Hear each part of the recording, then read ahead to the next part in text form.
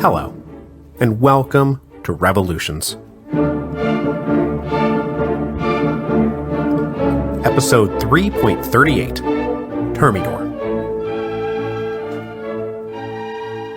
So this week will mark a major milestone in the history of the French Revolution. It is in fact such a major milestone that you could make a strong argument that the Thermidorian reaction marks the end of the French Revolution. It certainly marks the end of the French Revolution as a great, and terrible, social experiment that sought to reform, rebuild, and remake every aspect of France. That experiment had begun innocuously enough in May 1789 when the Third Estate demanded nothing more than a voice in government. It had then taken on a life of its own and raced forward without, as Robespierre just put it, an exact theory or precise rules of conduct. That careening experiment culminated in the early summer of 1794, with Robespierre trying to kill his way to the Republic of Virtue. It will end today, with the rejection of the Incorruptible's blood-soaked idealism on the fateful day of 9 Thermidor, year 2. After the Thermidorian reaction, which is what historians call it, the revolution as such will become far less concerned with lofty philosophical visions. It will instead be about picking through the vast array of reforms unleashed over the past 5 years, permanently cementing that which worked well, tossing aside that which did not. But for the men who governed France after Thermidor, there was really only two main goals: win the war and stay in power. That was really it. Like the Rump Parliament from the English Revolution, the coming French Directory would sit atop a very narrow base of support, predicated almost entirely on military victory. They would annul election results they didn't like, put down popular uprisings by force, and always keep an eye out for the next potential threat to their power. So, the coming second act of the French Revolution will be more cynical, less idealistic, and ultimately be remembered by history as little more than the furnace within which Napoleon Bonaparte was forged. But like so many other glossed-over periods of history that seem to serve as mere preludes to the next big thing, the second half of the 1790s is rich in drama. The next 5 years will see multiple uprisings from counter-revolutionary royalists, far-left proto-communists, and terminally embittered former Jacobins trying to reclaim control of the revolution that had slipped from their grasp. So, the French Revolution is far from over. I mean, we haven't even gotten to Gracchus Babeuf and the conspiracy of equals yet. And how can you tell the whole story of the French Revolution without Gracchus Babeuf? But before we move on to Act 2, we need to bring the curtain down on Act 1, and we left off last time with the stage set for today's dramatic climax. Robespierre's ego and paranoia were expanding so rapidly that a group of men who otherwise had very little in common were being united by the shared threat posed by the Incorruptible. The first sign that there might actually be a real backlash against Robespierre came just after the passage of the Law of 22 Prairial. Members of both the Committee of Public Safety and the Committee of General Security were not at all happy about the way the law had been introduced. Crafted by Robespierre and Georges Couthon, no one else had been allowed to see it before it was introduced to the convention.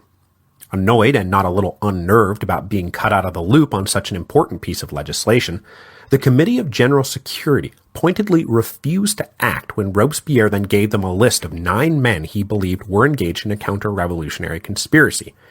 And perhaps more importantly, this refusal to act was supported by some of Robespierre's colleagues on the Committee of Public Safety. So, just 2 months after the committees had closed ranks in mutual solidarity to put down the ultras and the indulgents, the rift between Robespierre and everyone else was threatening to break them all apart again. For the rest of June 1794, Robespierre's enemies laid the groundwork for a move against him. Now, as I said last time, I don't know whether there really was a conspiracy between all these guys before Robespierre started to suspect that there was, but there certainly was after Robespierre started to suspect that there was. As a prelude for our far more cynical post-Thermidorian revolution, the link between the conspirators had nothing to do with ideology or class or belief system. It had to do with the fact that they were all personally afraid of what Robespierre might do to them if he was left to his own devices. So the coup of 9 Thermidor was not about overthrowing the tyranny of the Committee of Public Safety and ushering back in the idealistic and democratic Constitution of 1793. It was about a bunch of guys trying to stay alive for one more day. The most prominent of the conspirators were drawn from the ranks of those recalled representatives on mission. Specifically, Joseph Fouché, the arch-dechristianizer and accomplice of Collot Dubois in Lyon, then also a 24-year-old named Jean-Lambert Tallien, who had been the representative sent to deal with Bordeaux during the Federalist Revolt. Tallien was suspicious not because his brand of terror had been too harsh, but because it had been too lenient. He had started out ruthlessly executing Girondin allies in Bordeaux, but then he fell in love with the former wife of an émigré nobleman, and she used her influence to get Tallien to practically stop using the guillotine altogether. Another of the conspirators who deserves special mention at this point is Paul Barras, who had been the representative down in Marseille, and is about to go on to be the main executive force in the French Directory, so we'll be talking a lot about Barras in the episodes to come. Joining the ex-representatives in the scheming were 3 other groups aligning against Robespierre. First were the men who had once been associated with the purged ultras.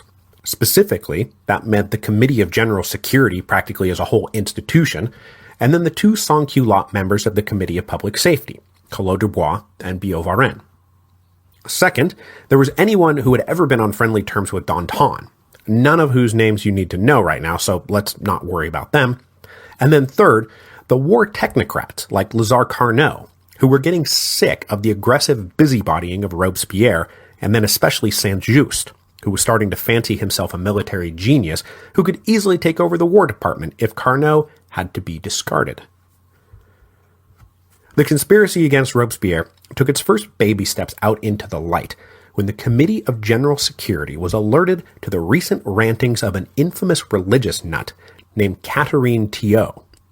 Thiot had a history of religious kookery dating back to the Ancien Regime, but of late she had been telling her followers that Robespierre was one of the 2 prophesied messiahs and that he was the herald of the last days. Robespierre's enemies on the Committee of General Security gleefully launched an investigation of Thiot, allegedly looking for evidence that she was a paid foreign agent, but mostly it was an excuse to publicly ridicule Robespierre for his messianic pretensions. But then Robespierre kind of played into their hands when he intervened with the prosecutor of the Revolutionary Tribunal and told him in no uncertain terms that the potentially embarrassing trial of Catherine Thiot was not going to be moving forward. By the sheer weight of his personal influence, Robespierre got the trial cancelled, but at the cost of now appearing more than ever to be aiming at dictatorship. As the conspiracy grew, tensions both inside the Committee of Public Safety and then between the Committee of Public Safety and the Committee of General Security got worse. Collot Dubois and Billaud-Varenne had both clearly become convinced that Robespierre had it in for them, and at a committee meeting on June the 26th, both denounced Robespierre as a tyrant, leading Robespierre to such a shaking rage that he boycotted all future meetings of the committee. After this, he rarely leaves his apartment. He stops attending committee meetings. He stops attending sessions of the convention. His only infrequent public appearances came at his beloved Jacobin Club, where he could always expect a warm reception. Now, often, this withdrawal is portrayed as Robespierre succumbing to hubris and pique, but I've also seen it suggested that he actually suffered a nervous breakdown at this point. And I, for one, am certainly ready to believe that some part of Robespierre's brain cracked in early 1794 from nervous exhaustion. I mean, look, he was sick and unavailable for all of February. He disappeared from view for a few weeks just after the trial of Danton, and now here he is again withdrawing from the public stage at a critical moment in his life and career. Robespierre had always been a prescient voice of reason and a superb political tactician, but that rationality and clarity of thought are clearly deserting him here by the end, and I think it's perfectly plausible that Robespierre was not just being an overly sensitive egomaniac here, that he really was starting to crack up mentally. Now, one thing that helped add to Robespierre's stress level and his reclusive paranoia was a couple of alleged assassination attempts. Back on May the 22nd, a disgruntled state employee whose department had been shuttered by the revolution's administrative reforms staked out a spot on a street near the Tuileries Palace, carrying 2 pistols. When Robespierre's colleague, Collot Dubois, came walking by, the would-be assassin jumped out and fired his 2 pistols at point-blank range. But both misfired, and the guy was quickly apprehended. But the rumor went around that the guy had actually wanted to kill Robespierre and had just accidentally targeted the wrong man. Then, the very next day, a 16-year-old girl named Cécile Renaud came banging on Robespierre's door and made such a fuss about getting in that she was detained and searched. Memories of Charlotte Corday were still fresh in everyone's mind, and out came 2 small daggers. When questioned, the girl was apparently a bit incoherent and babbled a bunch of nonsense, saying at one point that she only wanted to see what a tyrant looked like. And it's entirely possible that the girl was mentally disturbed. But whether she was really an assassin or not, both the incidents had to put Robespierre's own mental health, already a bit shaky, on even shakier ground, and he really does turn into a recluse for his last 2 months on Earth. Meanwhile, out in the world, the cracks in the dictatorship of the Committee of Public Safety continued to widen. And one of the major problems was that the legitimacy of the committee system itself was being called into question. Or rather, it seemed like the emergency committee had served its intended purpose, and it may be time to say thanks a lot, let's move on. With so much good news coming in on the various war fronts, all domestic and foreign threats seemed to have been neutralized. My God, the Austrians just evacuated Belgium.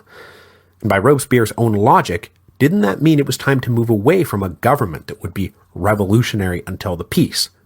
Wasn't it time to abandon the emergency dictatorship and resurrect the long-delayed Constitution of 1793? The other major problem was that the Great Terror was making everyone in Paris equal parts nervous and ashamed about what was going on. The authorities had already had to move the guillotine off the Place de la Révolution to a spot east of the city, where the Place Bastille is now, and then move it further east again after residents complained of the blood and the stench. Executions were no longer a glorious public celebration. They had become a grim and mechanical daily routine that just wasn't much fun anymore. No one was enthusiastic when Cécile Renaud and her entire family, mother, father, sisters, brothers, were let off en masse to be killed for their role in this alleged plot to kill Robespierre. And it was really to no one's great rejoicing when, on July the 17th, a herd of old pious Carmelite nuns were let off for the crime of living together communally. When a child pickpocket was led up to the scaffold, the sympathetic onlookers started shouting, "No more children!" So what was the point of all this? None of it seemed necessary. On July the 23rd, the Committee of Public Safety and the Committee of General Security met in a joint session, and they tried to patch up their creaky partnership. With Robespierre out of the room, rapprochement very nearly succeeded. The Incorruptible's 2 closest allies, Saint-Just and Couthon, both seemed amenable to some kind of deal being worked out to keep everyone working in harmony. But the next day, Robespierre decided to come out of hiding and make it plain that there would be no papering over their differences. The Republic of Virtue could not be founded if the wicked were allowed to live and the virtuous were forced to compromise themselves. He made such a fuss about not being willing to give an inch that the talks broke down. But though things were looking like the committees were about to break apart, Saint-Just set to work on a speech he planned to deliver to the convention in a few days, saying, "Don't believe the rumors. We're all cool. Everything is cool." But everything was not cool. On July the 26th, Robespierre once again emerged from seclusion to give a major address to the convention, one designed to remind everyone that the danger had not passed, that the stakes were still high, and that letting down our guard now would be fatal. In the speech, Robespierre denounced yet another foreign power-backed conspiracy, and in his black and white way, described the conspirators as inhuman monsters, while he himself was an honest and humble servant of the people. But as he painted a picture of the conspiracy working against me, France, there were 2 things that started to super trouble the members of the convention who listened. First, Robespierre was going into pretty good detail about the nature of the plot. Financial shenanigans seemed to be a big part of it. So it was clear that he was not just blowing smoke, he was talking about something concrete. But second, he was not naming any names. Well, he did name one guy, Pierre-Joseph Cambon, the state treasurer, who was considered by most people to be a diligent and independent minister. But aside from the rather odd fingering of Cambon, the rest of the conspiracy remained a faceless mob, which meant that anyone might be on Robespierre's list, or be close enough to somebody on the list that they would get caught up in a guilt by association purge. So this special blend of specific vagueness was deeply unsettling to everyone in the hall. When Robespierre wrapped up his speech, everyone dutifully applauded, and then turned to what should have been a pro forma debate about whether to publish and distribute the speech. Publishing and distributing major speeches was routine, and Robespierre's major addresses were always sent to the printer. But as soon as he was finished, a real debate broke out, engineered by Fouché and Talleyrand, with help from Collot d'Herbois, who sat in the president's chair and decided who could speak and who could not. Robespierre was attacked for his vague fear-mongering. Delegates started coming forward and demanding he name names, and if he couldn't, then maybe he should just zip it. Robespierre was shocked by this affront to his dignity. An open war might have broken out right then and there, but other convention leaders looking to avert that open war wrapped up the session before things could get out of hand. But really, things were already out of hand. That night, Robespierre took the same speech to the Jacobin Club, where it was greeted by enthusiastic applause. This was more like it. Then in a reverse of the morning's attack on Robespierre, the Jacobins started rising to denounce Collot d'Herbois and Billaud-Varenne, both of whom were present that night. Couthon moved that the two should be expelled from the Jacobins, and I can't tell if they were formally kicked out or not, but they were definitely driven out of the hall, and now it was their turn to be furious about this affront to their dignity. The two returned to the meeting room of the Committee of Public Safety to plan their next move, and there they found Saint-Just hard at work on a speech he planned to deliver to the convention the next morning. Now, ironically, this speech was the one that was supposed to reassure everybody that the committees were all working in harmony. But Collot and Billaud couldn't help but believe that Saint-Just was working on a mass denunciation, the specific indictment meant to follow up on Robespierre's vague threats, because delivering those indictments was what the Angel of Death did best, right? So, there was really no time to lose. Those who feared the coming wrath of Robespierre had better strike first, because they would not likely be given the chance to strike second.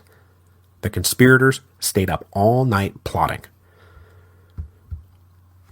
Everything finally came to a head the next morning, July the 27th, 1794, aka 9 Thermidor, Year 2, one of the most famous dates in the whole history of the French Revolution. Robespierre was on hand at the convention to hear the speech Saint-Just had written, but Saint-Just had barely gotten warmed up when Talleyrand interrupted the speech and launched into a planned denunciation of Robespierre.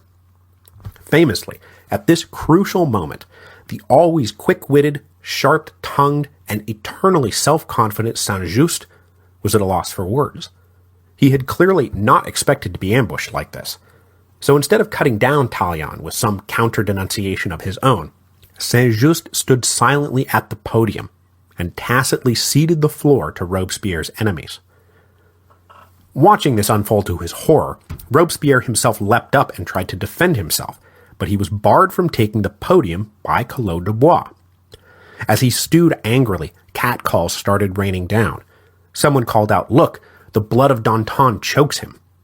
And in the one official quote we get from Robespierre that day, his last recorded words in the convention were, "Danton? Is it then Danton you regret? Cowards! Why did you not defend him?" Robespierre never got a chance to take the podium and officially fight back. With laughter and abuse now being heaped on top of him from all sides, someone moved that Robespierre be arrested, and then someone else moved that his closest friends ought to be arrested too. So before they could do anything about it, Robespierre, Saint-Just, Georges Couthon, Robespierre's brother Augustine, the man who had helped promote young Captain Bonaparte, and then a guy named Philippe Francois Joseph Labat, who was a tight confidant of Saint-Just, were all arrested. Also slated for arrest was Francois Henriot, the guy who had been in command of the Paris National Guard since the insurrection of May the 31st, June the 2nd, and who was a close friend of Robespierre. Word of this dramatic turn of events took no time at all to travel down to the General Assembly of the Paris Commune, and they sprang into action. Remember, the Commune had just been purged, and all the new members had been personally appointed by Robespierre, so the Commune was in his pocket. The tocsin bells rang out to alert the sections that they needed to rise up, and then Henriot went down personally to the convention to assess the situation, whereupon he was arrested and held in custody. The other prisoners had already been taken to the meeting room of the Committee of General Security, where they were going to be held until the convention could figure out what to do with them. In the meantime, the sections of Paris rallied to the Hôtel de Ville, preparing for yet another armed march to cow the national government into submission. Except, that's right, the Commune is not the power it had once been, nor the sections as driven and united of purpose as they had once been. Of the 48 sections, only 13 sent armed companies to the Hôtel de Ville. The others, well, as we'll see in a moment, the other sections have basically switched sides. But enough men did muster to have a go at freeing the prisoners. They marched down to the convention, but discovered in the ensuing standoff that only Henriot was actually inside. The Committee of General Security had tried to quickly disperse the other prisoners to different jails across Paris. So to counter this move, the Commune sent out orders to all the city prisons not to open their doors, and the jailers, who were evidently more loyal to the Commune than to the convention, uniformly blocked the doors and intimidated the agents of the convention into releasing Robespierre and his friends. That's presumably what happened, because the next thing you know, all the prisoners are free and rendezvousing at the Hôtel de Ville. In response to this news, the convention passed a decree declaring the prisoners outlaws, a formal designation that meant legally all you had to do was positively identify somebody and they could be executed without trial. Now at this moment, things really could have gone either way, and back at the convention, the armed mob outside had proven itself intimidating enough to secure the immediate release of Henriot. But this was the high point of the day for them. Henriot could plainly see that he did not have a strong enough force to maintain the siege of the convention, especially because he had heard that the convention was in the process of raising a street army of its own, this one drawn from the central and western sections of Paris, the ones who had not heeded the Commune's tocsin bells.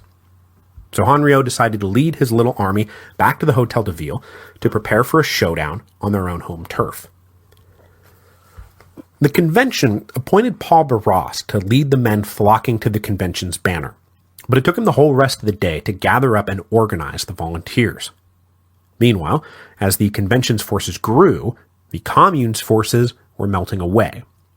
The turnout that morning had been lackluster from the get-go, and those few men who had shown up and marched on the convention could tell that this was not going to end well for them if they stuck around.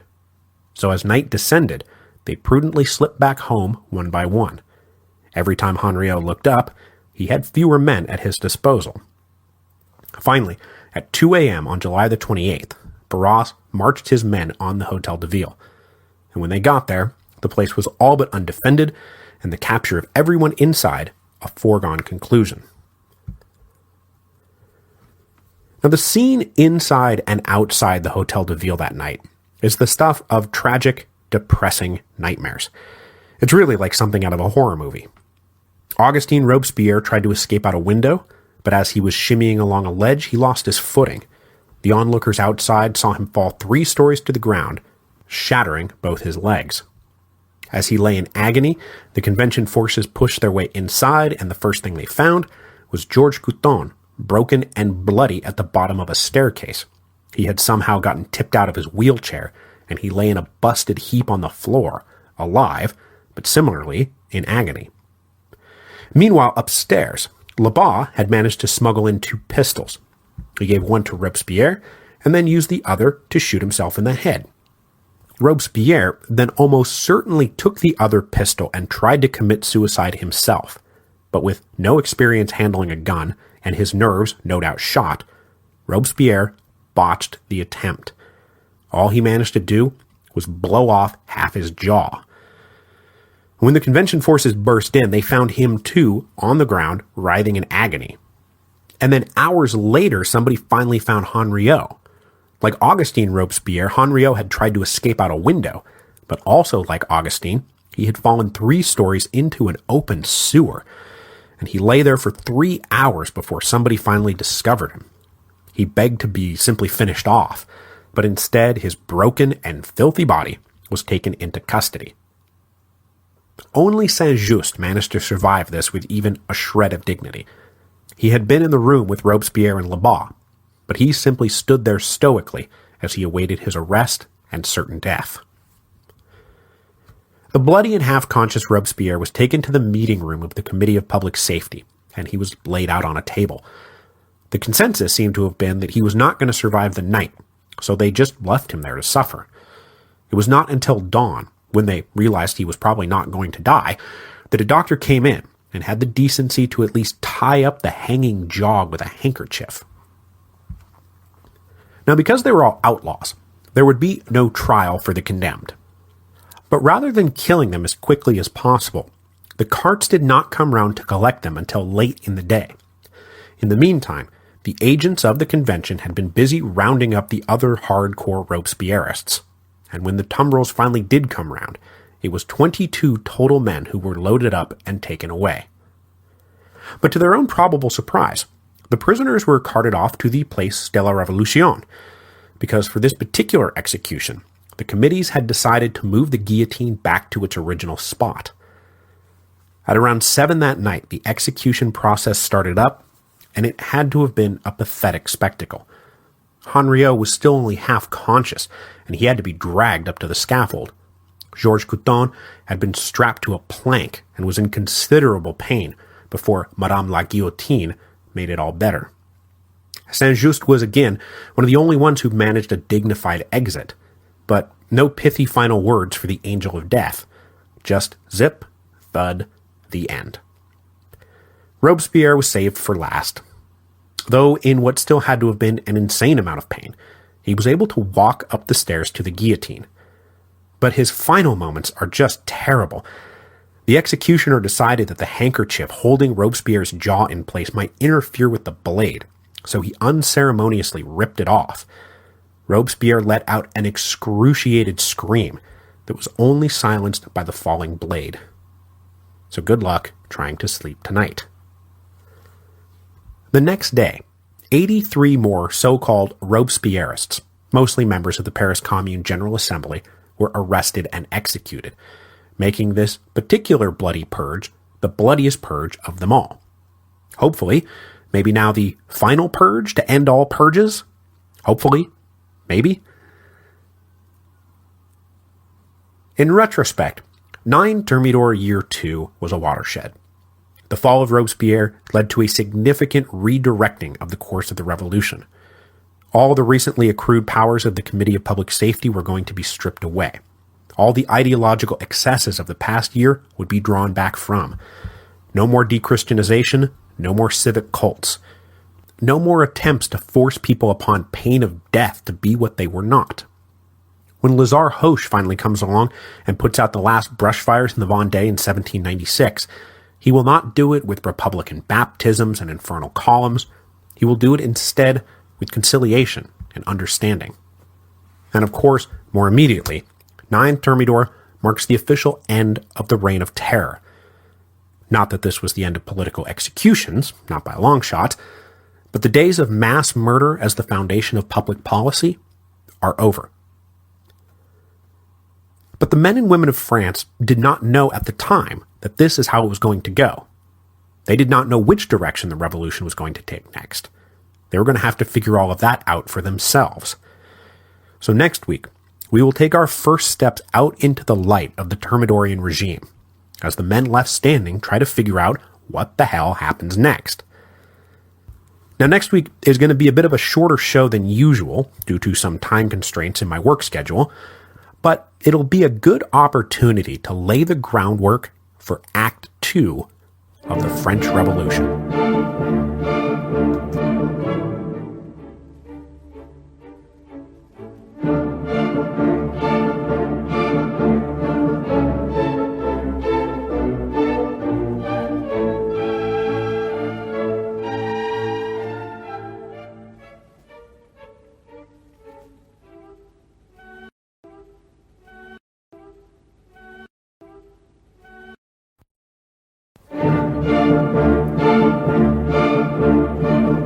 Hello, and welcome to Revolutions. Episode 3.39, The Death of the Jacobins. Last week, the fever finally broke. Robespierre's uncompromising and murderous pursuit of virtue finally lined up too many of the unvirtuous against him. The incorruptible had succeeded in never being corrupted, but it had cost him his life.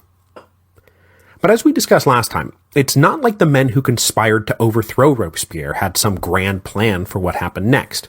Their grand plan hadn't seen past keeping their heads firmly attached to their necks. And there was a general sense that the terror needed to be ended. But other than that particular goal, the men who led France after the fall of Robespierre, collectively dubbed the Thermidorians, did not have a formal program. The revolution was back to moving along without an exact theory or precise rules of conduct. To begin with, it wasn't even clear what the immediate impact of liquidating the Robespierrists would be. For a few on the Committee of Public Safety, the assumption was that it would have little effect on the actual structure of government. The committee system had already survived a number of purges, including the purge of the indulgence, which had consumed one of their own colleagues in Hérault de Sachelles. So, didn't the deaths of Robespierre and Couthon and Saint-Just just mean that there were now 3 more openings on the committee that needed to be filled?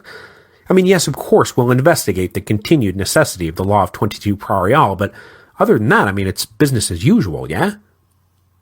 But among the delegates of the National Convention, this seemed like a golden opportunity to wind back everything and undo the Committee of Public Safety's mass consolidation of power, a consolidation process that had been ongoing since the summer of 1793. All the dire emergencies that had led the convention to entrust the Committee of Public Safety with all power in the first place were visibly receding, and it now seemed like the greatest danger to France was actually an all-powerful anything. So the convention set about dismantling the dictatorship of the Committee of Public Safety. One of the leading Thermidorians, Jean-Lambert Tallien, he was the former representative to Bordeaux who came under suspicion because he fell in love with the wife of an émigré. He got up in the convention and moved that henceforth 1/4 of the committee's membership would be rotated out every month, and that when those committee members rotated out, they would be ineligible for immediate re-election. That alone would keep any one man or clique from hoarding power. Tallien himself was then elected to fill one of the vacancies on the Committee of Public Safety, and from this position, he and his allies started dismantling the committee from the inside. The first step, of course, was ending the Great Terror. On August the 1st, the Reform Committee recommended repealing the law of 22 Prairial, and the convention voted overwhelmingly in favor, no doubt with a great deal of relief that they had all lived to see this day. Then, to make sure that it stuck, on August the 10th, the convention reformed the Revolutionary Tribunal. Those complicit in the Great Terror were forced out and replaced with a cohort of far more reasonable men. These new leaders of the tribunal were instructed to convict defendants only if counter-revolutionary intent could be truly proved. This being nearly impossible unless you were a complete doofus about your plotting, the rate of conviction plummeted. In July, there had been 935 executions in Paris. In August, there were just 6. And for the rest of 1794, only 40 more people would be guillotined in the capital. The reign of terror was over. As the tribunal ceased to be the draconian murder machine it had been transformed into, the convention turned to the overcrowded prisons, wondering how many of those prisoners even needed to face the Reform Tribunal at all. With the law of 22 Prairial repealed, the vague denunciations that had landed most of the prisoners in jail were recognized as not being nearly enough to justify continuing to hold them. So the authorities started walking through the prisons and just kind of opening the doors. 3,500 men and women were released in the month of August alone. And eventually, one of the most famous prisoners released in all this was none other than our old friend Tom Paine. Arrested basically because most of his French friends had been Girondins, Paine was famously slated to be executed in July 1794, and only survived because Robespierre was killed before he was. Now, Paine would have to sit around until November 1794 before he was finally cleared and let go, but by then, the prisons were nearly empty. Out in the departments, that took a little while to disseminate, but when it did, it was greeted enthusiastically. Now, for the most part, the terror had already been transferred up to Paris, but a few exceptions had been made, particularly out in the West, where life was cheap and the Republic's vengeance boundless. So the last spurt of the terror took place over July and August in the departments, as just over 300 final victims were fed to Madame la Guillotine. But by September, every important department was given a new representative on mission, one forbidden to stay longer than 3 months, and one who had orders to dismantle the apparatus of the terror. Local revolutionary watch committees were closed down, and like in the capital, the prisons were emptied. With the threat of the terror lifting, all these ex-prisoners and their friends and neighbors and relatives got together and started talking very bitterly amongst themselves about what had just happened to all of them. And as we will see in the episodes to come, it will not take long for the persecuted to become the persecutors. In the midst of this drawback from the terror, Paris exuberantly celebrated the second anniversary of the insurrection of August the 10th. This was in marked contrast to another anniversary that had just come and gone virtually uncelebrated in the capital the month before. Because July the 14th, 1794 was the 5th anniversary of the fall of the Bastille. But under the shadow of the Great Terror, the day was far too associated with disgraced former revolutionaries like Lafayette, to say nothing of the overthrown king, for anyone to want to acknowledge July the 14th as anything special. A few fraternal banquets had been held, but those who partook did so at their own peril, as the Revolutionary Watch Committees took sinister note of anyone who participated. So, though there was little in the way of official pageantry to celebrate August the 10th, the people of Paris spontaneously came out to throw a citywide party. The private sword of Damocles that had been hanging over each of their heads had finally been cut down. The reign of terror was over. Let's have a drink. With the terror being dismantled, the convention then voted to reorganize its committees on August the 24th. The Committee of Public Safety was stripped of its omnipotence over the entire governmental apparatus. But it was not abolished completely. It retained its jurisdiction over war and foreign affairs, the two things everyone agreed it had been doing really super well. The rest of the committee's powers were distributed to 16 newly formed committees that would each have jurisdiction over this or that aspect of public policy. The Committee of General Security was also kept around as a national police bureau, but its powers were circumscribed, and its membership rotated just like that of the Committee of Public Safety. The General Administration of Law and Justice was then vested in the Legislative Committee, a committee that had been around as long as the other two, but had obviously atrophied into nothing since the summer of 1793. It was now vested with greater power, and rose up to take its place alongside Public Safety and General Security as one of the main committees of the Thermidorian Convention. But none of those committees were anywhere close to all-powerful. But there was a limit to how far the convention was willing to go in all this. The political situation in Paris was deeply muddled, and the delegates quite rightly feared that if they went too far, they might spark another populist insurrection. So when somebody moved on August the 29th, that some of the more radical members of the old committees be indicted for their previous role in the terror, the convention declined. And then, in an utterly cynical bid to convince the Paris streets that the Thermidorian Convention still carried on the legacy of the revolution, they decided to finally disinter the utterly disgraced Mirabeau from the Pantheon. To replace him, they ordered the remains of Jean-Paul Marat dug up so that the friend of the people could be given pride of place in the Pantheon. So, yeah, you would have thought that it was in the immediate aftermath of Marat's assassination that he would have replaced Mirabeau in the Pantheon. I mean, that was, after all, when revolutionary populism was in full swing, and when the Committee of Public Safety and the Convention were really trying to co-opt the sans-culottes. But no, it is here, in the midst of the Thermidorian reaction that Marat was moved. And this is also, by the by, when Rousseau was dug up and moved into the Pantheon. Both nakedly cynical bids to cover up the fact that the convention was very much swinging to the right. But it's not like the left-wing populists and Jacobins couldn't see where this was all heading. Because by the beginning of September, something resembling a genuine political right wing was emerging in Paris. A right wing that was not immediately crushed. After 9 Thermidor, new newspapers began to enter the publishing market, and they advocated some pretty startlingly anti-revolutionary principles. And we're not talking about Desmoulins' not extreme enough leftism. I'm talking about open attacks on the sans-culotte rabble and their treacherous Jacobin masters. When the Jacobin Club protested to the convention and demanded the new papers be suppressed, Tallien stood up and quoted the Declaration of the Rights of Man. Quote, "The free communication of ideas and opinions is one of the most precious of the rights of man.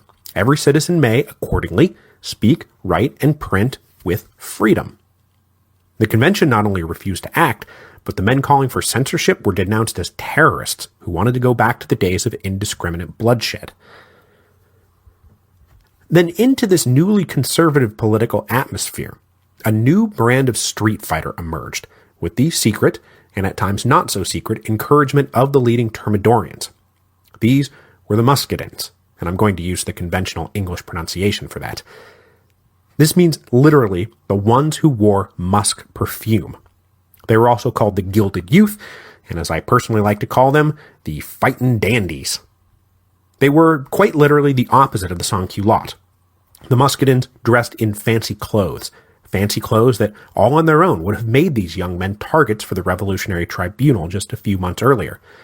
And indeed, many of them had been targeted by the Revolutionary Tribunal, and a huge core of their membership came from prisoners released after Thermidor. They were angry, bitter, and looking for revenge against the loathsome underclasses. So these angry, fancy young men would roam the streets of Paris, targeting anyone associated with the terror, and deliver unto them beatings with staffs and canes that the Muscadins laughingly referred to as their constitutions. By mid-September, there were somewhere between 2,000 and 3,000 Muscadin hooligans cracking skulls around Paris. Now, when these kids spontaneously appeared on the scene, their good work was openly applauded by a convention delegate, journalist, and former representative on mission named Louis-Marie Fréron. But Fréron was not satisfied with mere cheerleading, and in no time he was actively coordinating Muscadin activities. Now, Fréron himself had once been a radical Jacobin, exactly the kind of guy he was now directing his Gilded Youth to go beat the crap out of. When the revolution got going, he had set himself up as a left-wing journalist in the old Corlilly district, and he had collaborated with Camille Desmoulins and Jean-Paul Marat. He had been on the front lines of the August the 10th insurrection, and had been one of the most vocal proponents of and apologists for the September massacres. He had wound up a representative on mission down to Marseille and Toulon alongside Paul Marat, and so he was, of course, one of those recalled representatives menaced by Robespierre, and thus he had become a Thermidorian conspirator. Sensing a distinct change in the revolutionary winds, Fréron now restyled himself as an opponent of the uncouth rabble. He and the other Thermidorian leaders recognized that the Muscadins represented a potent force that they could use to beat the radicals and the Jacobins down, and the Muscadins were happy to oblige. The general turn toward the right was aided by a group of alleged Federalists from Nantes who were brought before the Revolutionary Tribunal. The charges against them quickly became far beside the point, and they were all acquitted anyway, because these guys brought with them eyewitness accounts of the Republican baptisms and the mass executions organized by Jean-Baptiste Carrier. Now, it's unclear who exactly knew what was going on in Nantes when it was going on. Certainly the Committee of Public Safety knew all about it, but I don't know about the convention's level of knowledge as a whole. But for sure, it was not public knowledge, aside from a few rumors. The revelations about the atrocities in Nantes turned Paris further against the Jacobins, who were now collectively held responsible for all the horrors of the previous year. The convention quickly launched an investigation into Carrier's activities, and then pivoted into a full frontal assault on the Jacobin Club. The convention passed a law on October the 16th that required all popular societies and clubs to post a list of their membership, and then forbade them from corresponding with each other. Now, this obviously exposes the cynicism of the Thermidorians. I mean, just a few weeks earlier, Tallien had been singing the hymn of the Declaration of the Rights of Man and the freedom of ideas and the press and speech, and I just double-checked, but I can't find any part of the Declaration that says, except when a private organization wants to write a letter to another private organization. The goal of this law, clearly, was to A, give the Muscadins an official enemies list to work from, and B, break the nationwide network of Jacobin clubs. These attacks drove all the leftists back into each other's arms, and in early November, the Jacobins applauded a speech from Billaud-Varenne, the guy they had run out of their meeting hall on the eve of 9 Thermidor. Billaud warned them that the convention was getting ready to destroy the Jacobin Club. And in this, he was exactly right, because just down the street a horde of Muscadins gathered at the Palais Royal. Once the very cradle of the revolution, had now served as a home base for the gilded youth. When they all gathered, the gang marched down to the Jacobin Club and started chucking rocks. So many rocks that they broke every window in the place, shutting down that night's session in a hail of projectiles. 2 days later, the Muscadins went a step further. This time, they pushed their way into the club and beat up every man and every woman that they could lay their hands on. The response to these attacks from the convention says it all. They decided that the source of these disturbances was not the Muscadin youth, but rather the Jacobin Club itself, whose very existence was now deemed an incitement to public disorder. And so it was that on November the 11th, 1794, the convention ordered the Jacobin Club to close. The roots of the Jacobin Club trace back to the very, very beginning of the Revolution, when it first took shape in Versailles as the Breton Club, organizing the Third Estate delegates who were unwilling to play nice with the nobility. Practically every single major revolutionary leader had, at one point or another, been a member, even if most of those leaders were later expelled for being reactionary pigs. It's where Barnave and Duport and Lamette and the Fouillats come from. It's where Brissot and the Girondins had come from. It's where the Mountain had made its home base, and it had been neck-deep accomplices in all the Paris insurrections. It was unquestionably one of the most important institutions of the French Revolution, and through it all, its guiding light and beating heart, a very small, very calculating heart, but still beating, was Maximilien Robespierre. And the club to which he had dedicated his life was not able to survive his death. Now, this is not the end of Jacobinism, and as we will see, many of the former members of the Jacobin Club will continue to consort with each other, and will try from time to take a shot at returning to power. But they are now officially homeless, because the Jacobin Club is dead. So as I said last time, this week was going to be a shorter episode, so I'm going to leave it there for now. But we'll pick it up next time with a sweep across the frontier to trace the further advance of the French armies and the steady retreat of the Allies. It had taken 2 years, but Jacques-Pierre Brissot's prophecy that old Europe could not possibly withstand the might of the fully mobilized French nation was finally coming true.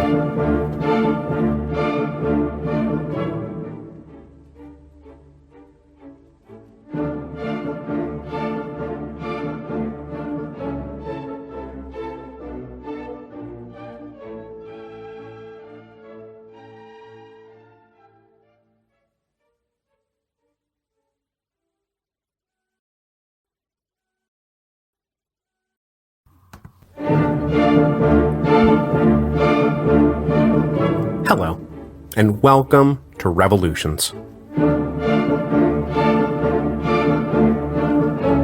Episode 3.40, The Frozen Rivers. So as we discussed 3 episodes back, probably the biggest reason the French finally started to pull back from the Reign of Terror was the run of military successes in the first half of 1794. It was hard to convince everyone that all this emergency murder was necessary because emergency, when there wasn't really any emergency. Well, the French armies just kept rolling through the second half of 1794, and that military success was the backdrop against which last week's political swing to the right unfolded. Things were in fact going so well that by the time I'm done talking about it all today, the following things will have happened. 1. The Prussians will be asking for terms of peace. 2. The Austrians will have pulled their armies back across the Rhine. 3. The French will be occupying the entirety of the Netherlands. And 4. The British will have gathered up all their stuff and sailed away for home. These victories will not only shut down Flanders as the main center of the war, a distinction soon to be foisted upon Italy, but it will also greatly stabilize the French domestic economy, because from here on out, every time France occupies a new territory, the people and resources of that territory will be exploited to serve the needs of France. This was 180 degrees from all the lofty rhetoric about exporting the rights of man that had been laid out back when the war started in 1792, but it also turned out to be very lucrative and made France very, very strong. So when we last left the war up in Belgium, General Jourdan had just won the Battle of Fleurus in June 1794. And by won, I mean was left in control of the field when the Austrians decided to withdraw from an otherwise inconclusive engagement. After Fleurus, the Austrian and British components of the Allied army split up, with the Austrians headed east towards Cologne and the British headed north up into the United Provinces. Jourdan followed the Austrians as they pulled back towards the Rhine, while General Pichegru, he was one of those commoner generals promoted by Saint-Just and who was now commander of the Army of the North, while he headed up to take control of the Belgian ports along the English Channel. After Pichegru locked down the Belgian ports, he turned his attention north. Now, though General Dumouriez had been forced to abandon his invasion of the United Provinces back in the spring of 1793, the French still dreamed of bringing the Netherlands into the French orbit, and with the British on the run, that dream now seemed eminently attainable. At the end of August, Pichegru got the Army of the North moving. The British were at this point still in pretty decent fighting shape, but they were getting awfully discouraged. As we'll discuss in a minute, the Allied coalition was fracturing, and the British could not convince the Austrians to come help them block the French invasion. Stopping the French from occupying the United Provinces may have been the reason the British had gotten into the war, but what did Austria care about that? They were already abandoning their half of the Low Countries, so what did it matter what the French did with the other half? On September the 5th, Pichegru ordered 10,000 men up to go occupy the town of Boxtel, and a contingent of British were sent down to block them. The ensuing little battle was not a major engagement in itself, but the British commander made a tactical blunder and retreated when he really should have advanced. This defeat at Boxtel was not so much a military setback as it was emotionally demoralizing for the British troops, and it lent an air of inevitability to French victory. Pretty soon the British were retreating still further into Dutch territory. No help was coming from the Austrians, and while the orders from home still said, keep up the fight, the officers on the ground were like, okay, but for how long? This isn't going very well. At that same moment, General Jourdan was approaching the Austrian position along the Rhine, and he was about to meet with similar success. The Austrian army was still camped on the west side of the river, and both sides were now fielding huge armies, Jourdan commanding over 100,000 men, while the Austrians had over 80,000. On September the 18th, the two sides met on a plateau near the town of Spremont, and though the French took heavy losses, they managed to keep pushing until the Austrians withdrew.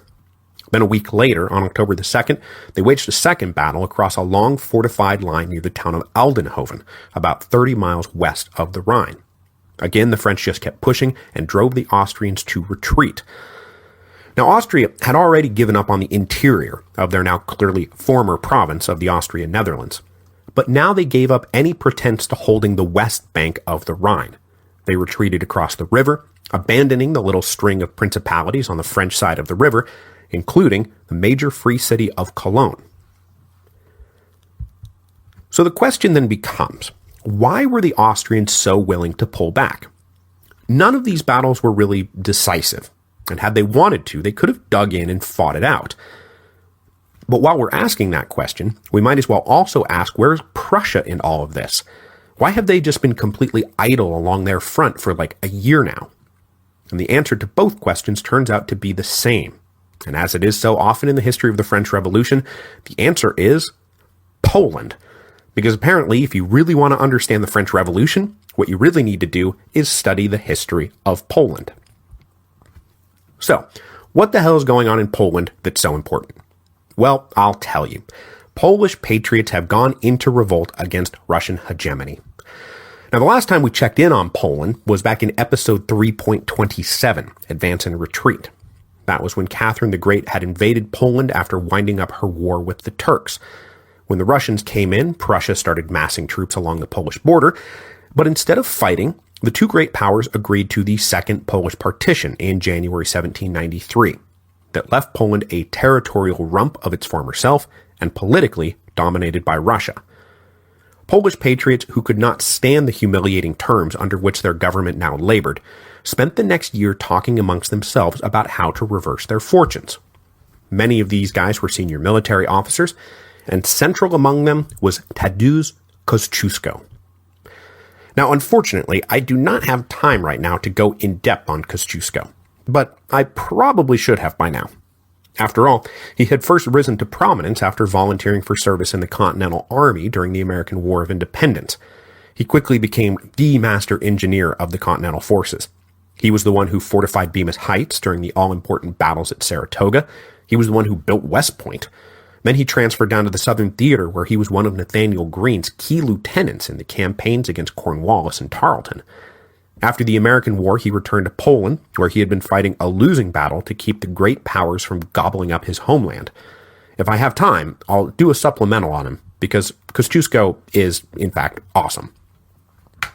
But getting back to it, one of the things Russia had been up to since the Second Partition was systematically dismantling the Polish army, and over the winter of 1793-1794, they made their final move, demanding that army be reduced from 35 to 50,000 to just 15,000. Now, this was intolerable to the Polish Patriot officers because they were planning on eventually using that army to expel the Russians. With the demobilization order, they had to act now. So in March 1794, Kościuszko announced a general insurrection from his base in Krakow. The Poles whipped a Russian force sent against them on April the 4th, and then they moved on to the capital of Warsaw. The Polish Patriot advance was helped by a spontaneous uprising in the capital that saw the residents of Warsaw slaughter at least half the 5,000-man Russian garrison. Clearly looking to emulate the French Revolution, the Polish Patriots started singing La Marseillaise in Polish. They set up Jacobin-style political clubs to support the insurrection. And then in May 1794, Kościuszko unilaterally declared freedom for all Polish serfs. And he was attempting to duplicate the mass national mobilization that was just getting underway over in France. The unrest caused by Kościuszko's uprising, which is what this is all called, and the opportunities it presented were the main reason the Prussians and Austrians became so distracted from the war with France in the summer of 1794. With Catherine's blessing, the Prussians moved into Poland, and then also with Catherine's blessing, but unbeknownst to the Prussians, the Austrians sent in a force of their own. With the military and political gravity of the Eastern powers now revolving around Poland, Prussia went from calculated inaction against the French to actively sending out peace feelers to Paris in October 1794. Peace feelers that would eventually result in Prussia withdrawing from the anti-French coalition in the spring of 1795. Now, unfortunately for our Polish friends, the combined weight of their three territory-hungry neighbors was too much for them. In October, the army Kościuszko led was defeated by the Russians, and Kościuszko himself was captured. And famously, just before he was captured, Kościuszko allegedly said, "This is the end of Poland." And apocryphal or not, he was right. This is the end of Poland. On November the 4th, the Russians beat the last major Polish force outside of Warsaw, and when the Russians entered the capital, they did so with an eye on revenging the massacre of their garrison. The Russian troops were let off the leash to loot, pillage, and kill as they saw fit. It is estimated that upwards of 20,000 Poles were killed in the indiscriminate massacre that followed. In case you're looking for further perspective on the Reign of Terror, as many Poles died in a single day as were executed by the guillotine over the course of an entire year of the Terror. With the Poles beaten militarily, it was left for the occupying powers to decide what to do next. It took a while to work out, but the decision was, let's just divvy up the rest of Poland. The Prussians, Austrians, and Russians met for a diplomatic summit in October 1795 to haggle over their respective territorial claims, and then in January 1797, the haggling took a while, they finally signed the Third Polish Partition, which obliterated Poland from the maps of Europe for 123 years. While the Eastern powers turned their attention to Poland, the British were left to carry on a frustrated defense of the United Provinces all by their lonesome as the winter of 1794 set in. Now, under normal circumstances, winter would have brought an end to the campaign for the year. But the winter of 1794-1795 turned out to be one of the worst winters on record, even colder and more miserable than that epoch-making winter of 1788-1789.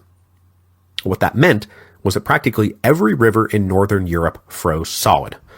Recognizing the opportunity, General Pichegru told his guys, hey, look, winter is so bad, let's just keep on fighting, which I'm sure that they were all thrilled to hear. But they were now able to march across frozen rivers wherever they felt like it. And so the French were able to push almost unopposed north towards Amsterdam. As they moved, the French enjoyed the rather unique privilege of being genuinely greeted as liberators. By the end of the 18th century, the Dutch Republic was in reality a dynastic oligarchy run by the House of Orange and, in practical terms, little more than a satellite of the British government. So a lot of native Dutch were genuinely excited that this French Revolutionary Army was going to liberate them. In Amsterdam, a citizen uprising expelled the Orangist government, just as the French army appeared on the horizon, and the new Patriot city leaders welcomed in the French with open arms. Pichegru entered Amsterdam on January the 19th, 1795. A few days after capturing the capital, Pichegru learned that up at the port of Den Helder, a Dutch fleet of 14 ships had been immobilized when the harbor they were anchored in froze. Pichegru ordered a detachment of his army to go take a look, and on January the 23rd, the French cavalry launched a surprise attack across the ice and captured not only the 14 Dutch ships, but the 850 heavy guns they held between them. And they say that this is the only time in military history that a fleet has been captured by a cavalry charge. And if anyone out there can dispute that claim, I would love to hear it. With the French totally ascendant in the Netherlands, the British just kept retreating until they were out of the United Provinces completely and camped in Hanoverian territory. Then they sat around waiting for the British government to recognize what the British Army probably already did, and that was that continuing to try to wage a land war against the French was folly. So come the spring of 1795, Prime Minister William Pitt ordered the British Army to evacuate the continent. The British were not abandoning the war with revolutionary France, but having already failed to achieve their one strategic objective on land, keep the United Provinces out of French hands, they decided to focus their attention on the sea, where the British Navy was likely to have far more success than the British Army had had. As it turned out, the British really had lost their one strategic objective on the continent, and the Netherlands would remain in the French orbit until the fall of Napoleon. The day the French entered Amsterdam, Patriot Dutch leaders proclaimed themselves to be the Batavian Republic. The Batavian bit coming from a Dutch nationalist tradition that traced its ethnic roots back to the famous Batavii, who had inhabited the region back in Roman times and who had provided the emperors with some of their best and most reliable troops. But though the Dutch were pretty excited about being liberated, they quickly discovered that freedom and independence were not what the French had in mind for them. Far, far, far now from the lofty idealism of 1792, Paris was not even remotely interested in exporting the revolution in the name of freedom and liberty and national self-determination. It was interested in creating client states that would exist to serve the military and economic needs of France. And this run of victories in 1794 that culminated with the permanent occupation of the entire Netherlands and all those wealthy Rhine principalities, well, that had a lot to do with stabilizing the domestic economy of France at the expense of all those occupied territories. So with that in mind, let's pivot away from the war to talk about that domestic economy, which had been doing okay for most of 1794, but which was trending in a bad direction by the end of the year, when it was then clobbered by one of the worst winters of the century. Now, one of the leading indicators of the health and stability of the economy was the value of the assignat. After all hell had broken loose in the spring of 1793, the value of the assignat had plunged down to 22% face value, as the convention had tried to print its way into the resources it needed to prosecute the wars on all fronts. The collapse of the assignat was actually one of the reasons the convention had been so willing to invest power in a strong executive committee, and one of the signature accomplishments of the Committee of Public Safety have been to strengthen and stabilize the value of the paper currency. Once the committee really took over in August 1793, the value of the assignat started to inch back up. And this process was given a forced nudge when the general maximum was declared in September. The price controls and the takeover of the economic supply chain started to re-strengthen the value of the assignat. Then, over the winter of 1793-1794, the committee stumbled into an inflation control measure quite by accident when they demanded a forced loan from the rich. Enacted on a sliding scale determined by your total wealth, the loan was supposed to help generate revenue, but the government accepted, and really had to accept, assignat as a valid form of payment, and accepted at face value. So, naturally, everyone paid their forced loans with virtually worthless piles of assignat. But though the forced loan didn't necessarily generate the real revenue that it was supposed to, the simple fact of all those assignats being taken out of circulation raised the market value of the assignats still floating around out there. Soon enough, the notes were once again trading at nearly 50% face value, which was, pretty good. But the longer the general maximum was in effect, the harder it became to enforce, and the more heavy-handed that enforcement had to become. And by heavy-handed, I mean the terror. Outside the war zones of the Federalist cities and the Vendée, violation of the maximum was the source of most denunciations, and the source of most of the, dare I say, non-political executions. Now, the Committee of Public Safety was not insensible to complaints that one standard list of prices for the whole country made no sense, and in February 1794 they issued a revised price list, one that took into account regional differences and factored in transportation costs. But still, for the first half of 1794, the choice for farmers and traders, merchants and wholesalers, whatever, was sell your goods and services at ruinous rates or get your head chopped off. But when the terror was abandoned after Thermidor, the whip hand keeping everyone in economic line was removed, and predictably the real market for goods was disengaged from the official market for goods. Now, we would normally call this like the black market, but what do you call it when everything is now available only on the black market? That's just the market. As the maximum broke down, the value of the assignat plunged back down to 20% face value by the end of 1794. Now, ironically enough, just as the people of Paris were starting to suspect that the general maximum was broken and unenforceable, the National Convention was voting to extend it for another year. Now, they did this simply to shore up their political left flank. This was about the same time they put Marat in the Pantheon. But then their agents and spies inside the capital reported that the people of Paris were beginning to believe that the maximum was doing more harm than good. Nothing was available at the list price, and there was no real mechanism to enforce compliance. To many convention delegates, this admission was music to their ears. For them, the general maximum had always been a terrible economic idea that was decreed only as a political expedient to stop Paris from rising up in revolt. But if the word was now that the people of Paris were themselves sick of the maximum, well, by God, let's get ourselves back on the free market. They ordered an investigation of the continued efficacy of the maximum, and that report came back a resounding, "It's not working, let's get rid of it." So on December the 24th, 1794, the National Convention repealed the general maximum. Let the free market have its day. But as was the luck of all French free market enthusiasts during the Revolutionary period, they abolished the maximum just as Europe was headed into one of its worst winters on record. Now, the harvest of 1794 had been fine. I mean, not good by any stretch of the imagination, and the French had been forced to import grain from North America. That shipment of grain had in fact been at the center of a pretty major naval battle between the British and French in June, as the British tried to stop the convoy from reaching France. Now, that battle was technically won by the British, but the fighting had tied them up long enough that the convoy made it through, so really, the French won that one.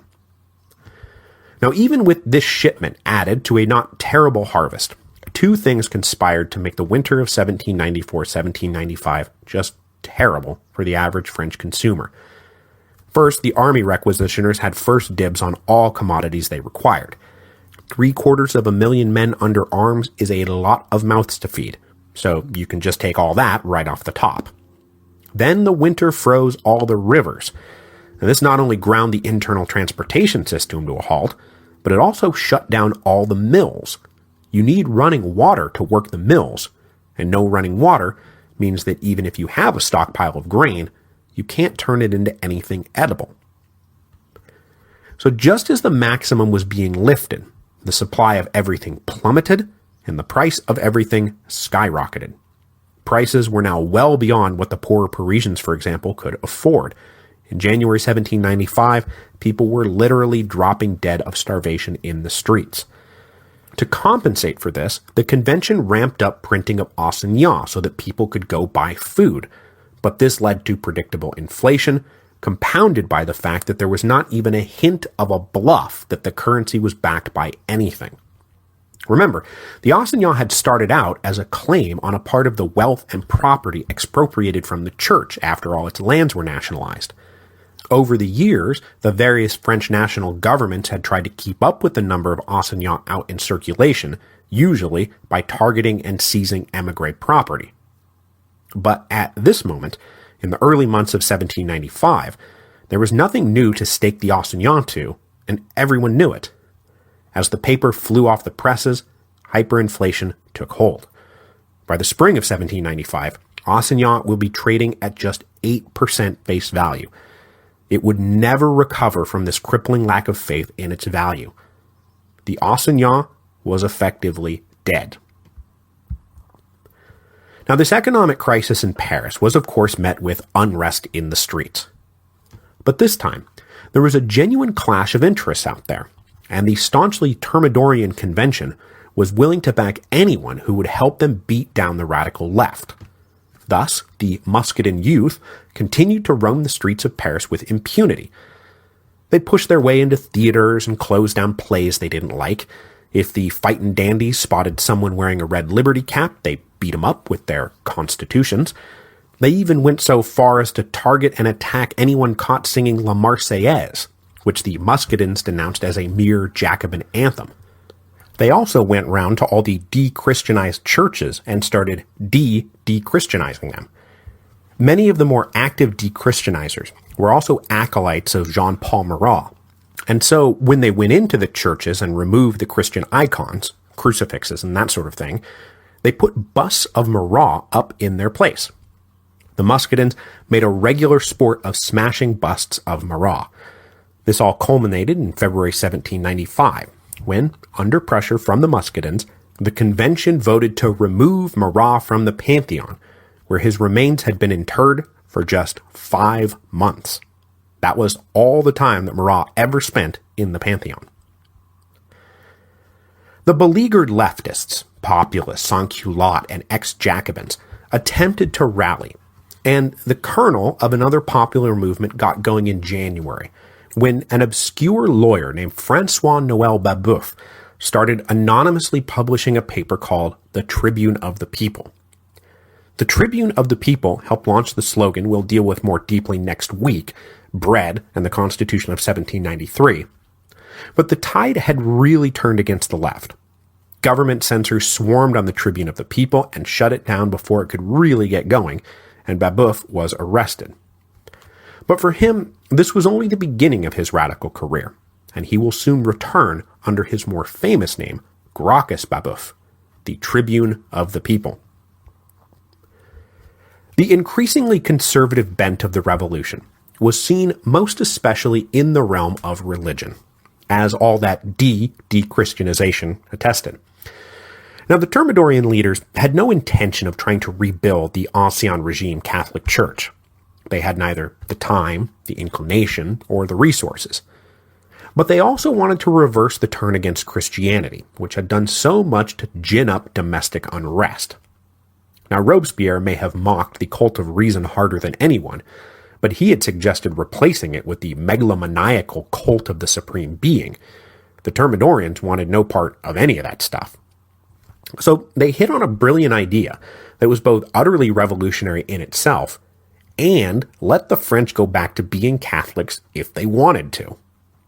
On September the 18th, 1794, the convention officially suspended all payments earmarked for religious institutions. This included the entire apparatus of the civic church. With one line crossed out in the budget, the Thermidorian Convention cast aside the national church that had been so polarizing since the very first civic oaths had been decreed way back in 1789. But as they were zeroing out the religious budget, they also declared freedom of worship. So you can believe whatever you want.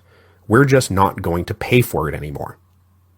This de facto separation of church and state was followed up on February the 21st, 1795, with the decree to formally separate the church from the state, something that had never even been contemplated by anyone before. Religion was just not something the Thermidorian Convention wanted to argue with you about. Now, the Catholic Church was not allowed as of yet to just re-inhabit their old churches. Those were all public property. But what you did in your own home was now your own business, and Mass was celebrated in Paris on March the 8th, 1795, for the first time since October 1793. Nowhere was the impact of the decrees on religious freedom more deeply felt than in the Vendée. Hard hit by the Reign of Terror and the Infernal Columns, the population of the Vendée was staggering. But much to the chagrin of the authorities in Paris, guerrilla resistance continued to plague the Republican forces trying to stamp out the last embers of resistance. Now, all the major cities and all the major roads were controlled by the Republicans, but loosely affiliated peasant guerrillas just refused to give it up. Then the convention was hit by very disturbing news from Brittany. Brittany was every bit as ticked off at Paris as the Vendée was, and the Bretons had been further stirred up when the Catholic and Royal Army had made their play at Granville. Soon, a general popular uprising got going, and its active members were called the Chouans. But the Chouans were never as well armed nor as well led as their neighbors to the south. But still, something like 22,000 people had joined the movement by the summer of 1794, which was enough to make the Thermidorian Convention want to drastically change their approach in the region. Clearly, vicious, bloody, heavy-handed tactics had failed to bring peace to the West. Maybe we should try something else? So just as religious freedom was being decreed in September, General Lazare Hoche was dispatched to the Vendée to try to negotiate his way to victory, not with the stick, but with the carrot. Upon his arrival in the region, he set about granting amnesty to rebels and releasing prisoners, and saying that the Thermidorian Convention was ready to talk. On December the 1st, the convention formally offered amnesty to all rebels who laid down their arms by January the 1st. Now, naturally, the Vendée was skeptical about anything Paris said, but the decree about religious freedom was a huge signal that this might all be real. Religion had been the key issue that had gotten the uprising going in the first place, and the convention was now saying, we don't care about who you worship with or how you worship. That's just not a thing for us anymore. Then later in December, the convention sent another clear signal that they were serious when Jean-Baptiste Carrier was finally brought before the Revolutionary Tribunal. The investigation into his conduct at Nantes had come back with a resounding, let's put the bastard on trial. And so at the end of November, they did. Now at his trial, Carrier was defiant. He denied having taken any part in these contemptible deeds, and then said he was only following orders, and that if he was guilty, then the whole convention was guilty. Quote, right down to the president's bell, unquote. The Revolutionary Tribunal did not agree. They convicted Carrier, and sentenced him to death. On December the 16th, he became one of those last few victims of the guillotine. When word got back to the Vendée that the Butcher of Nantes had just gotten his head chopped off, well, maybe the convention really was serious about coming to terms. And indeed they were. In January, full-on negotiations were underway between General Hoche and the remaining leaders of the insurrection. Hoche's pitch turned out to be extremely generous, and basically conceded every point that had driven the Vendée into rebellion in the first place. Freedom of worship was already confirmed, but he also offered exemption from the draft, which had been the flashpoint that had gotten everything going. He also offered compensation for any destroyed or seized property. His basic position was, look, if you lay down your arms, we'll give you everything you want. The only demand that he could not grant was returning the king to the throne. But other than that, let's just end this thing, okay? And this was very nearly the beginning of the end of the war in the Vendée.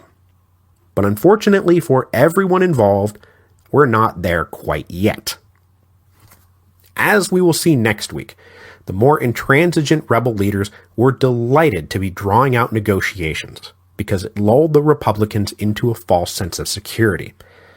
As the Republicans were so lulled, the rebels negotiated with British contacts and French émigré leaders based in London to land a royalist army in the west to bring the entire region back into full revolt, with the aim of getting that final unmeetable demand, placing the young and still incarcerated Louis XVII on the throne. But as we will see next week, all those hopes will be dashed by the disastrous Quiberon Bay expedition in June.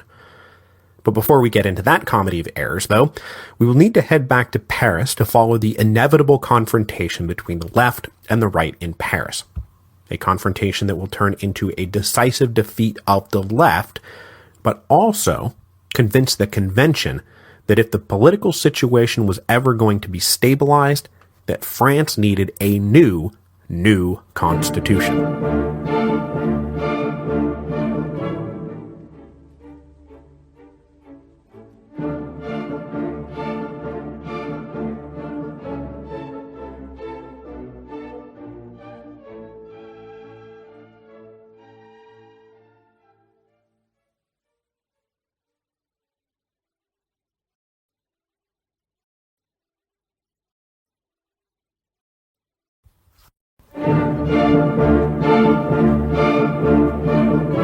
Hello, and welcome to Revolutions.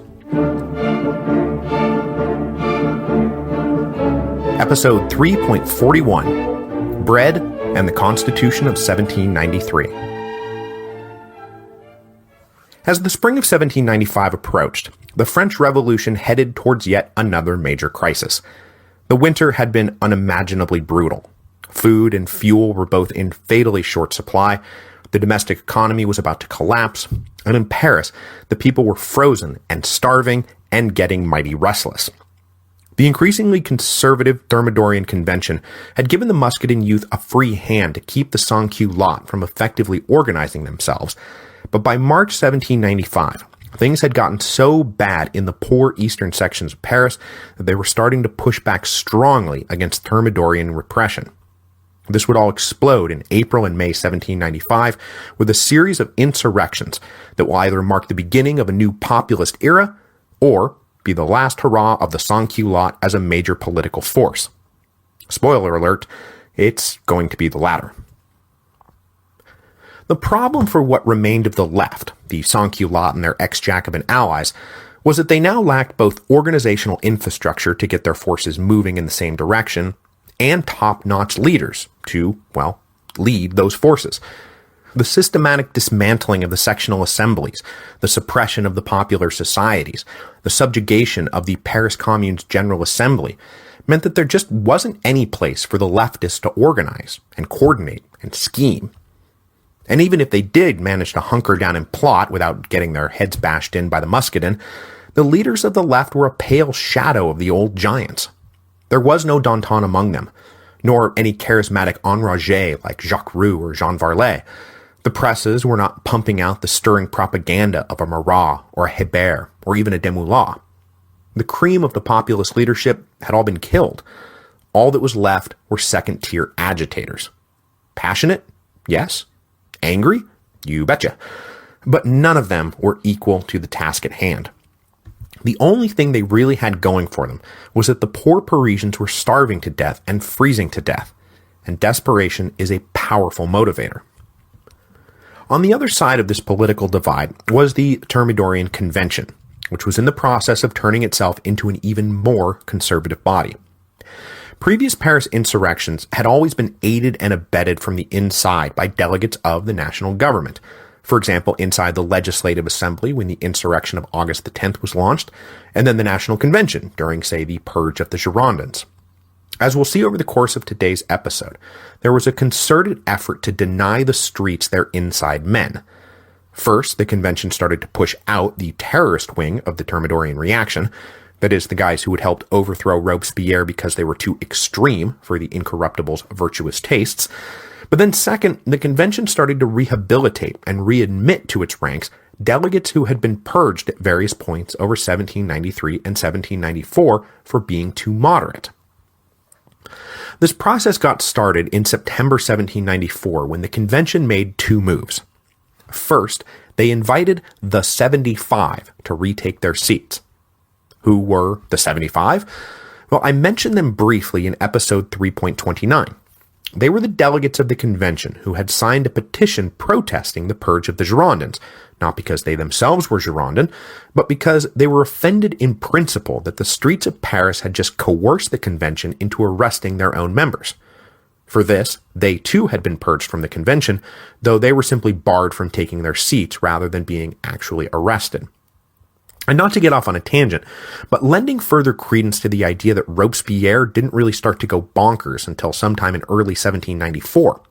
When the Corps Girondins had been slated for execution in October 1793, more hardcore extremists wanted to round up and send the 75 to the guillotine along with them. But Robespierre had personally stepped in to save all their lives. I mean, he really was pretty reasonable right up until about February 1794.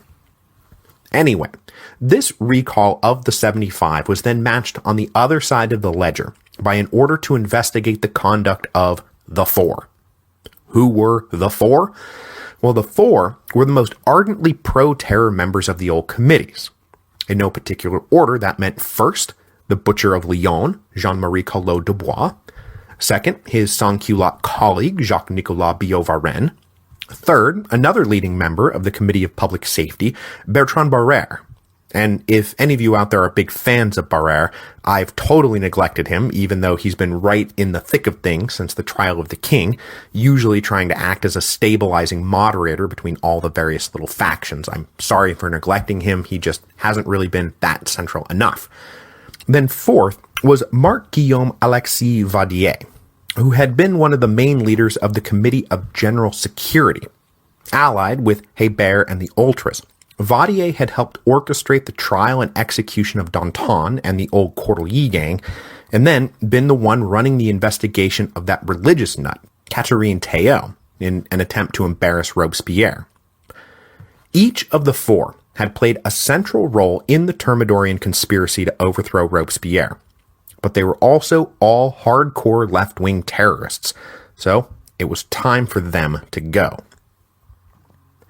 Over the first few months of 1795, the fate of the Four hung in the air as the investigation into their conduct ran its course. Now, Vadier did not wait around for a verdict, and he just went into hiding. But the other three remained defiantly visible. But they might have regretted that visible defiance on March the 2nd, when the commission came back and recommended they all be arrested, and formal legal proceedings be opened against them. So, off to jail went the Four. Well, really the three, since Vadier had gone to ground. The convention followed up this little purge of its left-wing terrorists by readmitting even more delegates who had been purged, outlawed, or exiled over the years. Specifically now we're talking about the guys who had participated in, or at least been accused of participating in, the Federalist revolts of 1793. The political narrative was now being rewritten, and the Federalist delegates were being cast as principled defenders of the Constitution who had stood against the radical despots who had seized control of Paris with the help of the bloodthirsty sans-culotte rabble. Now, speaking of those sans-culotte rabble, the purge of their friends and rehabilitation of their enemies was not missed by them at all. Added to the dire economic straits they were enduring, the poor eastern sections of Paris started getting pretty riled up. And they might not be organized, and they might not have leaders, but they were getting pretty mad. Now, the one thing that had really been keeping them from blowing their tops was a free bread ration that had been set up back during the height of the dictatorship of the Committee of Public Safety. But by March 1795, the available supply of flour was dwindling down to nothing, and the ration was cut and cut again. Then the fickle mob also started questioning whether or not they had been tricked into turning their backs on the terror and the general maximum. And none of them had advanced degrees in macroeconomics to really understand what was happening around them, so they were left to draw conclusions from simple equations like, when the terror and the maximum were in effect, we had food to eat. Now that they have been abolished, we are starving. On March the 17th, the women of Paris were by now super fed up by the lack of food, and attempted a disorganized march on the convention to petition the national government to do something to alleviate their suffering. But these women were met out in front of the convention hall by a phalanx of Muscadin.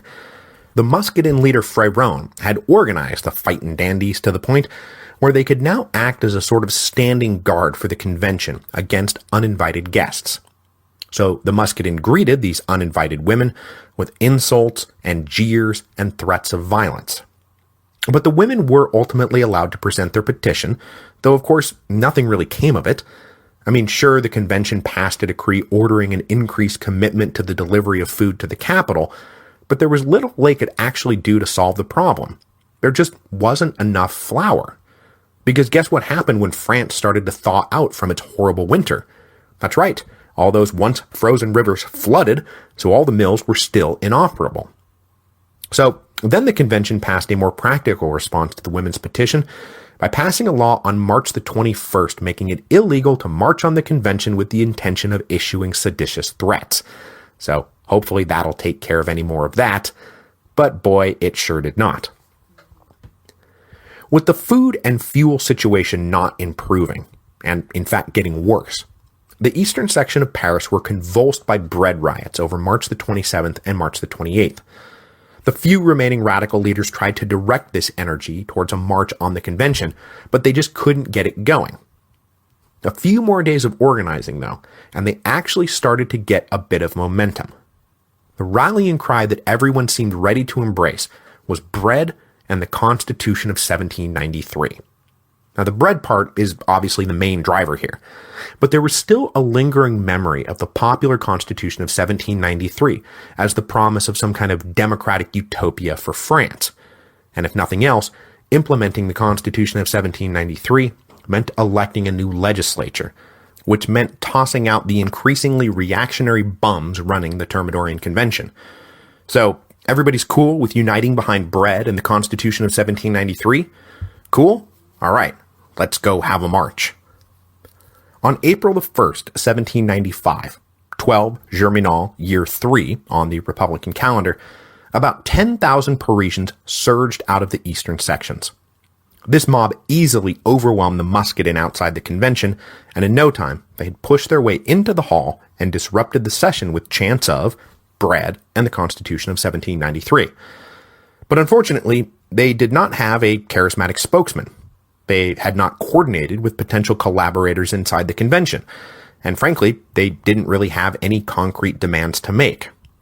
So this energetic show of force soon dissipated into an aimless milling about.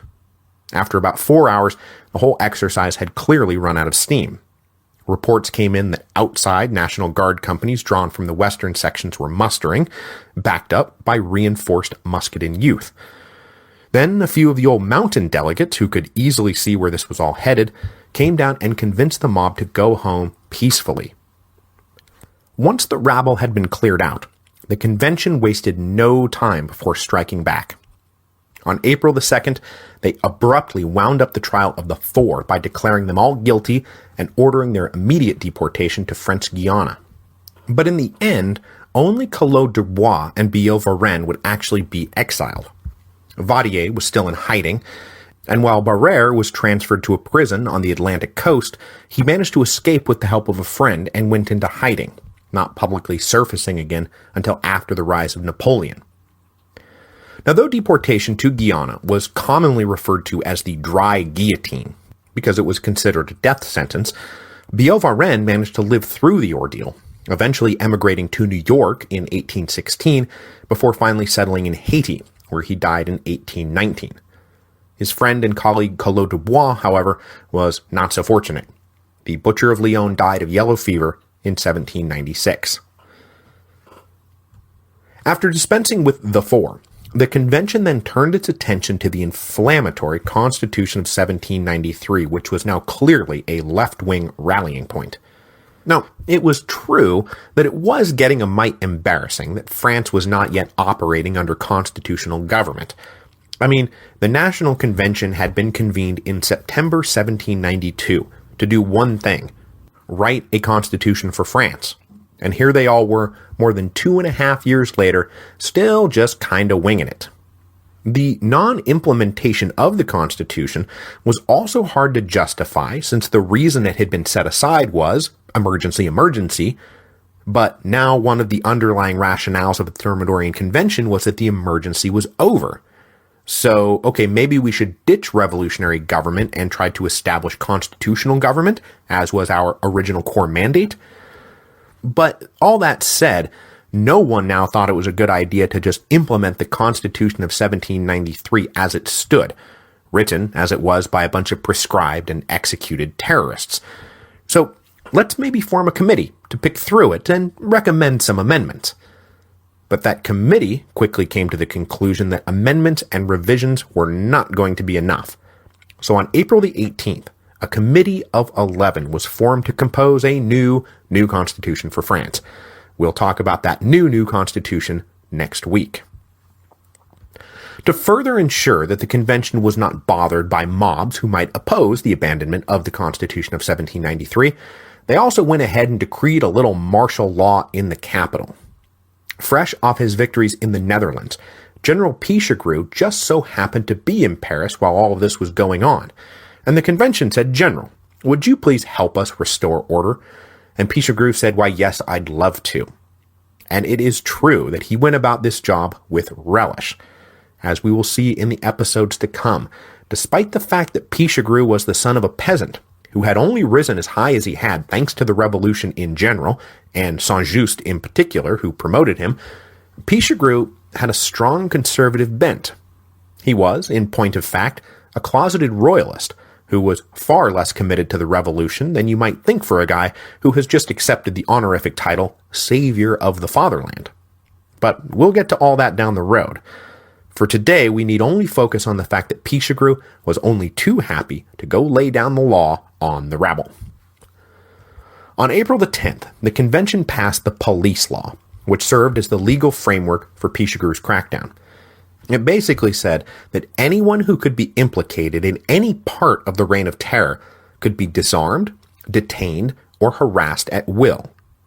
Pichegru then organized squads of National Guard, regular army units, and, unofficially, the Muscadin, to go raid through the eastern sections, inducing its residents to identify who amongst them had been prominent in the days of the Terror.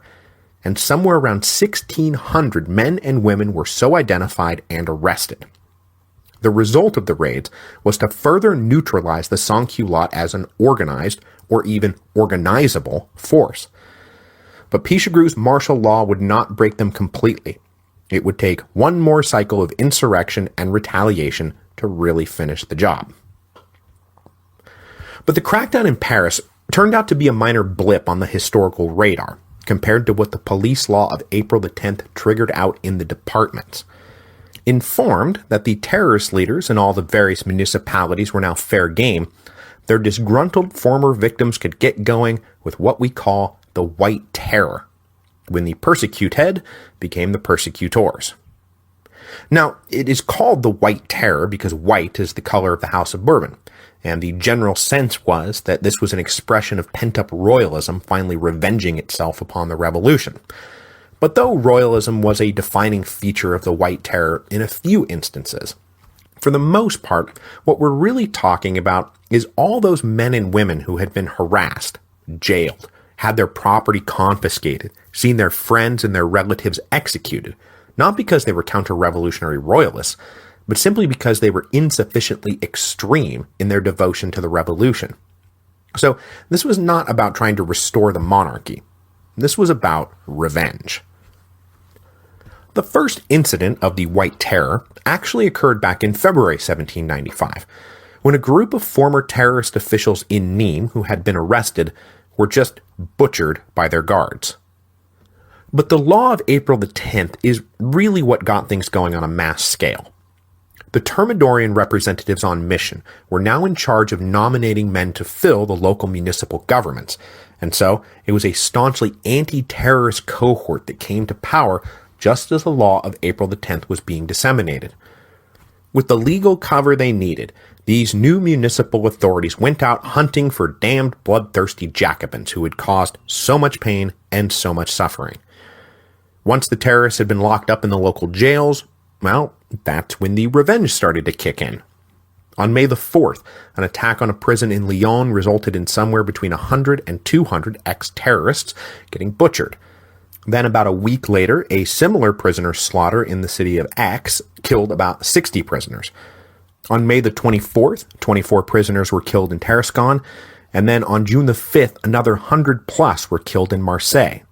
And this last attack was personally orchestrated by the representative on mission. But the prison massacres were really just one part of the White Terror, the more consolidated, official White Terror.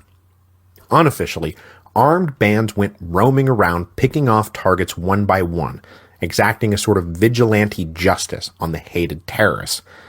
Eschewing official legal channels, lynch mobs and armed gangs of various sizes crisscrossed the countryside. These bands started to sprout up all across France, but they were mostly concentrated in the southeast, particularly in the Rhone Valley, where the terror had been particularly brutal. Targeted former terrorists were ambushed on lonely roads between here and there, and just summarily executed.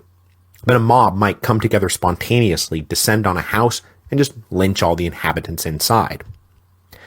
Over the summer of 1795, about 100,000 people would be locked up, and about 2,000 killed. So the White Terror was not on the scale of the Terror, but it was still pretty brutal. Now, of course, it's all pretty easy to understand, and even justify, these revenge murders. I mean, think about the guys who are now being killed. A year ago, they were staffing the watch committees and the revolutionary tribunals that had locked up close to 500,000 people across France on incredibly vague charges, and then killed as many as they felt like. These are not nice people we're talking about here. But still, it's important to keep in mind that for a lot of people, the principled objection to the Reign of Terror turned out to be a principled objection to being on the wrong side of the Reign of Terror. Now, just as the National Convention was getting going with all these retaliatory crackdowns, their own political legitimacy was given a huge boost. The fortunes of war are always a crucial factor in the survival of a domestic government, and in the spring of 1795, the fortunes of war had turned unambiguously in France's favor. In fact, the spring of 1795 proved to be a pretty decisive turning point in the war, as the pan-European anti-French coalition finally disintegrated. As we discussed last week, the Prussians have had one foot out the door for a long time now, and after requesting peace talks through back channels back in October, France and Prussia each dispatched negotiators to work out a deal. On April the 5th, 1795, both sides signed the Treaty of Basel, and Prussia officially pulled out of the war. The formal clauses of the treaty are not nearly as interesting as the main secret clause of the treaty, that Prussia would not challenge French sovereignty on the west bank of the Rhine, if France pulled back from the territories it had occupied on the right bank of the Rhine, and the French were currently occupying some land on the far side of the river. With the deal struck and the Rhine now acting as a strong and rational border for France, the Prussians would spend the next decade not getting involved in any further wars against the French. It would not be until 1806 that they would finally join up again in what was by then the fourth anti-French coalition because, Napoleon. The withdrawal of Prussia was a huge blow to the Allied cause, and basically guaranteed that the British would not be getting back the Netherlands anytime soon, which the Prussians had just said in that secret clause is French territory and we're cool with that. Cementing their hegemony over the Netherlands, France and the new Batavian Republic signed the Treaty of The Hague on May 16, 1795. The Dutch pledged their navy in support of the French cause, agreed not to make any claims on the Dutch-speaking citizens of what used to be the Austrian Netherlands, but which was about to be annexed into France. They also agreed, in another secret clause, to allow the French to maintain a 25,000-man occupying garrison. Did I ever talk about how the early revolutionaries hated these kinds of secret clauses and denounced them as the tools of despotic princes used to sell out their own people? I didn't? Well, no matter. No one clearly cares about that stuff anymore. And just to round this out, the French also then signed a treaty with the Spanish in mid-July. Now, the Spanish front had never been a critical front of the war, but it had required the French to deploy men and resources to cover the Pyrenees. Now, for Spain's part, the treaty was completely understandable. Their armies were proving no match for the French, so they got out of the war while the getting was good. So, back in the spring of 1793, France was surrounded by enemies on all sides and stretched almost fatally thin. But by the summer of 1795, those enemies were dropping out of the war one by one, and France was able to concentrate all of her now considerable military resources on just the Austrians and the British. The tide had certainly turned. Now, had the war not been going so well, it is likely that the convention would have been far more vulnerable to a popular insurrection. But luckily for them, they didn't have to worry about historical counterfactuals, and so when the insurrection of 1 Prairial came along, they were in a great position to smack it down, and hard. The insurrection of 1 Prairial, Year 3, that is, May the 20th, 1795, was a sequel to the failed insurrection of 12 Germinal. The martial law crackdowns had hit the eastern sections hard, but the economic situation in the capital remained dire. Though the winter weather had turned and no one was freezing to death anymore, food supplies in Paris continued to be tragically limited. So after General Pichegru returned to the front, some of the sections began to defiantly hold public assemblies again, and the talk at those assemblies was mostly about doing a better job the next time they rose up against those bastards running the convention. Bread and the Constitution of 1793 would once again serve as the primary rallying cry, but this time they planned to be better armed, bring more men to the party, and have concrete demands that they would force the convention to pass. Once all the planning was done, an anonymous circular made the rounds on May the 19th called "The People's Insurrection to Obtain Bread and Recover Our Rights." It called on the people of Paris to assemble the next day to, obtain bread and recover their rights. The next morning, May the 20th, 1795, the tocsin bells began to ring just like in the old days, and mobs started gathering. Now, there is a lot of evidence, though, that most of the men were not necessarily super stoked to be going out as shock troops for yet another insurrection, and that it was actually the women who went around to all the workshops yelling at the men to drop their tools and get out there and save their families. So, once everyone had gathered in strength, they marched together on the convention, reaching the hall at about 2 in the afternoon. An initial wave of insurrectionaries pushed their way into the convention, but they were beaten back by armed guards. The mob was then stiffly reinforced by companies of National Guard drawn from the eastern sections. These trained and armed National Guardsmen helped the mob push its way back into the convention. And then things got a little ugly. A Thermidorian deputy tried to stand in their way, but for his trouble, he was shot dead where he stood. The mob then cut off the guy's head and mounted it on a pike, so when they finally all came bursting into the hall, A severed head was the first thing the delegates inside saw. Now, once inside, the mob leaders identified the last remaining mountain delegates and demanded that they introduce the list of insurrectionary demands.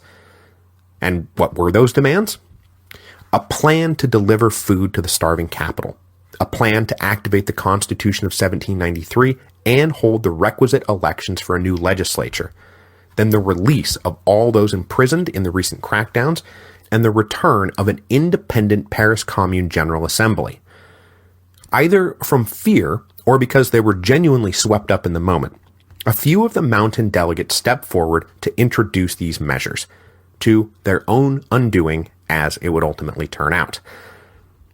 With the convention occupied by the insurrectionary sans-culottes, a counterforce started gathering outside the hall, one that was loyal to, or at least controlled by, the convention. Finally, around midnight, this force started to push their way into the hall to evict the insurrectionaries. Amazingly, no shots appear to have been fired as the mob was successfully pushed out. But this was not going to be the end of it. Overnight, and then towards dawn, the insurrectionaries regrouped for a second attempt, and this time, their allied National Guard units rolled out the artillery. By mid-afternoon on May the 21st, 20,000 angry men and women surrounded the convention with artillery in place. But they were not the only force out there under arms that day. A mix of National Guard drawn from the western sections, and musket and street fighters, and regular army soldiers, added up to nearly 40,000 men, double what the insurrectionaries had mustered.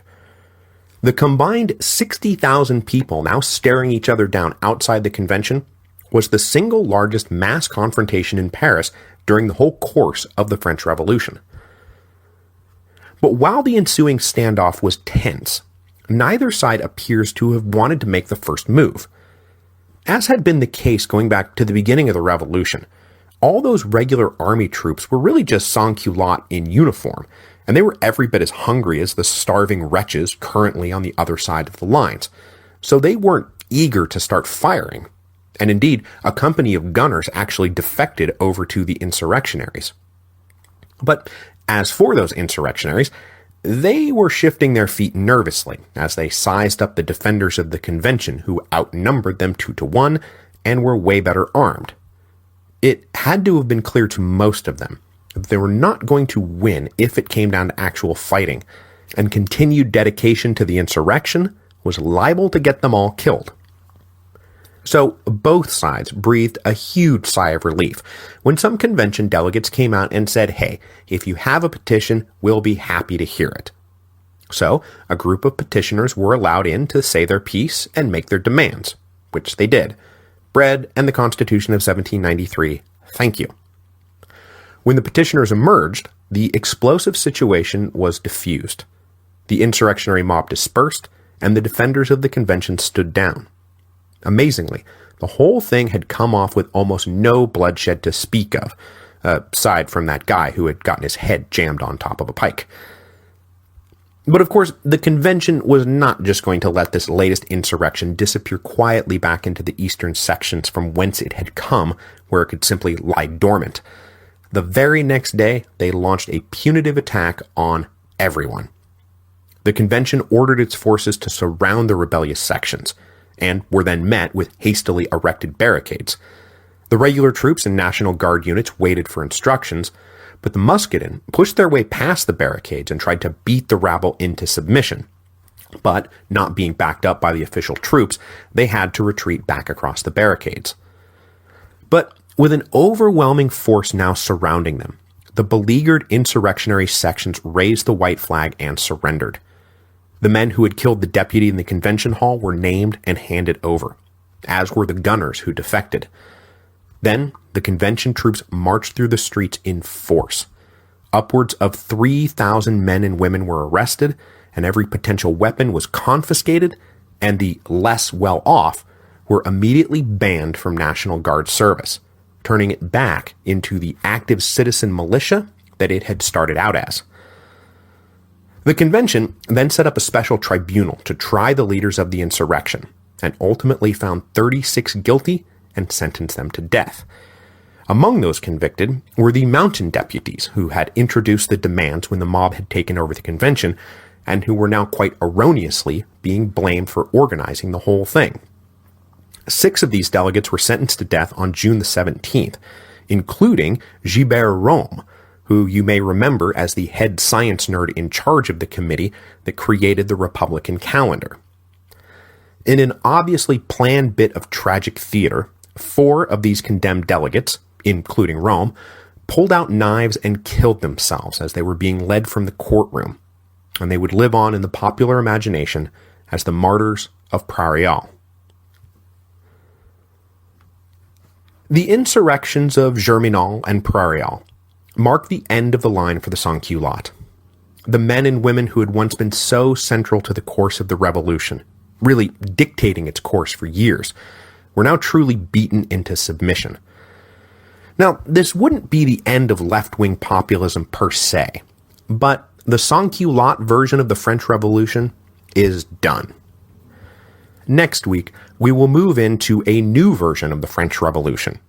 With the Constitution of 1793 now totally discredited, the convention would draft the Constitution of Year 3, which will create the Directory, that repressive, corrupt, but occasionally useful government that would run France until Napoleon decided that he could do a way better job.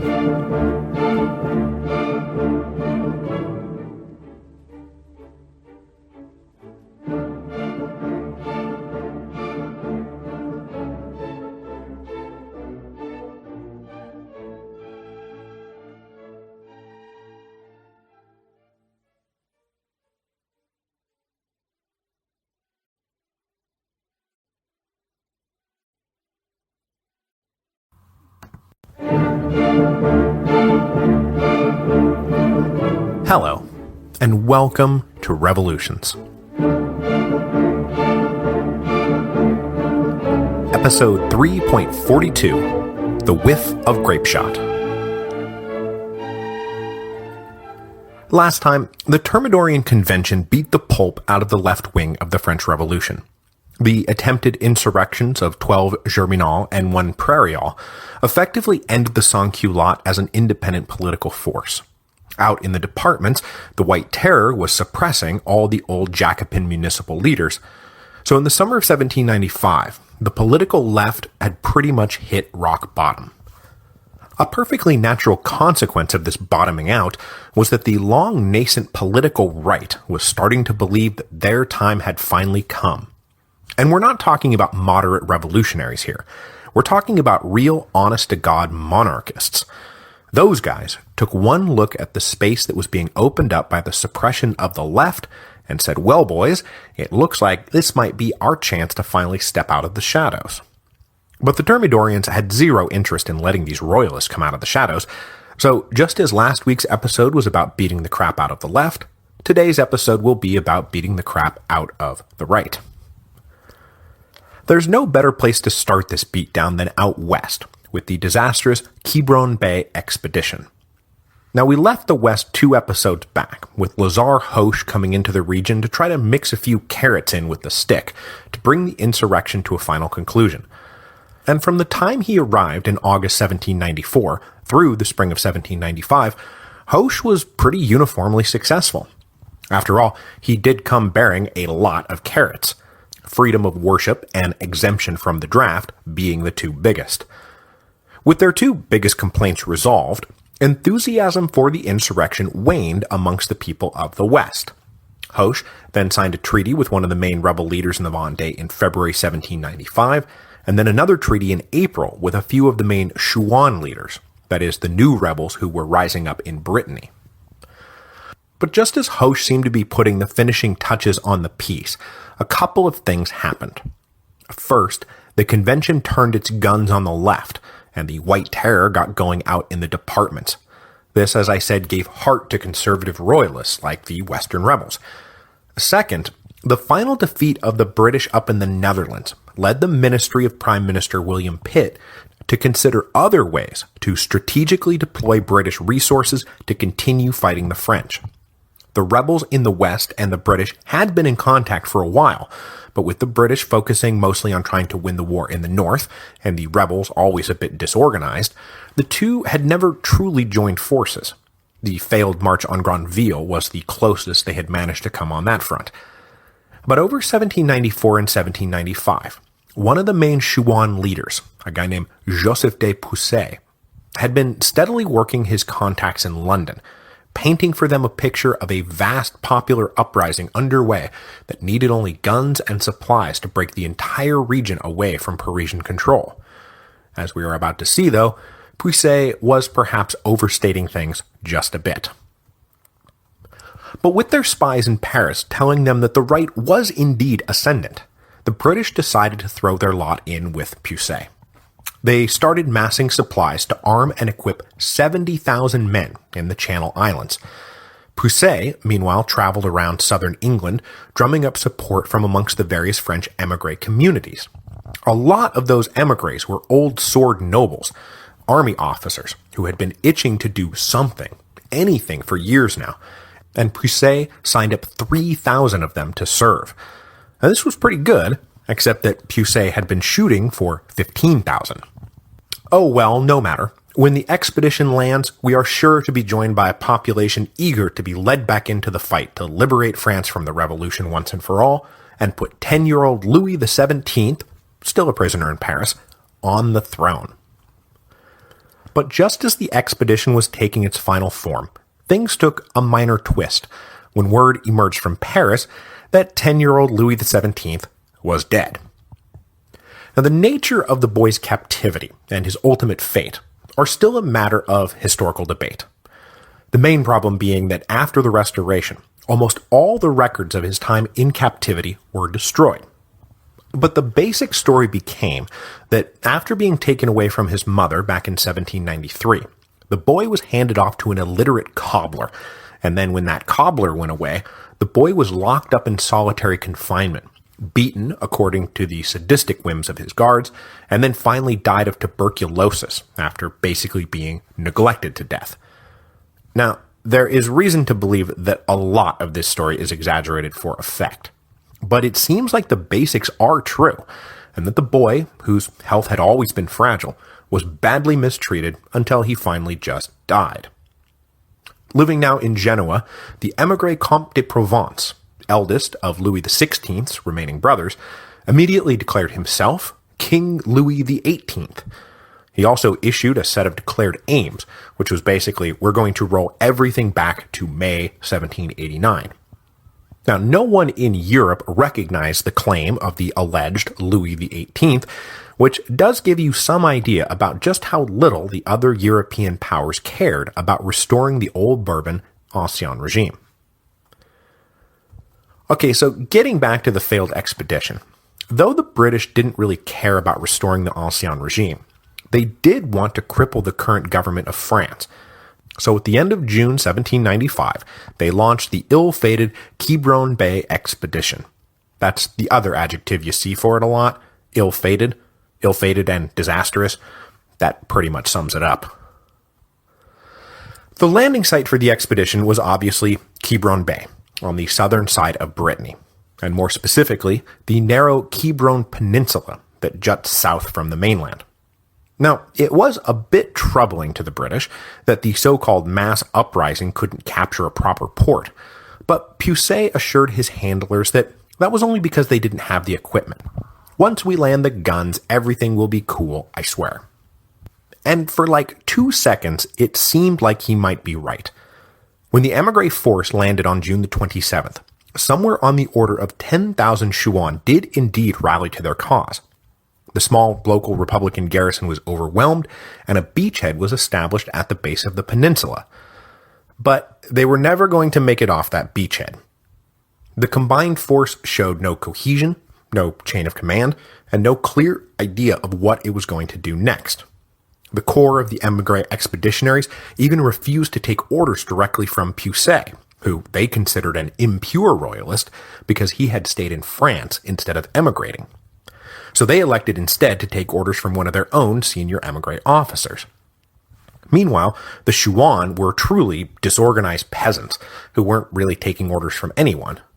And so, as they all sat around on the peninsula trying to get it together, Lazar Hoche was told of the landing. He gathered up a well-disciplined Republican force of about 13,000 men and marched straight away to Quiberon Bay to put a stop to the invasion. Hoche and his army arrived on July the 3rd and found the Royalists still just kind of hanging out. Not taking any chances, Hoche advanced slowly and methodically. He took the base of the peninsula over July the 7th and 8th, and then over the course of the next 2 weeks, the two sides battled back and forth, but the Republicans continued to push down the peninsula. Hoche launched a final decisive attack on July the 20th. About 2,500 Royalist forces managed to escape by rowboat back to the British ships, including Puset, but the rest were beaten and trapped. That night, the two sides worked out terms of surrender, with Hoche apparently promising to spare all their lives, which, if he did make that promise, he had no intention of keeping it. After taking close to 6,500 prisoners, Hoche set up a military tribunal to identify émigrés under arms and have them shot. This, according to a law passed in the early days of the war in 1792. The Republic had no patience for nobles under arms fighting against the fatherland. Of the 1,000 or so émigrés captured, 640 were summarily shot. Along with over 100 Shuan charged with various brands of treason, Hoche executed about 750 men in the days after the pacification of Quiberon. So, the now failed Quiberon Bay expedition was supposed to be the start of a general uprising in the west, and further south in the Vendée, the rebel leader who had just come to terms with Hoche back in February broke the treaty and returned to arms. He had only made the deal with the Republicans because at that point he was isolated and the momentum was running away from his cause. So he was perfectly happy to be getting back to work in July, except then the news came down that Quiberon Bay was ill-fated and disastrous, and he was back to being isolated and fighting all on his own again.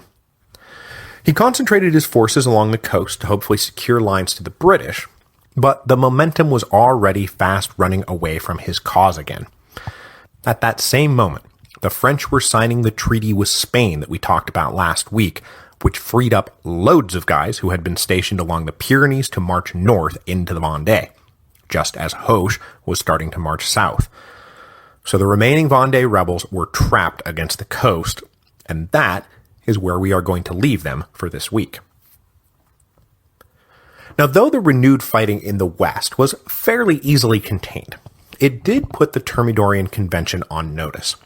Coupled with the continuation of the White Terror and cheered on by a right-wing press that was getting more strident and self-confident, it was clear that the greatest threat to the convention now lay to the right, not the left.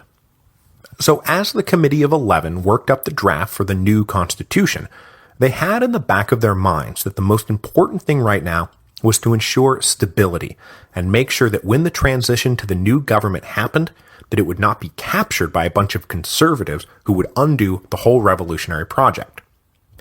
Because though the Thermidorians aren't ideologues in any way, they did have things they valued. And remember, anyone who had been elected into the convention back in 1792 pretty much had to be a committed Republican. None of them wanted the monarchy to return. Beyond that, though, what they're really doing here is making the first stab at separating the bad revolution of August the 10th, 1792, which led to massacres and the Reign of Terror, from the good revolution of July 1789, which had led to the Declaration of the Rights of Man and enlightened social and economic reforms. Now, whether you can actually do this is one of the longest-running debates in the historiography of the French Revolution. That is, whether the Reign of Terror was an integral and inevitable continuation of the events of 1789, or whether it was a bloody detour that can be safely quarantined.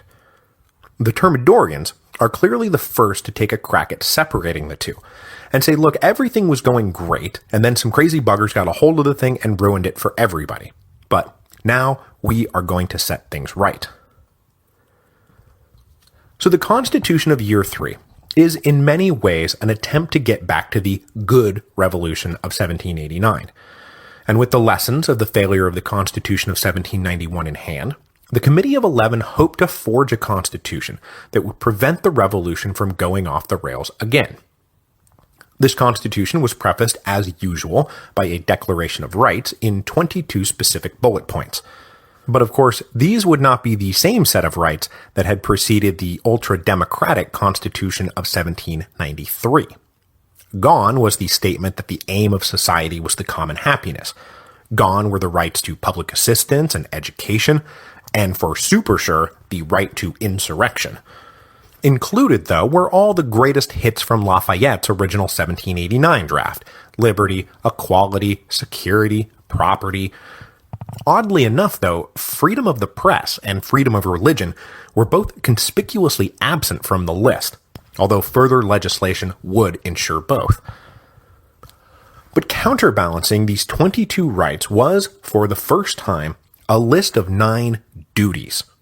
Duties like the obligation of each person to society consists in defending it, serving it, living in submission to the laws, and respecting those who are agents of them. And also, every citizen owes his service to the fatherland and to the maintenance of liberty, equality, and property whenever that law summons him to defend them. So mostly the list of 9 duties were just different ways of saying, obey the law and put a uniform on if we tell you to. But number 4 did slip into a bit of the old Robespierre-esque belief that virtuous people make for a virtuous republic, so it said, no one is a good citizen unless he is a good son, good father, good brother, good friend, good husband. But mostly, obey the law and put on a uniform when we tell you to. Continuing with the drive back to 1789 were the definitions of citizenship and suffrage. Although it was not explicitly stated in the Constitution of Year 3, we are going back to the old active-passive citizen distinction.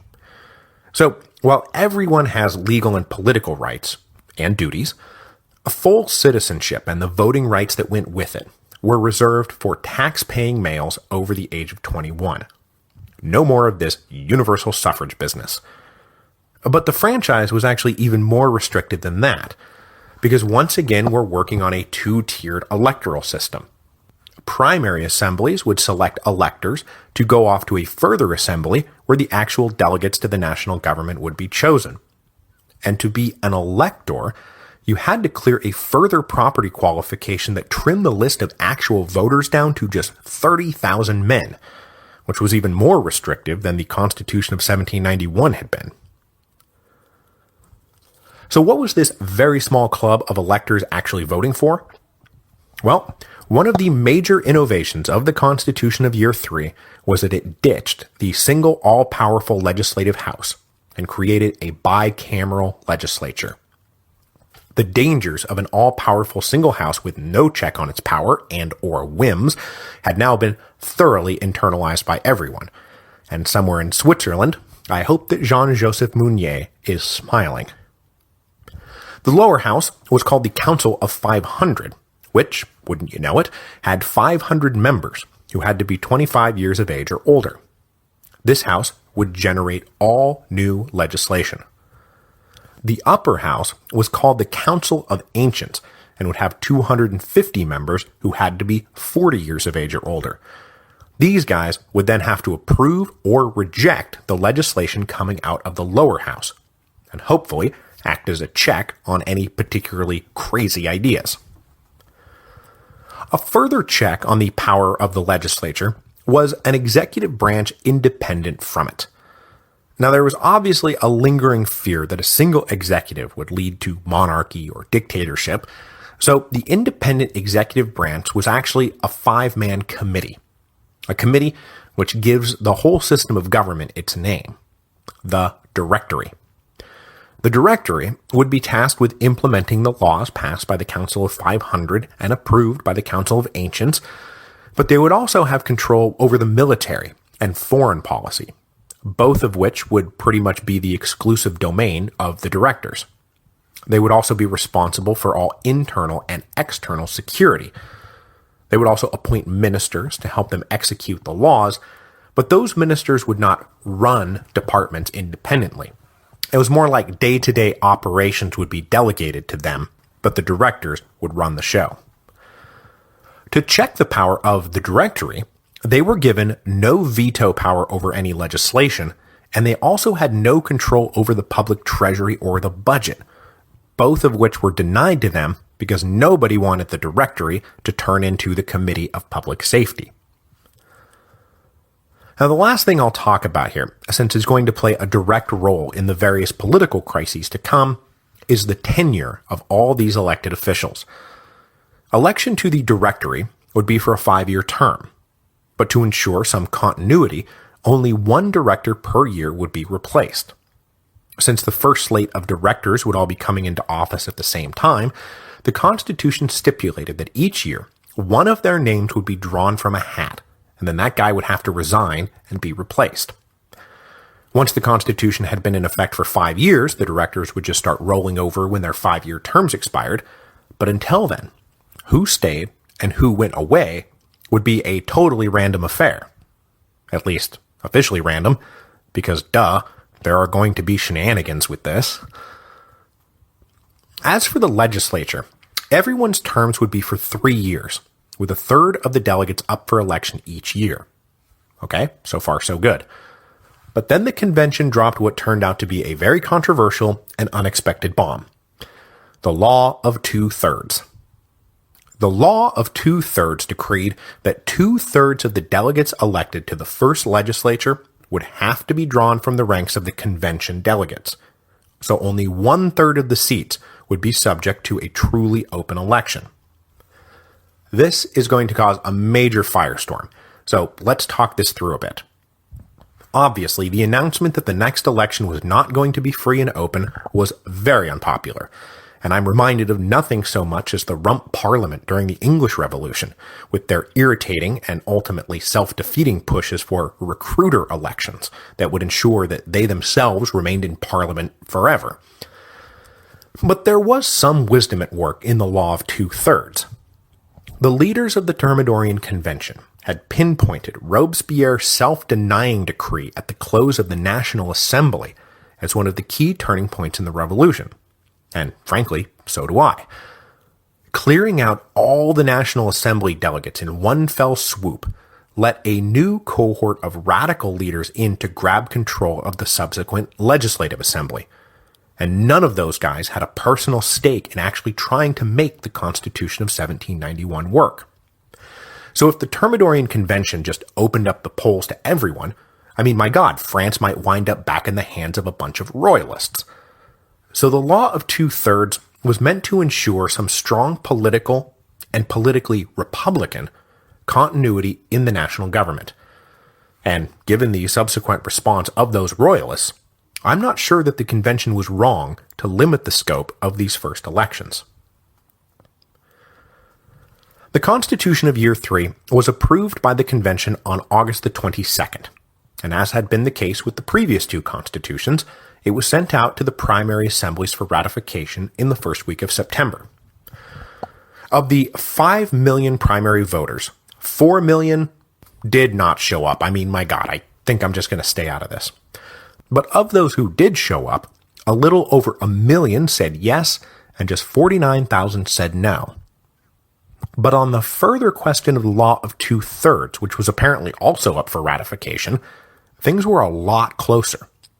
Of those who decided to weigh in, 250,000 said okay, and 108,000 said no way. And that was just the raw totals. 19 different departments voted to reject the Law of Two-Thirds, and in Paris, 47 of the 48 sections voted against it. Everyone in the capital, the beaten-down leftists in the eastern sections and the rising conservatives in the western sections, wanted to see the bums in the convention tossed out, and they were not happy they were not going to get a chance to do it. In particular, though, it was the conservatives who were the most inflamed by the Law of Two-Thirds. Since Thermidor, their presses had flourished. their Muscadine youth had been encouraged to wander the streets freely, and the White Terror was proceeding out in the departments virtually unchecked. For the right wing, including all those closeted monarchists, the next step appeared to be sweep the elections for the next legislature and truly grab hold of power. But the law of 2/3 was going to prevent that from happening, so the right was understandably ticked off. Recognizing that these conservatives now posed a major threat to the stable implementation of the Constitution of Year 3, the cynical Thermidorians started releasing a lot of the leftist leaders that had all just been locked up after Germinal and Prairial, and were now encouraging them to go back to their people and start preparing to fight in case the dread royalists decided to make a power play. As I've said, the Thermidorians are interested in staying in power, and they are going to make a real sport of encouraging and then repressing and then encouraging again the various partisan wings whenever one side started to get too strong. The other thing they did was start transferring regular army units into Paris, which put everyone on alert that the convention was getting ready to impose the Constitution of Year 3 by force. The convention announced the vote totals on September the 23rd, 1795, which was actually the first day of Year 4. The Constitution, they said, has been ratified overwhelmingly, and so has the law of 2/3. But to make sure the vote on the law of 2/3 was more decisive than it really was, the convention provocatively threw out a number of results from the Paris sectional assemblies because those assemblies had reported back unanimous rejection rather than actual vote tallies. So this ratification announcement set off a chain reaction in Paris, but as I've hopefully now successfully foreshadowed, the looming popular insurrection would not come out of the poor eastern sections, but rather the better-off western sections, the guys who had just been defending the convention during the insurrections of Germinal and Prairial. The angry meetings and organizing and collecting of arms in the western sections to fight the law of 2/3 finally got going in earnest when word came on October the 4th that a spontaneous royalist uprising about 40 miles west of Paris had been suppressed by force of arms. This news led 7 of the western sections to declare themselves in insurrection, and that means that it's time for Napoleon Bonaparte to make his second great appearance on the stage of world history, and the one that would keep him there permanently. When last we saw young Bonaparte, now all of 26 years old, he had masterminded the successful final attack that ended the siege of Toulon in December 1793. In recognition of his talent and accomplishment, he was named General of Artillery for the Army of Italy, which was operating along the Alpine frontier. Now, I haven't talked much about this theater of the war, because it's mostly been a back-and-forth stalemate while everyone concentrated on the real war up in Belgium. But that said, in the first half of 1794, General Bonaparte did have a chance to show off a little, and he drew up the plans for a nifty little campaign that helped the French win some strategic strongholds in the Alps in the spring of 1794. Now, the events of 9 Thermidor, though, temporarily threw Bonaparte's position into doubt, because obviously he was connected to the Jacobins and had been promoted at the behest of Augustin Robespierre, who has by now fallen out of a window and gotten his head chopped off. But after being investigated, the young general was ultimately returned to duty. He took part in a failed attempt to reassert French dominion over Corsica, an attempt that was blocked by the superior British Navy, and then in the reorganizations that followed the victories in the Netherlands and the withdrawal of Prussia from the war, Bonaparte was reassigned to the Vendée to serve as a general of infantry. But this being both a war not suited for an ambitious glory seeker like Napoleon, and a demotion from artillery to infantry, Bonaparte pleaded ill health and said, "Cough, cough, I just can't make it." He wound up being reassigned to the Bureau of Topography in Paris, but his continued unwillingness to take up his post in the West led to his name actually being stricken from the list of active duty generals in September 1795. So this really threatened to derail his military career. But then Providence intervened to put young Bonaparte back on the road to destiny. With an insurrection brewing in the western sections, the convention turned, as they had on 9 Thermidor, to Paul Barras to lead their counter-insurrectionary forces which amounted to about 6,000 regular army soldiers. But if you'll recall, Barras had spent his time as a representative on mission down in the southeast, and he had been one of the main political leaders supervising the siege of Toulon, and so he knew Napoleon Bonaparte well. So even though Bonaparte was technically an ex-general, Barras could think of no one better to actually lead the counter-insurrectionary forces on the ground. On the night of October the 4th, 1795, a detachment of the regular army moved to the center of the insurrectionary sections and secured promises from the local leaders that they would stand down and disarm. But as soon as the army pulled back, it was all, ha-ha, just kidding. So on the morning of October the 5th, 1795, that is 13 Vendémiaire, year 4, something like 25,000 Parisians rolled out of bed, grabbed what weapons they had around, and started gathering for a march on the convention. This time in support not of bread in the Constitution of 1793, but in favor of the restored monarchy. At least, that was a good way to portray them in the press after their insurrection had been put down. Unfortunately for the insurrectionaries, they massed south of the Seine and had to cross the river to reach the convention, and their adversary, Napoleon Bonaparte, probably knew how to defend strategic bridge crossings before he knew how to walk. He deployed strong artillery garrisons at each of the bridges, and so when the mob surged north, they hit a bunch of cannon-lined choke points. A standoff lasted into the afternoon, but at about 4:30, Bonaparte decided he was done messing around, and he ordered the artillery to just start firing. Now, in his famously incomprehensible poetic history of the Revolution, Thomas Carlyle quoted Napoleon as saying he drove off the insurgents with a whiff of grape shot. And so that's sort of the legend that's grown up around this incident. But really, there was a pretty good battle that ran steadily for about 6 hours, and further skirmishing went on into the morning. The insurgents never made it across the river, and never really threatened the convention, but it did take more than a whiff of grape shot to drive them off. And outnumbered as he was, the real reason Bonaparte probably won was that the insurgents ran out of ammunition before he did. The insurrection of 13 Vendémiaire wound up being an important milestone in the history of the French Revolution. For one thing, obviously, it paves the way for the inauguration of the Directory. For another, it was in thanks for saving the convention that Napoleon Bonaparte was given command of the army of Italy, where he is really going to get going on the road to destiny. Finally, this was, the last major popular insurrection in Paris.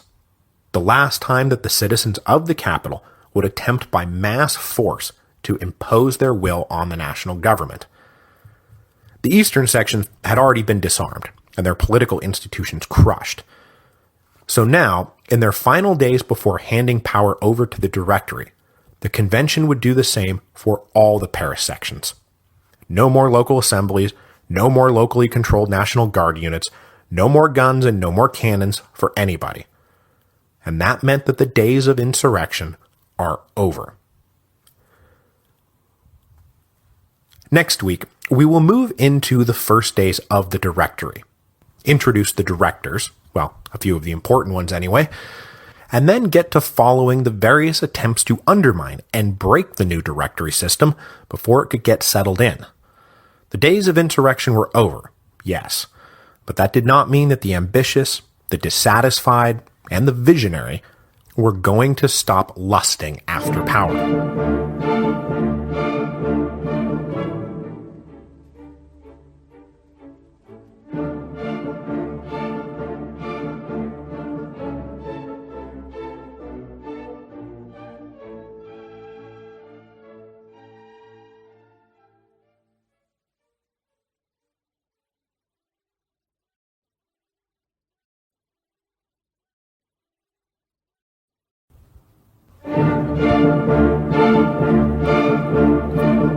Hello, and welcome to Revolutions. Episode 3.43, The Conspiracy of Equals. The National Convention had convened on September the 21st, 1792, in the midst of a great national crisis. The insurrection of August the 10th had violently overthrown a 1,000-year-old monarchy. A combined Austrian and Prussian army was practically at the gates of Paris. Fear of that army had just led to the horrible and bloody September massacres. It was a time of fear, panic, and paranoia. Now, the official purpose of the convention had been to write a new republican constitution that would replace the failed constitutional monarchy laid out in the broken Constitution of 1791. But taking office in the midst of all these crises, and with more springing up every day, the convention delegates wound up lurching from emergency to emergency without ever being able to get far enough ahead of the domestic insurrections, foreign invasions, economic catastrophes, and bitter internal power struggles to lay down the unconstitutional, ad hoc, revolutionary government they had fallen into. And this went on for 3 solid years. The National Convention, again, what was supposed to be only a temporary constitutional convention, turned out to be the national government of France from 1792 to 1795. It presided over some of the most infamous episodes of the French Revolution and produced some of the revolution's most infamous leaders. But the time has come for them to finally lay down their burden and hand the nation over to an official constitutional government. Elections for the Council of 500 and the Council of Ancients was held on October the 12th, 1795, and then on October the 26th, the National Convention met for the last time. At that final meeting, they tried to set a conciliatory tone for the future by declaring a general amnesty. All political prisoners would be released from jail, and all suspects in hiding were allowed to come out of the shadows. But this amnesty was not without exceptions. Émigrés were still persona non grata and liable to be executed if anyone caught them inside France. Anyone arrested in the most recent insurrection of 13 Vendémiaire remained in custody, and also all counterfeiters remained in custody because we hate counterfeiters. But other than that, hey, it's a brand new day, so let's turn over a brand new leaf. Of course, the other thing that the convention did on that final day was form themselves into an electoral assembly of France to decide which of their membership would move on to fill up 2/3 of the membership of the legislative council succeeding them. So really, it's a brand new day. Let's turn over 1/3 of a new leaf, because we don't really trust you with the other 2/3. When the Council of 500 and Council of Ancients met for their inaugural sessions on October the 31st, the first thing on the agenda of both houses was electing the first 5 directors, the men who would run the executive branch. The method of election was that the Council of 500 would propose a list of acceptable candidates, and the Council of Ancients would select the 5 they thought best, or at least the 5 they thought most likely to be functional bureaucrats without turning into power-mad tyrants. So the men they selected were, first, 42-year-old Louis-Marie de la Revelière-le-Pot, who had been purged from the convention as one of the 75 back in 1793, and had to stay in hiding until after Thermidor, at which point he was invited back to the convention and played a prominent role on the Committee of 11, which had drafted the Constitution of Year 3. He received the most votes and became the first president of the Directory. Next was La Revelière's ally in the Directory, 48-year-old Jean-François Rubel. Now, Rubel's revolutionary career had started back when he was elected as a delegate to the Estates General. He had drifted in the Fouillade camp, but come back a staunch Republican in the National Convention. He was rarely in Paris, though, and spent most of his time as a representative on mission in Alsace. And when he was recalled, he joined the Thermidorian conspiracy. After the fall of Robespierre, Rubel went back out on mission and served as one of the negotiators in the recent treaty with the Batavian Republic. La Revelière and Rubel were friends and allies, and they wound up forming one bloc inside the Directory. The other bloc was formed by an alliance of the 2 war technocrats in the Directory.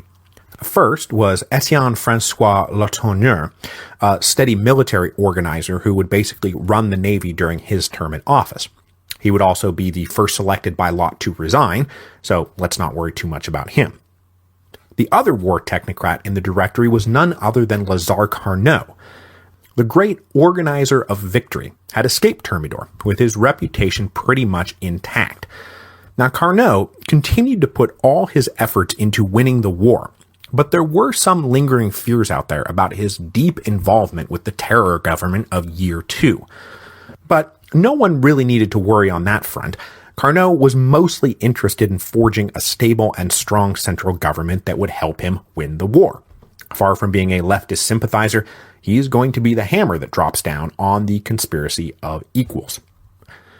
I should also probably mention in passing that Carnot was actually the sixth man selected to be a director, because the original slate included Emmanuel Joseph Sieyès, known commonly as the Abbé Sieyès.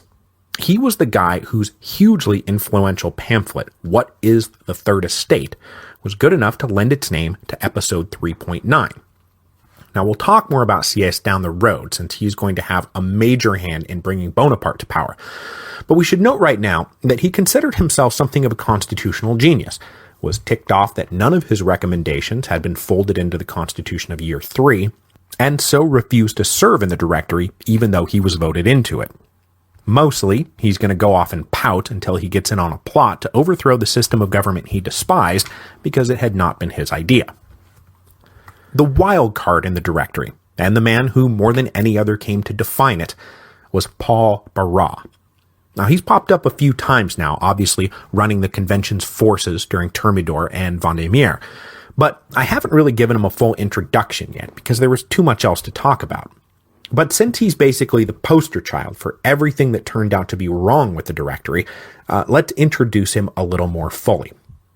First of all, Barras was a noble, or ex-noble I should say, one of the very few left with any kind of influence or authority. And though he emerged in the late 1780s as a noble of the liberal variety, his motivation for supporting the revolution was somewhat suspect.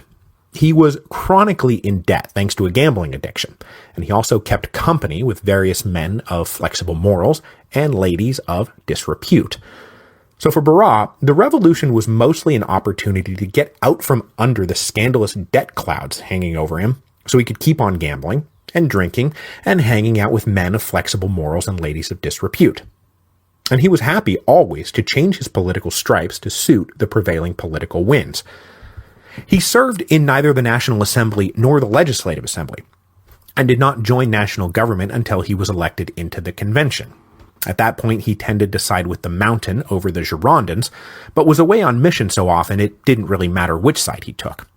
He was, as I previously noted, the lead representative down in the southeast as the Republic crushed the Federalist uprising, so he oversaw both the implementation of the terror and the confiscation of a lot of property, both of which he deployed quite profitably. It should come as no surprise, then, that Barras was high on the incorruptible Robespierre's hit list, which is what turned him into a principal Thermidorian conspirator, and now, somewhat surprisingly, a prominent national leader. Inside the Directory, Barras tended to side with La Ravelière and Rubel, but really, he seemed to be running a program all his own. A program that involved him living as luxuriously as he could, making as much money as he could, and always keeping an eye out for opportunities to preserve his position at the expense of whoever. So, like I say, Barras is a poster child for the Directory. Now, the big problem facing the directors when they took office was that the French economy was in really bad shape. The previous winter had, of course, been one of the worst on record, and the effects of the long, late freeze were felt in the harvest of 1795, which was not particularly good. And with the general maximum lifted, prices were still sky high and commodities everywhere scarce. On top of that, the national government was once again stony broke. Their hard specie reserves were down to nothing. Their nationalized lands were now selling for a fraction what they should have thanks to the insane inflation rates. Now, to address this problem, the Thermidorian Convention had continued to print assignats to pay their bills, but that only made everything worse. But wait a minute, you say, print assignats? Didn't you say just a few episodes ago that in the spring of 1795 the assignat had fallen to 8% face value and was dead? Well, yes, I did say that. But it appears that I took some exaggerated notes I made about it too literally. The assignat was not technically dead, it was still around. The Thermidorian Convention kept printing them, and upon taking office, the Directory kept printing them. But the Thermidorians at least recognized that there was a problem with printing all of these assignats, and so they decreed in the summer of 1795 that taxes had to be paid 50% in kind. And then when they were drawing up the salaries for the members of the Directory and the legislative councils, those salaries were all listed by bushels of wheat, not any kind of monetary amount. So when the Directory took over and found the coffers of the national government had run dry, they decreed another emergency forced loan. But in doing so, they all but admitted that the assignats really were worthless and accepted them at just 1% face value. This even as they continued to pump out the paper money to cover daily expenses. There was now an estimated 40 billion livres worth of face value assignats floating around out there, all of it basically worthless. Farmers refused to accept it as payment for their crops, demanding metal specie instead. But since specie had long been driven under the mattresses, if somebody did show up with coins to buy something, your first instinct was to believe that it was counterfeit. So it was ruinous to buy, and it was ruinous to sell.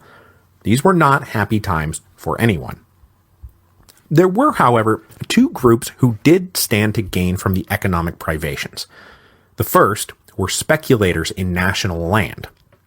Generally well-to-do bourgeoisie from the towns and cities, these speculators bundled up stacks of worthless assignats, went down to the auctions that were held in their local departmental capitals, and bought up old church lands and emigre estates for pennies on the dollar.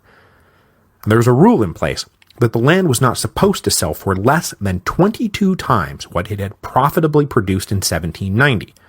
But with inflation running away with the economy, it was easy to get land for just 2 to 3 times the 1790 profitability level. And on top of that, with only a few people really able to bid, bribery of auctioneers and land surveyors was a pretty simple trick, so you could get land at scandalously low prices. So though the French economy was crippling just about everybody, if you had a little bit of a financial cushion, at least enough to get in on the speculation, you could get very rich very quick.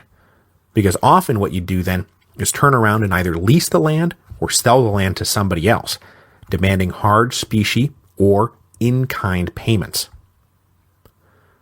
The other group that hoped to exploit the economic troubles was not aiming at financial gain, but rather political gain. And this group also happened to be the principal beneficiaries of the amnesty that had been declared at the end of the National Convention.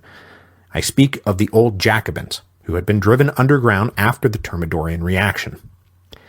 In the wake of the Royalist Vendémiaire insurrection, the new leaders of the Directory hoped to make common cause with the old Jacobins, and so it was those Jacobins more than any other group who were invited to come out of the shadows. Now, a few of the more prominent among them were prohibited from standing for election into the Directory's legislative councils, but they were allowed to hold other, lower-level municipal offices and more or less allowed to meet with one another without fear of harassment. But as we're about to see, many of those old Jacobins were not interested in reconciling with the new regime. They were interested in toppling it and returning to power. On November the 16th, 1795, a few of these core ex-Jacobins formed a new club. Officially called the Union of Friends of the Republic, it soon became known as the Pantheon Club, because their meeting hall was right next door to the Pantheon. From the beginning, this club tended to attract men who had been involved in the government of Year Two, that is, the terrorists and functionaries of the great dictatorial committees. Among them were former members of both the Committee of Public Safety and Committee of General Security, and that included 2 of the 4 we talked about just last week, both the escaped Barrère and gone-to-ground Vaudier. Collot d'Herbois and Billaud-Varenne, however, were specifically denied amnesty and left to rot in French Guiana. At the outset, most of the guys in the Pantheon Club were looking to rehabilitate themselves, reconnect their old political network, and maybe help bring the Directory back around to a more left-wing point of view. They did not like the greedy speculators who gobbled up all the land. They did not like the anti-democratic spirit of the Constitution of Year 3. The Pantheon Club soon attracted over 1,000 members, though steep entry dues naturally led the membership to be well off. Democracy and equality were fine things to talk about, but much easier without the rabble making a bunch of noise. But gentlemen Jacobins were not the only ones let out of prison by the amnesty. Also among those released were various populist radicals locked up before and after the Germinal and Prairial uprisings.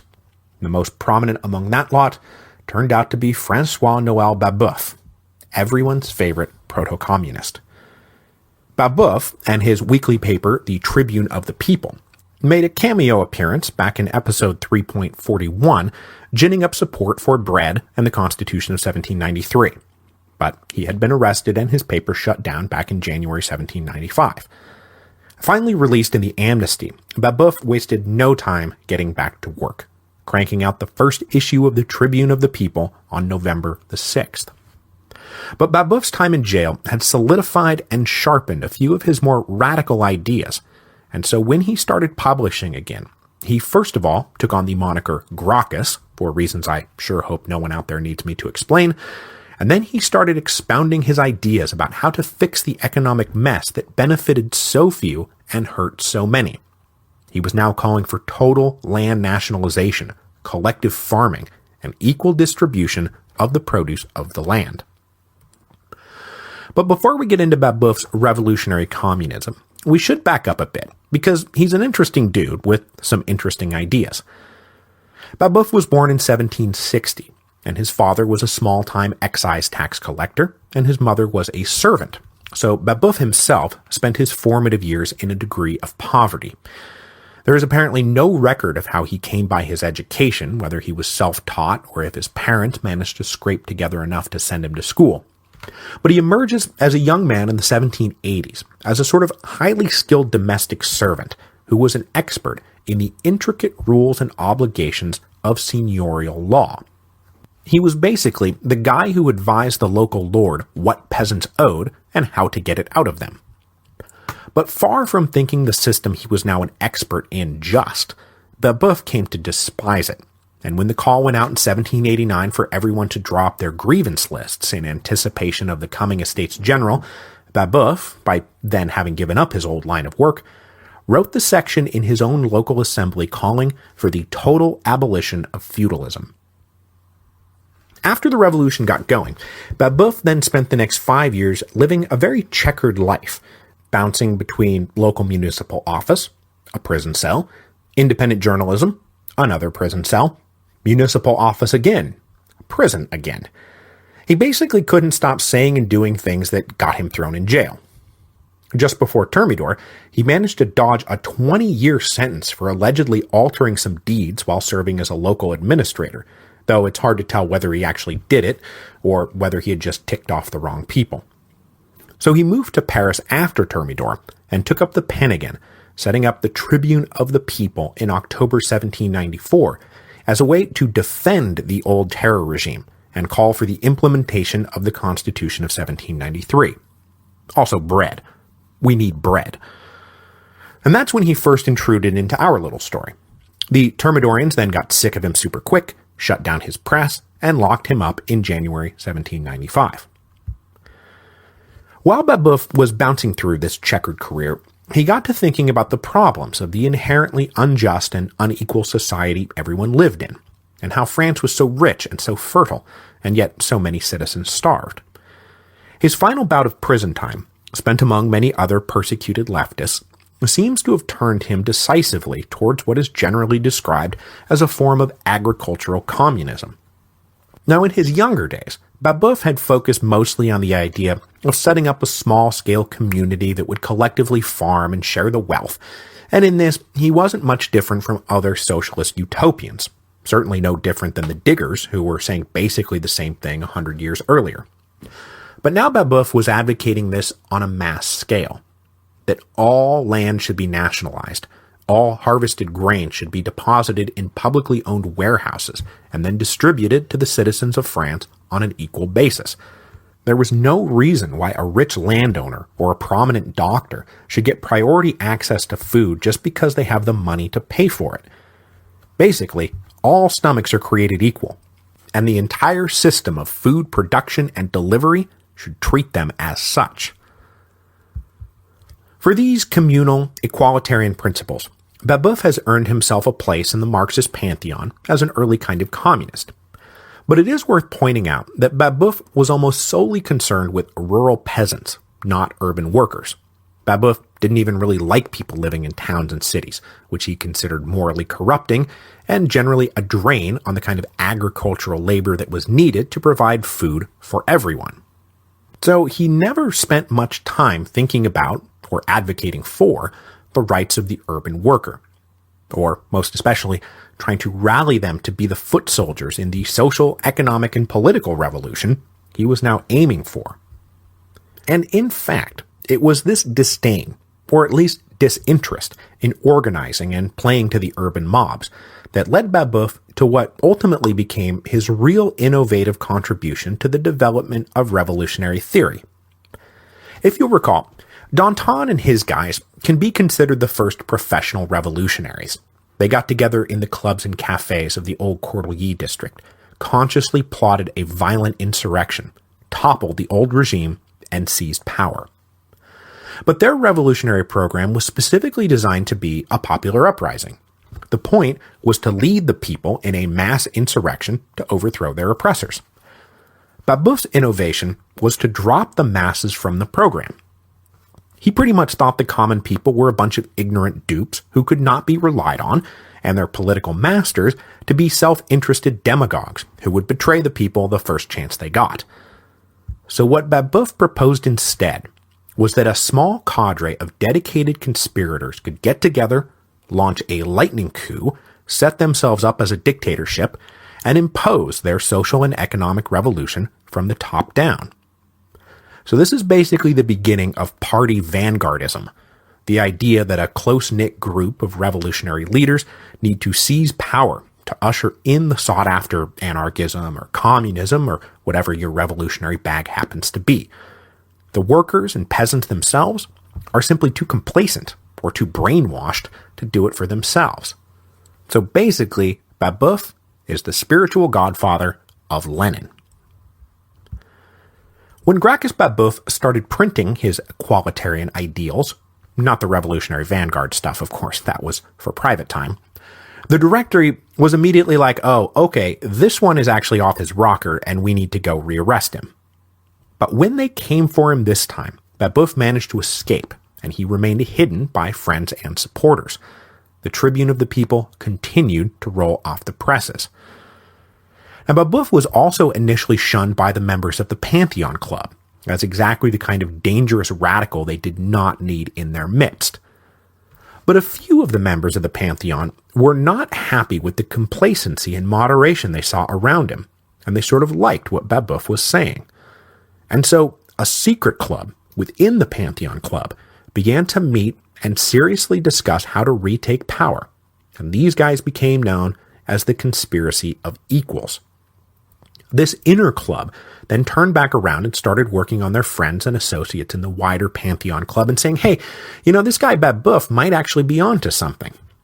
By the end of 1795, the Tribune of the People was being regularly read aloud at the Pantheon Club, where it was met by pretty enthusiastic applause. Babeuf and the slowly but surely resurgent left was helped along its road to resurgency by the continued failure of the economy. Winter had now truly settled in, and people were starving to death and freezing to death once again. Babeuf even wrote a little song about it called Dying of Hunger, Dying of Cold.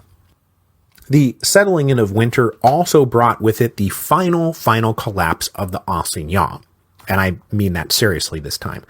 The Directory finally decided that they just couldn't keep pumping worthless paper out into the economy. They needed to start over from scratch. On February the 19th, 1796, they closed the presses and then held a ritual ceremony within which all the printing plates were broken. At this same moment, the Directory also seems to have suddenly realized that the left was getting resurgent. So, pulling a classic Thermidorian pivot, they ordered the Pantheon Club to close its doors on February the 26th. Now, to put the slightest veneer on this sudden about-face, they also closed a few right-wing clubs, but this was clearly about re-repressing Jacobinism. The newly re-prescribed Jacobins were then booted from whatever petty offices they had taken up. Now, the main upshot of this particular round of repression was to convince even more of those guys that Babeuf was right, that there could be no reconciliation with the regime. And shortly thereafter, Babeuf's own rhetoric picked up the pace. In issue 40 of the Tribune of the People, he applauded the September massacres, and then called the leaders of the Directory a bunch of starvers, bloodsuckers, tyrants, hangmen, rogues, and mountebanks. As they were being assailed from the left, the Directory then tried to figure out how it was going to keep the economy functioning now that they had abandoned the assignats. What they came up with was a moderately kind of good idea, but one that was going to fail spectacularly in practice. Basically, the idea was to start all over with a brand new paper currency. So they invented this piece of paper called the territorial mandate, which, like the assignat, would be ultimately redeemable for a portion of national lands. But the mandate was doomed from the start. On the day the first one rolled off the presses on March the 18th, 1796, it was immediately being traded at just 80% face value. This quick devaluation was then further exacerbated when the Directory decreed that an assignat out in circulation could be redeemed for mandates at a 30-to-1 exchange rate. But out in the market, they were being traded at like 400-to-1. So people started cashing out their assignats for mandates, but then those mandates themselves plummeted in value as a result. As had been going on for a while now, the only people who benefited from all this were speculators, who could quickly swap out their worthless assignats for slightly less worthless mandates, and then turn around and buy up national land for a song. Accompanying this rollout of the mandates, the Directory then got going with the potentially dangerous plan to start weaning Paris off of their subsidized food rations. The rations had never been technically free, but all you had to do was show up with a few assignats and you could pick up your allotment. On March the 25th, though, the Directory announced that they were raising the price of the ration. Now, politically, this was, of course, very dangerous. Messing with hungry Parisians had never been the smartest thing in the world to do. But the men who had been elected into the legislative councils of the Directory had never been happy with the program that had built up after August the 10th, that is, prioritized the citizens of Paris at the expense of everyone else. It had long been the secret dream of many of the delegates to stop Paris from leeching off the rest of the country. And frankly, since the capital had never been weaker politically, they may as well take their shot right now. So with the financial system collapsing and not really being revived, and Paris continuing to starve and freeze, Babeuf and his cadre of vanguards got together on March the 30th and officially formed an insurrectionary committee. But there were not enough hardcore members of the Conspiracy of Equals to pull the coup off, so Babeuf had to be convinced to form an alliance with the re-repressed Gentlemen Jacobins, the ones who had scorned him and then praised him, and now wanted in on his insurrectionary movement.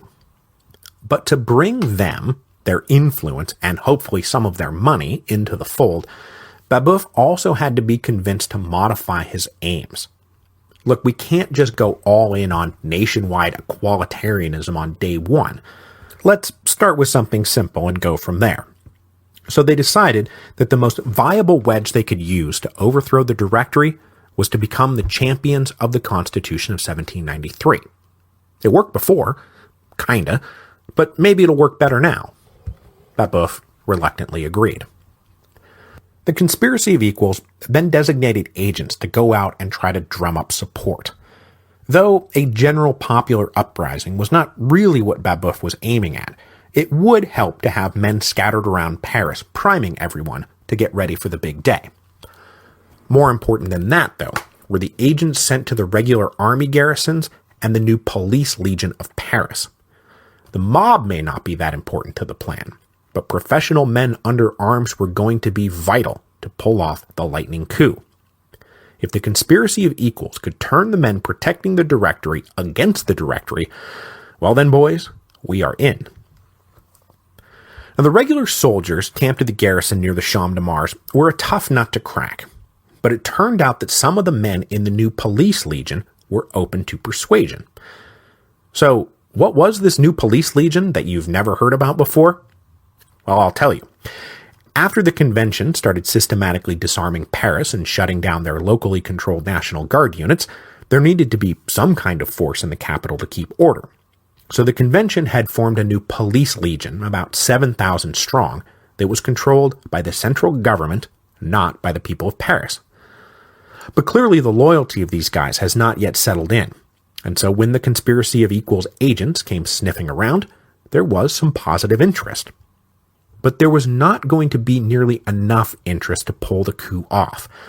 The problem for the conspiracy of equals was that they simply did not have the financial resources to bribe the people they needed to bribe to induce a full-blown mutiny. By early April, word was not only leaking around all over the place that something was up, but the people of Paris seemed to be getting genuinely excited about Babeuf and his call for the equal distribution of food. Facing its first very real crisis, the Directory was paralyzed. Rebel, for example, was afraid of cracking down too hard on the leftist agitators because he was still personally more concerned about the Directory's right flank. Meanwhile, Paul Barras was taking private meetings with some of the men connected to the conspiracy. Now, Barras later claimed he had been trying to talk them out of doing anything stupid, but those guys subsequently reported that Barras had in fact offered to put himself at their head, or at the very least, let himself be taken as a hostage. Among the directors, the only one who seemed resolute was Lazare Carnot, and he wanted to crush this thing before it got off the ground. So that's what the Directory did. On April the 16th, at Carnot's insistence, the Directory decreed that advocating either a return to monarchy or the Constitution of 1793 was now a capital offense. Then Carnot moved on the police legion. Suspecting them of being fatally compromised, Carnot transferred police power to the regular army and then ordered the police legion to the front lines to serve as an infantry brigade. Far more terrified of being sent to the front than they were actually supporters of the conspiracy of equals, 3 battalions within the police legions mutinied and declared for Babeuf. They were suppressed and disarmed with almost no effort at all. And that was right around the time one of the inner circle members of the conspiracy of equals either got cold feet or turned out to have been a government plant all along. He delivered to the Directory all the details of the planned insurrection that was set for May the 11th. With all the names, places, and plans in hand, Carnot simply waited until the conspirators started to put themselves in the places they were supposed to be on May the 10th, then swooped down and arrested everybody. Babeuf and his accomplices had no idea that they had been betrayed, and the crackdown, the raids and arrests, caught everyone by surprise. The conspiracy of equals was completely broken. So the legacy of Gracchus Babeuf and his revolutionary vanguard was not then for what they accomplished, because they didn't accomplish anything, but for what they had been aiming to accomplish, and more importantly, the way they had been trying to accomplish it. Babeuf himself is going to go down as a martyr, though he's not going to be martyred yet. There's one more little twist in the story, because they don't actually kill him right away. But some of his accomplices were not killed at all, and they would go on to spread the memory and ideals and strategies that they had come up with in 1796. Ideals and strategies that would eventually be fed to the men who fought in 1830, and then 1848, and then 1870, and in a roundabout way would wind up in the hands of, among others, Lenin and his Bolsheviks. So while we've dealt with the drama in Paris this week, we've been neglecting the war fronts, and so when we come back next week, we're going to double back to deal with the struggles along the Rhine and the perfidy of General Pichegru, the success of General Hoche and the final suppression of the Vendée uprising, and then of course get General Bonaparte over to Italy. Also, before I go this week, I should mention that the episode of 10 American Presidents by Royfield Brown that features me talking about our old friend George Washington has been posted. So if you Google 10 American Presidents podcast, you'll find it. You can also find it on iTunes, and I will also post a link to it at revolutionspodcast.com.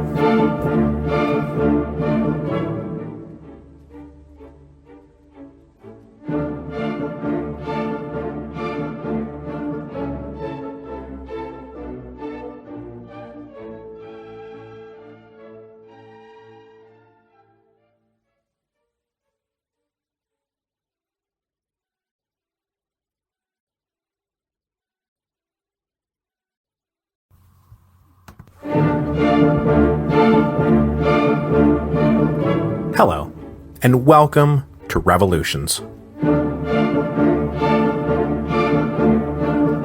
Episode 3.44, The War Feeds Itself.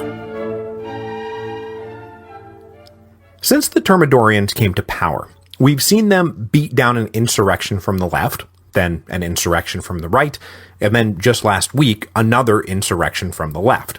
We've seen them disband the National Guard in Paris, set up a new police legion, only to disband that new police legion a few months later. So you may be asking yourself through all of this, if both wings of the political spectrum are trying to overthrow the new regime, how on earth are they still in power? The answer lies in the institution that will increasingly serve as the backbone of the Directory, the Army. The regular army played a crucial role in overawing the insurrectionaries of Germinal and Prairial, and then of course under Bonaparte's direction, regular army troops subdued the royalists of Vendémiaire. And then last week, when the conspiracy of equals was exposed, Lazare Carnot transferred police power directly to the army. So today, we're going to talk about the army, how it was being transformed into an institution with its own permanent interests, and how it fared in the campaigns of 1795 and 1796, campaigns that helped transform it into an institution with its own permanent interests that for the moment aligned with the Directory, but we all know how this plays out in the end. Okay, so just to recap a little bit. Before the Revolution, the French army was trending in a bad direction. Instead of modernizing through the 1780s, the French nobility had decided to turn the military back into an ironclad stronghold of aristocratic privilege. The common soldiers were subjected to pretty draconian punishments. The non-noble professional soldiers were now forced to top out at captain, and all the top spots were reserved for the well-bred and well-connected sword nobility. After the Revolution hit, 2/3 of the officer corps emigrated, including almost all of those old sword nobles, leaving an officer corps that had to be restocked by men who then naturally tied their career prospects to the success of the Revolution. And the common soldiers were then augmented by passionate volunteers who made up for in zeal what they lacked in formal training. This all being brought to full fruition by the levée en masse, which eventually brought nearly 1 million men under arms, and then also the amalgamé, which tied veterans to new recruits to quickly introduce rookies to the rules, responsibilities, and values of men under arms. The levée en masse also mobilized the entire nation to keep those soldiers fed, clothed, and armed. Forged in the crisis of 1793, this new French national army became a tidal wave that slowly pushed all its enemies back. But one of the major features of the army during this period of crisis, and one of the major innovations in the history of political warfare, was the representative on mission. Political commissars like Saint-Just had the final word in everything, ordering their generals when to fight and where to fight, and controlling all promotions and discharges. While the Committee of Public Safety reigned, the army worked for them. The aggressive zeal of the representatives probably had a lot to do with France not only surviving the great military tests of 1793 and 1794, but frankly emerging stronger than ever.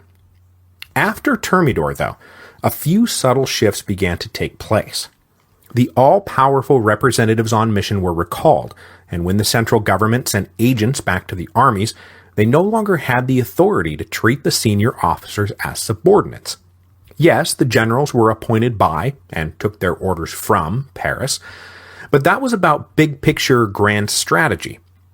Day-to-day minutiae, the actual deployment of divisions, the hiring and firing of officers, that became the purview of the generals. And so it didn't take long for fidelity to whatever happened to be the political ideology of the day to a client-patron relationship between the junior and senior officers out in the field.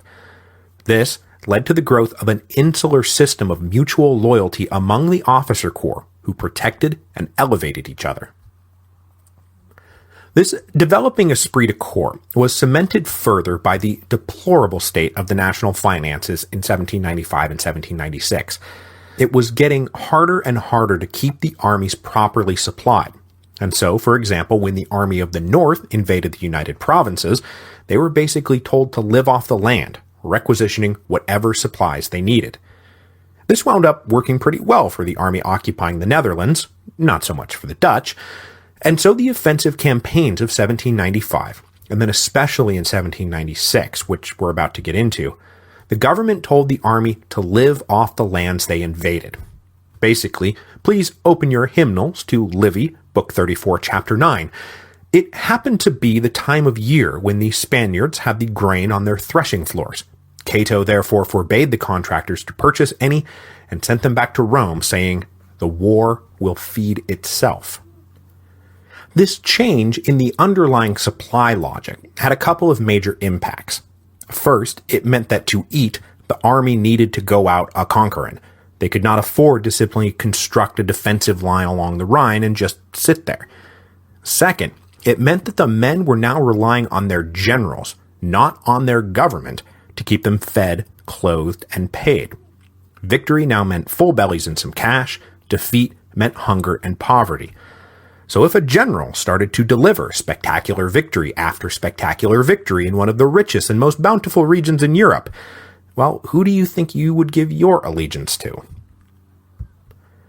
After the run of treaties in the spring and summer of 1795 pulled the Prussians, the Dutch, and the Spanish out of the war, the French were left to face off against the British and the Austrians.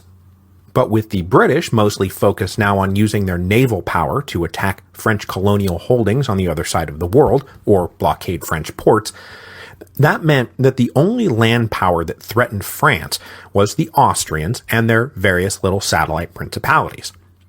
So just as the Thermidorian Convention was handing power to the Directory in the fall of 1795, they ordered their two major armies along the Rhine to go on the offensive, with the intention of seizing all the major strongholds along the Great River, the central prize being the great fortress city of Mainz, the really central prize being all their money.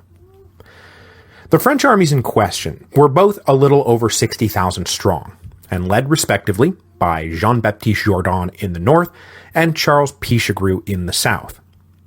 In between those two field armies, a third French force sat on the west bank of the Rhine next to Mainz, attempting to blockade the city, but unless it was enveloped from the east, Mainz would never fall. The overall strategy for the year was developed back in Paris by Lazare Carnot, who was convinced that a double pincer move, his absolutely favorite kind of move, could envelop and crush Austrian resistance. Now he might have been right about that. It might have worked. Except that Pichegru seemed suspiciously uninterested in holding up his end of the pincer. Opposing the French was, for the moment, the main Austrian army of the Lower Rhine, though an army of the Upper Rhine was being hastily cobbled together in the Black Forest to reinforce the southern Austrian defenses.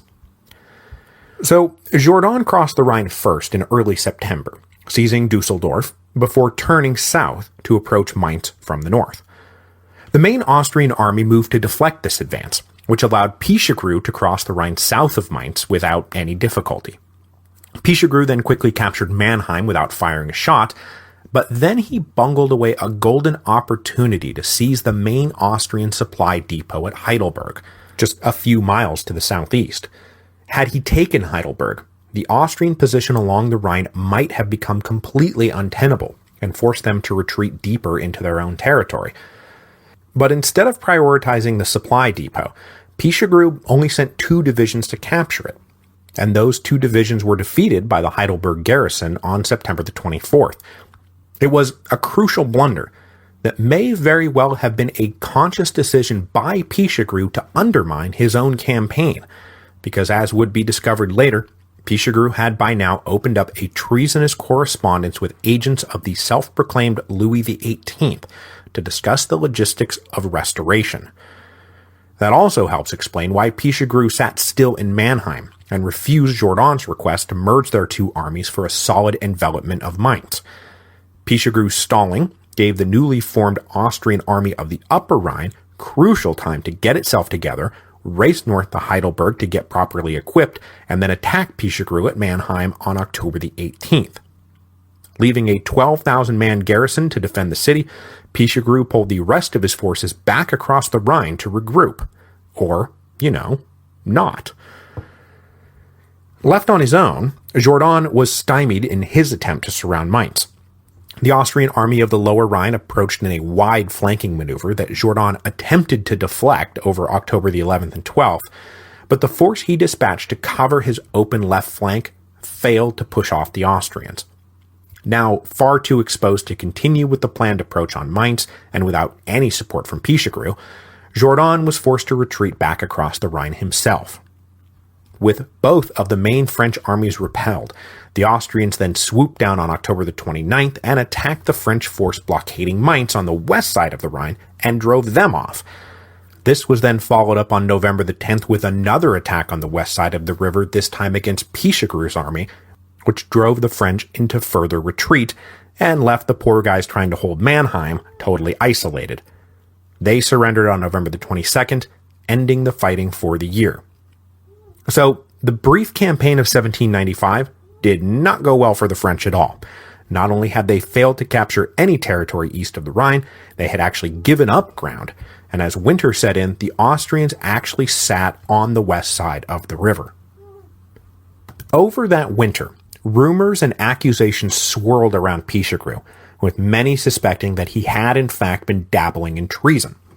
Now, there was no official proof, yet, but when Pichegru got all puffed up about his besmirched honor and offered his resignation in March 1796, the offer was accepted, much to Pichegru's surprise and dismay. But though that would be the end of Pichegru's military career, it will not be the end of his political career, as we will see next week. The strategy devised by Carnot in the Directory for the campaign of 1796 was basically just a more ambitious retread of the campaign strategy for 1795, except this time without a treasonous general in charge of one of the two armies. The main theater would again be the Rhine, with the two French armies crossing in a great pincer to envelop the Austrians. To help relieve some of the pressure on those Rhine armies, though, Carnot also decided to open up a secondary front in Italy, a front that would hopefully tie up enough Austrian resources to give the French a free hand up in Germany. To open up this second front, Carnot, with some prodding from his fellow director Paul Barras, finally acquiesced to the demands of the super-ambitious 26-year-old Napoleon Bonaparte for a field command. After Vendémiaire, Bonaparte had been promoted to command the Army of the Interior, a reserve force that was now doubling as the Directory's Praetorian Guard. That promotion had also come after prodding from Barras, who told his fellow directors, "Promote this man, or he will promote himself without you." But instead of giving Bonaparte the command vacated by Pichegru, he gave the young general the 60,000-man Army of Italy, which was probably supposed to bury Bonaparte in the most disorganized and demoralized of all the French armies. But Bonaparte was not going to be relegated to obscurity that easily, nor did he think the command in Italy nearly as terrible as the politicians in Paris did. Remember, Bonaparte had served as a general of artillery in that same army in 1794, and had plotted its successful advance into the Alps and up the Riviera. Yes, the Army of Italy had been totally neglected. Pay was months overdue, they were badly clothed, many lacked shoes, supplies for everything were short, and on top of that, they weren't really doing anything. The combination of idleness and deprivation was destroying morale, and led to mutinies cropping up with a disturbing regularity. So this was the army Bonaparte inherited in March 1796 for his very first field command. It was a command designed to break the spirit of a general, but instead Bonaparte looked around and said, "Yeah, there's nothing here I can't work with."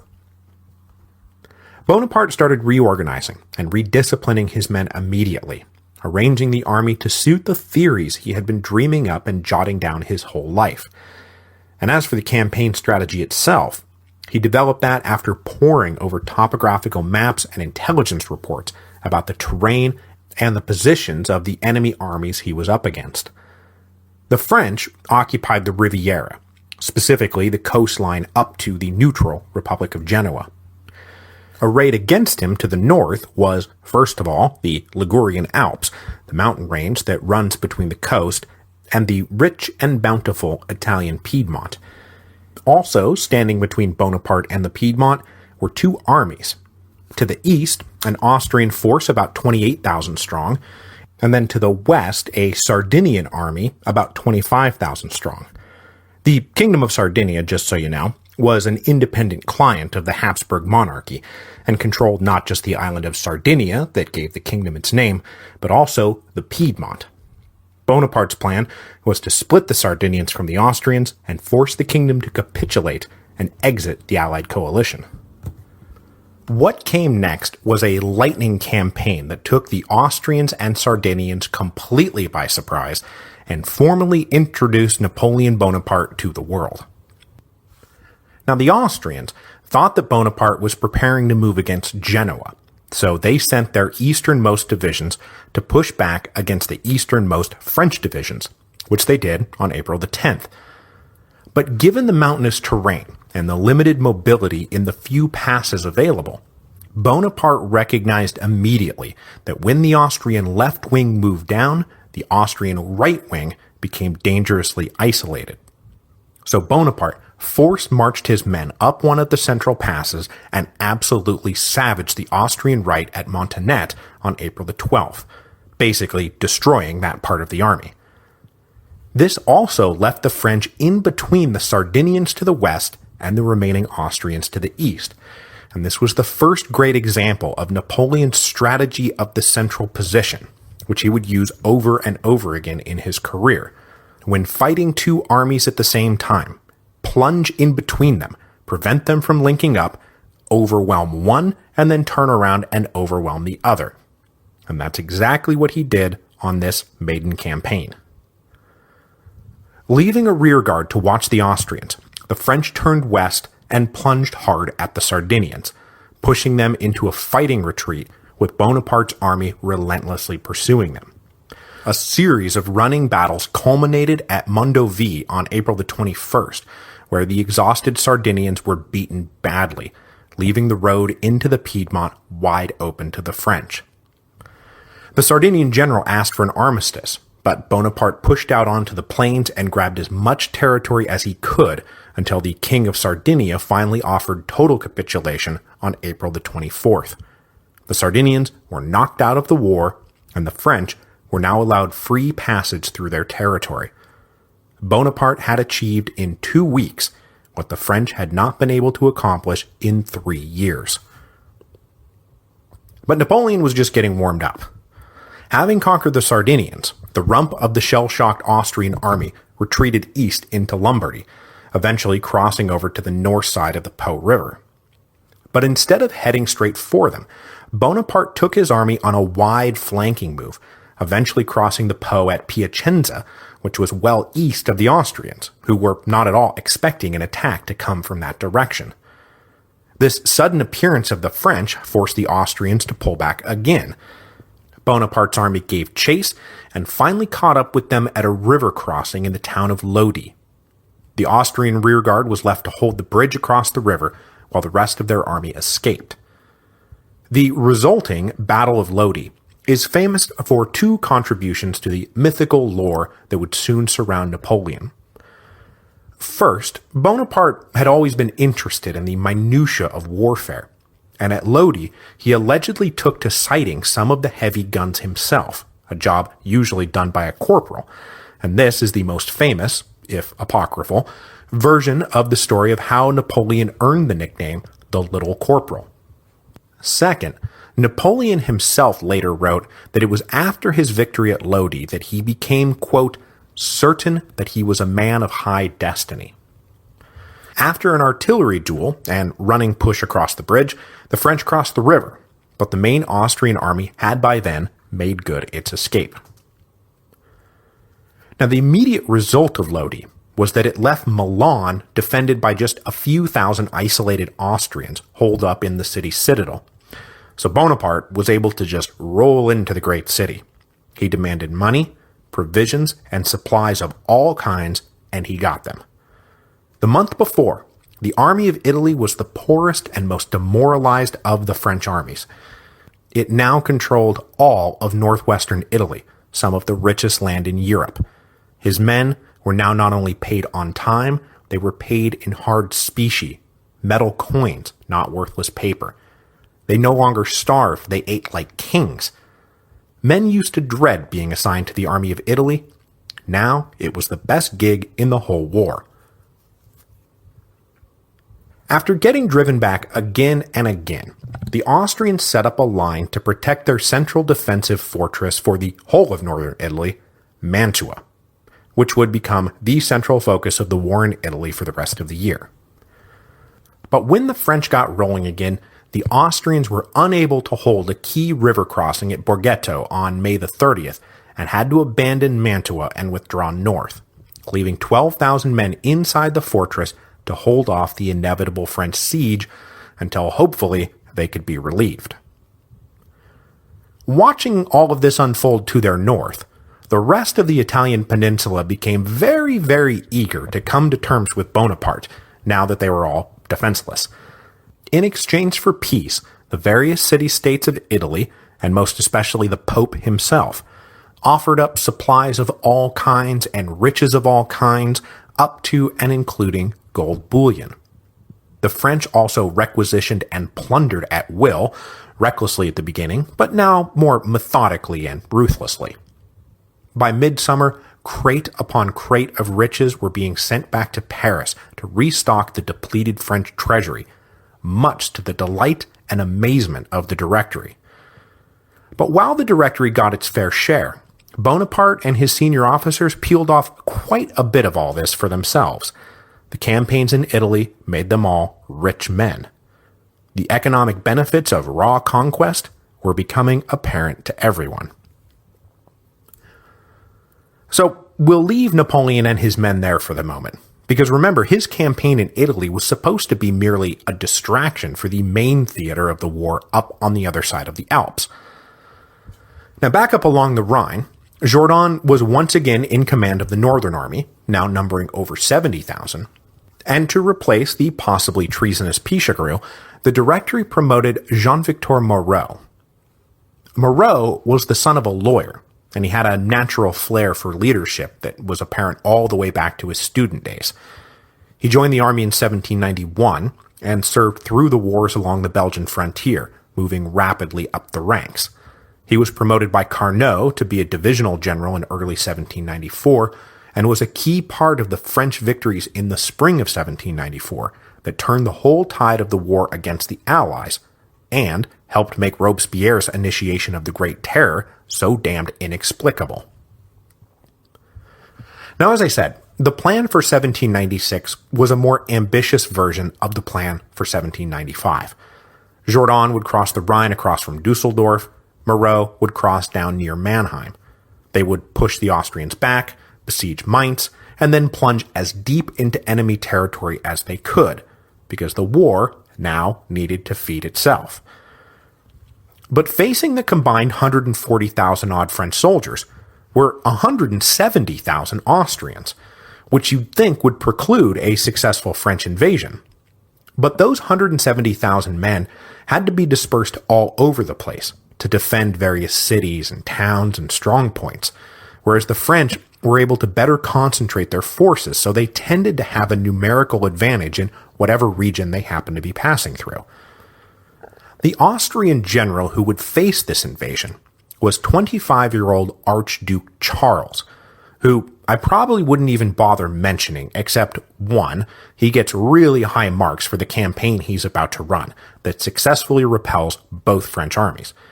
And two, he will eventually go down in history as one of Napoleon's most capable opponents. So, just as 26-year-old Bonaparte was emerging into the annals of military history down in Italy, the 25-year-old Charles, who I believe is destined to take the field against Napoleon more times than any other commander in history, is doing the same up in Germany. Speaking of Bonaparte, his campaigns in Italy did indeed clear out some breathing space for his comrades up along the Rhine, and so when they got moving in June 1796, the Austrians had already been forced to peel off 25,000 men to go relieve Mantua. Jourdan once again crossed the river first, and Archduke Charles was forced to pull his army back to the east side of the Rhine to protect Mainz, On June the 15th, the Austrians attacked Jourdan's army at Wetzlar and came away with an apparent victory that forced Jourdan to scoot back across the Rhine. But the entire maneuver had really just been a distraction to allow Moreau's army to fight its way across the Rhine against a much weaker enemy guarding the crossings to the south. So, leaving behind a force to keep an eye on Jourdan, Charles then raced down to try to stop Moreau's advance. But of course, as soon as Charles was out of sight, Jourdan recrossed the river and pushed off the 35,000 or so Austrians keeping an eye on him, which is all they could really do since they weren't strong enough to stop the French advance.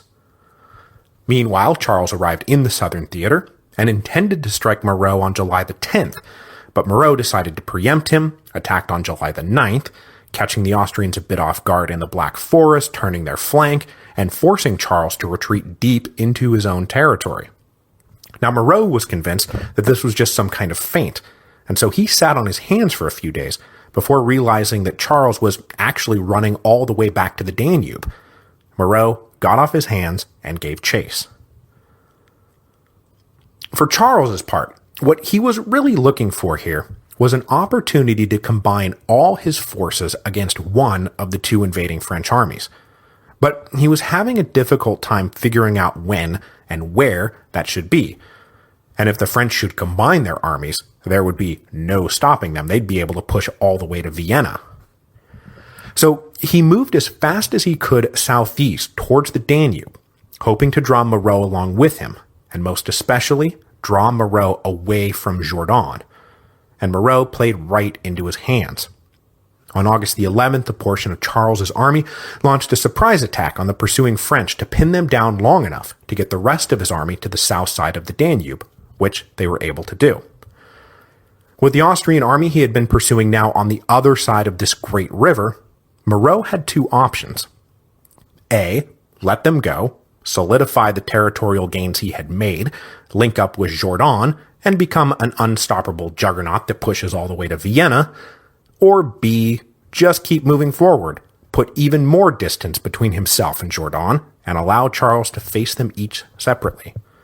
Moreau picked option B. Jourdan was making progress of his own, though, and after depositing a force to begin the siege of Mainz, he pushed deeper east. And by the middle of August 1796, both French armies were deep in enemy territory and were receiving a string of swift capitulations from the various Austrian-aligned principalities they passed through. Hoping to mitigate the French plundering, these principalities surrendered and laid down their arms. Not that it really helped them that much. The war will feed itself. Meanwhile, down in Italy, Bonaparte was about to deal with that additional Austrian army that was being sent down to try to lift the siege of Mantua. Now, technically, the Austrians will succeed in lifting the siege, because when they came down through the Alps in late July, Bonaparte recognized that if he was going to defend his position, that he couldn't leave anyone behind in Mantua. So he moved everybody north, and after moving around each other for a few days, the French and Austrians met at Castiglione on August the 5th. Now, the Battle of Castiglione demonstrated another early example of the battle strategies Napoleon would use to conquer Europe. This time, it is the move on the rear. Bonaparte sent the bulk of his forces on a full frontal assault of the Austrian line, but also sent 5,000 men on a wide flanking maneuver to come at the Austrians from their back left. When the Austrians repositioned to face this new threat, creating a capital L-shaped line, Bonaparte concentrated a massive force, infantry, cavalry, artillery, on the hinge point of the Austrian line, smashing through it and splitting the Austrians in two, which forced them into a disorganized retreat.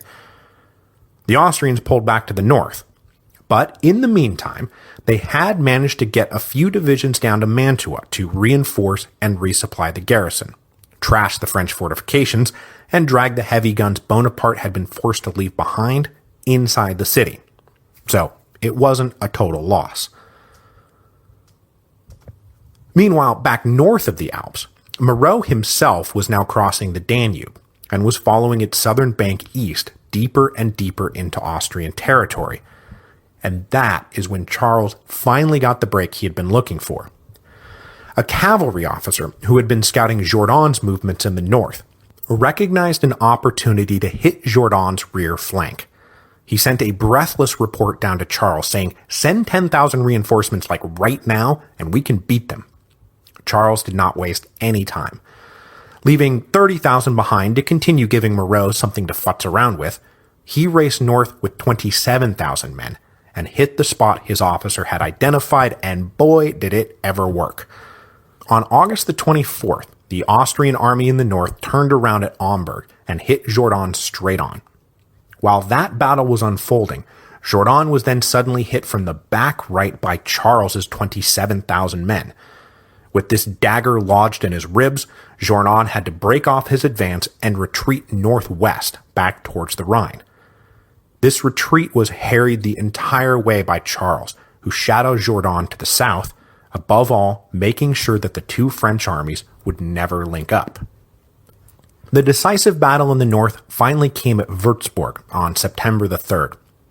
Jourdan turned around and struck at what he thought was an isolated Austrian division that he completely outnumbered, but instead it turned out to be a well-supported and well-reinforced forward unit of Charles's whole army. The battle ended whatever hopes Jourdan had of staying on the east side of the Rhine, and he was forced to recross the river. When he did, all the various little sieges the French had set up with the Austrians pushed so far back had to be abandoned, most especially the siege of Mainz, which for the second straight year resisted French attempts to capture it. When word finally reached Moreau that Jourdan had not only been turned around, but was headed back across the river, he looked around and was like, "Wow, I am really super deep in enemy territory and suddenly all by my lonesome." So he turned around, recrossed the Danube, and started heading back towards the Rhine himself, now being pursued by the Austrian army that he had so recently been chasing. Moreau was well aware that he needed to beat it back to France before Charles could swing down from the north and cut him off. Now there was a pretty dicey moment when the territory surrounding the bridgehead Moreau and his army had come over on was captured by the Austrians, forcing Moreau to turn and head due south, marching parallel to the Rhine through the Black Forest, racing for the next major crossing, which was near Basel, Switzerland. Charles caught up with Moreau a few times, and the retreat turned into a fighting retreat. But after one last battle at Schlingen on October the 24th, Moreau and his army got back across the Rhine. Now, there might have been a slightly different end to all this if Bonaparte had done what the Directory had wanted him to do instead of just doing what he wanted to do. Well, actually, that's not exactly right.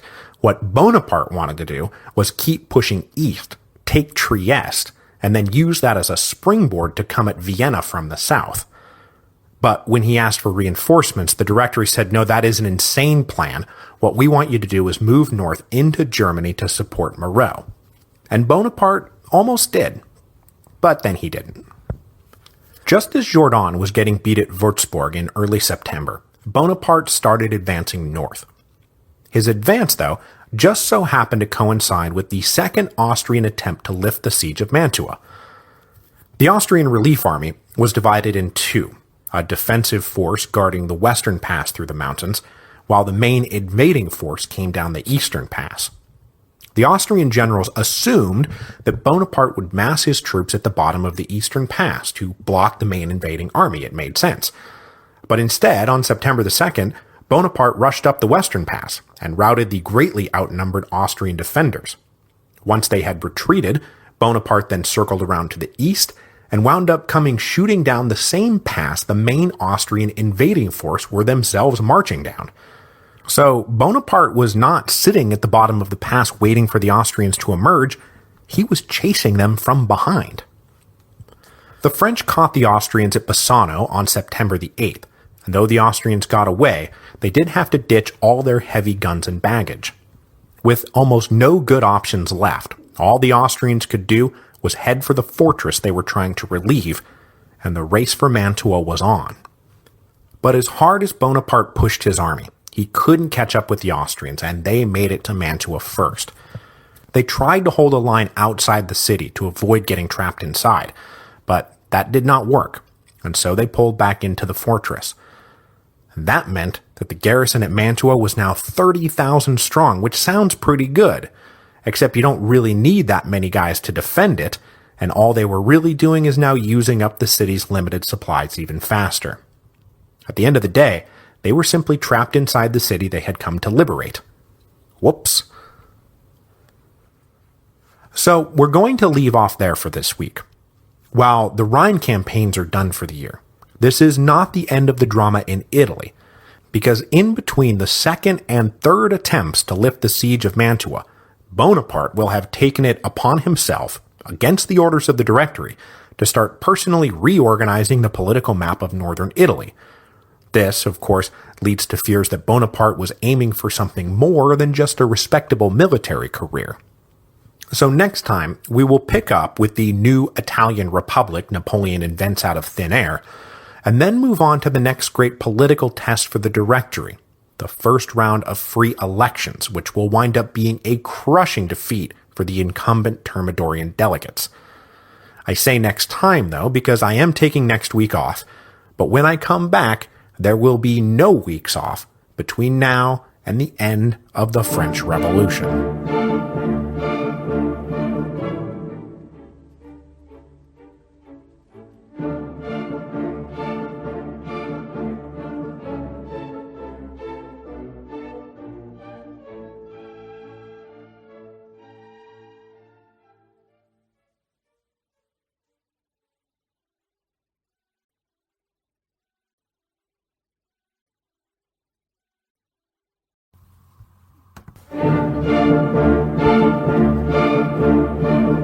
Hello, and welcome to Revolutions. Episode 3.45, The Fall of Mantua. So welcome to the final stretch drive of the French Revolution. Mrs. Revolutions is getting more and more pregnant by the day, so I have 8 weeks to get to the coup of 18 Brumaire. So, no sense wasting time. Let's get right into it. To start today, we need to circle back around to the dying embers of the insurrection in the Vendée. There was so much talk last time about Italy that I couldn't make it back around to the West, but that was partly because there isn't much left to get back around to. When we last left the region, Lazare Hoche had just crushed the Quiberon Bay expedition back in July 1795 and then marched south into the Vendée. There, he was joined by the Army of the Pyrenees. No longer required to man the Spanish frontier, these troops marched north to support the final pacification of the West. Under Hoche's direction, these two armies pinned the last of the Vendée rebels against the Atlantic coast. Now the Comte d'Artois, the younger brother of Louis XVI, and thus younger brother of the now self-proclaimed Louis XVIII, and himself the future Charles X, held out hope that the insurrectionary West would still be the great launching pad for restoration, and he landed with a small émigré force in late 1795. But by then, there was no further support from the British, and the rebels were hopelessly outnumbered. Most everyone else in the Vendée had settled into grudging acceptance of the Republic as long as they were left alone to live and worship how they pleased. So, d'Artois got back on his boat and sailed away. General Hoche then spent the next few months advancing methodically, locking down territory, giving the rebels nowhere to go, nowhere to get supplied from. There was no way in, there was no way out. In early 1796, the final act played out. Hoche finally cornered and captured the last Vendée general in February 1796 and had him shot by a firing squad the following month. 3 years after the insurrection began, in response to the revolutionary attacks on the Catholic Church generally, and then the levée of 300,000 particularly, the war in the Vendée was over. It had been a vicious, bloody, and bitter struggle that killed somewhere on the order of 250,000 people. The Vendée Uprising is very little known today, but it was by far the most destructive and deadly part of the whole French Revolution. Compared to what happened in the Vendée, the couple of heads rolling into a few baskets in Paris seems positively humane. The final victory in the Vendée left the Directory with an interesting question. Between the Army of the West and the Army of the Pyrenees, it now had tens of thousands of Republican soldiers freed up to do whatever. What do we do with them all? The obvious answer was march them east to reinforce the armies of Jourdan, Moreau, and Bonaparte, who were all preparing to invade Austrian territory.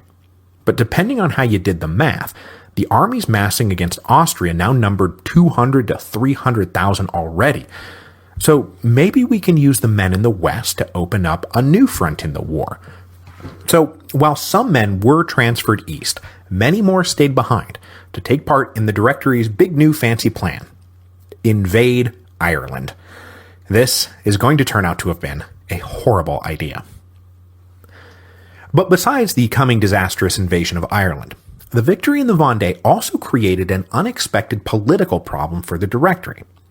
Finally abandoning hope of restoring the monarchy by force of arms, royalists inside France turned their attention to the ballot box to achieve their ends. If the monarchy could no longer win in the field, maybe they could win the next election and then dismantle the hated republic from the inside. So despite their flameout in the West, the political right was actually feeling pretty good about their position in the summer of 1796. The Directory's crackdown on the leftists, following Babeuf's supported conspiracy of equals, meant that the right was being treated pretty leniently these days. Their papers operated without harassment, they met with each other out in the open. Then the Conservatives got a further boost in September 1796. After the Directory arrested Babeuf and his associates, the conspirators were held at the army garrison at Grenelle, that is, right off the Champ de Mars outside of Paris. The remaining rump of left-wing Jacobins got it into their head that they could incite a mutiny of this garrison, free Babeuf, and ride the momentum all the way into power. It was well known that the garrison in Paris was getting antsy. It used to be pretty awesome to be stationed in the capital, safe and secure and well away from the front lines. But now that the French armies had gone on the offensive, especially the Army of Italy, word was coming back that their comrades were out there bathing in riches and glory, while the Paris garrison sat bored and underpaid in the capital. But as the Jacobins soon found out, that did not mean that they were ready to overthrow the government on behalf of some left-wing lunatics. After some allegedly careful planning, 300 or 400 armed Jacobins mustered on September the 9th and marched on the Grenelle garrison. They thought they had made good contacts inside the garrison, and that they were about to trigger a mass uprising, but the Jacobin ranks were absolutely riddled with informants, and the Directory knew all about everything well in advance. When the Jacobins arrived, they were greeted by a regiment of fully loyal troops. The whole thing collapsed in a couple of minutes. Most of the Jacobins got away, but the army rounded up about 130 of them, and of those, 30 would be executed a month later by firing squad. This semi-delusional spasm of left-wing radicalism only helped further legitimize the Conservatives. But as it was turning out, the Conservatives were not a unified bloc. On the one hand, you had arch-conservative absolutists. For them, the goal was nothing less than the full restoration of the monarchy with all its ancient rights and privileges. On the other were constitutional monarchists, guys who had been revolutionaries in good standing until the insurrection of August the 10th pushed them all out. They believed in trying to restore something like the Constitution of 1791, with a few adjustments to make it more stable. And one of the biggest differences of opinion amongst these royalists was when we say bring back the king, who do we mean? For the absolutists, this was obvious, Louis XVIII. But the constitutional monarchists gagged on this idea. Louis XVIII had shown himself to be a belligerent reactionary. Restoring the French monarchy was going to be hard enough without trying to build it on the back of some arrogant prat who spit on everyone who didn't have royal blood. So the constitutionalists looked to the junior branch of the royal house and pushed for Louis Philippe, the son of Philippe Égalité and now the new Duc d'Orléans. Chances were good that the average French citizen would be far more willing to accept the moderate Duc d'Orléans as king than the reactionary Louis XVIII. But despite their differences, the two sides tried to forge a political coalition that would help them win the spring elections that we're going to talk about next week, and then they would all start working to restore the monarchy. what that restored monarchy would actually look like was a fight for another day. Now, as the conservatives gathered strength, though, General Napoleon Bonaparte was doing his best to make the legitimacy of the Directory ironclad by continuing to kick the snot out of the Austrians in Italy. But though his victories reflected well on the Directory, it was also clear that young Bonaparte was very much his own man. In the lull between the second Austrian attempt to relieve Mantua in September 1796, that's what we ended with last time, and the coming third attempt to relieve Mantua in November 1796, that's what we'll get to in a second, Bonaparte consolidated French holdings in North Italy. But he did so without instructions, orders, or, frankly, the authority to do so. The Kingdom of Sardinia would remain the Kingdom of Sardinia, defeated and under French occupation. But further to the east, Bonaparte experimented with creating independent French-aligned republics out of the mishmash of northern Italian duchies, provinces, and city-states. On October the 16th, he called together representatives from 4 of these territories and proclaimed them to be the Cispadane Republic. Cispadane being the old Roman designation for territory south of the Po River, a river they called the Padus. With a capital in Bologna, the government of this new republic was modeled on the French Directory, a 5-man executive committee governing in conjunction with a bicameral legislature. From Bonaparte's perspective, the primary responsibility of the new republic would be to clamp down on any local insurrections against French occupation and then keep the French army supplied. And he's so glad you agree with him about those responsibilities. A month later, Bonaparte would organize the territories that had been the Duchy of Milan into the Transpadane Republic, with a nearly identical administrative apparatus and responsibilities. But by the time that the Transpadane Republic was being proclaimed, Bonaparte was in the middle of getting beat and very possibly losing all that he had just acquired in Italy. By the end of October 1796, both of the French armies that had invaded across the Rhine River had been chased back into France by Archduke Charles.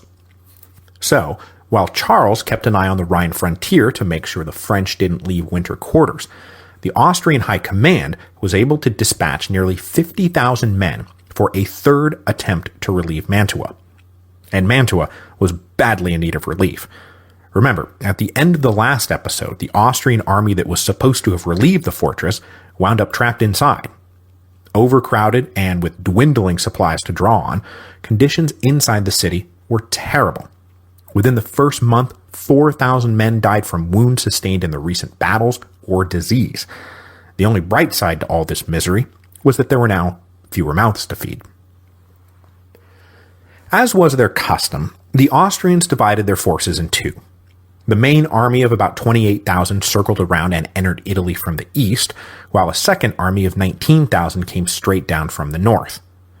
Bonaparte, meanwhile, had a little over 35,000 men at his disposal, but he had to disperse them in 4 divisions of about 8,000 to 10,000 men each to cover all the approaches to Mantua, to say nothing of the siege itself, which required 8,000 men to maintain. So really, he's only got about 28,000 men available for his field army. Now this latest campaign, which is going to go pretty bad for the French until the very end, naturally got off on the wrong foot. Bonaparte was badly misinformed about the size of the force approaching from the north. The Austrians had taken pains to conceal their deployments, and the army that started marching south at the end of October was literally twice as big as Bonaparte expected. That's why he posted just one of his 10,000-man divisions to cover the pass 19,000 Austrians were now marching down. Not realizing the extent of the danger to the north, Bonaparte concentrated the rest of his forces to deal with the army coming in from the east. One of his divisions had been stationed in the town of Bassano along the Brenta River, but with the bulk of the Austrian army approaching, this outnumbered division left Bassano and its river crossing to the Austrians and rendezvoused with Bonaparte, who was coming up with 83,000 men to try to stop the Austrians from crossing the river. Now, by the time the French arrived back at Bassano with 19,000 men on November the 6th, most of the 28,000 Austrians were already on the west side of the river. Bonaparte ordered an attack to try to drive them back, and an all-day battle ensued that saw heavy casualties on both sides. But at the end of the day, Bonaparte had failed to push the Austrians back, and he ordered a retreat. The Austrians attempted to pursue him, but Napoleon had his armies moving faster than anything on earth these days, and they pulled away and regrouped at Verona, about 80 miles to the southwest. Also, incidentally, where the two converging Austrian armies planned to link up. The Battle of Bassano was the first time Napoleon Bonaparte had been beaten in the field. Of course, he sent a dispatch back to the Directory reporting a great victory because, of course he did. While the main armies were battling over Bassano, the action in the north saw the Austrians just push the outnumbered French back. The French made a valiant stand over November the 6th and 7th at Caliano, but when the Austrians snuck some guys around behind them, some of the French troops panicked and fled, which broke down the whole line. The running battles over the last week had taken its toll on both sides. The Austrians had lost 3,500 killed, captured, or wounded. The French had lost 4,400, almost half of their total forces, and they retreated all the way back to Rivoli. Meanwhile, not too far to the south now, an advanced Austrian force of about 12,000 approached Verona on November the 12th and took position on a ridge north of the town of Caldiero. On a totally crappy, hail-filled day, Bonaparte dispatched 13,000 men to go push the Austrians off the ridge. The French started to make a little progress, but then a second Austrian force arrived, and the French had to retreat again. So this is not going well for Bonaparte at all. His armies were getting beat on all fronts, they were outnumbered, and there was no relief in sight. The two Austrian armies were now dangerously close to linking up, and if they did, their combined weight would be too much to overcome. Napoleon came very close to abandoning the siege of Mantua and pulling back to Milan right then and there. But then he got lucky, which is one thing all great commanders have in common. From time to time, they just get lucky. Austrian communications and intelligence during the campaign were horrible. The army approaching from the north believed that the French troops in Rivoli had been reinforced by another 10,000 men, so they halted their advance. No one told them that those men had actually been fighting at Bassano and were now in Verona with Bonaparte. Then the main Austrian army coming in from the east slowed their advance rather than pushing down hard. This moment of hesitation led Bonaparte to say, "Screw it, let's just go for the jugular and see if we can win this thing." Leaving skeleton crews to man both Mantua and Rivoli, dangerously exposing both his flank and his rear to attack, Bonaparte cobbled together 18,000 men to go attack the 23,000 Austrians arrayed against him east of Verona. Revisiting the maneuver he had used when he came down out of the Piedmont, Bonaparte marched his men southeast out of Verona on November the 15th, following the southern bank of the Adige River. His plan was to march underneath the Austrians, cross the river in their rear, and then come at them from behind, hopefully capturing their baggage and cutting them off from their line of supply and retreat. What followed turned out to be a 3-day extravaganza called the Battle of Arcole, that if I described in all its back and forths, and regular bridges here and pontoon bridges over there, multiple columns moving in multiple directions across and beside two different rivers in marshy country that limited everyone to using causeways and diked off dry ground, it would take me a whole episode to get through it all. So we're not going to do that. By far, the most famous incident in the battle came on the first day of fighting. With his men pinned down trying to get across a bridge to take the town of Arcole, hence the name of the battle, Bonaparte got a little carried away trying to rally his men. He grabbed a flag, strode out into the open, waving it and urging his men to attack. Now this famous scene is inevitably depicted as Napoleon standing on the bridge waving the flag, but the official report says that the French hadn't gotten that far yet, and he was actually 55 paces back. Still, pretty gutsy stuff. Eventually, his staff was able to hustle him back to cover without getting shot. The French eventually took Arcole late that night, then lost it the next day, then nearly got pushed all the way into full-blown retreat, before regrouping at the end of the third day and taking the city back for good. With the French now poised to cut them off, the Austrians retreated to protect their line. The Battle of Arcole decided the campaign. The Austrian army coming down from the north finally recognized how weak the Rivoli garrison was and drove them out of the city on November the 17th, but that was the same day that the main Austrian army was getting beat at Arcole, and they were now in retreat. With basically no hope now of linking up, the northern army retreated back up into the mountains. The Austrians tried to re-coordinate their offensive, but the communication lines were too drawn out, and they couldn't get anything going. By the very skin of his teeth, Bonaparte had staved off a third attempt to relieve Mantua. With the Austrians' hold in Italy slipping away fast at the end of 1796, the Directory moved forward with its plan to open up a new front in the war against the British. That new front being Ireland. So as Bonaparte battled the Austrians, General Hoche prepared his army for an invasion of the British Isles. Now, we don't have the time to get into all the comically horrible details of the Irish expedition, so here is the quick and dirty version of it. When the revolution got going in France in 1789, Irish patriots were inspired to form political clubs to espouse revolutionary principles and hopefully get the ball rolling on independence from the English. These clubs were tolerated until the British declared war on France in 1793. After that, the clubs were forced underground.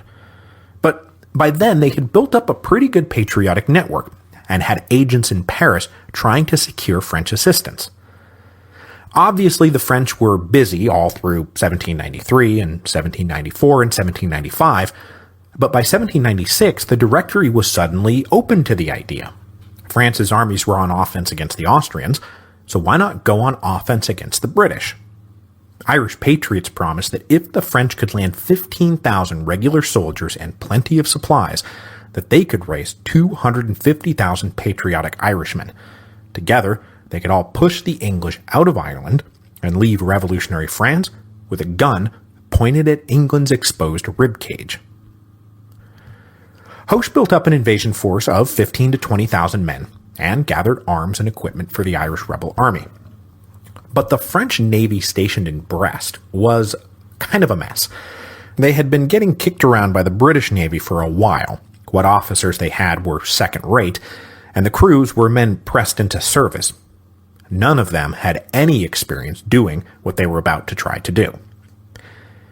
As the invasion fleet started to come together over the fall of 1796, Hoche sent them out on a practice run. It was botched so horribly that it threw the logic of the whole operation into doubt.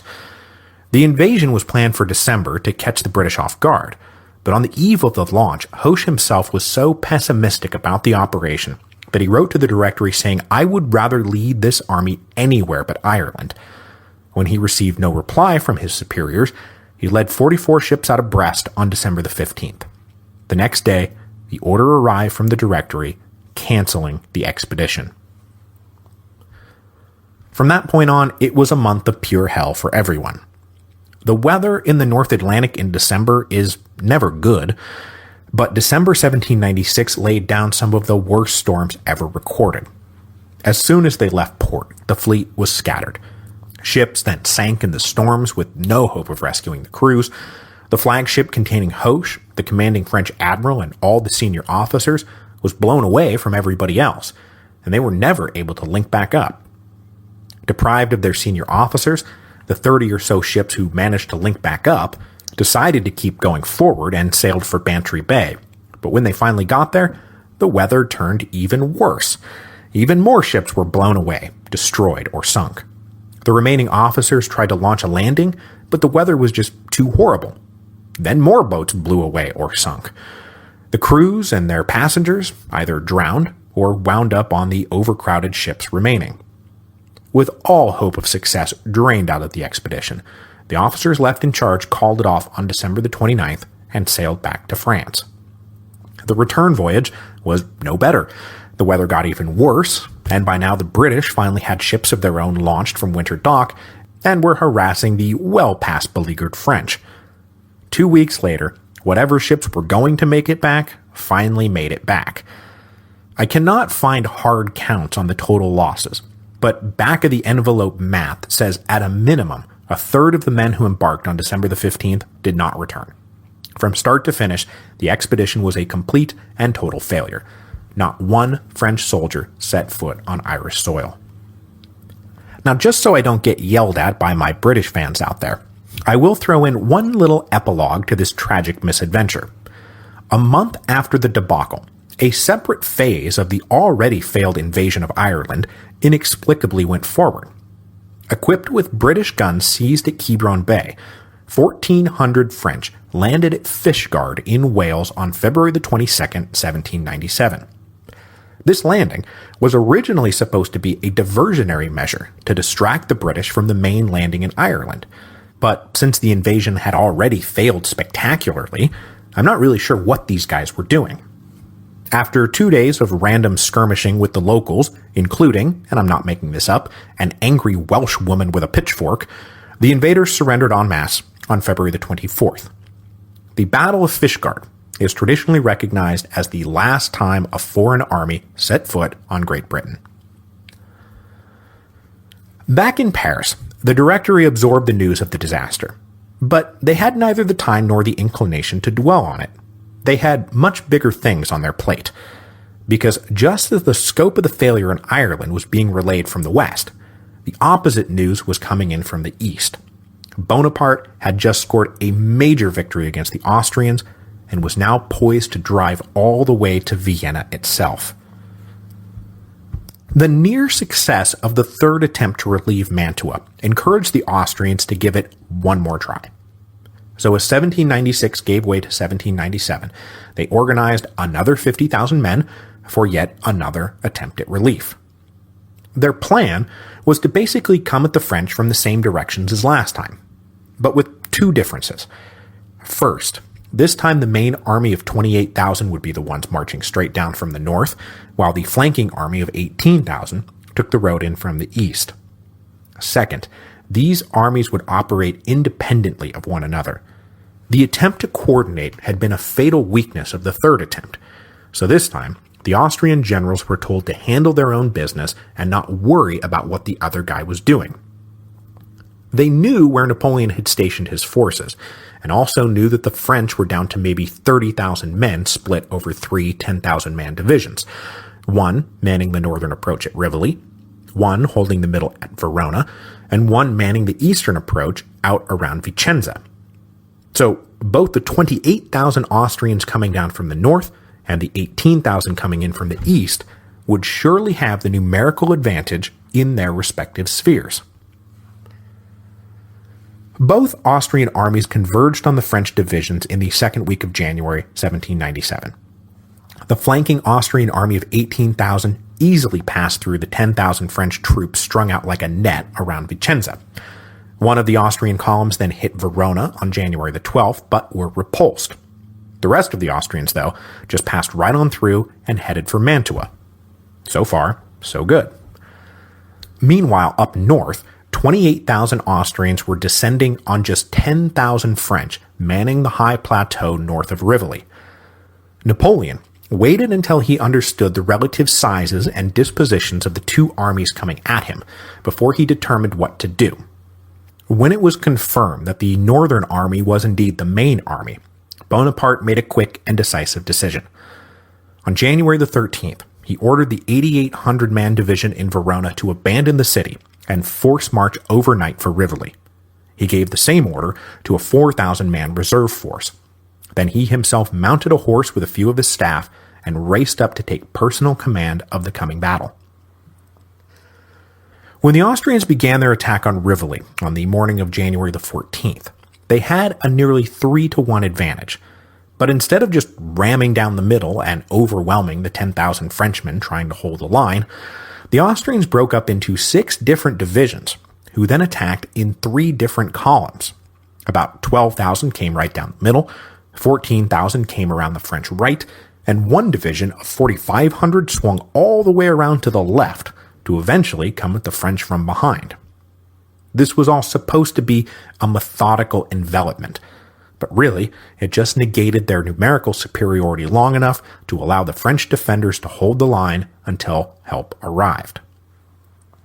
Also lending the French a helping hand was the fact that the center Austrian column coming at them had to approach up very rough terrain. We're talking goat paths, so they had almost no artillery to speak of. But even then, by around 9 a.m., the French left started to buckle. But by then, the division from Verona had completed their forced night march through a snowstorm, and Bonaparte was able to feed them into his weakened line. But just as the center was stabilizing, the 14,000 Austrians sent to attack the French right flank appeared. But critically, this force was divided between 5,000 dragoons and infantry on the near side of the river and a 9,000-man supporting artillery army on the far side. Plus, they all had to charge out of a steep ravine to reach the French position on the plateau. Bonaparte rejiggered his lines and concentrated heavy fire on the 5,000 men trying to come up out of the ravine, finally repelling them in disarray. As noon approached, the last piece of the Austrian plan, supposedly, finally reappeared from their wide march around the French left to appear in the French rear. But of course by then, they were not going to be delivering the final blow. They were just an isolated 4,500-man unit. And that is precisely when the second wave of French reinforcements arrived, and trapped between two enemy armies, all 4,500 Austrians surrendered. With every line of attack having failed, the Austrians were forced to retreat north. But Bonaparte was not just going to let them get away. The next day, he divided his army in two. Half were ordered to pummel and overwhelm the retreating Austrians, which they did with brutal effectiveness, and by the end of the day on January the 16th, the French had killed, wounded, or captured 15,000 Austrians. Of the 28,000 who marched south, only 13,000 managed to escape back to the north. Meanwhile, Bonaparte himself led the other half of the army, mostly the division that had come from Verona, to go pin down that other 18,000-man Austrian army currently headed for Mantua. Bonaparte led this division on a march that carried them 39 miles in 24 hours, and though they weren't able to get between the Austrians and Mantua, they did something even better. They got around behind them. The Austrians found themselves pinned between the French forces besieging Mantua and this Bonaparte-led Verona division. Now isolated and surrounded, the Austrian army surrendered on January the 16th. The Mantua garrison held out for 2 more weeks, but clearly it was now futile. On February the 2nd, 1797, the fortress capitulated. The Battle of Rivoli and the capture of Mantua were debilitating blows to the Austrian fortunes in Italy. Once Napoleon became emperor and started his urban renewal plans for Paris, one of the new major streets he ordered construction through the very heart of Paris was named after this battle, which is why when you go to Paris today, you always find yourself in and around the Rue de Rivoli. But after capturing Mantua, young General Bonaparte did not even take time to consolidate his position. Next week, he will set out on an audacious march aiming straight for the Austrian capital of Vienna. Within 2 months, the Austrians will be arranging an armistice, setting the stage for the final treaty negotiations at Campo Formio in the fall of 1797. Treaty negotiations that will end the War of the First Coalition, a war that had begun way back in the spring of 1792 and had done so much to determine the course of the French Revolution. But as we'll see, while Bonaparte was winning the war for France, the Directory was facing a concerted attack on its very legitimacy. The first round of free elections in the spring of 1797 will be a disaster for the incumbent regime, leading to a 6-month standoff between Republicans and monarchists that was finally ended in September, when the Directory launched the coup of Fructidor.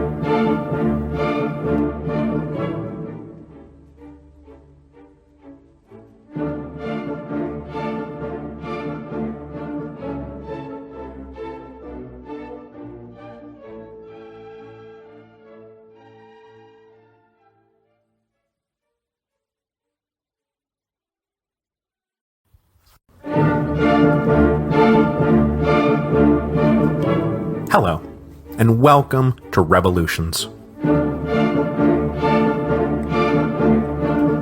Episode 3.46, The Coup of Fructidor.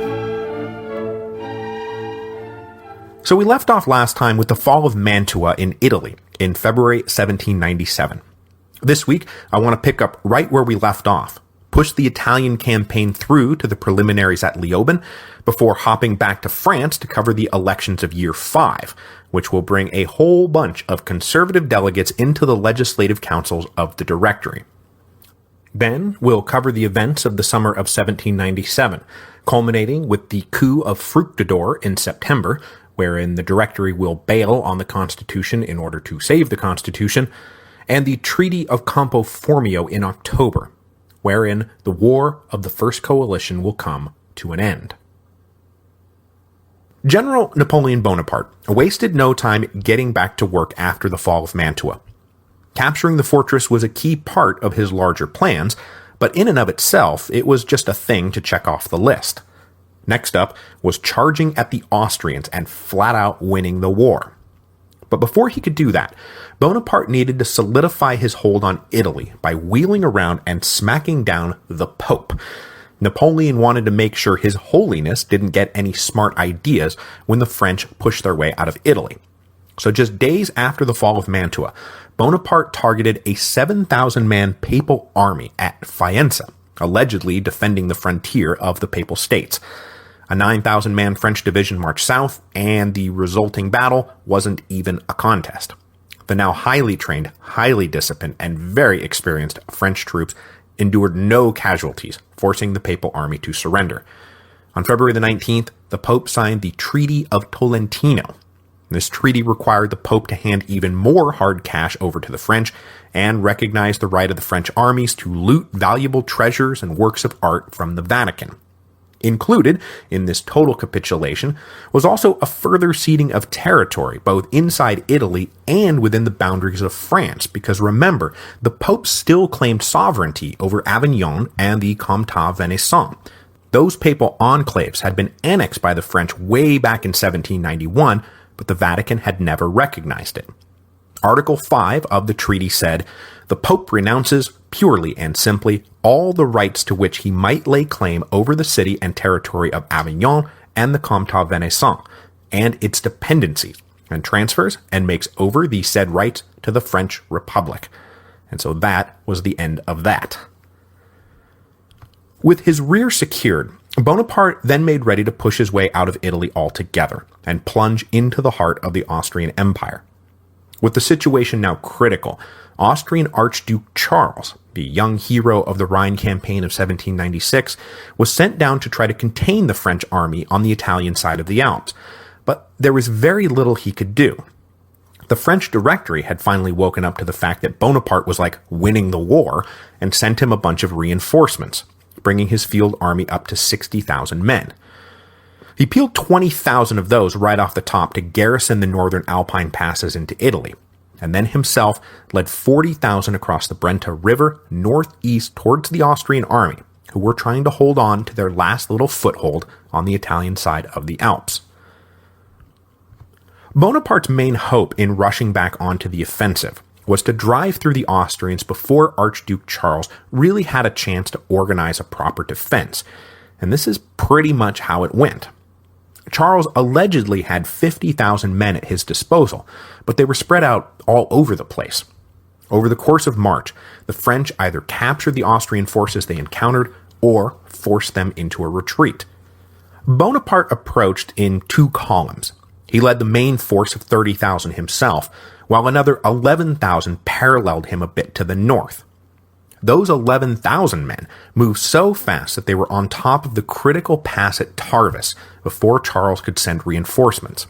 When reinforcements did arrive at Tarvis on March the 21st, they found the French had already taken the pass.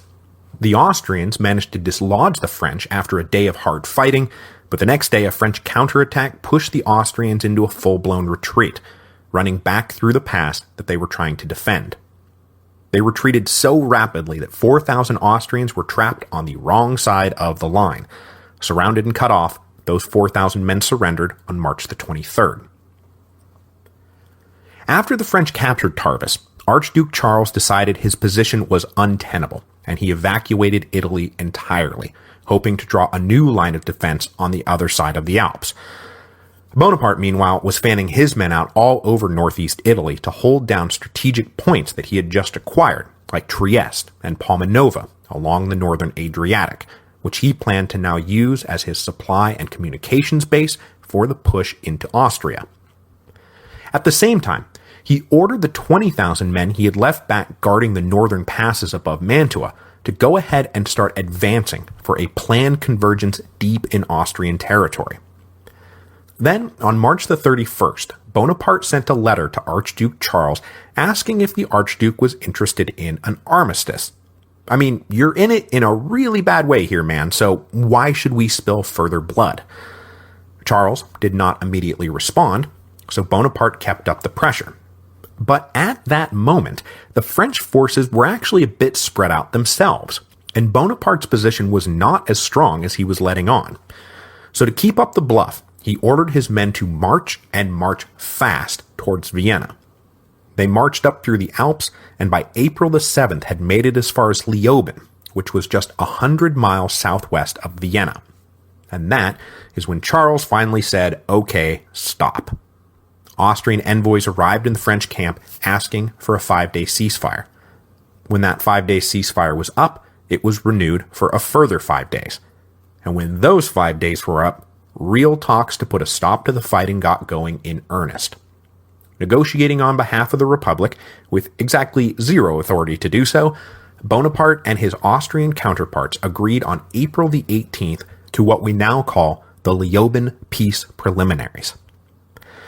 As we'll see at the end of today's episode, the terms of the preliminaries at Leoben form the basis of the Treaty of Campo Formio. Austria ceded Belgium and the west bank of the Rhine to France, and recognized the new independent republics Napoleon had created, and was still creating, in Italy. But at Leoben, Bonaparte included a controversial enticement to get the Austrians to say yes to the deal. Specifically, he offered them sovereignty over the heretofore neutral Republic of Venice, minus some of their strategic territories, of course. Since the main French ambition at this point was to secure the natural boundaries of France, getting Austria to abandon claims to everything west of the Rhine was the main goal, and offering Venice as compensation was a generous way of getting them to agree. But this would prove to be a controversial move by Bonaparte. For one thing, as I've mentioned repeatedly, he doesn't really have the authority to be doing stuff like this. But for another, the revolutionary optics do not look good at all. For the most part, the French still believe they own the moral high ground in the war. They were a republic of citizens, freeing their fellow man from the despotic shackles of old Europe. And here Bonaparte was horse-trading territory like the most arrogant Ancien regime diplomat. But Napoleon was able to justify screwing the Venetians thanks to an ill-timed anti-French uprising in Verona, which was in Venetian territory. On April the 17th, the 400-man French garrison was attacked by locals and slaughtered. Bonaparte used this as an excuse to dictate terms to the Venetians with a very heavy hand. The Austrians agreed to all of this, and couriers were dispatched to the Rhine frontier to tell everyone over there to stop fighting. And those couriers got there just in time. Well, almost just in time. So just to wrap things up along the Rhine, you remember how General Jean-Baptiste Jourdan had basically been left out to dry by both Pichegru in 1795 and Moreau in 1796? Well, as a reward for getting hosed by his colleagues, the Directory decided to blame Jourdan for the failure of the Rhine campaigns. As preparations for the renewed offensive in 1797, the Directory relieved Jourdan of his command, and in his place, they promoted Lazare Hoche, the conqueror of the West, whose flagship had eventually made it back to port after getting blown out into the North Atlantic during the disastrous invasion of Ireland. Hoche was pretty excited about the chance to rehabilitate his image. In the second week of April, he led his army across the Rhine and defeated an Austrian army at Neuwied on April the 18th. But within days of that victory, the messengers arrived with news that a deal had been struck at Leoben. a deal that would end fighting in Europe for 2 full years. Now, as I mentioned last week, Bonaparte's victories were really helping the Directory out, and news that he had brought the Austrians to their knees was really good news. But it did not come soon enough to save the regime from the political bloodbath they were about to endure. The national finances were still a total mess, and the French economy was still struggling, even with the influx of all those spoils from Italy. The new territorial mandates, the paper currency that was supposed to replace the assignat, were dead on arrival. Within 6 months of their creation, the territorial mandates were as worthless as the worthless assignat. The Directory tried a few tricks over 1796 to try to prop up the new currency, but nothing seemed to work. In February 1797, the Directory admitted defeat and just stopped printing them. After that, no new paper currency would be issued. France returned to a money economy based on hard specie.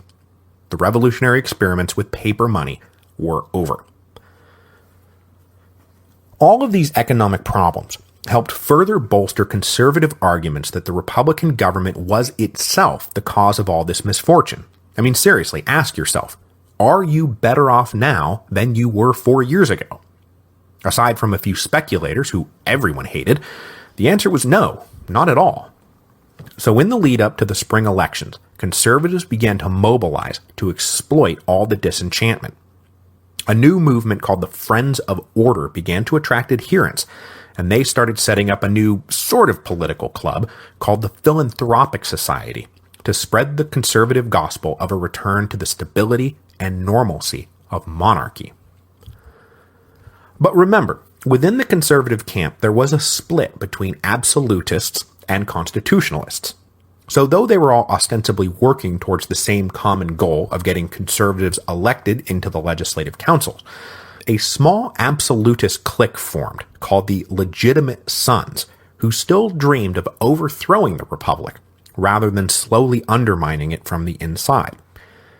Some of these legitimate sons got it into their heads that the reason the army garrison at Grenelle had been impervious to the overtures of Babeuf and the conspiracy of equals was because the garrison was secretly royalist. So in January 1797, the legitimate sons made their own play at using the Grenelle garrison to launch a coup. But this plot was exposed in an even more proto-state than Babeuf's attempted uprising had been, and the leading conspirators were all arrested. All this aborted attempt really did was prove to the other conservatives that the only way to go was victory at the ballot box. The elections of Year 5 were held from March the 21st to April the 9th, 1797. And with ominous conservative stirrings everywhere, the nervous directors tried to rig the vote by disqualifying potential royalist voters. Many former émigrés had returned to France since Thermidor, and were eagerly awaiting their chance to vote and vote conservative.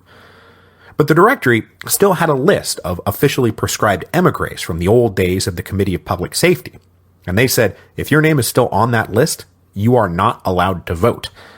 Then, at Lazare Carnot's insistence, the Directory ordered in early March that all candidates for the Legislative Council swear a hatred for both monarchy and the Constitution of 1793. This forced a lot of monarchists to either stay in the closet or stay at home. But none of this was enough to overcome the prevailing conservatism of the electorate. Well, that's not exactly right. The prevailing attitude of the electorate was a combination of exhaustion and apathy. As usual, the turnout for the elections of Year 5 was pathetic. It's really one of the defining features of democracy during the French Revolution. There wasn't a single election where turnout wasn't comically low. But of those who voted, the conservatives formed by far the greatest part. 234 members of the Directory's legislative councils were up for re-election, all of them holdovers from the National Convention.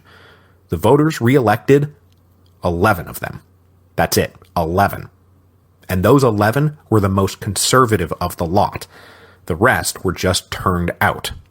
182 of the newly elected delegates are identifiably royalist, and 0 could even be called left-leaning. which means that this resounding defeat of the incumbent regime was not just a defeat of the Directory per se, but also everything that has happened since August the 10th, 1792. This was, of course, alarming to the remaining committed Republicans in the Directory.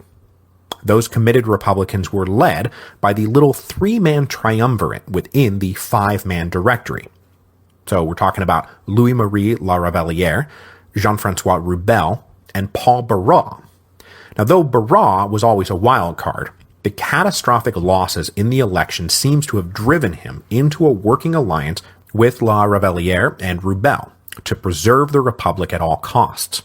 One more election like that, and the Royalists would actually have working majorities.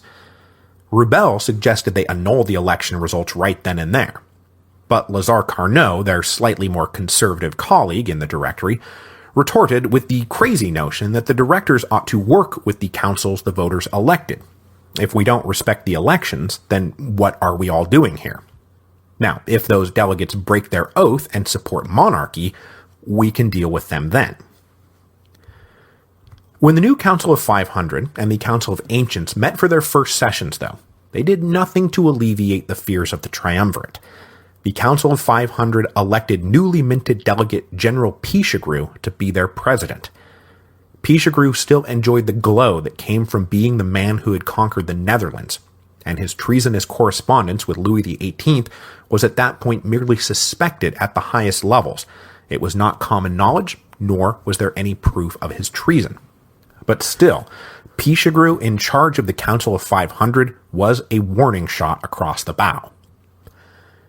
Now, the first order of business for the incoming council was replacing the first director who would be selected by lot to resign. Luckily for all the major players, the name of the inconsequential François-Étienne Latourneur was selected from the hat. This is reported to have been a genuine luck of the draw, but I personally have a really super hard time believing that, especially given what is going to happen down the road.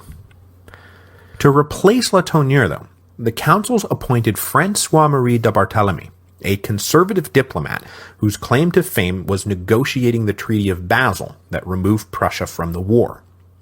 The triumvirate was not at all happy with the selection, but there was nothing that they could do about it.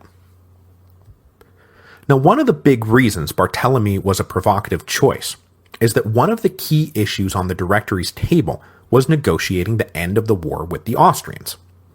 Now, you would think that ending the war would be pretty non-controversial, but there was a disagreement among the directors about the best response to Austria's weakness. The triumvirs were in favor of even more aggressive expansion. The war machine is finally fired up. It's finally kicking ass. So why stop now? Oh, also, the spoils of war are just about the only thing propping up our national finances. But Carnot and Barthélemy both advocated signing a peace treaty to bring the long and costly war to a close. In general, opinion in the legislative councils trended towards supporting a peace treaty, but even among those who wanted the war to end, opinion was split. Conservatives wanted to make a generous peace with the Austrians as a first step towards securing foreign support for the restoration. The old Thermidorians, meanwhile, wanted to extract serious concessions from the Republic's enemies, and those Thermidorians had a key ally, the army. The army was not at all thrilled about rumors that the politicians back in Paris were going to return territory to the Austrians that had been captured by their sweat and blood. So the alliance between the Republicans in the Directory and the generals and soldiers out on the frontiers got stronger. Speaking of that newly won territory, General Bonaparte was seriously just still off on his own and continued to organize Italy to his own specifications.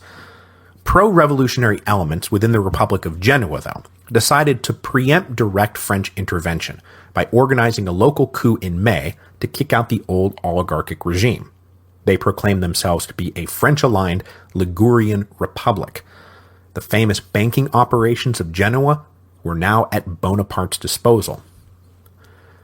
But the political reorganization of Italy wasn't going 100% smoothly for Bonaparte. The Cispadane Republic, the first new republic Napoleon had created, held its own initial round of legislative elections in April 1797. And just as had happened in France, the electorate returned a slate of very conservative, very anti-French delegates. This was much to Bonaparte's great annoyance, so at the beginning of July, he erased the Cispadane Republic and the Transpadane Republic from the map, and merged them into a single unit now called the Cisalpine Republic, with a capital in Milan.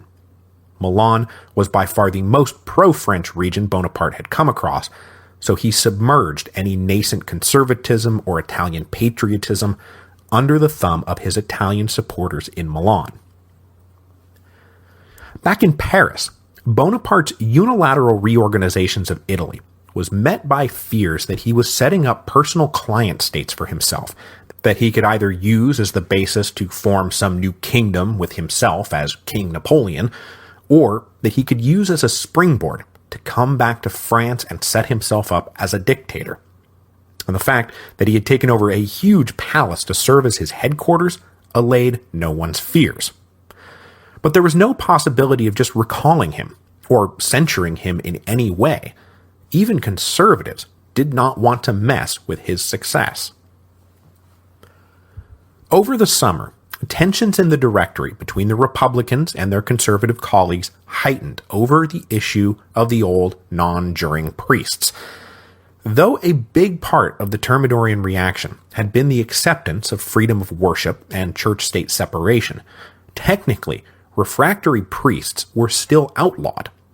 The conservatives wanted to start easing up on this a little, but for the Republicans, it was one thing to tolerate those guys, and quite another to rehabilitate them completely. The Republicans were happy with the whole "we won't actively come break down your door if you stay behind that door" arrangement, but at the end of June, the Council of 500 voted to repeal the law outlawing non-juring priests. The law was vetoed by the Council of Ancients, but still, it was obvious where this was all headed. The reactionary priests, who had done so much to turn France into a religious war zone, would soon be coming back out into the light, where they would no doubt fully support restoration. The other source of tension between Republicans and conservatives was the Directory's revenues and expenditures. Now, the legislative councils technically controlled the budget, but the Directory itself executed tax collections through its Treasury Ministry. But this ministry had become a hotbed of conservatism, and together with allies in the councils, the conservatives started annulling, cutting off, and or depriving the Directory of all its various revenue streams. The immediate goal was to starve the executive branch of funds to further prosecute the war, and so force them to agree to more lenient terms with the Austrians. The longer-term goal was to break the independence of the executive arm, pack the legislative councils with monarchists, and then vote to invite the king to come home. None of this was lost on the triumvirate, who were now feeling like the conservatives were successfully outmaneuvering them. And this moment also happens to be the moment when the Directory was given final proof of Pichegru's correspondence with Louis XVIII. The damning correspondence had actually been captured by General Moreau during the campaigns of 1796, but he and Pichegru were old friends. Moreau was himself no royalist, but he didn't want to rat on his friend, and so he sat on the evidence. Eventually, however, word of the letters reached Bonaparte, and he forwarded everything to Barras. So as it turned out, the current president of the Council of 500 was in league with Louis XVIII. This revelation appears to have come as a complete shock to Lazare Carnot, who pivoted away from his argument that the Directory should passively respect the will of the voters. Not that this pivot would come fast enough or be strong enough to save Carnot from the events of Fructidor. In response to all this, the triumvirate took steps to secure their position. They ordered General Hoche to lead some men from the Rhine frontier back to the west, and if he wouldn't mind coming by way of Paris, that would be just super. Now, this was actually an unconstitutional order, as there were rules about troops in the capital. Aside from the Grenelle garrisons, Paris was supposed to be off-limits to the army, but the triumvirate was already getting over constitutional niceties. When Hoche and his men passed through Paris, the Directory had them stick around for a minute. Just to rest, you understand. Just for a minute. Once the troops were in Paris, the Triumvirate then implemented a radical reshuffling of the executive ministries on July the 14th. They appointed an ally to head up the Ministry of Finance, and his job would now be to reform and improve the Directory's revenue streams rather than destroy them.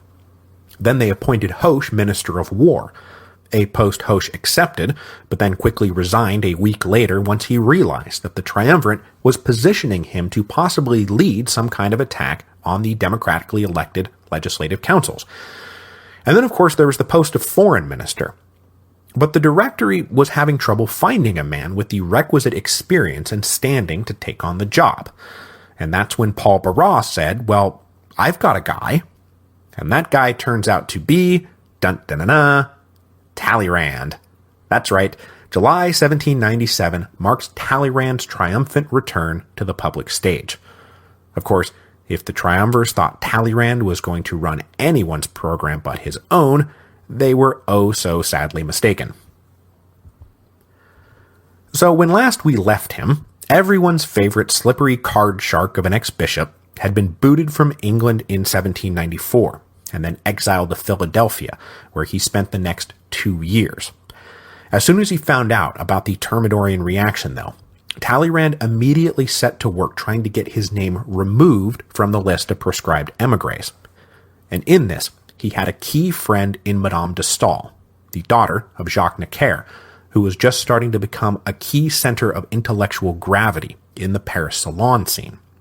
She was close to Barras, and through him, managed to get Talleyrand's name removed from the proscribed émigré list at the end of 1795. Talleyrand then happily ditched the United States in the spring of 1796. He landed back in Europe in Hanover, where he remained for a few months to get a feel for the situation, before he actually re-entered France. I mean, who knew what the scene would really be like for a noble archbishop of questionable morals and a checkered political past? But with the coast appearing clear, Talleyrand came back to France in September 1796, and then proceeded to bide his time and wait for an opportunity to get back in the game. That chance is finally coming right now. The Triumvirate needed ministers who had experience and who could maybe be trusted, and so Barras tapped Talleyrand to serve as foreign minister. But if the goal of this ministerial reshuffle was to preserve the Directory, putting Talleyrand in a key role was not the hottest idea going. As soon as he was inside the government, Talleyrand took a look around and said to himself, well, this is never going to last. I better start planning for the future. It took him exactly 3 seconds to survey Europe and go, whoa, who is this kid Napoleon Bonaparte who is kicking so much ass in Italy?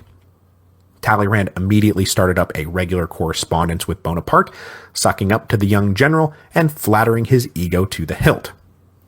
Talleyrand congratulated Napoleon on the deal he was striking with the Austrians, even if he kept his reservations about handing neutral Venice over to the Austrians to himself. So the coup of 18 Brumaire is officially in the making. Talleyrand entered the Foreign Office at an auspicious moment, but his own role in the subsequent negotiations would be a minor one. Bonaparte himself was leading negotiations with the Austrians, and negotiating envoys had already been sent to Lille to meet with the British to see what they wanted to do now that they were about to have no allies. But as the days and weeks ticked by in Lille, the French envoys started to suspect that the British were intentionally stringing them along. And they were right. British intelligence had it that the Conservatives were on the rise, and that if they waited, they could get a much better deal than the one offered by the current government. One back channel recommending that they stall turned out to be the new Foreign Minister Talleyrand himself, who, as I said, believed from day one that the Directory was fatally flawed and would eventually collapse one way or the other. So it's safe to say that Talleyrand spent his entire time as the Directory's foreign minister arranging its demise. Oh, also making an absolute gobsmacking amount of money. He did that too. The combination of the influx of troops into Paris and the ministerial reshuffle led to perfectly justified fears inside the legislative councils that the triumvirate was planning something. And those fears were not at all belayed when Hoche decided to resign as Minister of War and go back to the front, because within a few weeks even more regular army troops had arrived in the capital. This time, they came from the Army of Italy and were led by one of Bonaparte's key lieutenants. As an institution, the army was clearly aligning itself with the current Republican government. Napoleon himself had just told his troops that he would personally lead them all back to France with an eagle's swiftness if he felt the Republic was threatened. So inside the legislative councils, the delegates started discussing how to protect themselves. They tentatively approved a plan to rebuild the National Guard, and in the meantime, support irregular armed bands inside the capital, mostly drawn, I presume, from the Muscadins, who had proved so useful to conservatives in the past. But none of these plans were going to roll out fast enough to stave off the triumvirs, who now believed that they had to destroy the Constitution to save the Constitution. At the end of August, conservatives once again attempted to repeal the laws against refractory priests, and this time they got the Council of Ancients to agree. And that was when the triumvirs decided that they had to strike now before things got any worse.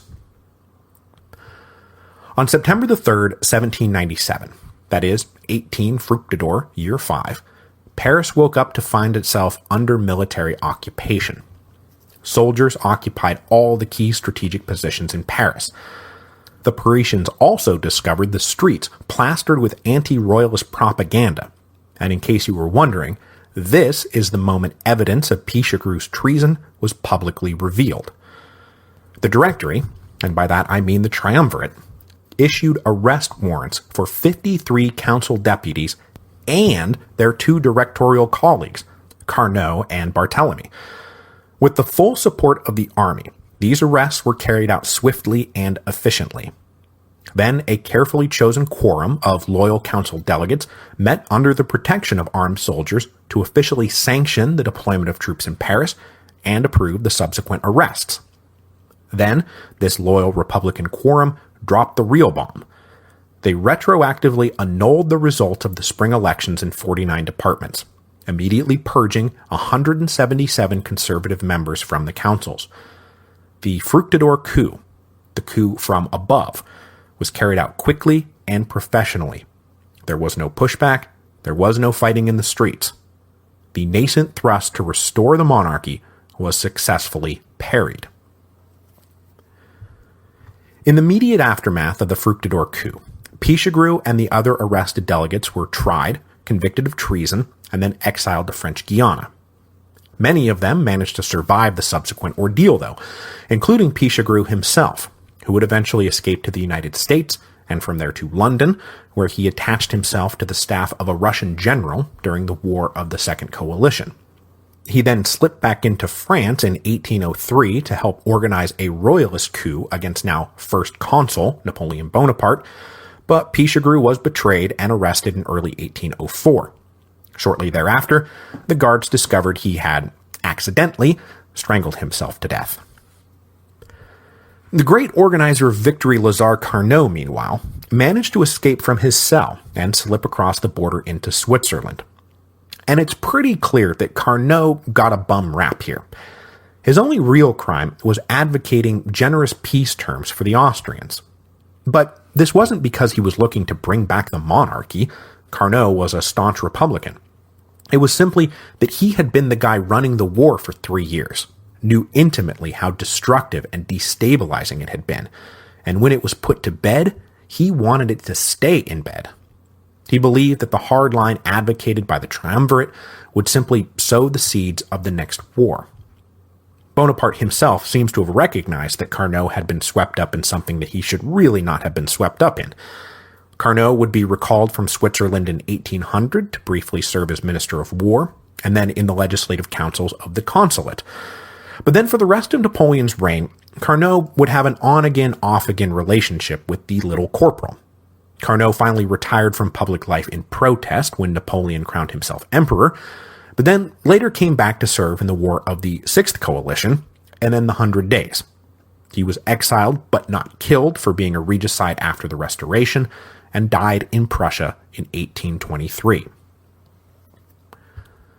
Now we'll get into the broader impact of the Fructidor coup next week when we talk more about the directorial terror that is about to unfold.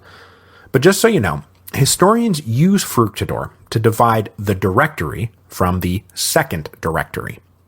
The Directory was a constitutional government that lasted from August 1795 to September 1797.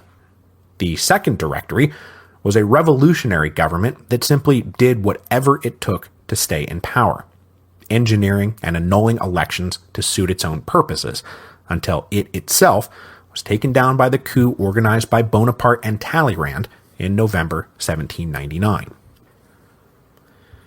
We'll wrap up today with the treaty that finally does end the War of the First Coalition, because after this treaty, there will be no more coalition. Now, as I said, in the end, this final treaty wound up modeled entirely on the preliminaries at Leoben. It seems that both the British and the Austrians had been stringing out negotiations to see how the political situation in Paris unfolded. When that political situation unfolded into the coup of Fructidor, the British and Austrians had opposite reactions. The British broke off peace talks and decided to carry on with the war. The Austrians, meanwhile, signed basically the same deal they had agreed to at Leoben.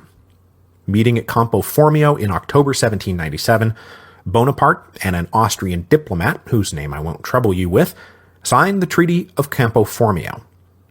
In a mixture of 9 public and 11 secret clauses, the French got all the territory west of the Rhine, the Austrians got Venice, and everyone recognized the independence of the new Italian republics. Also included in the treaty was the release of certain prominent prisoners of war, including, as I mentioned way back in episode 3.24, the Marquis de Lafayette.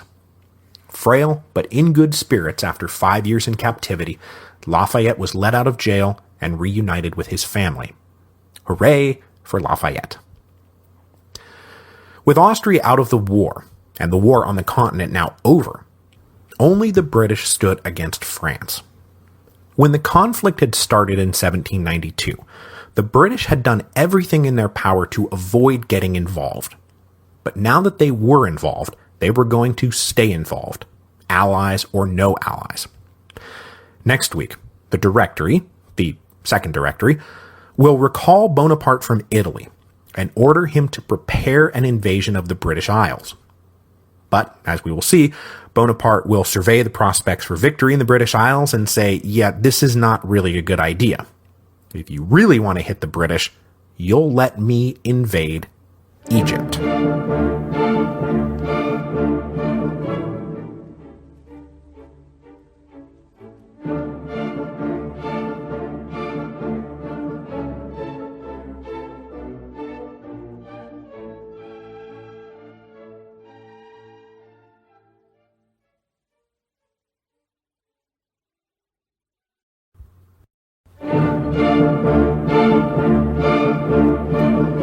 Hello, and welcome to Revolutions. Episode 3.47, The Directorial Terror. We left off last time with the coup of Fructidor, which created the Second Directory, and the Treaty of Campo Formio, which ended hostilities between France and Austria. Today, we will cover the fallout from these two watershed events. The Directory will spend the next 6 months trying to stabilize its regime at home, project its power abroad, and settle a new international order for Europe. Now, I thought I was going to be talking more about Bonaparte today, the planned invasion of Great Britain, and then the real plan to invade Egypt, but I've rejiggered how I'm going to approach these final few episodes. So we're going to talk about all that stuff next week as preparation for the episode 2 weeks from now, which will focus almost entirely on Bonaparte's Egyptian expedition. In the immediate aftermath of the coup of 18 Fructidor Year 5, that is September the 3rd, 1797, the Purged Directory and the Purged Legislative Councils were faced with the question of whether or not to suspend the Constitution of Year 3, or amend it, or rewrite it, or whatever, or just keep going, pretending like nothing had happened. And right after Fructidor, for example, there were discussions between Talleyrand and Bonaparte and the Abbé Sieyès about the benefits of drafting a new constitution with a much stronger central executive. But those talks went nowhere for the moment, and the purged Directory decided it was safer to remain in the constitutional clothes they were wearing rather than trying to sew a new suit from scratch. Hopefully, Fructidor would be a one-off, and we won't have to resort to such naked tactics again. But, of course, the coup of Floreal, which will annul the elections of year 6, will be just around the corner, and Talleyrand, Bonaparte, and Sieyès will go back to talking. Just talking about coming up with a better constitution. To replace Carnot and Barthélemy inside the Directory, the triumvirate elevated two staunch allies. These two men were Philippe-Antoine Merlat-Dadouis and François de Neufchâteau. The latter is a non-entity who will get his name chosen to retire the following May, so don't worry about him. No one else certainly did. But Merlat has been a delegate in both the National Assembly and the National Convention, and was a regicide. He has been serving as the Directory's Minister of Justice, and that's what he was doing when he was promoted to the Directory. And he had spent most of his time focused on threats from the right and keeping tabs on suspicious émigrés. So the newly reconstituted Directory then set out to complete its repression of conservatism, implementing what is now known as the Directorial Terror. But since everyone had lived through the Terror, the Directorial Terror was far more about political repression and intimidating critics into silence rather than like slaughtering their way to victory. In the first week of September 1797, that is, in the days right after Fructidor, the Directory abolished freedom of the press. From now on, all publications would be registered, cataloged, and monitored. Print anything the Directory didn't like, and they would just shut you down. It goes without saying that the first targets of this revocation of press freedom was aimed at anyone saying anything even remotely right-wing. They also passed an emergency law that allowed the Directory to dismiss and replace judicial, municipal, and administrative officials at all levels of government. Conservatives were identified and purged and replaced by solid Republicans. But you know what that means? That's right. Now the left is going to start creeping back to life because that's where all the committed Republicans live. And so next week, the Directory will have to spin back around to put down the left again, because that's what the Directory is all about, spinning around in these tight little circles trying to balance on the head of a pin. It is no wonder when Talleyrand showed up, he said this is never going to last. There were two big targets of the Directory's wrath, though: émigrés and priests. To take the émigrés first, remember, there were a bunch of émigrés who returned to France after Thermidor, and they had been looking to vote the monarchy back into power. Well, it is time for all of them to clear back out of France. The Directory announced that if your name was still on the proscribed list, you had 2 weeks to vacate the country on pain of death. But to enforce this decree, the Directory did not turn to revolutionary tribunals and show trials and summary execution. Many of those caught lingering over the next few months and years were processed through ordinary criminal courts, or in the case of specific émigrés, a special military commission handling cases of treason. And through the spring of 1799, that military commission will have executed just 160 men, and that was after they had all been given fair warning to clear out. So, given what we've seen so far in the show, the Directorial Terror hardly lives up to its name. But there was one interesting extension to the represcription of the émigrés that is worth mentioning. In November, the Directory decreed that all nobles, because they were nobles, were now considered aliens, and if they wanted to stay in France, they needed to apply to become a naturalized citizen just like any foreign immigrant. This went further than any previous revolutionary government had ever gone, even the Sans-Culotte-backed Committee of Public Safety. But this decree turned out to be all bark and no bite. Paul Barras was a noble. Bonaparte was a noble. Are you really going to make them apply for citizenship? This most extreme of all the anti-noble laws was never really enforced. Now, the biggest target of the directorial terror, though, was by far the clergy. Again, with the clergy. The triumvirate of Rubel, La Ravelière, and Barras were all personally anti-clerical, especially La Ravelière. They had hoped to keep the religious question out of the political mix, but then the newly conservative legislative councils had tried to rehabilitate all those refractory priests, and so after Fructidor, the Second Directory turned in the opposite direction, demanding the clergy take a new civic oath, swearing a hatred of monarchy. The punishment for refusal was deportation to French Guiana. But if you look at it, this new oath was not as demanding as the original civic oaths handed down in the early days of the Revolution, which demanded that the priests swear loyalty to the French nation above all, including the Pope, which is why it was so controversial. But all this new civic oath says is, say you hate monarchy. This is a far less extreme and purely political demand. Just say you hate monarchy. Come on, say it. But tons of the priests wouldn't, especially, as we'll see in a moment, in the newly annexed territories of Belgium. But again, this law was more about intimidating the priests into silence, rather than aggressively pursuing a door-to-door search for refractory priests. By the end of the Directory, about 12,000 priests will have been denounced. Of those, only about 10% will actually be arrested, and of those, only about 10% would be processed for deportation. And of those, only a handful would actually wind up being deported. So really, this new oath was about making the priests be quiet. The Directory only went after a priest if they started causing too much trouble. So while the Second Directory worked to shore itself up politically, it was also working to shore itself up financially. And to talk about that, I must first begin by correcting a boneheaded mistake I made last week. When I was talking about the ministerial reshuffle the triumvirate carried out in July 1797, the one that brought Talleyrand back into power, I said that they appointed a new finance minister to help increase revenue and balance the books. Well, that was totally and completely wrong. The finance minister in question was Dominique Vincent Ramel, and he was actually appointed way back in February 1796. He's been around from almost the beginning of the Directory, and will hang around until almost the very end. He will finally resign in July 1799. He was in no way a part of the reshuffle. I just completely biffed that. But that said, Ramel was having a heck of a time getting some of the men who worked for him to do their jobs. And he was under sustained attack from the conservatives in the legislative councils, who were trying to get him fired for his various financial expedients we're going to talk about here in a moment.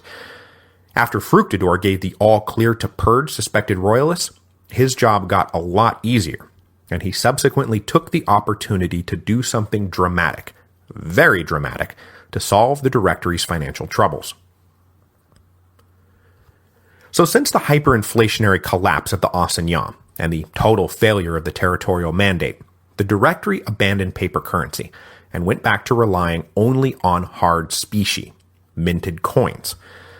But since all of these had been driven out of circulation years ago, Ramel, and everyone else in France, suddenly faced the exact opposite problem. Rather than runaway inflation, they were dealing with runaway deflation. Prices that had been bursting through the ceiling now collapsed through the floor as no one had any money to pay for anything. In many areas, barter alone became the only means of exchange. This was especially bad for anyone who had debts to pay, because the numbers written down in the days of hyperinflation were now orders of magnitude beyond what you could hope to cobble together from selling your crops or your wares or your services or whatever it is you did for a living. And good luck trying to borrow any more money. Interest rates skyrocketed well past usury into double secret usury. And that was a problem not just for the farmer in the field or the local shopkeeper. It was a problem for the treasury of France. Ramel was forced to borrow to cover the state's debts. I mean, what else could he do? But to do so, he was taking on interest rates that were downright scandalous. And that was one of the things he was being attacked for throughout 1797. It looked a lot like he was in cahoots with mustache-twirling financiers to rob the government blind. But Ramel was really not in cahoots with the financiers. Or if he was, he is about to double-cross them so hard. So hard that I think he is just a guy trying to pay the government's bills rather than a guy trying to line his own pockets. Though he probably was lining his pockets a little bit. They all were. That's what the Directory was all about. As the year progressed, Rommel kept scrambling to keep things together. The Directory confiscated church property in Belgium and sold it off to raise money, and the treaty with the Batavian Republic required cash payments and forced loans. And then Italy was paying off like a slot machine. But it wasn't enough, and it was never going to be enough. So after Fructidor cleared out all of his fiercest critics, Rommel dropped a bomb on September the 30th, 1797. The state was going to repudiate 2/3 of its debt. So, like I say, if he was in cahoots with the financiers, he just shivved them in the back so hard. Now, the actual process of repudiation was to issue one-time only paper bonds that would be redeemable for national lands, basically what the assignats were originally before they became a currency. Now, the total value of these bonds did not add up to the total amount owed by the state, but tough luck, this is what you're going to get.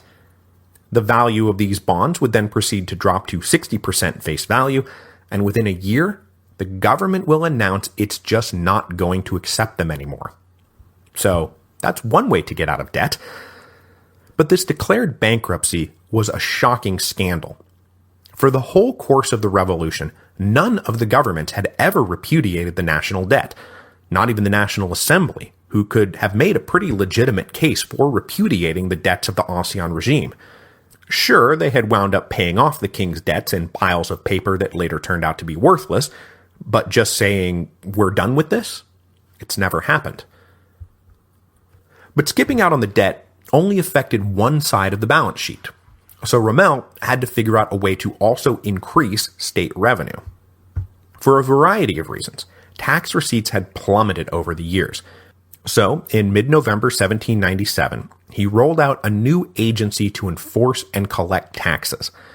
This agency would be centrally operated, and its commissioners would work directly for the finance ministry, which was another major break with revolutionary precedent. Even at the height of the Committee of Public Safety and their all-powerful representatives on mission, local tax collection had always been handled by local officials. The king's unscrupulous tax farmers had been one of the most hated parts of the Ancien regime, so tax collection had always been left to the locals. Rommel's new revenue service is taking France all the way back to 1788. And what's more, many of the guys hired to be the Directory's tax collectors came from the ranks of those old Ancien regime tax farmers. But it wasn't just the taxmen themselves that reminded French citizens of the old ways, because Rommel also decided to revive all the hated excise taxes that had been right at the heart of why everyone wanted to call the Estates General in the first place. But excise taxes were a lucrative source of income, which is why the royal ministries had kept going back to them even though they were so unpopular. So at the dawn of year 6, everyone had to deal with a host of very familiar taxes on things like tobacco and doors and windows. There were now road tolls again. A stamp tax was levied on all newspapers and legal forms. It would not be as haphazardly applied as these taxes had been before the revolution, but still, this is verbatim stuff that we talked about way back in episode 3.2, The Broken Regime. Rommel even flirted with the idea of a universal salt tax, but if you'll recall from that same episode, the gabelle was one of the most hated of all the indirect taxes, and bringing it back was just one thing too many, so Rommel let it drop. Now, since the Second Directory is essentially now operating as a partnership between the government and the army, tax enforcement was guaranteed by the soldiers. Departments or municipalities or even individual homes that resisted the new taxes were liable to find soldiers camping out in the town square. In the end, Rommel's financial reforms really did help stabilize the national finances, but as you can imagine, they won the Directory no friends. So this is a great place to pivot from the Directory's domestic policy of political repression and economic expedience to the Directory's foreign policy of political repression and economic expedience. because one other huge pillar of the government's improved finances was their naked looting of all the territories they had won during the war. So we'll spend the rest of today running a circuit of the Directory's little empire to see how things are shaping up for the people who have been liberated by revolutionary France. So we should start with the main territory that has been fully annexed into France, the former Austrian Netherlands, or what we've all agreed it's cool for me to call Belgium. After the second conquest of Belgium by Pichegru in the fall of 1794, the local citizens were briefly treated as an occupied foreign country, and Lazare Carnot, for example, was a major proponent of looting the country to help subsidize the war. He went so far as to create the ominously named Agency of Trade and Extraction to cart off all the movable wealth. But a majority inside the National Convention, this is all still in the National Convention days, planned to incorporate Belgium into France, and they decided that such harsh requisitioning would be counterproductive, so in early 1795 the agency was shut down. Commissioners then went in to pave the way for formal annexation, and in October 1795, in one of their last acts before handing the reins over to the Directory, the National Convention annexed Belgium, and all those former Belgian subjects of the Habsburgs became French citizens. Now, Austria, of course, did not recognize this annexation yet, but there was very little they could do about it. And besides, if you'll recall from our previous discussions of Austrian foreign policy, they had been trying to give away their territories in the Netherlands for like 80 years now. It was not a province they really mourned the loss of. But relations between Belgium and the Directory were going to be strained. Very strained. Yes, they were now fellow citizens rather than conquered enemies, but on the ground the difference was very hard to make out. The trouble began most especially over religion, because of course it did. Initially, the Belgians were pretty happy to hear that one of the main pillars of the Thermidorian reaction was freedom of worship. But unfortunately, that ideal was no match for the economic possibilities offered by all the lands owned by the local Belgian church, especially since the Directory was still trying to prop up the assignats and then the territorial mandates.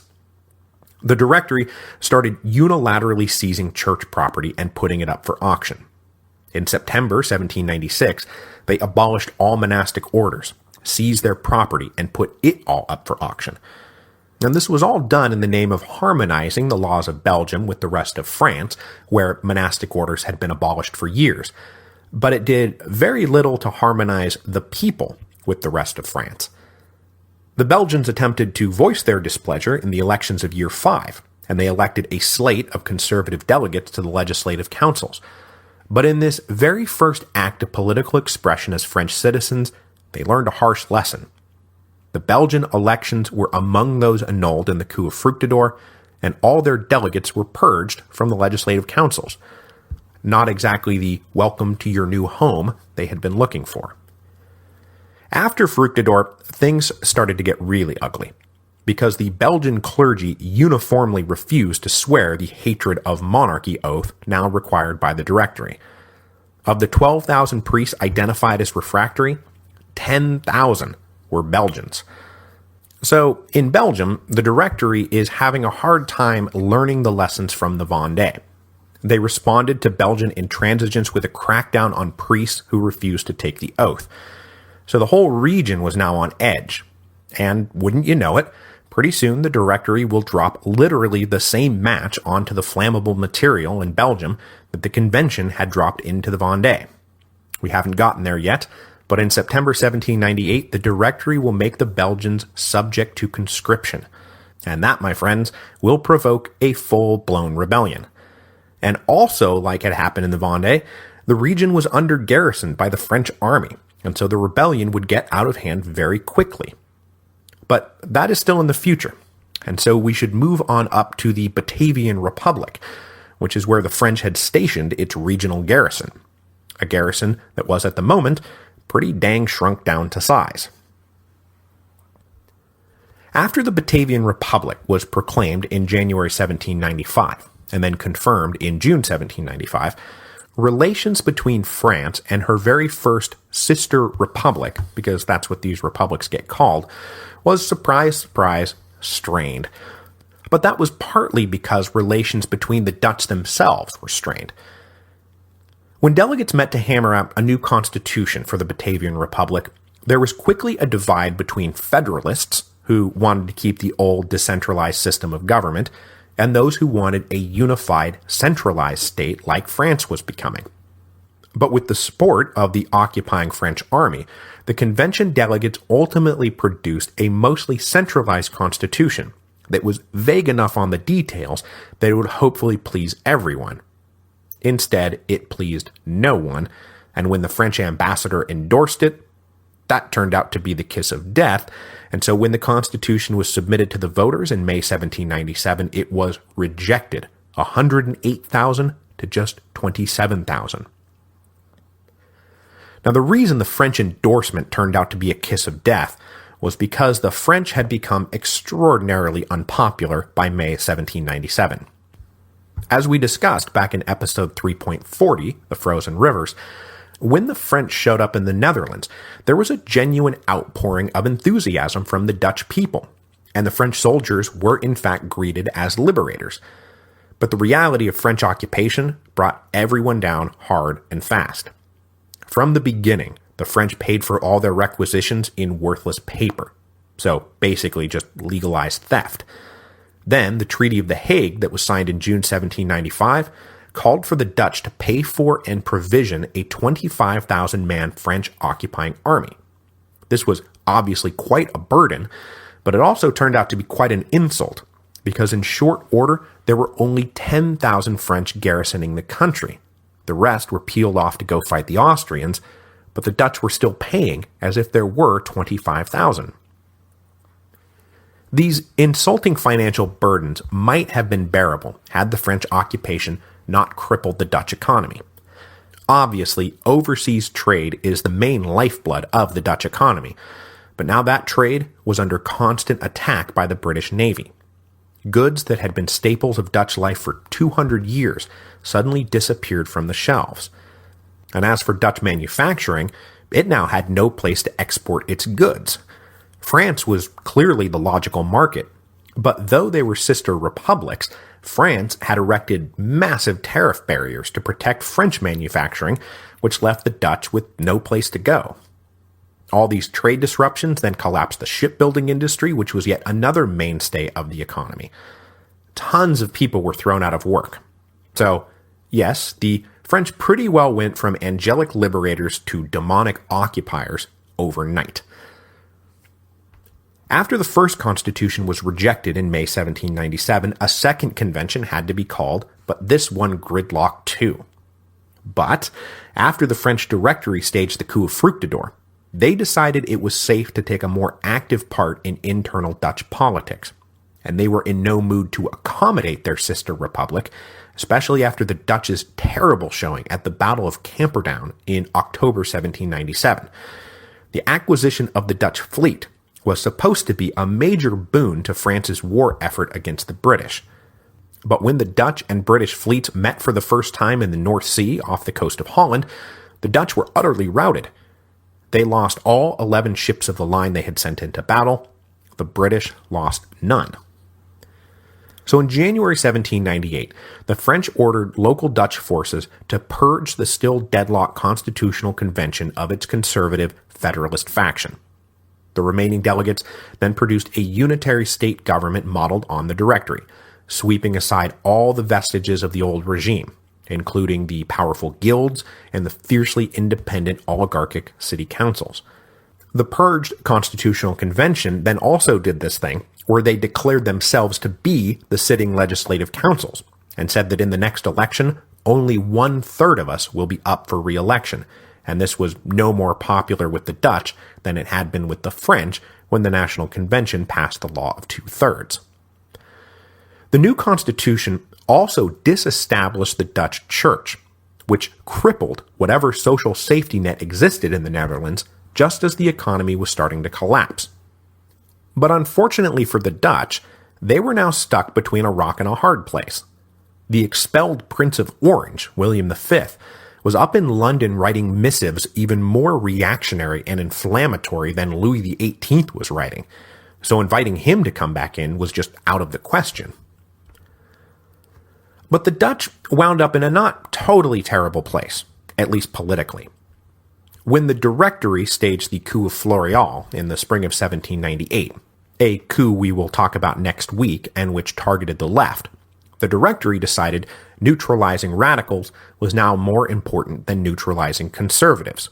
So with French approval, a Dutch general carried out a coup against the self-proclaimed Dutch legislative councils, reinstating the formerly purged Federalists, calling for free and open elections, and getting them.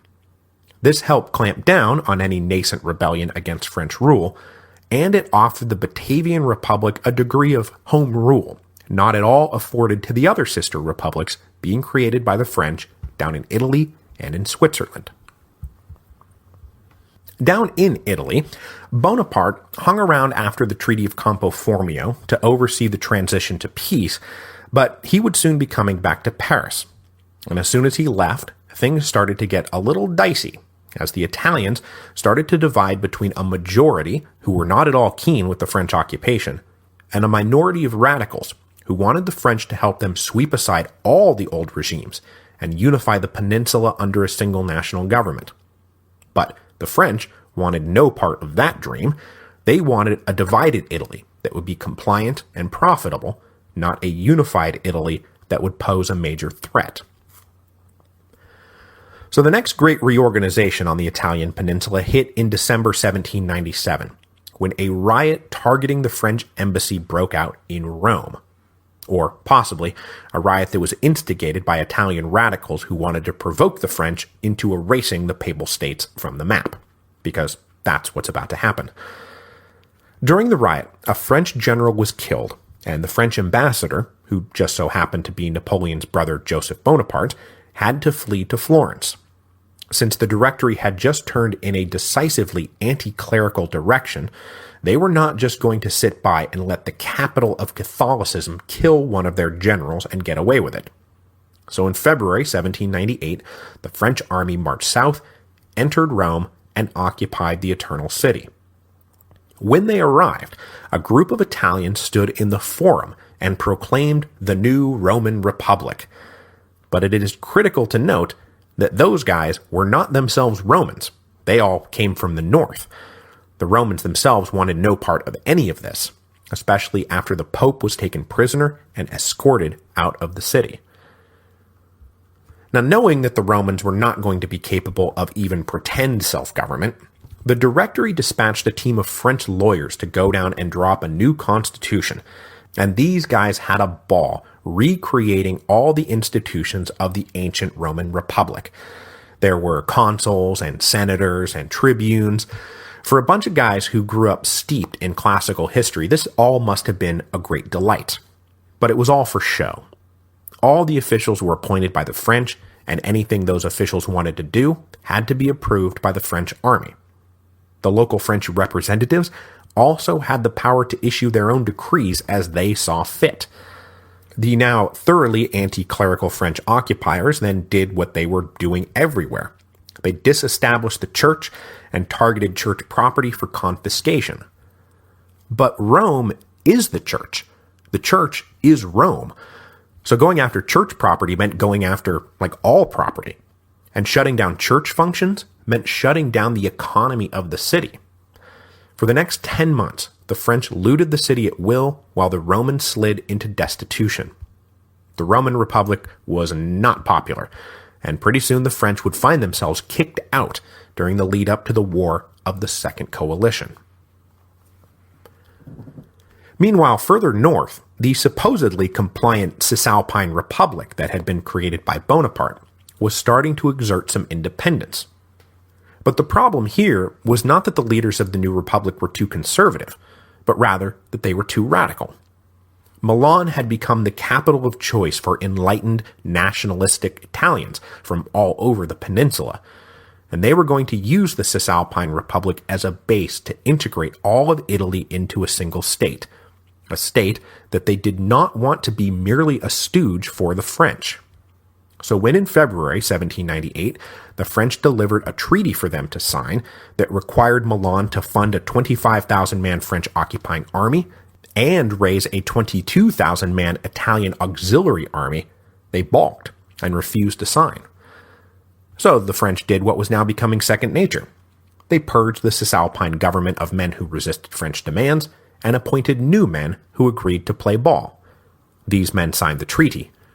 There, see, isn't liberty and independence wonderful?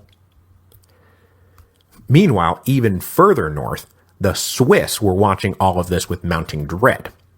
Their long-cherished neutrality and independence were clearly threatened now that France was turning Italy into a French satellite.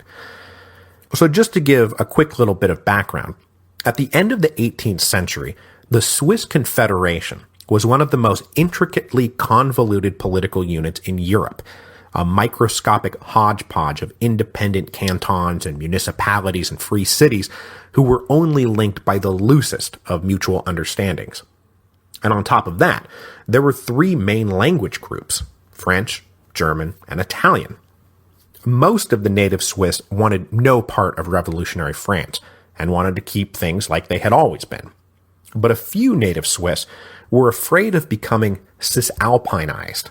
That's what they called it. These guys believed that it would be far better to integrate into a single state and then make a treaty with France now, before the French imposed harsh terms by force. A few of these forward thinkers were invited to Paris in December 1797 to discuss the formation of a unitary Swiss state. Now, there was some French-speaking Swiss territory that the Directory was going to annex outright, but they agreed to let the rest of Switzerland govern itself, and the Swiss collaborators returned home to get ready. The plan was for the French to annex the city of Mulhouse in January, and that would be the signal for a pro-French, pro-unitary Swiss uprising to get going, but that is not how things went. The annexation of Mulhouse triggered not a coordinated uprising, but total chaos, as everyone in Switzerland seemed to take the opportunity to make self-interested plays at everyone else's expense. Rural areas that had been dominated by cities tried to shrug off urban rule, neighboring cantons grabbed at each other's territory, old tensions between the French Swiss and the German Swiss and the Italian Swiss flared back up. It was quite a mess. So in February, the Directory did what the collaborators had been trying to forestall. They sent in a French army to restore order. The Directory ordered the French general in charge to set up 3 republics, corresponding to the language divisions, but quickly changed their minds when they decided that that would be too difficult to control. So at the end of March 1798, the French declared the former Swiss Confederation to be the single, unified Helvetic Republic, and they imposed the constitution, creating, as was now the standard model, a bicameral legislature with a 5-man executive directory. They then divided up the new republic into 23 equal cantons, but conspicuously absent from the new map of the Helvetic Republic was Geneva, which was simply annexed into France. Representatives from the cantons were then ordered to meet for an inaugural legislative session, but nearly half refused to send anyone. The French army had to march around compelling men to come by force. After that, the Helvetic Republic was well and truly Cisalpinized. The Helvetic government was forced to sign a treaty granting the French free and exclusive use of the Alpine passes, and then they demanded the Swiss, particularly the Swiss banking operations, provide funds that would go to both support the army of Italy and Napoleon's expedition to Egypt, which was due to launch in May 1798. So come the spring of 1798, the old maps of Europe were thoroughly obsolete, and France was enjoying the lucrative profits that came with having so many allied sister republics who were so happy to be providing their French benefactors with so much wealth. I mean, seriously, what a lovely generosity of spirit in this new age of liberty and fellowship. Next week, we will open with a discussion of the other side of the Directory's foreign policy. So, not how they were dictating terms to their friends, but how they planned to defeat their few remaining enemies. But wait, you say, there's only one enemy left, right? The British. Well, yes, technically that's true, but new Foreign Minister Talleyrand is going to accidentally provoke the Americans into an undeclared naval war in the Caribbean because the puritanical colonials refused to pay a very civilized bribe that Talleyrand demanded before they sat down to discuss Franco-American relations. Then we will move on to talk about the elections of year 6, elections that will bring yet another abrupt change in who the Directory fears most. Where the elections of year 5 triggered the annulment of the results in a purge of conservatives, the elections of year 6 will trigger an annulment of the results and a purge of the resurgent left.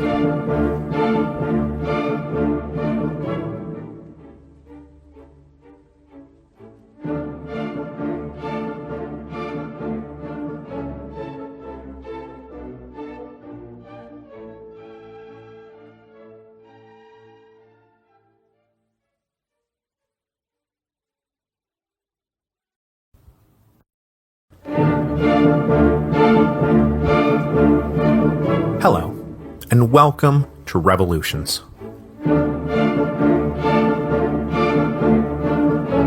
Episode 3.48, The Coup of Floreal. So we left off last time with a circuit of all of France's new allies, all those sister republics who were thrilled, just thrilled, to be joining the French revolutionary project of liberating mankind, and by that I of course mean getting wrung dry. Today, we'll take a look at France's posture towards its remaining enemies. The British, of course, who were supposed to be the only ones left, but then also the Americans, who Talleyrand is about to accidentally provoke into an undeclared naval war. And once we're done listening to the stream of bald-faced lies coming out of Talleyrand denying he had anything to do with driving the Americans to take up arms, we'll return to the domestic front for the elections of year 6, suppress the left, and then wrap up today by getting Bonaparte launched on his ultimately ill-fated Egyptian expedition. All of this taken together was going to set the stage for the formation of a second anti-French coalition by the end of 1798 and the resumption of full-blown war in 1799. So to back up a little bit, the Treaty of Campo Formio that had been signed by Bonaparte and the Austrian ambassadors in October 1797 had settled things between France and Austria. But the Austrian Habsburgs were just one component of the insanely complicated political coalition called the Holy Roman Empire.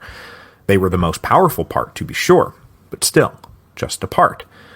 So shortly after Campo Formio, a huge summit of all the little sovereign components of the Holy Roman Empire met at the city of Rastatt along the Rhine to discuss and ratify the terms that had been worked out. Most controversial of all those were, of course, the ceding of all the German principalities on the west side of the Rhine. And the French delegation, soon led by a guy named Jean-Baptiste Traillard, were not making it easy for the Germans to accept these losses. Now, Bonaparte had agreed in principle at Campo Formio that new territorial acquisitions made by the French at the expense of the Holy Roman Empire would be matched by compensatory lands elsewhere, hence the handover of Venice that we talked about last week. But at Rastatt, the Austrian delegation now asserted that ceding the left bank of the Rhine counted as a new territorial acquisition for France that required compensation. Traillard said, "Fat chance. The left bank has been under French occupation for so long that it's hardly a new acquisition." This was just the first of many squabbles that led the Congress nowhere fast. And in the end, the Congress of Rastatt would wind up never actually coming to any formal agreement, as a series of diplomatic and military incidents eventually led to the outbreak of the War of the Second Coalition in 1799, before the peace terms ending the War of the First Coalition were actually ratified. But for the Directory, the situation in Italy and along the Rhine was certainly settled enough that they were able to order Bonaparte to return to Paris to help them deliver the death blow to the one enemy left actively in the field, the British. This death blow was to be nothing less than a full-blown invasion of Great Britain. Now, talk of a multiple-front invasion of the British Isles had not been killed by the failure of the Irish expedition in 1796. And indeed, when the Directory really started to discuss plans, Lazar Hoche was the most likely candidate to lead the invasion. Almost all the troops massing along the English Channel had served under him before, and Hoche himself was eager to redeem himself for the failed Irish expedition, which he not unjustly blamed on the weather. But in September 1797, Hoche suddenly up and died in his base along the Rhine River. He was just 29 years old, and that left Bonaparte as the only logical choice to lead the invasion. Now, Bonaparte's return to Paris was a nerve-wracking experience for the men running the Directory. On the one hand, here he was, the conquering hero, the man whose victories had helped legitimize their rule and whose pledge of support before and after the coup of Fructidor were key to the coup's success. On the other hand, here he was, the conquering hero who is way more popular both inside the army and amongst the French citizenry than we could ever hope to be. But Bonaparte was a careful planner, and he had no desire to seize power yet. So, while in the capital, he was conspicuously deferential to civilian authority and made no outward displays of his military might. He dressed as a regular citizen rather than marching around in a full dress uniform, making everyone nervous. And when the Directory ordered him to go take over the planned invasion of Britain, he said, "Sure thing, you're the boss." But he also spent a lot of time making political contacts, finally meeting in person, for example, Talleyrand, and also the Abbé Sieyès, the man who had scorned a directorship because he had his own constitutional plans for France. So, the seeds of Brumaire were being sown over the winter of 1797-1798. What was not being sown over that winter was an invasion of Great Britain. Now, Bonaparte does not seem to have arrived in the army camped along the Channel coast intending to abort the invasion, but it did not take him long to decide that it really needed to be aborted. This was no small thing the Directory was asking him to do, and with the Dutch Navy having just been ravaged at Camperdown, the invasion fleet assembled was simply insufficient for the job. To say nothing of the men themselves, who were not the crack troops forged in the battles of Italy, but rather men from the Vendée and the Pyrenees who had not seen major action and no major battles for years. Bonaparte came back to Paris and said, "Look, I'll do this, but the earliest, and I mean the earliest that I will be ready to go is the end of 1798. And even then, the success of this is not guaranteed." And that is actually one of Bonaparte's biggest concerns. At that moment, he was invincible. He had won the war against Austria without losing a single battle, at least according to his official dispatches. Why risk his well-won reputation on a dubious mission to England that might wreck his career with a colossal failure? But he had an alternative suggestion. In the period between the preliminaries at Leoben and the Treaty of Campo Formio, Bonaparte had been twiddling his thumbs in Italy and started thinking globally. Specifically, that the best way to take out the British was not to try to go and occupy London, but rather to try to go and occupy Egypt and limit British access to their wealthy colonial holdings in India. After Venice was forced to cede their Mediterranean islands to the French at Campo Formio, these dreams of an Egyptian campaign became a very real possibility. So after Bonaparte returned from his dismal survey of the army on the Channel coast, he told Talleyrand that what they should really do is invade Egypt. Not only would conquest be easier, but it would promise a lot of plunder and permanent colonial wealth and this sharp check on British power. Talleyrand thought all of this an absolutely capital idea, since he too had major reservations about the invasion of England. So Bonaparte and Talleyrand took the plan to the Directory in March 1798, and the Directory said, "Okay, go do it." For them, the calculation was pretty simple. If Bonaparte pulls it off, all the good things he just said would happen. And if he fails, well, that's one less Napoleon Bonaparte we have to worry about coming back and overthrowing our little regime. While Talleyrand was helping Bonaparte arrange the Egyptian campaign, he was also in the process of introducing a new belligerent into the war. A belligerent that had basically gone to superhuman lengths to stay out of the fighting, but who could resist no longer. The United States of America. Now, Now, relations between the United States and both sides of the War of the First Coalition had not been great during the presidency of George Washington. By insisting on American neutrality, Washington irritated everyone, and both the British and French navies harassed neutral American shipping to prevent them from assisting the other side. In 1797, though, Washington finally accepted the efficacy of the somewhat humiliating Jay Treaty, which agreed to nearly every concession, condition, and constraint the British demanded of the Americans in exchange for their navy leaving American shipping alone. The French were livid at this perceived betrayal. But despite rising tensions out on the high seas, when Washington retired in March 1797, the United States was still neutral. Incoming President John Adams then proceeded to go to pretty crazy lengths to try to maintain American neutrality. But with Washington out of the picture, a hyper-polarized partisan battle erupted between the pro-British Federalists and the pro-French Jeffersonians. But no one did more to blow up the dream of American neutrality than French Foreign Minister Talleyrand. Talleyrand had, of course, just spent 2 years living in the United States. He knew the lay of the political land, and he knew that Adams was not particularly well disposed towards the French. This was confirmed in Talleyrand's eyes when Adams dispatched Charles Cotesworth Pinckney as the new ambassador to France. Pinckney was a staunch Federalist and avowedly anti-French. So at Talleyrand's recommendation, the Directory refused Pinckney's credentials. Not wanting to capitulate, but also not wanting to start a war, Adams then dispatched future Supreme Court Chief Justice John Marshall and New England merchant and well-resumed Patriot leader Elbridge Gerry to join Pinckney in a 3-man diplomatic commission to work through the impasse. But when this commission presented themselves to Talleyrand in October 1797, he refused to recognize their credentials unless they agreed to A. loan the French a bunch of money, and B. pay Talleyrand a huge bribe equivalent to £50,000. Now, bribes in exchange for consideration was a routine part of European diplomacy, but Talleyrand took it to a high art. There was simply nothing to be done unless you pay me a great deal of money. The Americans, however, were offended by this old-world corruption, and Pinckney famously said, "No, no, no, not a sixpence." So Talleyrand rejected their credentials, and negotiations had to proceed through unofficial channels.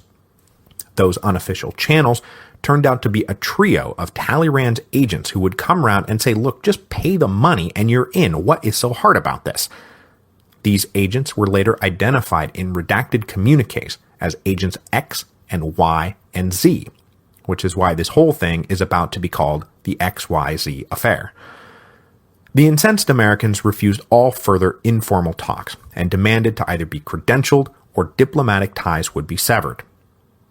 Talleyrand managed to convince Elbridge Gerry, the least anti-French of the 3 commissioners, to maintain super-secret back channels to stave off war, but he said he could no longer deal with Pinckney, which was fine by Pinckney.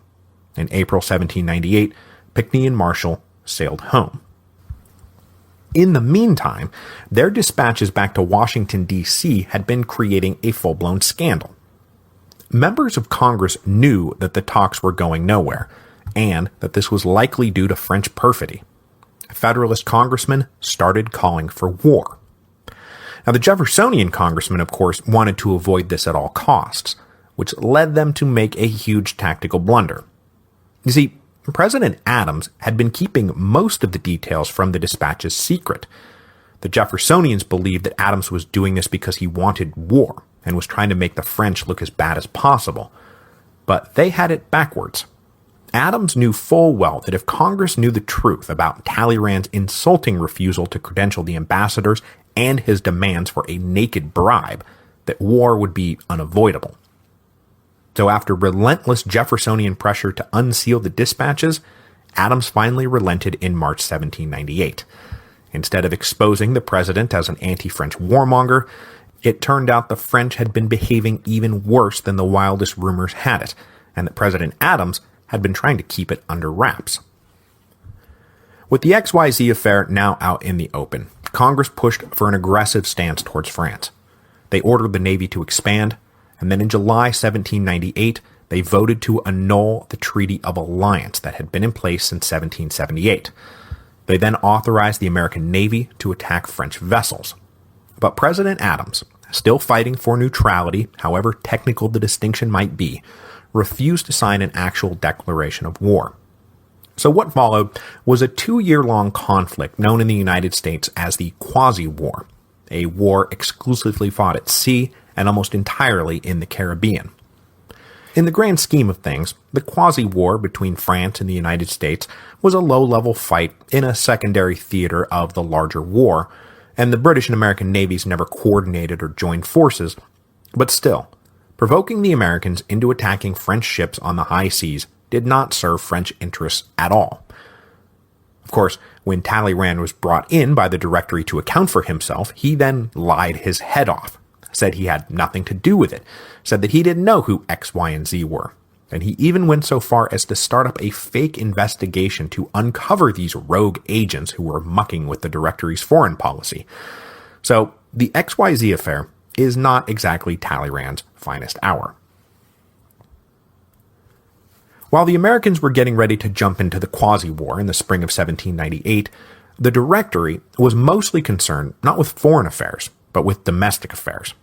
Specifically, the looming possibility that Jacobin leftists were about to get themselves voted into a majority of the legislative councils and try to drag France back to the dark days of Year 2 and the Terror. Not the directorial terror, but the terror. So while the triumvirate running the Directory had hoped Fructidor would be a one-off emergency coup, they decided they could not risk it. And so the anti-right coup of 18 Fructidor gets a historical twin, the anti-left-wing coup of 22 Floreal. Now, the left wing we are talking about now is not really the radical leftists of the old days. The few true radicals remaining had been taken down with Babeuf in the Conspiracy of Equals. And in case you're wondering, yes, I did totally forget to follow up on Babeuf after the failed Grenelle uprising of September 1796, but that was because there's not much else to tell. Babeuf sat around in prison until May 1797, when he and one of his closest associates were finally sentenced to death and guillotined on May the 27th. That was the end of everyone's favorite proto-communist. The former Jacobins now putting themselves forward for election were of a perfectly moderate variety. They were dangerous to the Directory not because they wanted to overthrow the government, but because they might turn out to be self-confident enough to believe that they could act as an opposition party. They supported a platform that included enlarging the franchise to make the Constitution more democratic, and maybe doing something about all those greedy speculators who seem to have flourished in the years since Thermidor.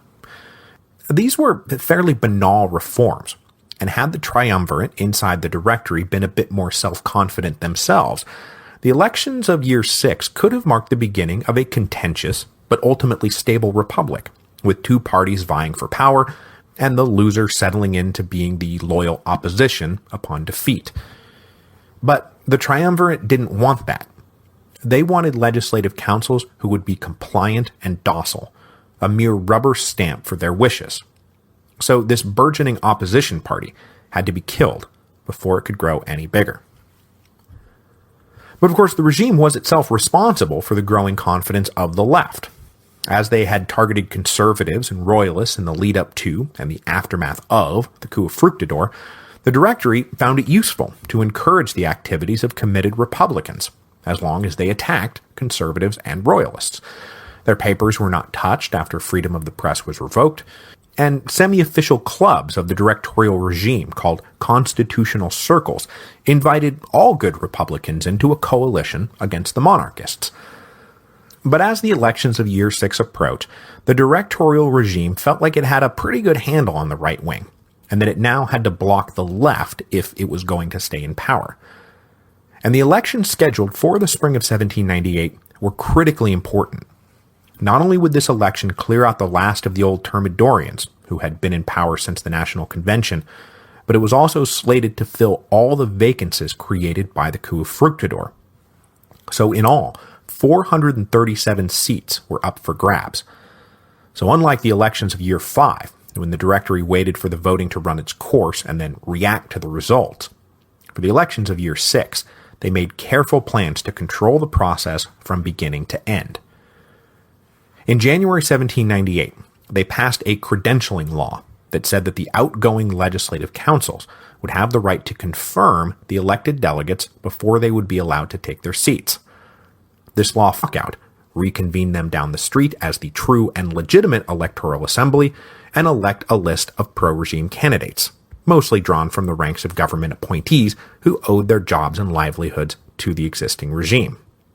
So now there would be 2 rival slates of candidates. So, oh no, I guess we have to submit our dispute to the sitting legislative councils and have them decide which slate of delegates is legitimate. This sort of maneuvering went on all over the place. The most useful technical violation was to trot out the law that had been imposed by Lazare Carnot that said candidates and electors had to swear a hatred of monarchy and the Constitution of 1793. So wherever anti-regime leftists won, the regime candidates would just assert that they were for anarchy and the Constitution of 1793 and had just perjured themselves. The anti-regime candidates would of course deny it, and then lo and behold, you've got another disputed vote that needs resolving. With the returns starting to come back, and those returns not looking good for the regime, the legislative councils then announced on May the 2nd that they had uncovered a conspiracy between royalists and the left-wing anarchists to undermine the Republic. This is just as Robespierre had once denounced Hébert as an agent of the foreign plot who was trying to discredit the revolution. So the accusation now is that all these left-wing candidates wore the white cockade of royalism under the red cap of liberty.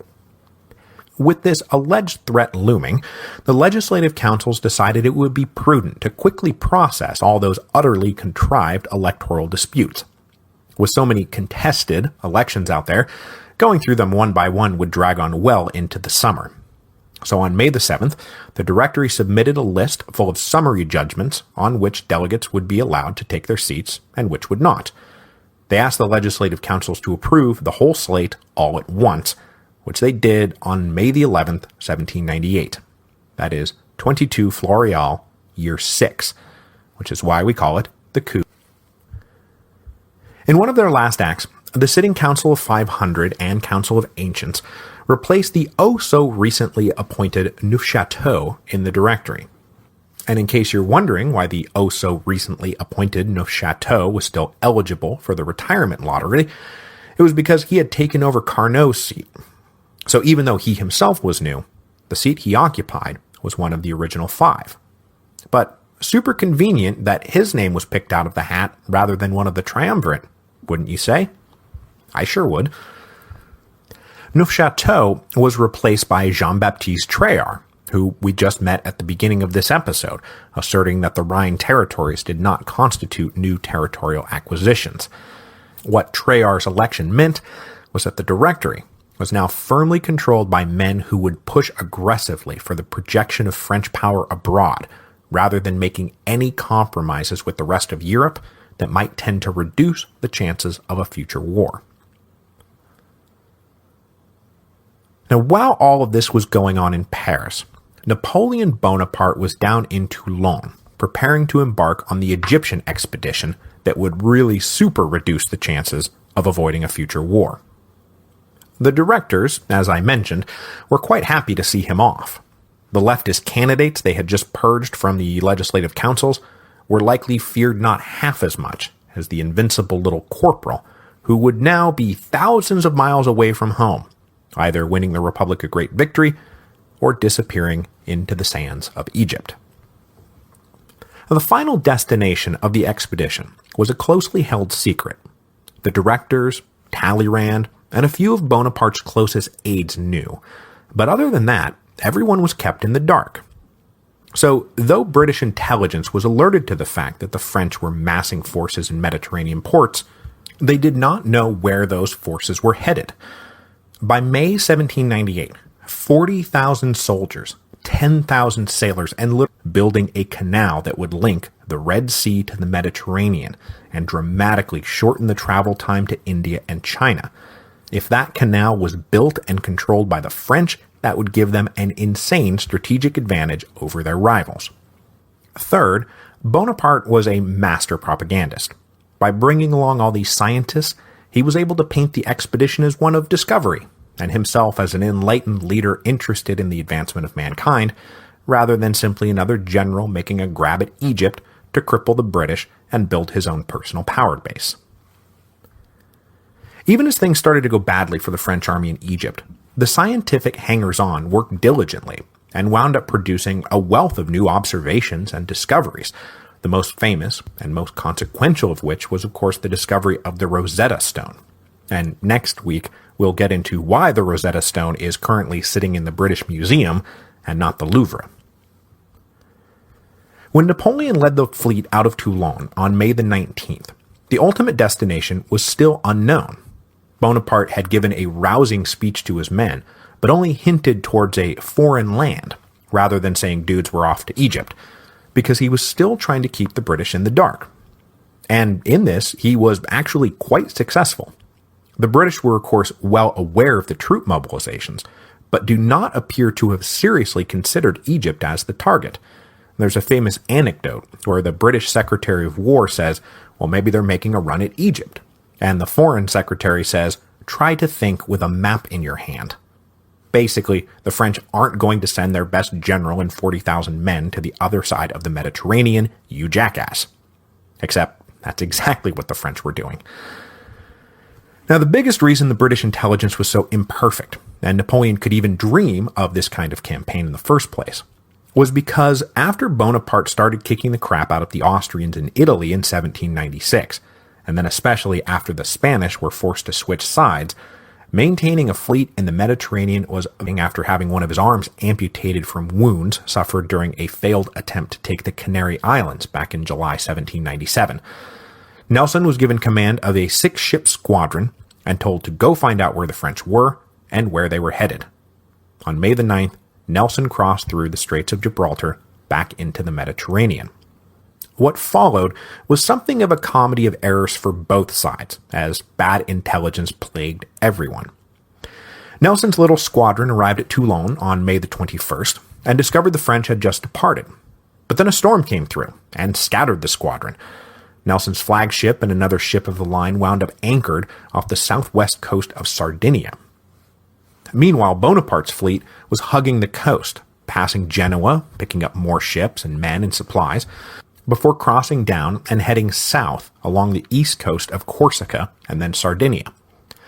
On June the 3rd, Bonaparte was alerted to the fact that the British had ships on the other side of Sardinia, and he sent a squadron to investigate, but by the time they got there, Nelson, which is the ship they were talking about, had already sailed back to Toulon trying to link back up with the rest of his squadron, not realizing how close he had come to spotting his quarry. So while Nelson sailed northwest towards Toulon, Bonaparte turned southeast towards Sicily. Then a few days later, the French captured a British merchant who said, "Oh yeah, I just saw Nelson. He's got a whole fleet and he's right on your heels." This caused Bonaparte to panic a little bit, and he ordered his fleet to race for the island of Malta. Now, Malta was still run by the Knights of Malta, an old Crusades-era brotherhood of knights, and after the Grand Master of the Knights refused French entrance into the main harbor, Bonaparte fired his guns, landed some troops, and just took it. The Knights never really stood a chance, especially because half the 2,000-man garrison were French themselves and had no interest in fighting their countrymen. Bonaparte promised the equivalent of 3 million livres in exchange for the island, and the Grand Master accepted, because what else was he going to do? Stop would be Alexandria. Meanwhile, Nelson huddled with his officers and concluded that the French were either headed for Constantinople or Egypt, with Egypt being the most likely target. A shrewd and correct guess. So next week, we will follow everyone to Egypt. Bonaparte will successfully land his army outside Alexandria and begin his great campaign. But then Nelson will swoop down and obliterate, and I mean obliterate, the French navy anchored at Aboukir Bay. Whatever Bonaparte did next, he was going to have a hell of a time getting home.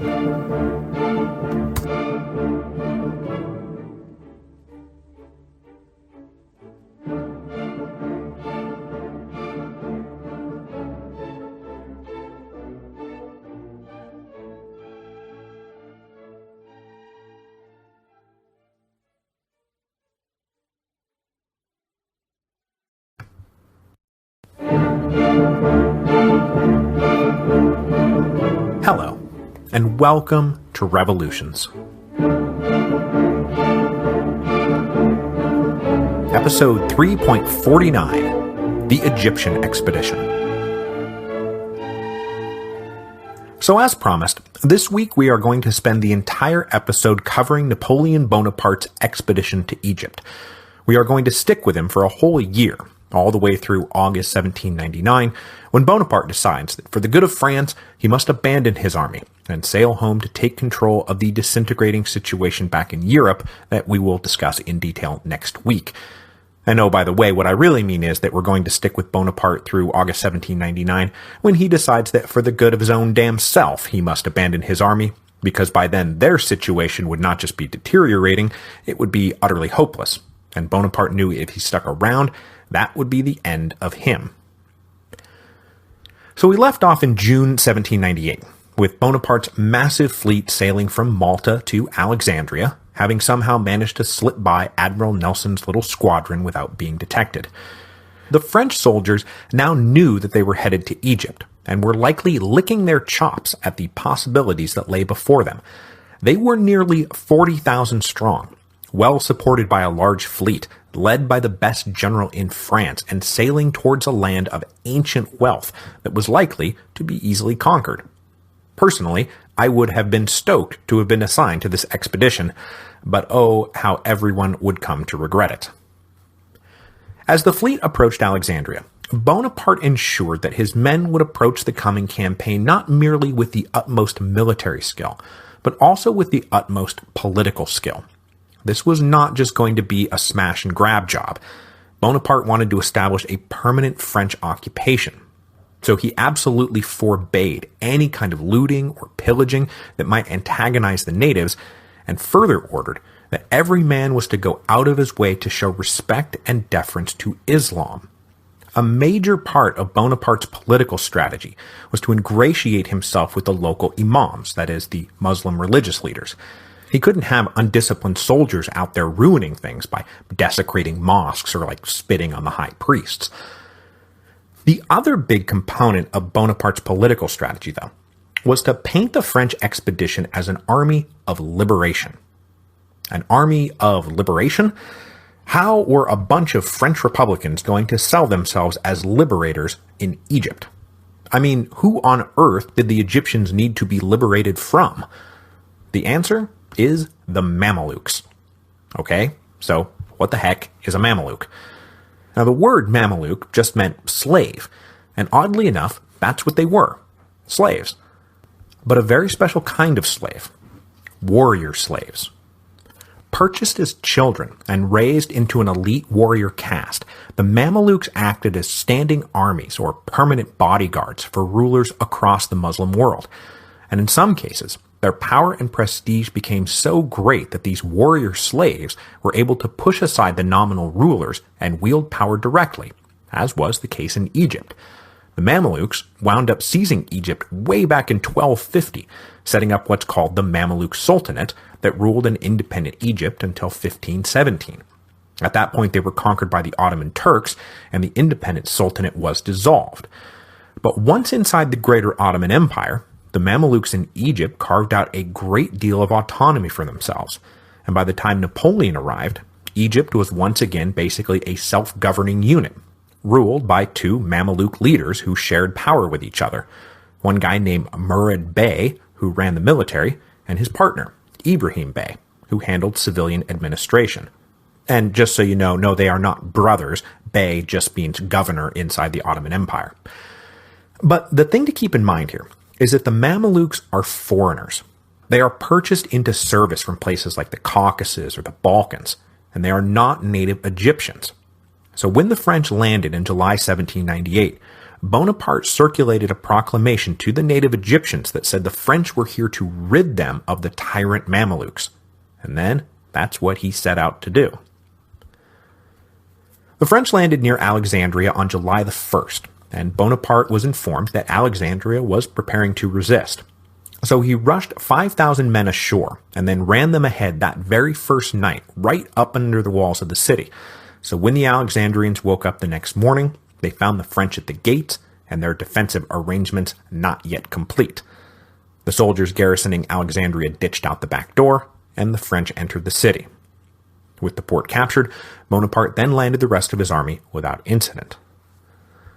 But the real target was the Mamluk capital, Cairo, located a couple hundred miles up the Nile into the Egyptian interior. So, without ever really even pausing to catch his breath, Bonaparte broke his army up into two and sent them marching towards Cairo from two directions. The division led by Bonaparte hugged the coastline and then turned and followed the Nile due south along the west bank of the river. The other division plunged southeast out of Alexandria, headed straight across the desert, and this was not the route you wanted to get sent on. Not only was it the hottest and driest part of the year, but the French column was harassed the entire way by Bedouin raiders. Pity the Frenchmen who strayed from the pack.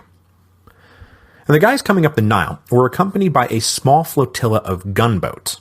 But obviously the rest of the fleet couldn't just sail up the Nile, so while he marched into the interior, Bonaparte told the French admiral to anchor at Abu Qir Bay, about 20 miles northeast of Alexandria, and stay put. But only to stay put if the fleet was absolutely free of any potential danger. If there was even a hint of trouble, they were to sail all the way to Corfu, an island off the west coast of Greece in the Ionian Sea, so basically all the way back to Italy. The army would be able to take care of itself for a while, but it was imperative in the long run that the French fleet remain intact. The worst possible thing that could happen would be for the fleet to be destroyed by the British. And that, I believe, is what they call foreshadowing.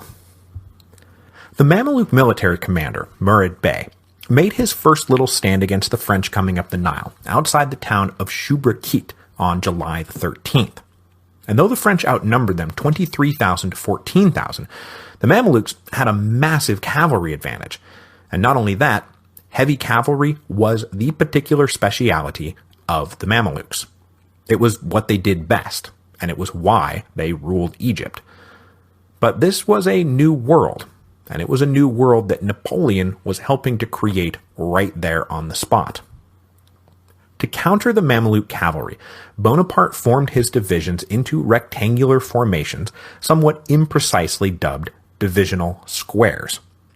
These rectangles were 6 men deep and hollow at the center, which is where all the baggage and supplies and senior officers went. Artillery was then positioned at each corner, and everyone was told to hold their ground and fire at the charging cavalry as soon as they came into range. As it turned out, the divisional square was virtually impregnable.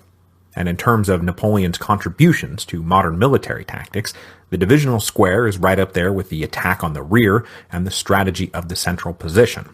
By the end of the Napoleonic Wars, everyone would be using divisional squares. Once Murad Bey realized that his cavalry charges were getting all his men killed and were doing exactly 0 damage to the French, he retreated further up the Nile. After Shubrikit, the French army coming up the Nile linked with the army coming out of the desert, and they all made the final push towards Cairo together. Now, Old Cairo was located on the east side of the river, so Murad Bey massed 25,000 men on the west side of the river to prevent the French from crossing. Inside Cairo, Ibrahim Bey was waiting with reinforcements, but he could not get those reinforcements across the river in time to join the fight. On July the 21st, the two armies met outside the fortress city of Mbabe. But about 9 miles off in the distance, the pyramids of Giza were visible. And so after the battle was won, Bonaparte decided that the Battle of the Pyramids sounded way cooler than the Battle of Mbabe or the Battle of Cairo, which is why we call it the Battle of the Pyramids. The battle itself was basically just a repeat of Shubrikit on a larger scale.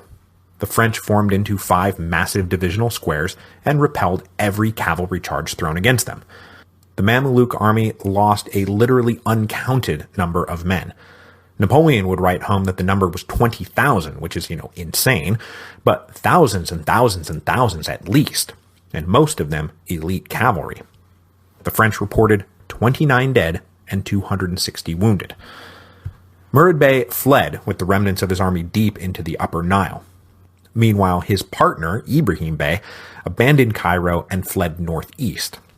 Bonaparte then set off in pursuit of Ibrahim Bey, caught up with him, and after a quick battle sent the remaining Mamelukes running clear out of Egypt and up into Syria.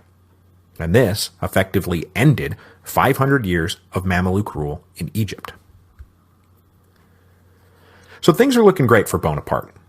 But little does he know that just a week and a half later, all of his fancy plans are going to get blown to smithereens.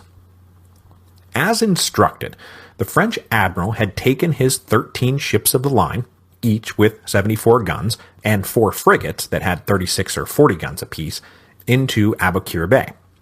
But he disagreed with Bonaparte's assessment that the army could live without the navy, and when he surveyed the scene, he decided that he could anchor his fleet in such a way that he would be able to repel any British attack. The critical point was that he thought that his line, which was arrayed northwest to southeast, was anchored to the northwestern shoals so tightly that the British could only approach from the east, which was not only at the strongest part of the French fleet, but against the prevailing winds.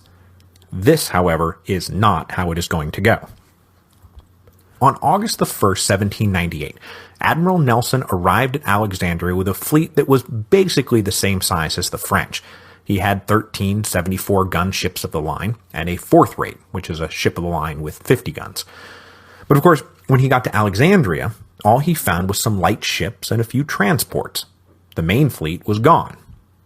But his ships scouted around, and one of them finally spotted the French fleet they had all been looking for 2.5 months.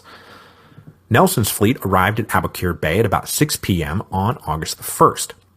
Now, the French admiral sighted them, but assumed it was too late for an attack, and that he would have the night to make preparations for a battle in the morning. But instead, Nelson just charged right in, focusing all his attention on the northwest side of the French line, that supposedly impregnable northwest side of the line.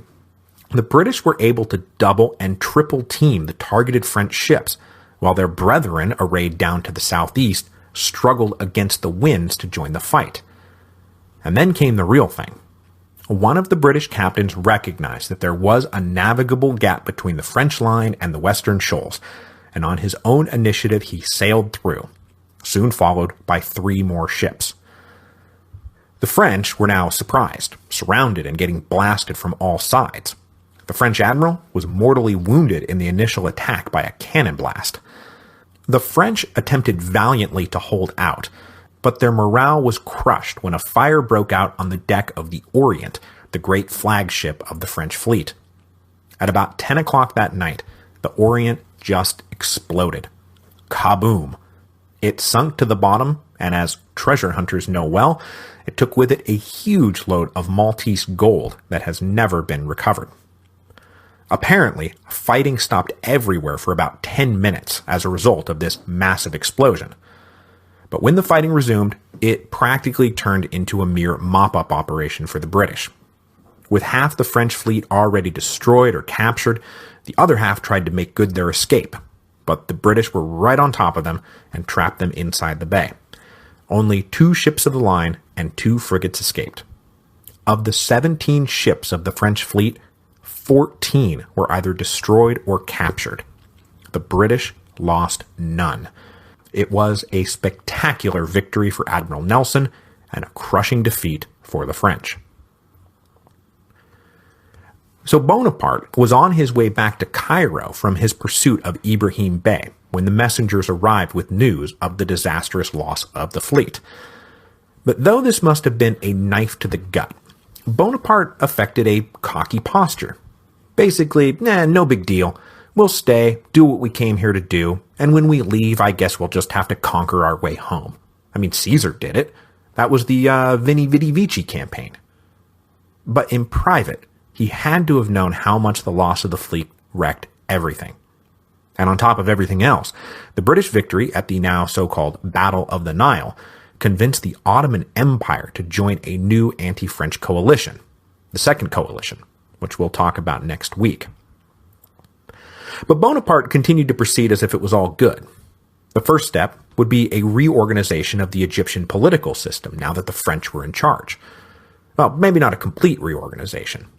What Bonaparte wanted to do was graft a new top-level administration on top of the existing system. So he appointed new divans to run various districts in prominent city. These divans, which is a word meaning a member of the Ottoman Privy Council, were natives, but personally selected by Bonaparte to tie their loyalty not just to the French, but to him personally. He hoped eventually to create semi-representative ruling councils that would advise each divan, but the plans never got that far. And then, as I mentioned, he considered the buy-in from local Muslim leaders to be critical, and so he bent over backwards to flatter and cultivate them as allies. He gave them all kinds of favors and gifts and special perks. His letters are filled with professions of respect and admiration for Islam. And when the Prophet Muhammad's birthday came round on August the 21st, Napoleon personally led a huge celebration in Cairo. Aside from his political operations, Bonaparte also cut loose with an array of modernization projects, spearheaded by all the science and engineering nerds attached to the expedition. So the French arrival in Egypt is occasionally pointed to as the beginning of quote-unquote modern Egypt because of all the new stuff the French introduced. They pioneered new urban sanitary measures, they rebuilt canals, founded an official postal service, they brought in windmills, started working on a system of structured irrigation to replace the flood inundation that had been the basis of Egyptian agriculture for I don't even know how many thousands of years. And the French also brought in the first printing press and launched the first newspapers, mostly as organs of pro-French propaganda, but still, this is a pretty big deal. The French science nerds then formed themselves into a society called the Egyptian Institute, with a headquarters in Cairo, where they would house, catalog, and analyze all the material they planned to go out and study. And these guys were interested in everything: archaeology, anthropology, botany, zoology, geology, hydraulics, linguistics, you name it, they were into it. They set up a main library, an astronomical observatory, laboratories, a botanical garden, a menagerie, and eventually their accumulated artifacts, data, observations, drawings, notes were all compiled into a series of volumes that were called the Description of Egypt. Now, the series did not start publication until 1809, but after that, 37 volumes were published before it ceased in 1826. And the Egyptian Institute, by the by, disbanded in 1801 after the final French surrender, but it was revived in 1836 as a little coalition of French, English, and German academics, and it still exists in Cairo today. It used to house something like 200,000 super rare manuscripts, many of them gathered by Napoleon's original crew, until it was burned down by an errant Molotov cocktail during the Egyptian uprising in 2011.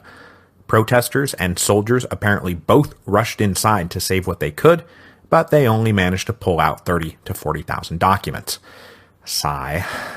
Oh, also, ISIS just blew up the Temple of Baal-Shem-In in Palmyra the other day. Double sigh. And just to jump ahead a little bit while we're on the topic, by far the biggest discovery by the French expedition was the Rosetta Stone, which was discovered in April 1799 by an engineering officer assisting in the refortification of the port city of Rosetta. He basically unearthed this large slab of black rock covered in ancient scribbles and said, this looks important. I think I'll go tell one of the science nerds. And yes, it turned out to be pretty important. The Rosetta Stone is a decree that was carved in 196 BC during the reign of the Hellenistic king Ptolemy V. It was written in 3 different languages: ancient Egyptian hieroglyphs, pictograms that no one yet understood, Demotic Egyptian, a rarely used and little understood left-to-right reading phonetic script, and then ancient Greek, which everyone understood.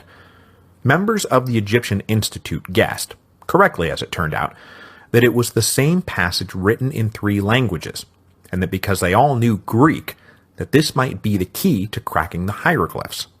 And it was, though it would be another 20 years before they were finally deciphered, and most of the credit going to the Englishman Thomas Young and the Frenchman Jean-François Champollion, but now we're straying away from the story. They found the Rosetta Stone. Now we can read hieroglyphs. It was a big deal. Anyway, Despite Napoleon's cultivation of the Muslim leaders, they were paying more attention to his deeds than his words. And to them, all of these French modernization efforts looked mostly like cultural imperialism by atheist Europeans trying to wipe out traditional Islamic culture. But even if they didn't think that, they couldn't help but notice the vast array of new taxes being imposed by the French. And I doubt they would have taken much solace in the knowledge that the French weren't doing anything different to Muslims in Egypt than they were doing to, say, Catholics in Belgium. The local religious leaders were helped along in their brewing hatred of the French by contact with the British and the Ottoman Turks, both of whom were saying, "Don't believe a word Bonaparte says. Revolutionary France is about naked conquest and sacrilegious atheism." So the leaders in Cairo started to talk amongst themselves about booting the French out. Then they got a hold of some weapons and started to actively plot how to boot the French out. In mid-October, the imams began to spread guns throughout the native population of Cairo, and urging everyone to join in a holy insurrection to expel the foreign invaders. On October the 22nd, 1798, they launched an armed uprising using the Great Mosque as a base. It was a semi-organized bloodbath, and any Frenchman caught out in the open was simply killed, and that included the French general in charge of the garrison and one of Napoleon's aides-de-camp. Bonaparte himself was outside the city when the uprising began, but it did not take him long to rally a force to come pacify the city. He pushed his way in, and then his men tore through the hastily erected Egyptian barricades. The French army then marched street by street, clearing everything in front of them and pushing the insurrectionaries back towards the Great Mosque. A brief standoff at the mosque ensued, but Bonaparte, who was in a wee bit of a mood, opened up with the heavy guns. The French blasted their way in and killed everyone inside. So I guess we're not worried about desecrating mosques anymore? In total, the French lost about 300 men, the local Egyptians somewhere on the order of 5,000 to 6,000. As further punishment, Cairo was hit with a punitive tax. Their local divan was replaced by a direct French military commissioner, and anyone identified as a leader in the uprising was arrested and executed. These were harsh measures, but for the rest of the time Bonaparte was in Egypt, there were no more revolts. So at the end of 1798, the French occupation of Egypt was relatively secure, though how permanent it could possibly be given that they were completely cut off from Europe was an open question. Bonaparte, though, kept acting like it was going to be permanent. And in December, he gathered up a company of about 300 guys and headed down to Suez, the main port on the north end of the Red Sea. Now, as I mentioned last week, one of the great dreams of the European powers was to carve out a canal that would link the Red Sea to the Mediterranean. As it stood right then, if you wanted to travel entirely by sea from Europe to India and China, you had to go around the tip of Africa, a long and arduous journey. You could cut the distance by something like 4,000 miles if you sailed up into the Red Sea, put in at Suez and handed everything off to hired porters or sold it to Arab middlemen and had them carry it up to the Mediterranean ports. But just adding those couple of 100 miles by land jacked up the price of everything. I mean, just do the math on how many men and camels it would take to carry off the cargo that was loaded into just a single big ship. It was doable, and the British in particular were doing it. They used the Red Sea as a primary link to India. And this is one of the big reasons Bonaparte was so interested in Egypt. It would force the British to rely entirely on that long route around the Cape of Good Hope, making it much easier to run out, say, a combined navy of Spanish, Dutch, and French ships to isolate the British home island completely. And then, if the French could build a canal from Suez to the Mediterranean, the sea route would be cut by 4,000 miles and the French would have a near monopoly on the Asian trade. So like I say, Bonaparte had big fancy plans here. Now what his little expedition to Suez was looking for in particular was the legendary Canal of the Pharaohs that had been attested to in numerous ancient sources. It had allegedly been built back in the 500s BC, running west to the Nile, rather than north directly to the Mediterranean. This legendary canal was abandoned after it was cut off from the Nile by shifts in the course of the river, but after some methodical searching, the the party actually found the remains of the Canal of the Pharaohs, and they set to work studying its course and construction. Now, unfortunately for Bonaparte, he personally had to leave the mission in January 1799 because messengers arrived bearing the news that the Ottomans had finally been convinced to throw their whole weight against the French. They were massing to invade Egypt on two fronts: a land army swinging down through Syria, and a sea army massing at Rhodes that would sail down and put in at Alexandria. Napoleon likely expected something like this ever since the Ottomans had joined the war, because it took him no time to launch a bold preemptive strike against the Ottoman army coming down through Syria. Rather than waiting for the Ottomans to come to him, he collected 13,000 men in February 1799 and marched them north into Syria to halt the Ottoman advance before they got anywhere near Egypt. And while he was at it, he would be able to capture a bunch of ports to strengthen the French position in the east. On March the 3rd, 1799, Bonaparte hit his first major objective, the port city of Jaffa, which is roughly where modern Tel Aviv is. Taking Jaffa was critical because the rest of Bonaparte's campaign was premised on floating up heavy guns and siege equipment rather than hauling it overland through the desert, and for that, he needed a local port. Bonaparte expected Jaffa to just give up, but they refused.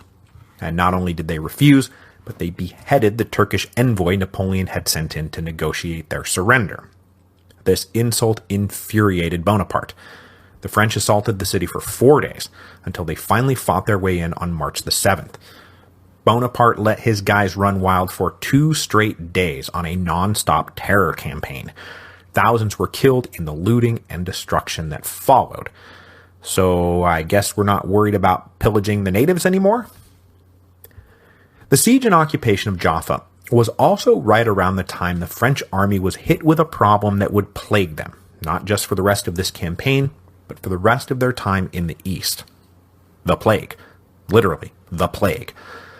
In March 1799, the plague started spreading ominously through the ranks of the French army, which impacted not just the basic health of the soldiers, but also their morale. The plague is a scary business. So before leaving Jaffa, Bonaparte set up a plague hospital to quarantine sick troops, and allegedly went and visited the victims personally to prove to the rest of his men that there was nothing to fear. And there's a famous painting creatively called Bonaparte Visiting Plague Victims at Jaffa that depicts him laying hands on a sick man. But it is entirely possible that the entire visit was concocted propaganda. Napoleon personally commissioned this painting in 1804 on the eve of his self-coronation as emperor. And if there's one solid staple of semi-divine rule across time and space, it's the power of the ruler to heal the sick. After depositing a garrison to hold Jaffa, Bonaparte marched with the rest of his army north to the city of Acre, where a good portion of the incoming Ottoman army were stationed, awaiting further reinforcements from Damascus.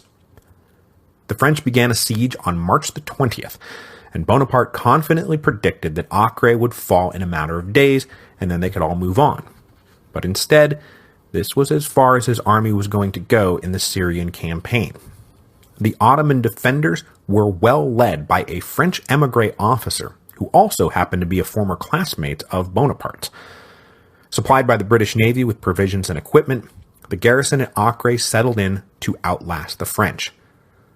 And then came the critical blow. The flotilla bringing in the French siege equipment was captured by the British Navy, leaving Napoleon with only infantry to carry out his siege and no way to prevent the British from resupplying the city at will.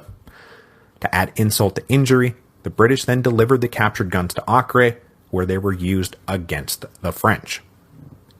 With the siege stalled out, Bonaparte then got news that a huge relief army was on the way from Damascus.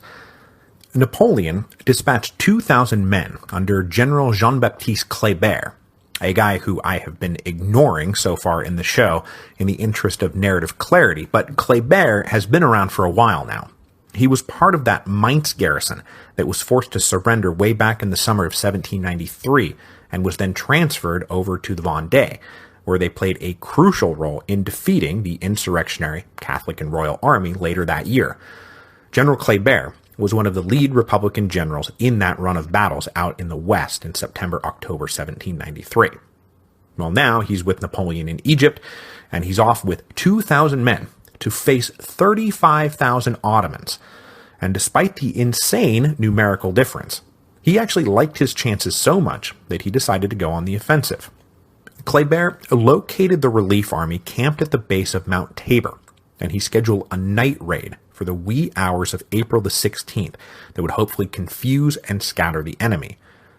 But unfortunately, it took Kléber longer to get into position than he planned, and so when dawn broke on the 16th, the little army was spotted.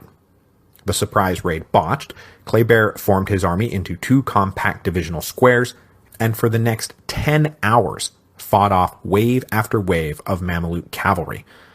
Now, holding out was actually pretty easy, but by the end of the day, the French were running low on food, water, and ammunition.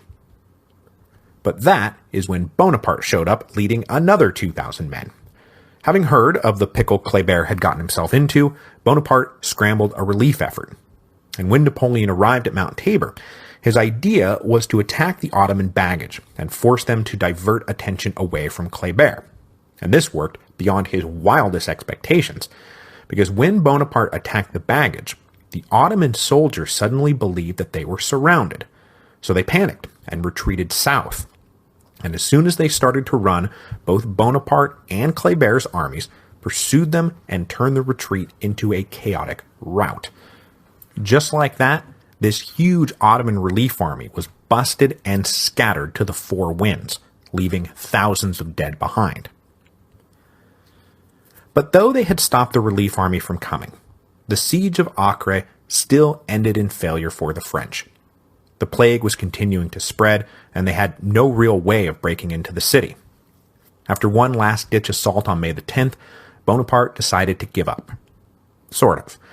He announced to his men that since they had defeated the Ottomans and taken a string of cities, that their work here was done.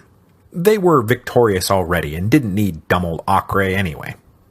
Basically, he declared victory and left. But the march home was pretty brutal. All the sick had to be kept quarantined in the back of the army, and the wounded could only move so fast. Their slow progress exposed the retreating French to repeated Ottoman raids. So eventually, anyone who couldn't keep up was just abandoned, and there is a story that after passing back through Jaffa, that Bonaparte ordered a surgeon to administer lethal doses of laudanum to men infected with plague, but the doctor refused to do it. At the end of June, though, Bonaparte arrived back in Cairo, and, keeping up appearances, he entered the city like some conquering hero. But the 4-month campaign had cost him 600 dead of the plague, 1,200 killed in action, and 2,000 wounded, none of whom could be replaced. And it netted him only a temporary reprieve from an Ottoman offensive via Syria, because meanwhile, this other 20,000-man Ottoman army was being ferried by the British Navy from Rhodes down to Alexandria. And I have to think that right about now is the time Bonaparte looks around and says, this is a hopeless situation. I'm cut off, I have no hope of reinforcement, I'm governing a probably hostile native population with a dwindling army weakened by plague. There is very little chance of permanent success to be had here. But there was nothing he could do about his situation at the moment, except try to counter this sea-borne Ottoman invasion. On July the 14th, 1799, that is the 10th anniversary of the fall of the Bastille, the British Navy landed the Ottoman army at Alexandria and easily established a beachhead and captured the city, which was not particularly well garrisoned. On July the 25th, Bonaparte arrived with about 7,000 infantry and 1,000 cavalry, and saw that the Ottomans were deploying themselves in 2 defensive lines with their backs to the sea, which Napoleon quickly deduced left them nowhere to run if it got bad for them. So he ordered his men to attack, and they broke through the first Ottoman line before it had a chance to fully form. They had a tougher time cracking the inner line, but the French cavalry general, Joachim Murat, identified a weak point on the Ottoman flank, turned it, and charged in behind them. Murat charged so fast that he broke into the tent of the Ottoman High Command and personally captured the Ottoman commander-in-chief, taking a gunshot to the jaw for his trouble. But Murat will live, as we'll see. The broken Ottomans tried to flee, scatter, swim back to the British ships, whatever. Of the 18,000 who put to shore, 6,000 died, 1,500 were captured, and 2,000 just went missing. The French casualties again numbered in the mere hundreds. But though here we are, with Bonaparte having won every open battle he fought in Egypt and Syria, and won them all in pretty spectacular fashion, none of it changed the larger strategic picture. Bonaparte's army was still cut off from home, and could expect no relief or reinforcement. And then, the British admiral running the fleet that had been blockading Bonaparte from all possible relief decided it was high time to let news from Europe finally get through to the French. He forwarded dispatches that spelled out the scope of the disasters that had befallen the French army in the year since Bonaparte had left for Egypt. Disasters he had had no knowledge of until that moment, and disasters that we will pick our way through next week. Napoleon concluded that if France was going to be saved, and more importantly, if his glorious personal ambitions were going to be saved, that he was going to have to ditch the men he had dragged to Egypt and sail for home. And with this latest resounding victory against the Ottomans, he could return home bearing good tidings of his unbroken string of triumphs. Now he did not dare tell his men he was leaving, though. Pretending to be headed merely on a scouting expedition to the Nile Delta, Bonaparte boarded a frigate with a small company of loyal associates as night fell on August the 22nd, 1799. Then he sailed for France. The next morning, General Kléber got up and read the proclamation announcing Bonaparte's departure and that he himself had been appointed commander-in-chief.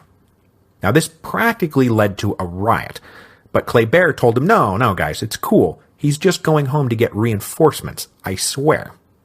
But this was a bald-faced lie. Bonaparte is not coming back. So all those men who had been licking their chops as they sailed from Malta to Alexandria in June 1798, and who counted themselves as lucky ducks for getting picked to go off on this grand adventure with Napoleon Bonaparte, were utterly abandoned to their fate. Those that weren't already dead of the plague or had been killed in battle or in native uprisings, that is. Now just to wrap up the fate of these poor guys, since it will extend beyond the scope of the show, the French occupation went pretty much as you'd expect. His army dwindling, and with no expectation that Bonaparte was ever coming back, Kléber opened up negotiations with the British and Ottomans, promising to abandon Egypt if they were all just allowed to go home to France. But after agreeing to these terms, the British reneged in March 1800 and landed a huge Mameluke army to destroy the supposedly fatally weakened French army. But Kléber won the subsequent Battle of Heliopolis, but then he himself was assassinated by an angry native in June.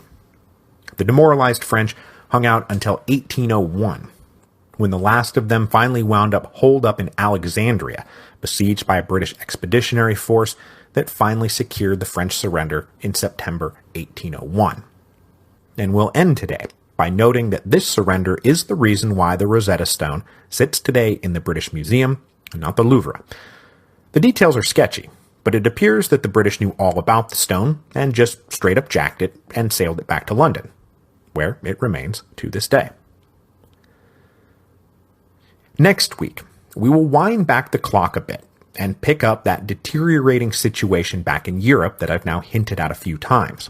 A deteriorating situation that led to the formation of the Second Coalition, a coalition that now included the Russians and the Ottomans, and which General Bonaparte was convinced that it was his destiny to save France from, so that he himself could proceed with everything else he believed destiny had in store for him.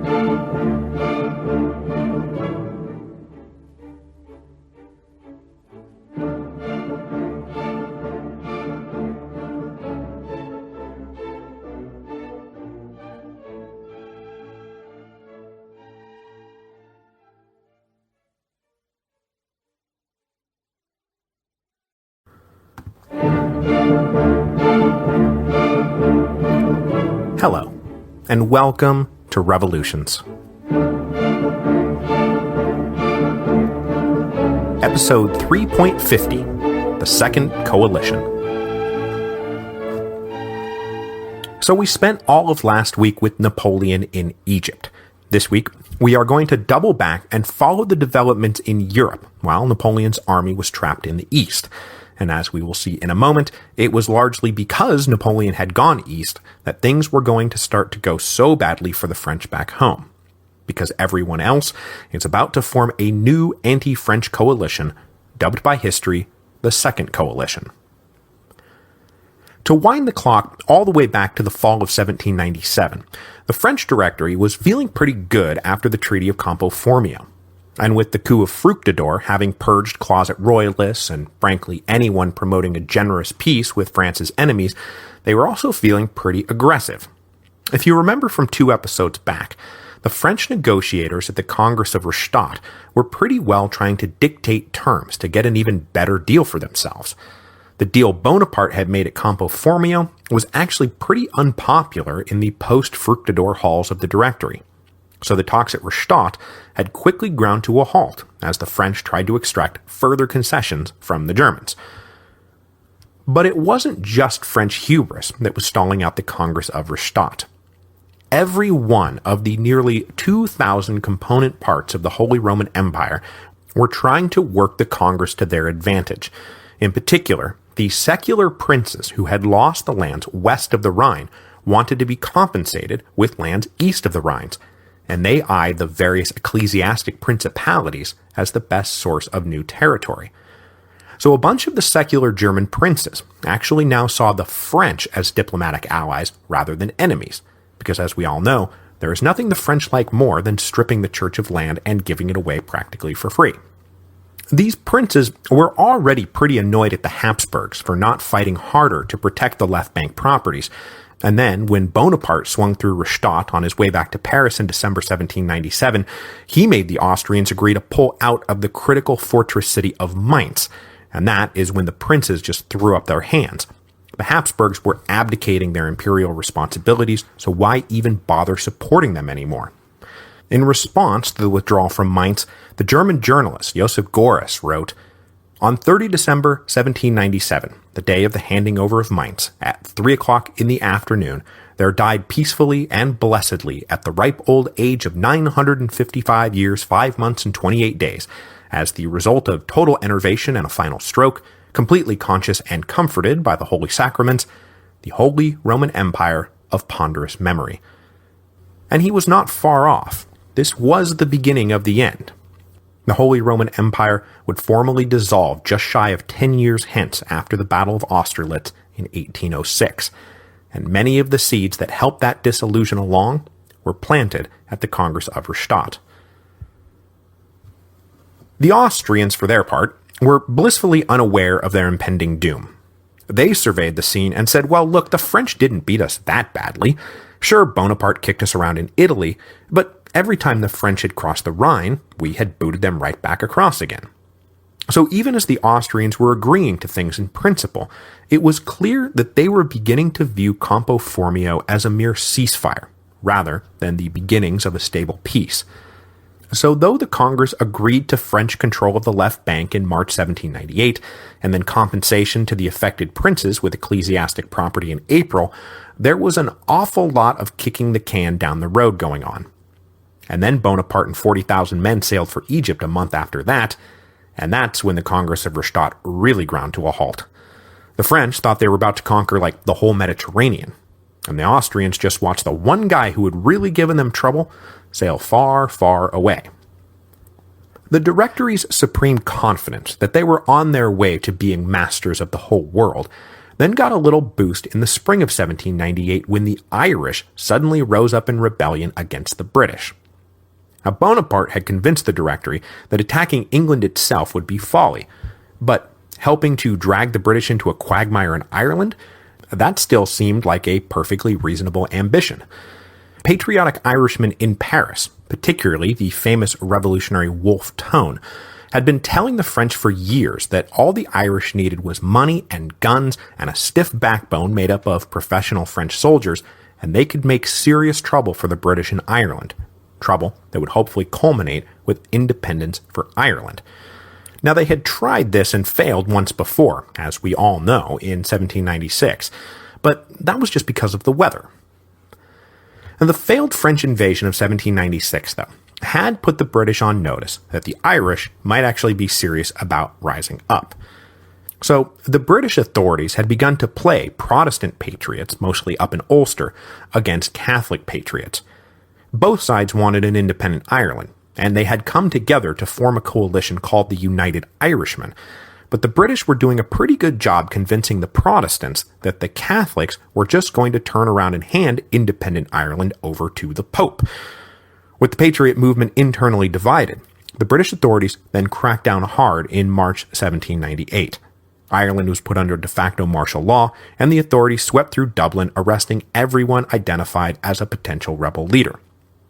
But though the sweep was thorough, the British didn't get everyone, and the Patriot leaders who remained at large decided they need to get going now or lose any chance they might have.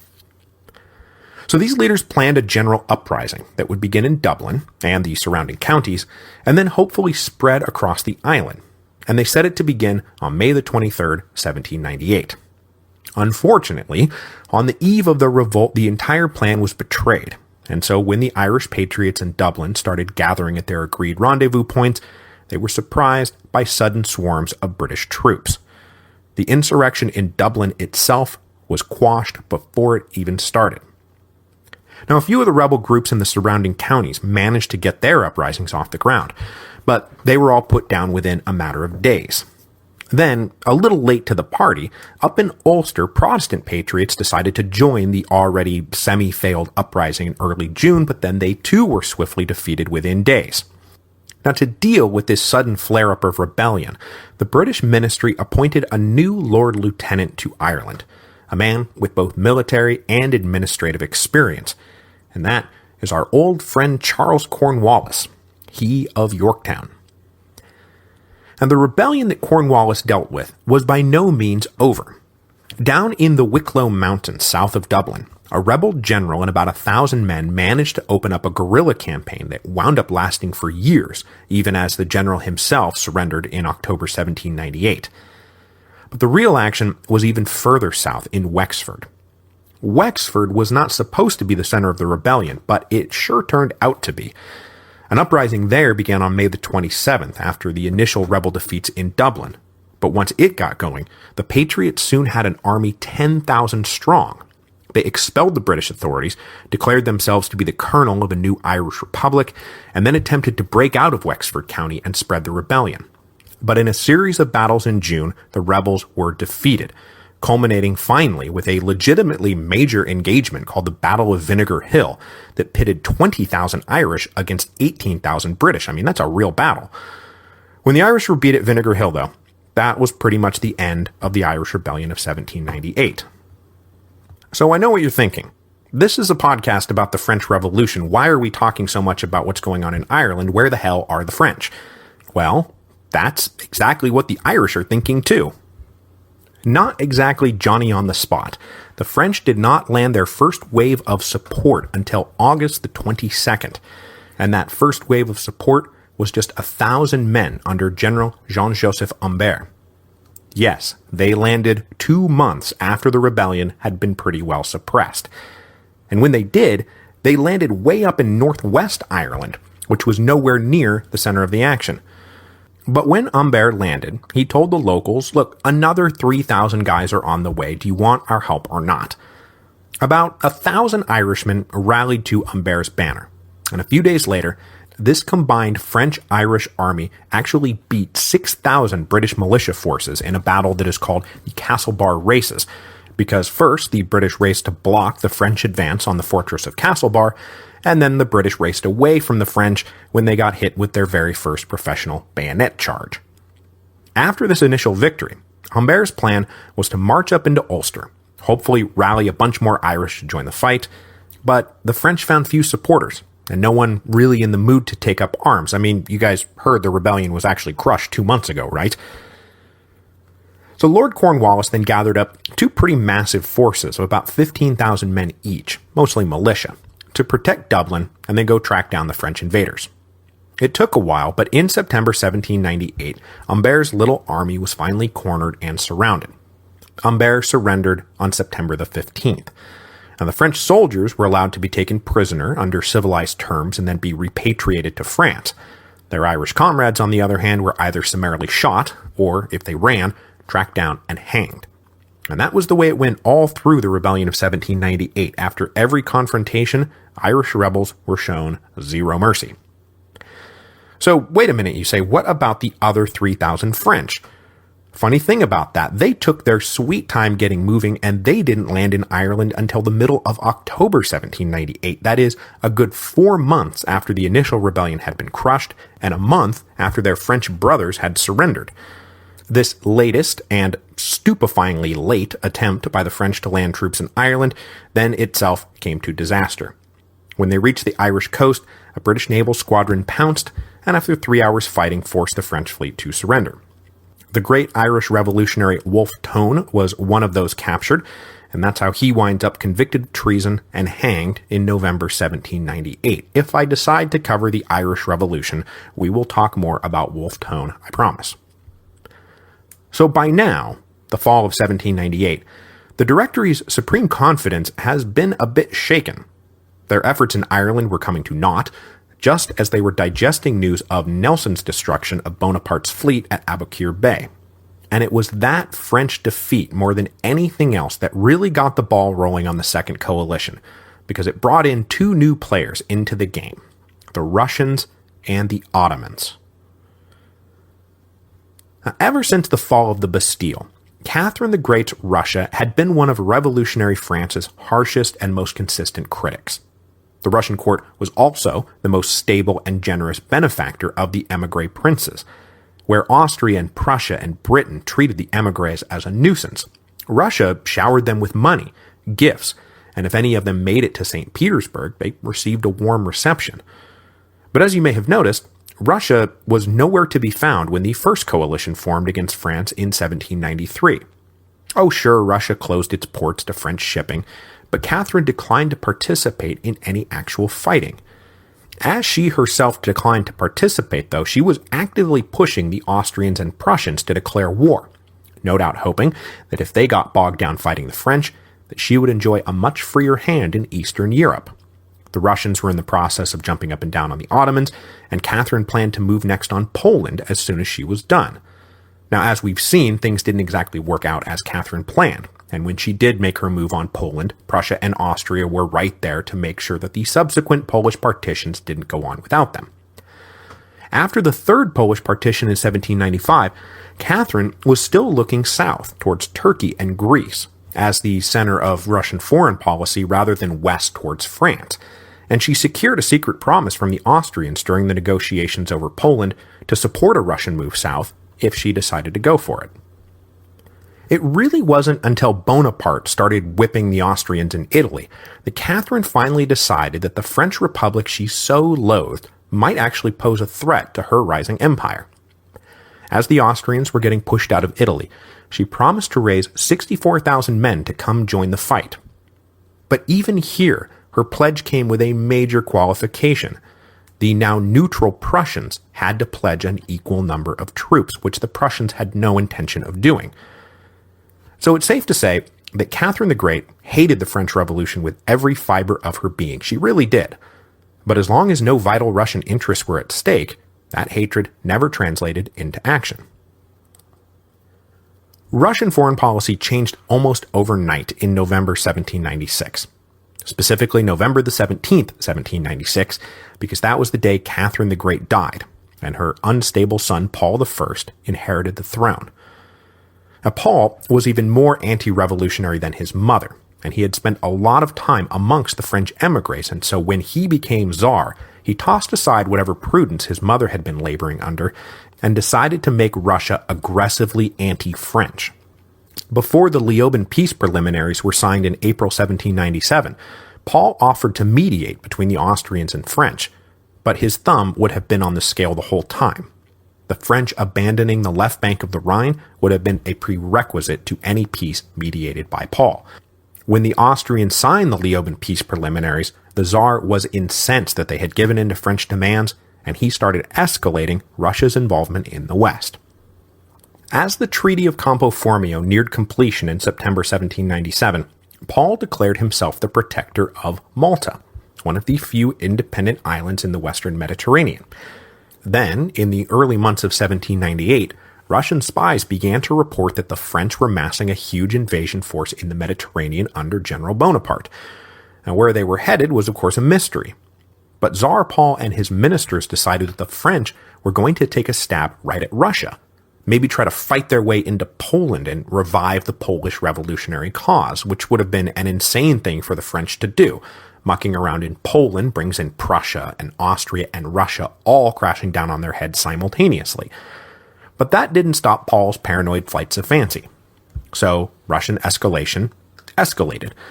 They were now in close contact with the British, who were naturally urging the Russians to join the fight. And soon enough, Russia had a fleet patrolling the North Sea, which freed up much-needed British ships to go beef up their Mediterranean fleet. And then, it should come as no surprise to learn that when Bonaparte seized Malta, Tsar Paul took it as practically a declaration of war. And if Bonaparte's invasion was pushing Russia in the direction of open war, when the destination of the French invasion turned out to be Egypt, that put Russia's longtime enemy, the Ottomans, on alert. Now, the Ottomans were frankly shocked to discover that they suddenly had something to fear from revolutionary France. So among the amazing accomplishments of Bonaparte's invasion of Egypt was the creation of something that would have been unthinkable just a few months earlier, a Russo-Turkish alliance. The Russians and Turks were, at that point, about as bitter a pair of enemies as you were going to find anywhere on Earth, and since the middle of the 18th century, Russia had been pretty well beating up on the Turks, most recently in a war that had run from 1787 to 1792. Basically, since the mid-1700s, Russia has been expanding at the Ottoman Empire's expense. The Turks and the French, meanwhile, had always gotten along fine.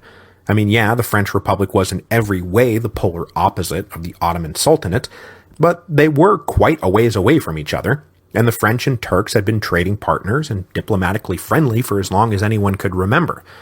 So even as the French were cutting off the king's head and beheading the entire aristocracy, or so the stories went, the Turks were still inviting French military advisors and engineers to come over and help them modernize their empire.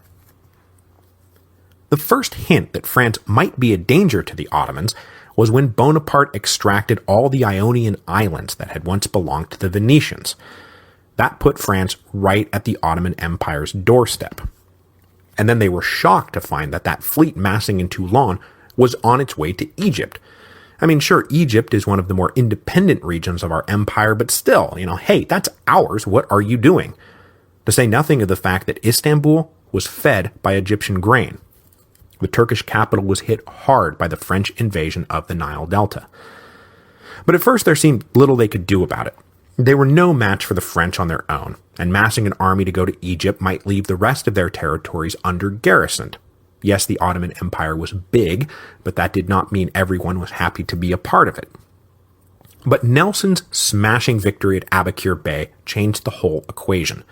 Suddenly, Bonaparte's expedition was not this ultra-modern powerhouse that couldn't be stopped. It was a stranded and unsupported orphan, trapped in a foreign land. The British now ruled the Mediterranean Sea, and the Russians were saying, hey, we need to set aside our differences and do something about what Paul I was calling the frenzied French Republic. And so that was how the Ottomans got into it, and why they wound up sending armies into Egypt, as we saw at the end of last week's show. So at the end of 1798, the craziest thing of all happened. The Russian fleet in the Black Sea was allowed to sail through the Bosphorus and into the Mediterranean, to undertake a joint mission with the Turks to expel the French from all those islands in the Ionian Sea. I mean, seriously, just 6 months earlier, the thought of the Turks inviting the Russians to sail on through past Istanbul would have been unthinkable. But the Russians just waved as they sailed by, on their way to fight their now mutual enemy, the French. Meanwhile, back in France, the French were well aware that Europe was mobilizing against them. So to get going on their own mobilization, the on-again, off-again General Jean-Baptiste Jourdan, now a delegate in the Council of 500, introduced in early September 1798 a new conscription law that would soon bear his name. The Jourdan Law prescribed compulsory military service for all unmarried men ages 20 to 25. These young men were supposed to register according to their birth dates, and if the government elected to activate the draft, they would be taken in cohorts from youngest to oldest. And wouldn't you know it, just a few weeks later, September the 24th to be exact, the government activated the draft. But as usual, conscription proved to be very tough. The initial levy was set at 203,000, but as the men came forward, nearly 60,000 were deemed medically unfit for service. The process of determining fitness for service was left to local administrators, who made a habit of exempting friends and relatives, neighbors, or anyone with a spare bit of cash.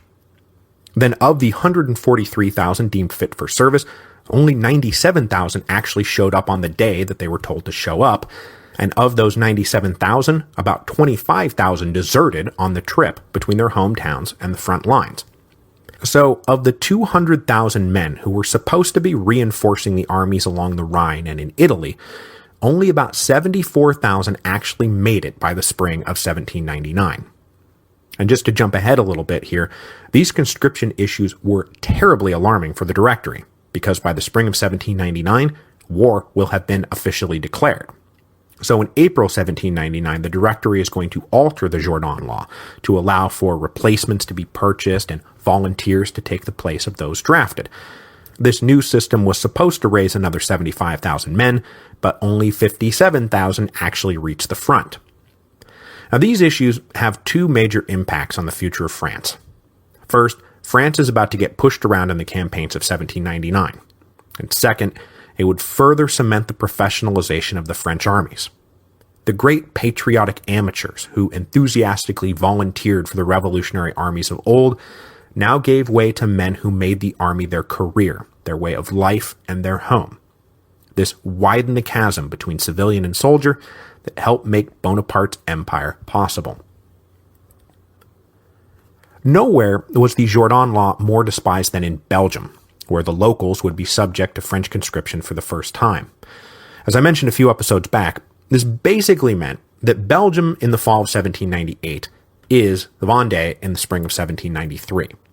The local peasants are already mad about revolutionary attacks on their traditional church and native aristocracy, and now they are infuriated that Paris is planning to draft them to go fight and die for the very men who exploited them. So the minute officials came round to start registering Belgians for the draft, riots broke out. And these riots soon led to a full-blown peasant uprising in October 1798 that not only tied up badly needed French resources as the Directory tried to pacify the region, but it also helped convince the burgeoning Second Coalition that the French Republic's hold on the territories it had acquired since 1795 was very, very weak. The British and Russians, for example, were soon deep in talks about a joint invasion of the Netherlands to expel the French occupation. But that would not be enough to help the Belgians currently in revolt. None of them had any experience or training or weapons to keep their uprising going for very long. So, though the Belgian countryside raged, by December 1798 the French army had the region mostly back under control. So as 1798 came to an end, it was pretty clear to everyone that come the spring, war would resume. But still, the Austrians were not necessarily eager to get back into it. I mean, really. Though Tsar Paul was promising a huge army, that for the moment was still just talk. The British were, as always, interested only in their own interests, and all anyone could get out of the Prussians was a pledge of neutrality, which was nice. But the still, as of yet, unofficial Second Coalition was not exactly the most stable thing on earth.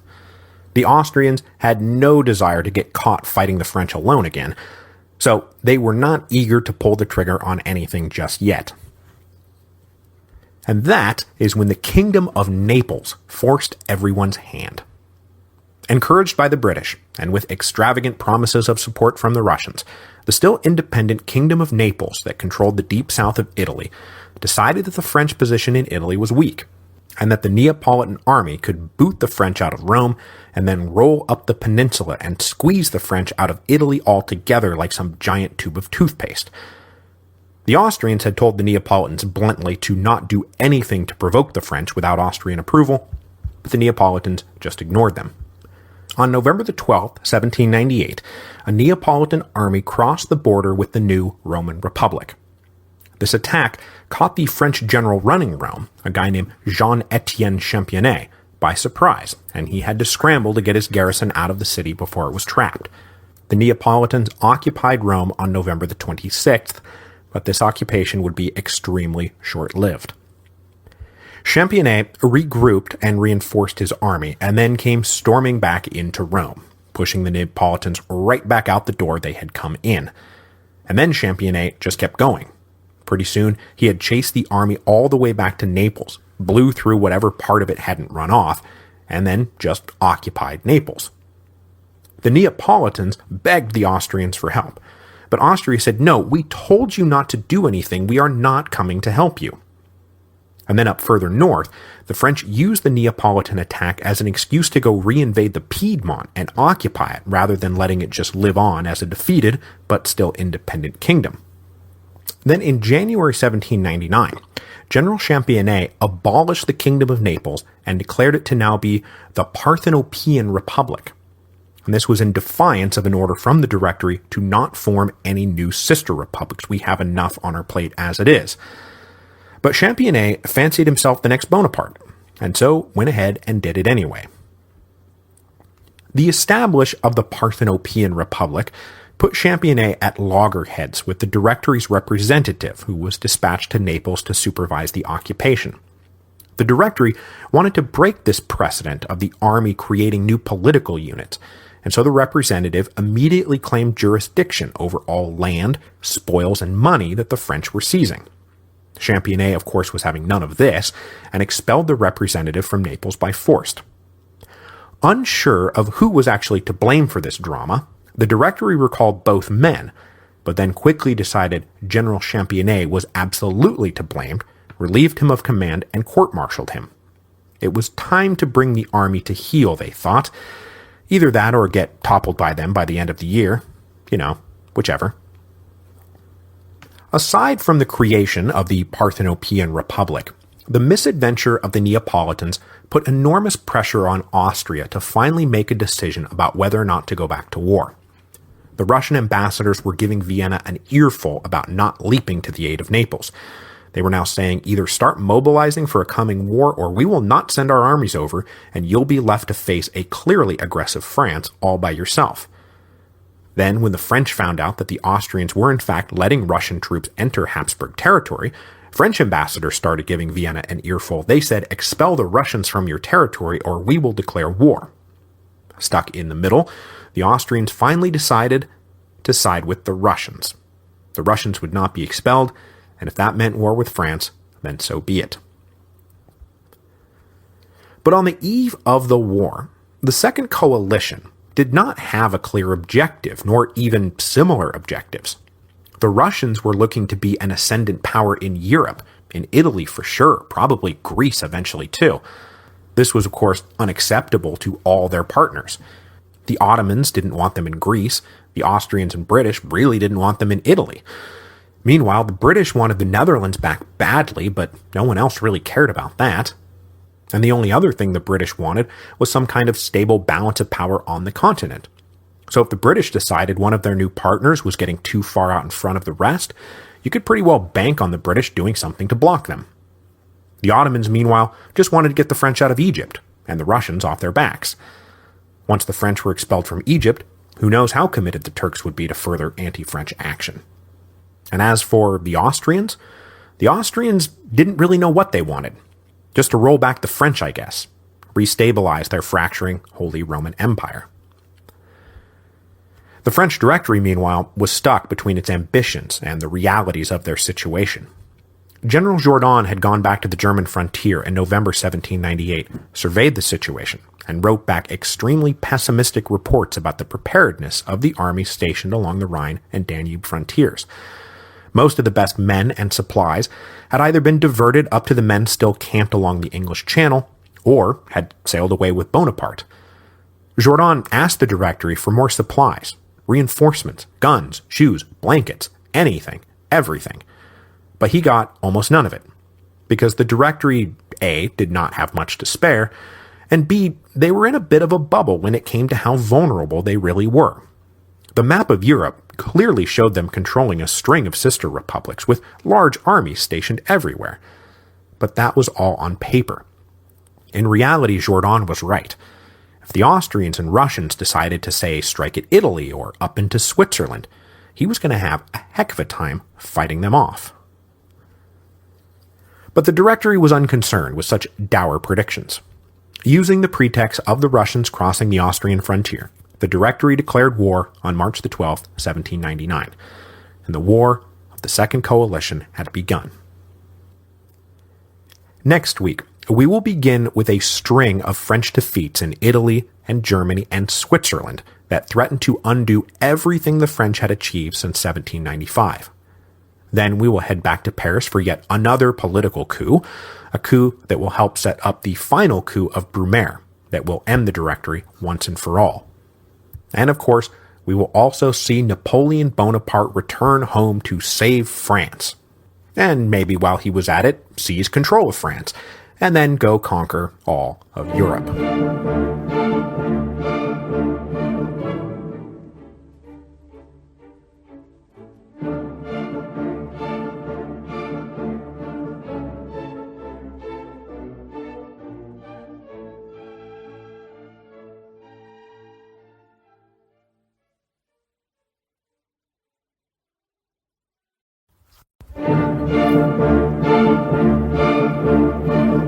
Hello, and welcome to Revolutions. Episode 3.51, The Coup of Prairial. So this week marks the penultimate episode of our cycle on the French Revolution. It will take us through to the autumn of 1799 and set up the looming coup of Brumaire, that out of some necessity I am marking as the end of the line.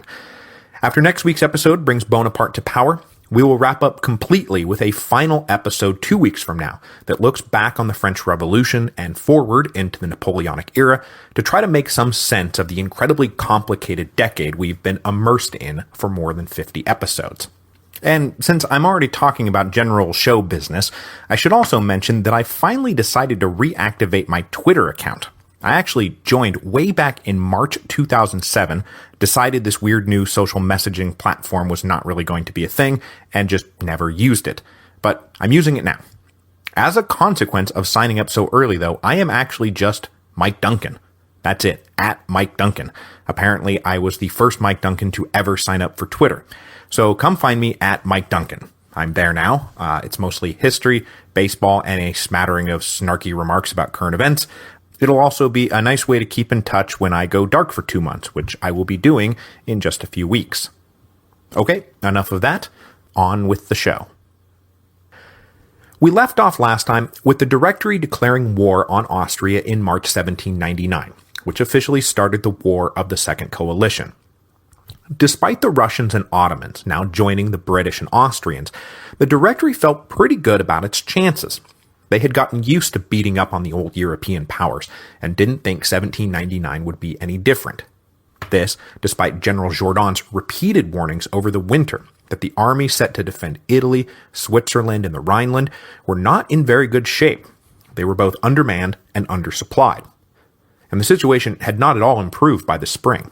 Remember, 200,000 men were supposed to have reinforced the frontiers, but only 74,000 actually made it to the front. For the campaigns of 1799, the French had organized a new army 45,000 strong that they called the Army of the Danube and put it under the incredibly nervous General Jourdan. Down in Italy, there were close to 100,000 French troops, but they were scattered all over the peninsula. But in anticipation of the coming hostilities, about 45,000 were concentrated along the Adige River, that is, the border between the Cisalpine Republic and now Austrian Venice. Arrayed against the French in the spring of 1799 were about 75,000 Austrians in southern Germany under Archduke Charles, 60,000 down on the other side of the Adige in Venice, and another 20,000 guarding the Alpine passes in and out of Austrian territory.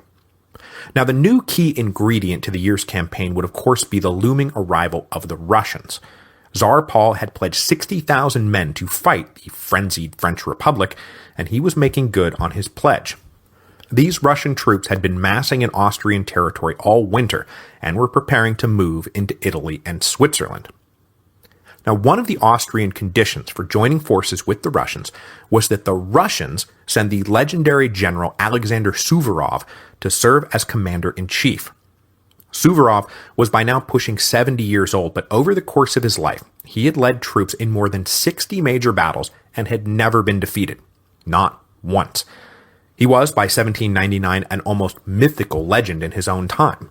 And age apparently had not diminished his skills. He was soon pushing the French out of Italy and undoing all of Bonaparte's conquests. The Directory decided it was best to strike first, before the Russians could get into the fight, and so in early March 1799, they ordered Jourdan to take the army of the Danube across the Rhine at a crossing near Basel, just where the river starts to turn east. The plan was for them to attack Austrian positions on the Swiss plateau, which is basically the land between the Rhine River to the south and the Danube to the north. The objective of the offensive was to win firm control of all the Alpine passes between Germany and Italy. Germany and Italy were bound to be the two main theaters of the war, and the French wanted to make sure that their enemies fought in isolation from each other. And with the Swiss Helvetic Republic garrisoned by another 20,000 French soldiers, it looked like a pretty good bet on paper that the strategic central position would be held by the French. But things did not go well for Jourdan, as was usually the case when he crossed the Rhine. If this were ancient times, a legend of an old wise woman predicting that Jourdan could never win beyond the Rhine would have already been written into his biography, like the old Roman superstition that only Scipios can win in North Africa, only in reverse. Jourdan advanced 35,000 men northeast out of Basel onto the plains of Ostra, on the north edge of the Swiss plateau, which he thought was a highly advantageous position. But when he got there, the plains turned out to be overly soggy and thick with early spring fog. Not only did the ground make it hard to maneuver, but the fog shrouded the size of Archduke Charles's army. Jourdan did not realize 52,000 Austrians were coming to meet him, with another 25,000 in close reserve. The two armies met on March the 20th, and the Austrians' unexpected numerical advantage proved decisive. Jourdan and his army retreated up to some high ground and planned a counterattack, but the next day the fog lifted, and Jourdan got his first look at how much bigger the Austrian army really was. Having already taken heavy casualties the day before, Jourdan withdrew west. A few days later, on March the 25th, the Austrians caught up with the French at Stocka. Jourdan tried to tighten up his lines to take advantage of the spread-out Austrians, and the French nearly flanked their enemy. But the attempt failed, and Jourdan had to pull back again, this time northwest into the Black Forest. But though he had Jourdan on the run, Archduke Charles did not pursue the French any further. Instead, he called a halt to wait for the Russians so they could all turn and expel the French from Switzerland. Bonaparte was later critical of Jourdan, both for some tactical decisions he had made during the Battle of Stocka, but more importantly, for retreating into the Black Forest rather than pulling back up into Switzerland to join with the 20,000 men garrisoning the Helvetic Republic. This decision divided the French forces and all but made the defense of Switzerland impossible. Jourdan himself then returned to Paris to complain about the terribly unprepared army the Directory had sent him off with, requested medical leave because he was sick, which the Directory, sick of his complaints, promptly granted. Meanwhile, down in Italy, things were about to go no better. The army of Italy was now led by a guy named General Scherer, an old professional soldier who had served in both the Austrian and Dutch armies before the Revolution, but who had been a mainstay of the French army ever since. Now, I didn't mention it at the time, but Scherer was actually the guy Bonaparte replaced as commander of the Army of Italy back in 1796. Scherer had then been appointed Minister of War during the great ministerial reshuffle that also brought Talleyrand to power during the build-up to the coup of Fructidor, and as the War of the Second Coalition approached, Scherer was sent back to take control of the Army of Italy, where he would prove himself to be no Bonaparte, and soon enough, General Scherer too would be requesting somebody else take over his army. The boundary between the French-controlled Cisalpine Republic and the Austrian-controlled Venetian Republic was essentially the Adige River, though the Austrians did control a few of the cities on the west bank of the river, the most important of those being Verona. So just as Jourdan had tried to jump the Austrians before the Russians arrived, so too did General Scherer. In mid-March 1799, he advanced east with 46,000 men with the intention of first expelling the Austrians from Verona, then taking full control of the Adige, and then using that as a base to advance still further east. But he never even got past step 1, and in fact he was soon in step -1, retreating back towards the west in a demoralized rush. Scherer advanced east in 3 columns. His left and right columns attacked the cities of Pestrengo and Legnano, while his center drove straight at Verona. The cities were all held by a combined Austrian army of about 41,000. On March the 26th, the French engaged on all 3 fronts. They took Pestrengo, were repulsed and driven back at Legnano, and fought to a bloody draw at Verona itself. This inconclusive first round of fighting, though, was just a prelude to the more disastrous second round. On April the 5th, the French massed south of Verona and marched north towards the city, just as the Austrians were marching south out of the city to meet them. The 2 armies ran into each other in a driving rainstorm at the small town of Legnano on April the 5th. In the resulting battle, Scherer deployed his forces along a wide front, and his right wing nearly succeeded in turning the Austrian left. But by then he was too spread out.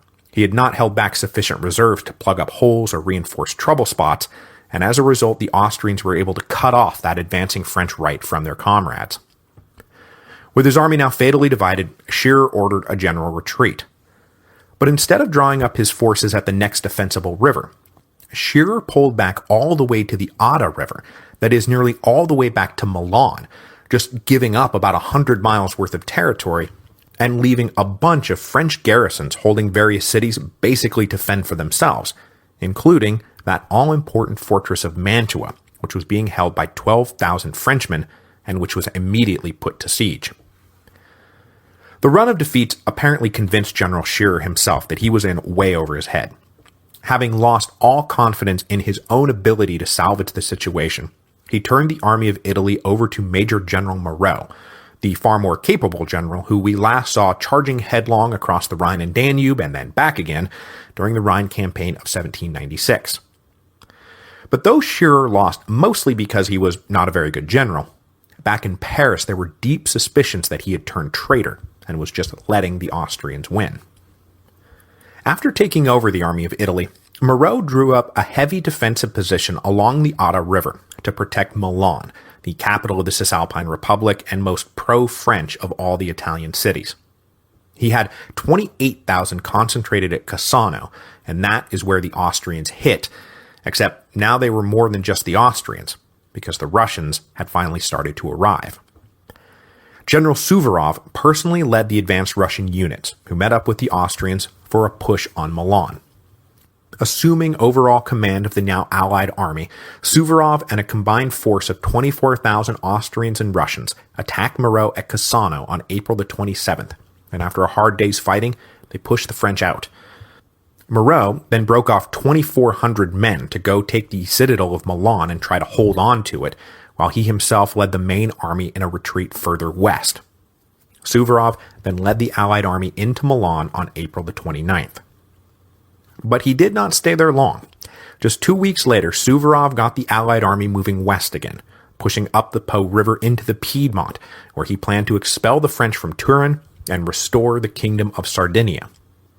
Moreau tried to block Suvorov at Marengo, but he was beaten again because Suvorov doesn't lose. On May the 26th, the Allies entered Turin, and Moreau pulled south towards Genoa to regroup. So, in the spring of 1799, the French are just getting whipped on all fronts. Now, fortunately for the directorial regime back in Paris, the initial offensives of the war were launched just as the elections for Year 7 were getting underway. And I mean that seriously. The defeats on the Swiss plateau and in Italy were not yet known to the voters. Unfortunately for the Directory, this didn't really matter. The men who showed up to the primary assemblies to vote were decidedly anti-regime anyway. Win or lose, it's safe to say that most people in France were not at all thrilled about the resumption of war. To most French families, the return of war meant only tax increases, forced requisitioning, and conscription of their sons. But inside the electoral assemblies themselves, most of the anger at the Directory was not that they had restarted the war, but rather that they were not sufficiently prepared to win it. Old French supranationalists of the early Jacobin or even Girondin variety were perfectly happy with the Directory's aggressive posturing, but were incensed that they were not doing a better job mobilizing to win. So once again, the regime was facing certain defeat at the polls. Of 187 candidates running who were endorsed one way or the other by the sitting directorial regime, 121 were defeated, mostly by men of the neo-Jacobin variety. So it's time for another coup, right?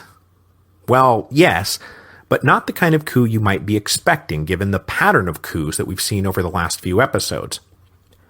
The Directory attempted to employ the same bag of tricks for the elections of Year 7 that they had used to control the elections of Year 6. That is, agents stirring up fake controversies, electing totally contrived alternative candidate slates, and inventing schisms in the primary assemblies. And as always, railing against the imaginary anarchist royalist conspiracy that these left-wing candidates wore the white cockade of royalism under the red cap of liberty. But this time, the legislative councils were less interested in backing the directors up. Rather than invalidating anti-regime candidates, the councils confirmed their election and let them take their seats in the councils. This spelled big trouble for the triumvirate of Rubel, La Revelliere, and Barras, who had controlled the so-called Second Directory ever since the coup of Fructidor. But though this was troubling, in the end it would be okay, because as we discussed during the episode on Fructidor, the Directory had one major ally they could always count on: the army. As long as the army was with them, they were safe. But of course, this is the moment the army is getting beat by the Austrians and Russians on all fronts, and the generals are only too happy to scapegoat the directors for leaving the French armies ill-prepared for the war. The scope of the French defeats were becoming known just as the new session of the Legislative Councils convened at the end of May 1799. The neo-Jacobin opposition was soon in very productive talks with the generals about overthrowing the triumvirate. The news only got worse on the frontier during the opening weeks of the legislative session. With the Russians now officially in the war, the Austrian High Command ordered Archduke Charles to move on French positions in Switzerland. Now, the Directory had already more or less disbanded the Army of the Danube to face this new strategic situation, and the Army of Switzerland had now been bulked up to about 52,000 men, a combined force of French soldiers and Swiss conscripts. This army was also led by the truly excellent General André Massena, who I wish I had been able to spend more time on, because he's truly a cut above the rest. He was a key general of division during Bonaparte's Italian campaigns, and then will become one of Napoleon's original marshals of France, and clearly one of the 2 or 3 best of the lot. Massena drew up a defensive line in front of Zurich, but he was about to be overwhelmed by 2 Austrian armies. He sent out a strong force to try to prevent the 2 from linking up, but the attempt failed, and on June the 4th, the Austrians launched an attack on Massena's defensive line on multiple fronts. But all through the first day's fighting, the French repelled the initial attack, and the next day both sides regrouped. Massena pulled in even closer to Zurich, but he did not like where this was headed. Austrian envoys came to parley on June the 6th, and Massena said he would withdraw from Zurich if the Allies would just let him go. Archduke Charles agreed, and the French abandoned Zurich. Just after Massena pulled out of Zurich, Suvorov then delivered a crushing defeat of the French in Italy. With the situation in northern Italy going so horribly, the French forces in southern Italy were ordered to mobilize and all but evacuate the south to come help salvage the situation in the north. But instead, the so-called Army of Naples that was soon on the way would practically guarantee the French expulsion from Italy. Suvorov was well aware that he could not allow the Army of Naples to link up with the Army of Italy, so he made a bold decision to concentrate all his efforts on the Army of Naples. The French forces from the south tried to swing around the Allies through the Apennine Mountains, rather than coming up the much safer West Coast road, and Suvorov took full advantage of the mistake. On June the 18th, Suvorov met the Army of Naples at the Trebia River, a southern tributary of the Po that you all may recall as the site of one of Hannibal's greatest victories. Remember when the Romans rushed off and got beat because they skipped breakfast? Same place. On the first day of fighting, Suvorov's army of about 35,000, now an equal mix of Russians and Austrians, attacked the French line, but were repulsed. The second day unfolded in reverse. The army of Naples attacked, but were themselves repulsed. But now the French were taking heavy losses, and the defeat on day 2 was crushing. They fell into a demoralized retreat on the third day. The total numbers are disputed, but of the 35,000 or so who left Naples, something like 12 to 15,000 wound up battle casualties, either killed, captured, or wounded. Suvorov was set to pursue, but when he grasped the scope of the French losses he had inflicted, he determined that the army of Naples was just not a threat anymore. The rump of the defeated French army marched towards the west coast of Italy, where Moreau was trying to regroup north of Genoa. In just about 3 months disastrous campaigning, the situation in northern Italy was practically back to where it had been before Bonaparte showed up. The French contained down along the crest of the Ligurian Alps, and the Allies holding everything else.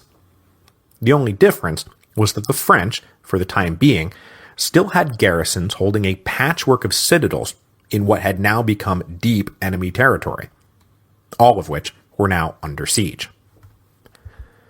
With the defeats mounting, and more on the way, the political situation in Paris grew dire for the triumvirate running the Directory, though it could hardly be called the triumvirate anymore.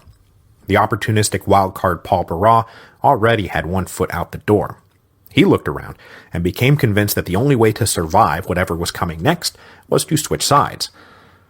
Then either fate or some very sneaky behind-the-scenes maneuvering stepped in to make the death of the triumvirate official. Jean-Francois Rubel had his name drawn from the magical retirement hat. Probably the most consistently driven and intelligent of the directors, Rubel's forced retirement left a vacuum bigger than just one vacant seat. It changed the entire political balance inside the Directory. And doubly so, because the man the council selected to take Rubel's seat was Emmanuel Joseph Sieyès, the man who had refused to join the original class of directors in 1795 because he hated the Directory so much. And you can see where this is all going. Sieyès has had an interesting career since he wrote What is the Third Estate way back in episode 3.9. If you'll recall from way back when, he was one of the main drivers between the push to create a unified National Assembly after the Estates General had convened. He then sat on the Constitutional Committee because constitutions were his passion, but his influence was undermined when he came out against some of the major church reforms. Sieyès did not want to abolish tithes, and he opposed the civil constitution of the clergy. But he bounced back in 1792 and got elected into the National Convention. And despite his sincere belief in a constitutional monarchy, he sat on the convention's first version of the Constitutional Committee that was supposed to be drawing up the first Republican Constitution for France. But that original committee was the Girondin version of the committee. And after the Mountain took control of the National Convention, Sieyès was forever suspect. Hoping to avoid the fate of so many of his friends and colleagues from the good old days of 1789, he renounced his faith during the Great Dechristianization run over the winter of 1793-1794 that we talked about in episode 3.35. It was not until Thermidor that Sieyès could finally relax. When he was asked later what he did during the Terror, Sieyès famously replied, "I lived." After Thermidor, he returned to public life and had been a lead negotiator in the Treaty of The Hague that set up the Batavian Republic. And having regained his reputation and his prestige, he had tried to play a major role in the crafting of the Constitution of Year 3 that created the Directory, but almost all his suggestions were ignored. Bitter over the slight, he refused to serve as one of the 5 original directors, despite being elected. But when the Legislative Councils tapped him to be a director in 1799, he agreed to serve. His opinion of the Constitution had not changed, mind you. He just figured now was a pretty good time to get in and bring the whole thing crashing down. Sieyès had lately been serving as ambassador to Prussia, so it was not until June the 9th that he returned to Paris from Berlin. After that, events moved very quickly. So quickly, in fact, that it is nigh impossible to believe that a lot of what comes next hadn't been worked out in advance. Paul Barras, for example, had played a major role in getting CS elected into the Directory, and the two of them are about to team up to purge all the other directors and form a whole new government. So, just to remind you who the 5 directors actually are at this point, we have, first of all, La Revelière, the remaining staunch triumvir who's been in the Directory since day one. Then we have Paul Barras, also a director from day one, who is right now in the process of abandoning La Revelière to his fate. The 2 other members, who you've probably forgotten all about, were Philippe-Antoine Merlat de Douai, who was appointed in the wake of the Fructidor coup, and Jean-Baptiste Trehardt, who was the guy who had served as the belligerent French ambassador at the opening of the Congress of Rastatt, and who had been elected director in the wake of the coup of Floréal. The newest member was, of course, CS, who has just taken Rubel's seat. You got all that? Good, because everyone not named CS or Barras is about to get the boot. Just before CS arrived in Paris, the Council of 500 demanded the Directory produce a full report on the military situation. Who was supplying the army? Where was all the money going? How had conscription been proceeding? Why were the armies getting beat so badly? The assumption here was that there was so much graft and war profiteering and corruption going on that any report on army logistics was sure to fatally compromise the directors. The Council of 500 was still waiting for this report on June the 16th, 1799, aka 28 Prairial Year 7, and so they declared themselves in permanent session until the Directory accounted for itself. The Council of Ancients followed their lead, and the coup of Prairial was on. Late that same night, after all the Directory's friends had gone to bed, anti-regime delegates opened up a full broadside. Their first target was Jean-Baptiste Trehardt. The Council of 500 declared that there were irregularities with Trehardt's election and demanded he be expelled from the Directory at once. The Council of Ancients concurred.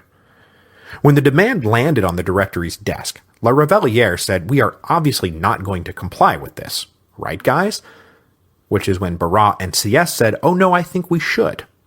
Which is when La Revelière realized that Barras had abandoned the political alliance that had defined the Directory for the last 2 years. Feeling isolated, not a little bit afraid for his personal safety if things got ugly, Trehardt agreed to resign. He was replaced by Louis-Jérôme Goyer, an old Jacobin who had been Minister of Justice from March 1793 until March 1794, that is, during the height of the Reign of Terror. The very next day, 30 Prairial on the Republican calendar, and June the 18th, 1799 to you and me, the Council of 500 then turned on La Revelière and Merlat de Douai, accusing them of corruption and misappropriation of state funds and treasonous mismanagement of the war. The councils demanded their immediate resignation. Now, both of the directors initially resisted this call, but a parade of delegates convinced them that it was best to resign. I mean, no one wants bloodshed, right? Merlat cracked first and tendered his resignation. La Revelière followed shortly thereafter. Barras and CS then suggested worthy replacements, and wouldn't you know it, the councils agreed with their choices. The new directors were Pierre-Roger Ducos, an old regicide from the National Convention, and an obscure Jacobinish general named Jean-François Moulin. With the replacement of the 3 directors, the coup of Prairial was not only complete, but it looked like a total victory for the left. Was a new revolutionary government on the way? For a while, it sure looked like it. Right away, for example, the reshuffled Directory reshuffled the entire ministerial cabinet, purging the allegedly corrupt triumvirate men, including Talleyrand, who loses his job as foreign minister, and putting men sympathetic to Jacobinism in their place, including General Jean-Baptiste Bernadotte, an accomplished and quite enlightened general who would go on to have a famously stormy relationship with Napoleon. Like Massena, Bernadotte would become one of the original marshals of France, and then wind up King of Sweden in 1810, eventually allying Sweden against Napoleon. The royal family of Sweden today is descended from Bernadotte. He's a fascinating guy, but his story is beyond the scope of our show. The newly left-leaning legislative councils then proceeded to reinstate freedom of the press, which had been scotched after the coup of Fructidor. They also lifted the ban on political clubs, which soon led to the formation of yet another neo-Jacobin club called the Manège Club, because it took up residence in the Manège of the Tuileries Palace, which had served as the home of the National Assembly, the Legislative Assembly, and the National Convention, but which had been vacated since right around the time the Committee of Public Safety started chopping everyone's head off in early 1794. Looking back through the transcripts, I can see that I never mentioned that the convention moved out of the drafty Manège in early 1794, and I apologize for skipping that part. Those were complicated times. So then at the end of June, once news of the loss of Zurich and the crushing defeat of the army of Naples had come in, General Jourdan, now in slightly better health and once again taking his seat in the Council of 500, proposed that a new levée en masse be declared. All eligible conscripts for the army would be called up simultaneously. The economy of France would once again be wholly dedicated to the war effort. Aggressive domestic requisitioning would commence at once, as would a new round of forced loans on the rich. The high point of the neo-Jacobin ascendancy came in July 1799, when the councils passed the Law of Hostages. The law said that if the government declared a department disturbed by domestic unrest, that family members of the men deemed responsible could be arrested and held as hostages. Those families would also be held liable for any damages caused by civil unrest. The Law of Hostages was directed almost entirely against the families of émigrés and other nobles. So, this is all starting to look like we are in fact going back to the left-wing Jacobin nationalism of 1793. Then the leftists in the Council of 500 decided that merely purging the old directors would not be enough. On July the 14th, 1799, the 10th anniversary of the fall of the Bastille, and the day Bonaparte whipped the Turks outside of Alexandria, the councils indicted for corruption and treason Rubel, La Revellière, Merlot de Douai, Treillard, and the suspect General Scherer. But this was all now swinging in a direction that Sieyès and Barras did not like. So while the indictments were debated through the summer, they organized a reaction. The zenith of the neo-Jacobins at home coincided with the nadir of the army's fortunes abroad. With the French field armies in Italy broken and bottled up in Liguria, every French-held citadel and fortress on the peninsula just started capitulating one after the other. The Milan garrison surrendered on May the 24th, the Turin garrison gave up on June the 20th, and when the army of Naples departed for the north, the small garrison left in Naples fell under immediate attack and surrendered on June the 15th. And those were just the main cities.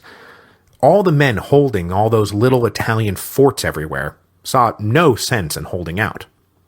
And then came the ultimate kicker. After a 4-month siege, Mantua fell at the end of July. Bonaparte's work was completely undone. The army of Italy attempted to reverse the situation in mid-August. With Moreau having failed to salvage the situation, he too was replaced by a guy named Barthélemy Catherine Joubert, a 30-year-old general of immense talent who had been elevated rapidly by Bonaparte during the campaigns of 1796-1797. Joubert had about 35,000 men at his disposal, and he arrayed them around the city of Novi up in some high ground that looked down on the Piedmont and guarded the entrances into the Ligurian Alps. This was all near where Bonaparte had begun his spectacular campaigns. Joubert planned to strike out from this position and win back what had been lost, and he did not really expect Suvorov to come down and attack him. But then suddenly on August the 15th, that's exactly what Suvorov did, with more than 50,000 men. The French managed to hold out all day against successive waves of Russians and Austrians in an incredibly bloody fight. But as night fell, the French lines finally began to crack up. Joubert's army was split in two, and they fell into a fighting, bloody retreat south through the mountains towards the coast of the Ligurian Republic, their very last toehold in Italy. Joubert himself, one of the best and most promising of the young French generals, was killed in the battle. Suvorov set to work planning the final eviction of the French from Italy, when he received frustrating new orders. The Austrian High Command had decided not to pursue the French army of Italy any further until Switzerland was firmly in Allied hands. They ordered Suvorov to turn his back on Liguria and march north into Switzerland. This would prove to be a fatal blunder, as it would set up the complete reversal of Allied fortunes in the fall of 1799. Reversals that would end with the Russians and Austrians as ready to kill each other as they were ready to kill the French. Next week, we will begin with a quick swing across the frontiers, as the seemingly inexorable Allied advance was suddenly turned back. But we don't want to spend too much time covering those battles, because the fall of 1799 also marks the end of the line for our narrative of the French Revolution. Back in Paris, Sieyès and Barras will organize a response to the ascendant Neo-Jacobins that will culminate with the coup of 18 Brumaire, that will topple the Directory and pave the way for the Consulate, and then the Empire.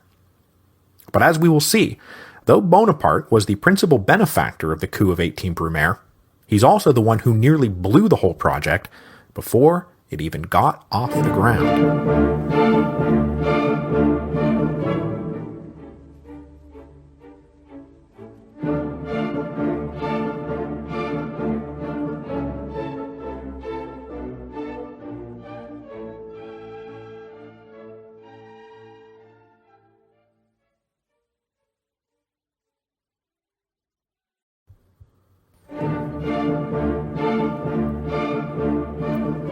Hello, and welcome to Revolutions. Episode 3.52, There is Your Man. So we have somehow, amazingly, come to the end of the French Revolution. We've been at this together for 14 months, more than 50 episodes, and over 250,000 words of transcript. But today, the Directory will be overthrown and Napoleon Bonaparte will come to power. There are lots of places to date the end of the French Revolution. The coup of Thermidor that toppled Robespierre might have actually been a good place to stop. The referendum in 1802 that makes Bonaparte first consul for life is another good candidate. That time Napoleon becomes emperor in 1804. But we are stopping here today with the coup of 18 Brumaire that brings Bonaparte to power for the first time. And we're just going to go ahead and say that this is the end of the French Revolution. In the late summer of 1799, the French Republic appeared to be facing a crisis not seen since the dark days of 1793. The French armies were losing on all fronts. An invasion of France seemed not just possible, but probable. And on top of that, anger over taxes and conscription was leading to domestic uprisings. Uprisings egged on by royalist agitators still trying to bring the Republic to its knees. And the response in Paris very much echoed the response to the Great Crisis of 1793. The Neo-Jacobins were on the rise. A de facto levée en masse had been declared. Nobles and émigrés faced summary persecution. The central government was hemorrhaging legitimacy. And talk of another great revolutionary insurrection was in the air. But by the end of the year, the Directory would be overthrown, just not by radical revolutionaries, but rather a clique of authoritarians who believed the way forward was not liberty and democracy, but power and order. During the summer, Emmanuel-Joseph Sieyès, now the dominant personality in the Directory, was already organizing an effort to nip any nascent left-wing revolutionary uprising in the bud. On July the 20th, 1799, he and his new ally Paul Barras contrived to appoint Joseph Fouché Minister of Police. Fouché, remember, was one of the leaders of de-Christianization, and he had played a major role in the Reign of Terror in Lyon, but had by now restyled himself as a Thermidorian-style moderate, opposed to radical Jacobinism. On August the 13th, the new Minister of Police decided the Manège Club, that neo-Jacobin club that now boasted some 3,000 members, was a threat to public safety. Fouché ordered the club first to vacate the Manège, and then outlawed it completely a few days later. And then, just a few days after that, moderates in the legislative councils tossed out the indictments of the former directors who had been purged during the coup of Prairial. But then events beyond the control of Sieyès and Barras undermined these efforts. In August, Paris would be told that A. Anti-conscription peasant uprisings were breaking out, B. General Joubert had been killed while getting beat by the Russians and Austrians at the Battle of Novi, and C. The British and Russians had invaded the Batavian Republic. Now, we dealt with Joubert at the end of last week's episode, so today we'll take the first and third of these new threats. The Directory had already dealt with a full-blown peasant uprising in Belgium over conscription, and though that uprising had been suppressed, the atmosphere there was still thick with resentment. It's one of the reasons the British and Russians were about to feel so confident about invading the Netherlands. Through the spring and summer of 1799, resistance to the draft was widespread across France. Royalist agents took notice and decided to exploit it. It goes without saying that in the western departments, the old Chouan and Catholic and Royal Army network started to reform and reconnect. Scattered raids and guerrilla ambushes signaled a possible return of civil war in the West. But the hottest bed of resistance in 1799 turned out to be way down in the very southwest, around the city of Toulouse. At the beginning of August, a peasant mob fully 10,000 strong organized and started rampaging around the countryside. Unfortunately for this mob, though, the city of Toulouse itself had always been a fairly strong Jacobin stronghold, and so the city's far better equipped, trained, and led National Guard units were able to quash the uprising by the end of the month. So, within weeks of finding out that an entire department was in revolt, Paris learned that it really wasn't anymore. But this was good news, bad news for the directorial regime. Putting down peasant revolts is always good news, but it was worrisome that it had been suppressed by enthusiastic left-wing Jacobins. It only added further momentum to a movement the Directory was trying to squelch. But no sooner had this good news, bad news, come in, than Paris received really bad news. The Allied victories in Switzerland and Italy had given the Second Coalition an enormous boost of confidence, so much so that the British and Russians had decided to launch a joint invasion of the Batavian Republic. Bringing the Netherlands back into the British sphere of influence was the war aim of the British on the continent. But in the larger strategic attack on France, invading the Netherlands would open up a new front in the war that would prevent the French from effectively reinforcing their armies down around the Alps and hopefully dealing with spreading domestic unrest. The belief inside the British ministry was that the French occupation of the Netherlands was really unpopular, and that any force they landed would be greeted as liberators. So a deal was struck between Prime Minister William Pitt the Younger and Tsar Paul. In exchange for a boatload of British money, the Russians would provide 17,000 troops to augment a British expeditionary force 13 to 20,000 strong. Together, they would invade the Batavian Republic and evict the French without breaking a sweat. But as I mentioned back in episode 3.47, though the Dutch were not thrilled with their burdensome alliance with the French, they were not at all interested in welcoming back the British-supported William, Prince of Orange. William had become even more reactionary than the exiled King Louis XVIII, and he was promising to restore the old Orange oligarchy in its entirety and exact reprisals on anyone who would help boot him out of his country. But the British didn't know this, because they were getting their intelligence from agents of William, Prince of Orange, and they were spinning great whoppers about how ready the Dutch were to rise up against the French and welcome William home. Full of optimism, the British sailed down advance units towards the port of Den Helder at the end of August. And their initial optimism was reinforced when the Dutch fleet that should have been preventing a landing just sailed out of the way and let the British pass. On August the 27th, 1799, the British established a beachhead, and 3 days after that, the crews of the Dutch fleet mutinied and defected to the Allies. But the demoralized Dutch sailors, who wanted no part of fighting the British Navy, did not really reflect the general attitude of their countrymen, as the British and Russians would soon discover. Opposing the British was a Dutch army about 20,000 strong, backed up by a French occupation force of about 15,000. That was the army that was supposed to be 25,000, and that's what the Dutch were paying for, but it's still only just the 15,000. Not knowing where the British planned to land, these forces were spread out all along the coast, and it took a few days to concentrate once the British put in at Den Helder. But even when they did, they got beat at Krabbendam on September the 10th, which paved the way for the Russians to land their half of the Allied army, plus additional British reinforcements. By the second week of September, the combined British and Russian army numbered over 40,000.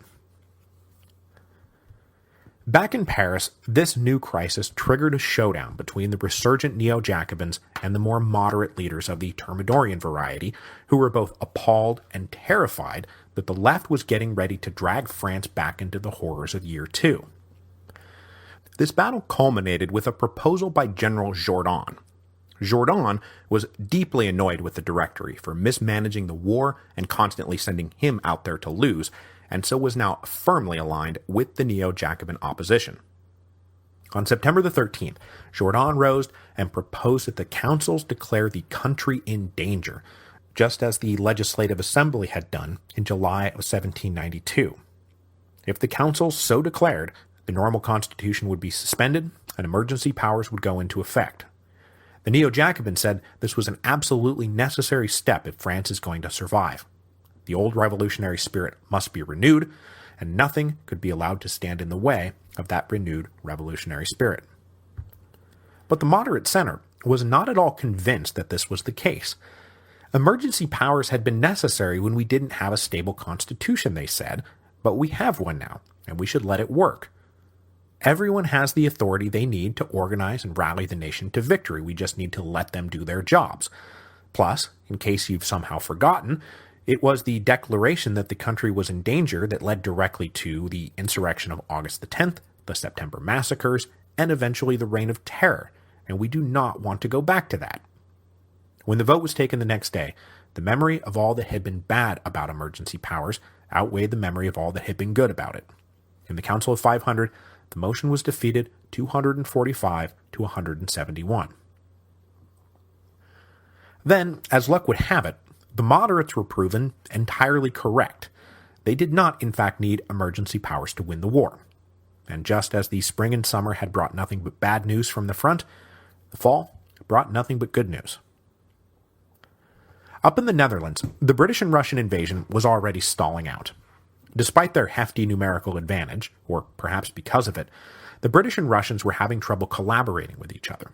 They were sweeping south across a wide front, but not showing particularly strong discipline or coordination.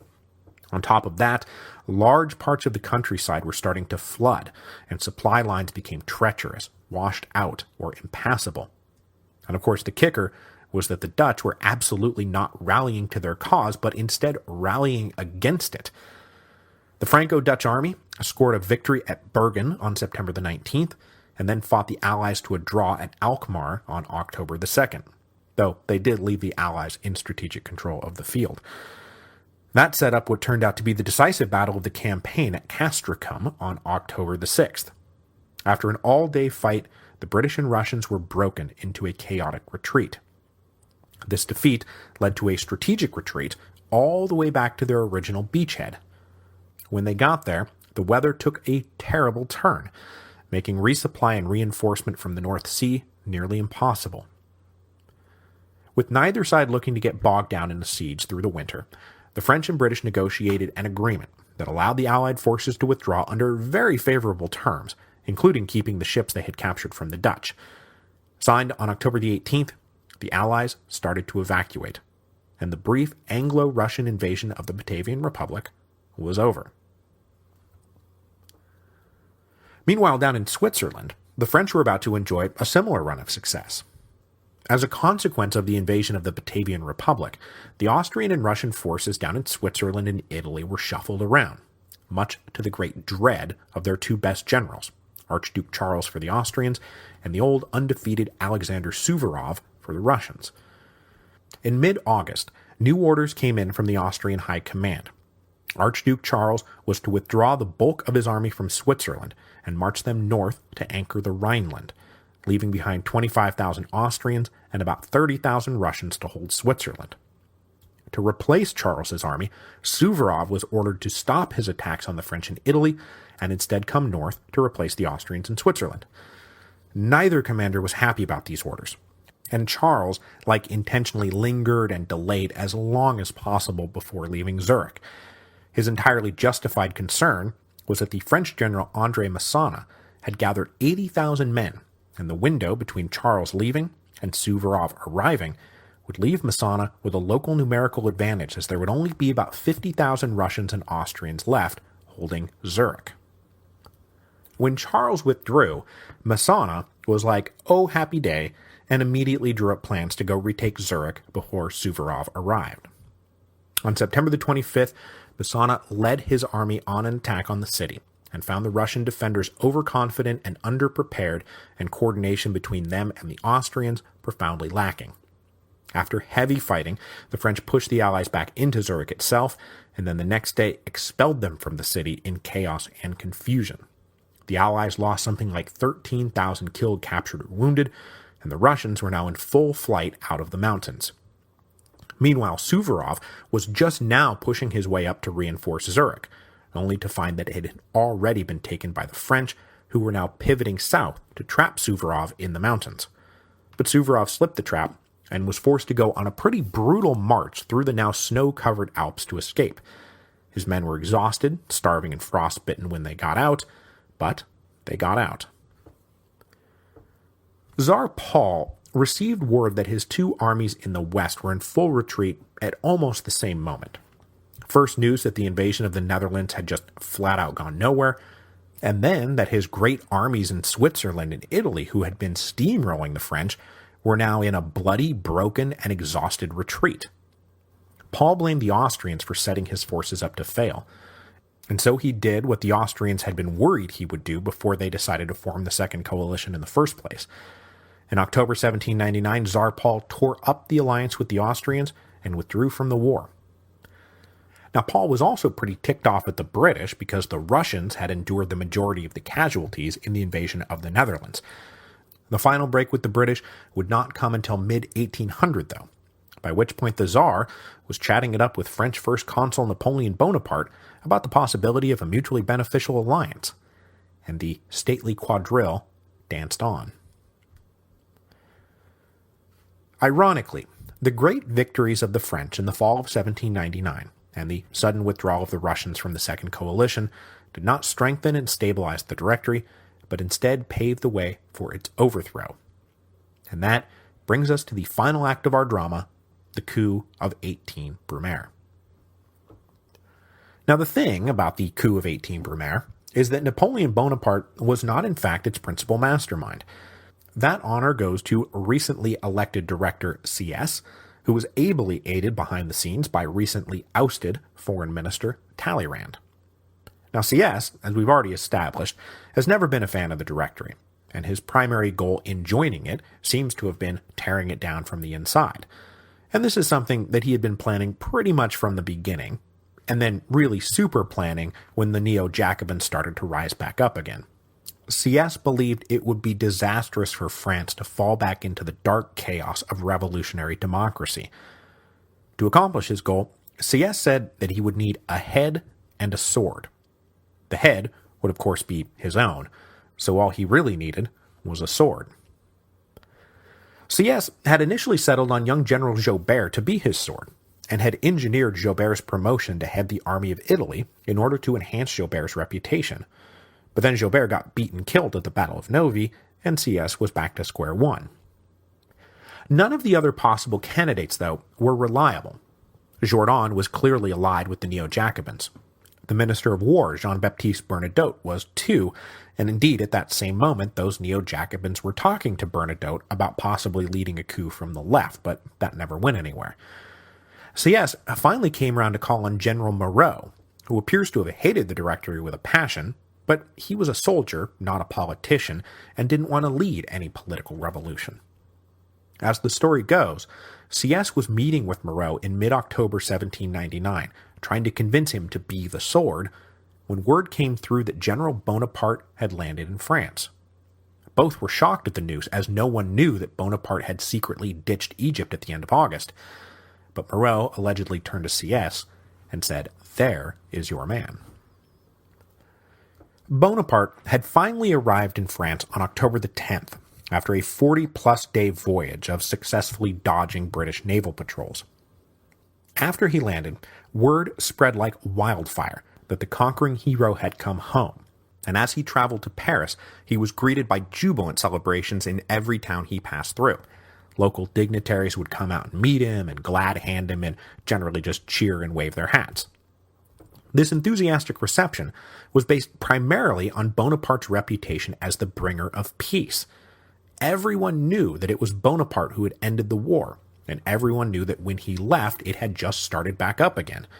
Of course, everyone did not know about Bonaparte's failures in Egypt yet, or the central role his invasion had played in starting the War of the Second Coalition in the first place. The people wanted peace, and they believed Bonaparte could deliver it.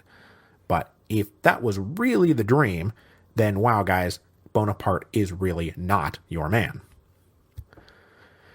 When young Bonaparte arrived in Paris, now all of 30 years old, he was scrupulously reserved about what his intentions were, and everyone in the capital projected their hopes onto him. Men who supported the Directory wanted him to support the Directory. The Neo-Jacobins wanted him to lead a coup from the left. CS and his faction wanted him to lead an authoritarian coup from the middle. The only men who didn't see Bonaparte as a potential champion were the Royalists. It was Talleyrand who took the lead in drawing Bonaparte towards the conspiracy surrounding CS. CS may have been looking everywhere for a sword, but Talleyrand had picked his man right from the moment he returned from his exile in America.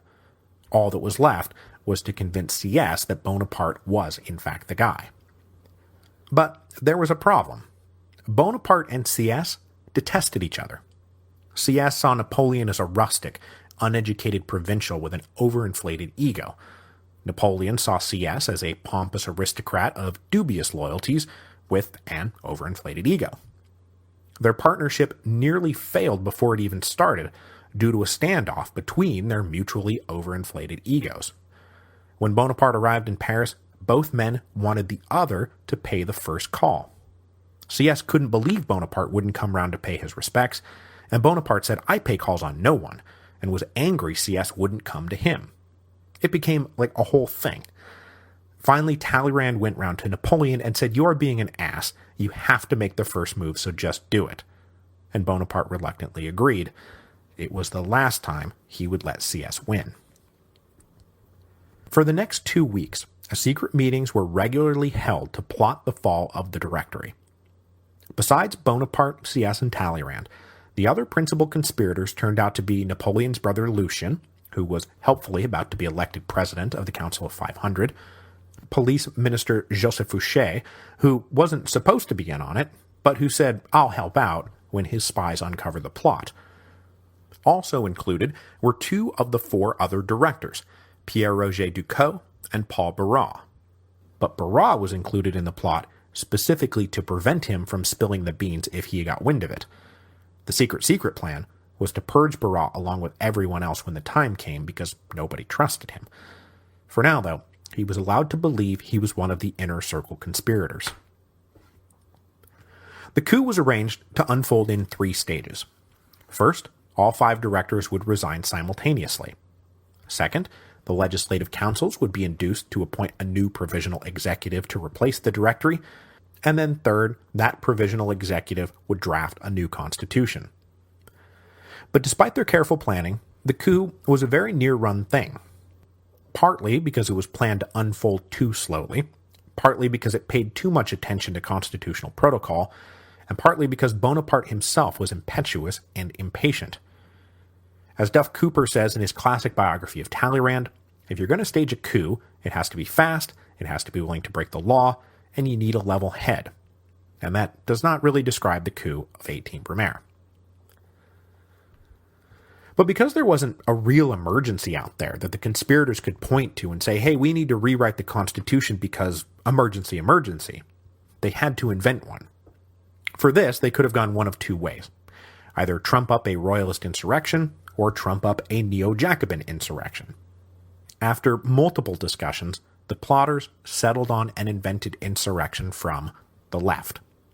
The left was stronger and would likely fight harder, and so it would be helpful to take them out at the knees before they knew what hit them.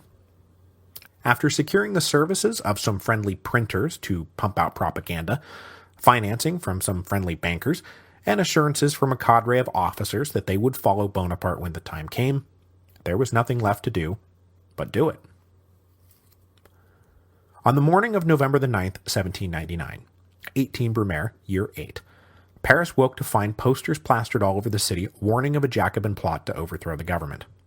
CS then dispatched a summons to the delegates of the Council of 500 to meet for an early emergency session, a summons he accidentally forgot to give 60 delegates identified as most likely to be hostile.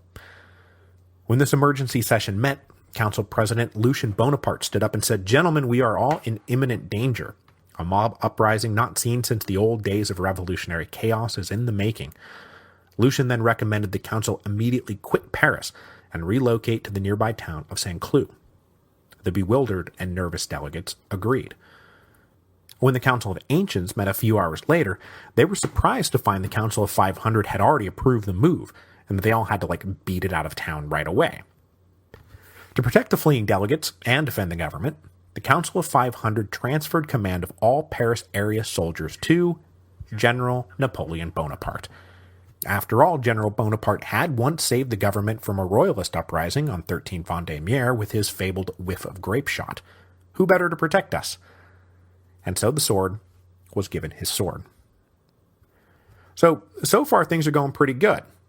As the councils evacuated Paris, it was time for the 5 directors to resign. But only 2 of them were actually in on it, though, CS and Roger Ducos. Barras, like I said, thought he was in on it, but then on the morning of 18 Brumaire, CS and Ducos dropped out of sight, and Barras could not locate them or contact them. Then the other 2 directors, General Moulin and Louis-Jérôme Goyer, started sending Barras frantic messages. "What is going on? You have to do something."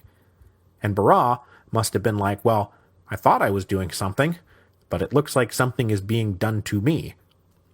Then Talleyrand came round to Barras' house with a pre-written letter of resignation and said, "Sorry, old chum, but you need to go." Realizing he had been dealt a fake hand, Barras decided it wasn't worth fighting. It's also 99% certain that Talleyrand also delivered an enormous bribe to make this all go down easier, though Barras later denied it. Barras was in his carriage and on his way out of Paris by the end of the day. In the meantime, CS and Ducos already signed their own resignations, leaving Moulin and Goyer as an impotent rump. Then, General Moreau played his part in the coup. He showed up at their apartments with a company of soldiers, arrested the 2 directors, and kept them under lock and key until they too agreed to resign. But then things started to get dicey, and dicey in part because this was all planned to unfold over 2 days instead of being wrapped up by day 1. Because when the councils convened in Saint-Cloud the following day, they discovered there was shockingly little evidence to support Lucien Bonaparte's claim about this alleged Jacobin uprising. It was starting to become very clear that they had been duped, but to what end and for what purpose they did not yet know. And that is when Napoleon blundered in. Under the impression that the councils would compliantly agree to create a new provisional government and then go away, he was annoyed that this was all taking too long. So he pushed his way into the Council of Ancients flanked by soldiers, and the delegates were like, "Oh, we get it now, Bonaparte is trying to overthrow us." The general tried to address them to demand that they order constitutional revisions, but he was heckled pretty mercilessly, causing him to lose his temper and storm out. He marched over to the Council of 500, and there received an even more hostile reception. They too shouted him down, called him a tyrant. Calls went out to outlaw him, declare him an enemy of the state. Some of the delegates went so far as to actually manhandle Bonaparte and push him out of the hall, cutting his cheek in the process. Bonaparte had stormed into the councils to cow them into submission, and instead had left them agitated and emboldened and not wanting to go along with anything. The success of the coup was now very much in doubt. The Bonaparte who saved the day was Lucien. He followed his brother out of the Council of 500 and spun a wild lie to the assembled soldiers that a company of ultra-radical delegates were inside, that they had daggers, that they had just tried to assassinate Napoleon, and were threatening the councils with further violence. Led by Joachim Murat, the man who had led the cavalry charge against the Turks in the last battle in Egypt, and who was one of the few officers chosen to return home with Bonaparte, the assembled soldiers charged in and cleared the halls, sending some of the delegates literally running into the woods to hide. When the dust settled, the conspirators rounded up enough compliant delegates to form a quorum, and induced them to call for a 6-week recess, while changes to the Constitution were discussed. Then they appointed 3 provisional consuls to take the lead in those discussions, and wouldn't you know it, those 3 were CS, Bonaparte, and Roger Ducos. The councils then appointed 50 men to stay in session to work with the consuls on the revisions to the Constitution, while the rest of the delegates went home to wait for the results. They would wait forever. The temporary recess turned out to be permanent. When the Council of 500 and Council of Ancients went home on November the 10th, 1799, they were never recalled. The Directory was dead. But as you can see, the coup of 18 Brumaire doesn't quite get Napoleon all the way into power. He's one of the 3 provisional consuls, sure, but CS obviously believes that he is going to be the dominant personality of the new government. Now that the sword has done his work, CS believed he would be able to run political circles around Bonaparte. The head is craftier than the sword, right? Except, my God, we're talking about Napoleon Bonaparte here, so obviously CS has wildly underestimated his man. Now, Bonaparte was able to exploit the fact that the coup of Brumaire would not have been possible without armed intervention from the army. And because that army was loyal to Bonaparte, Napoleon wound up playing a super active role in the writing of the Constitution of Year 8, which set up what we call the French Consulate. Now, Bonaparte and CS did agree on a few things. Otherwise, they wouldn't have even gotten into the business of using each other to seize power. They agreed, for example, that too much democracy, too many destabilizing elections, was not a good thing.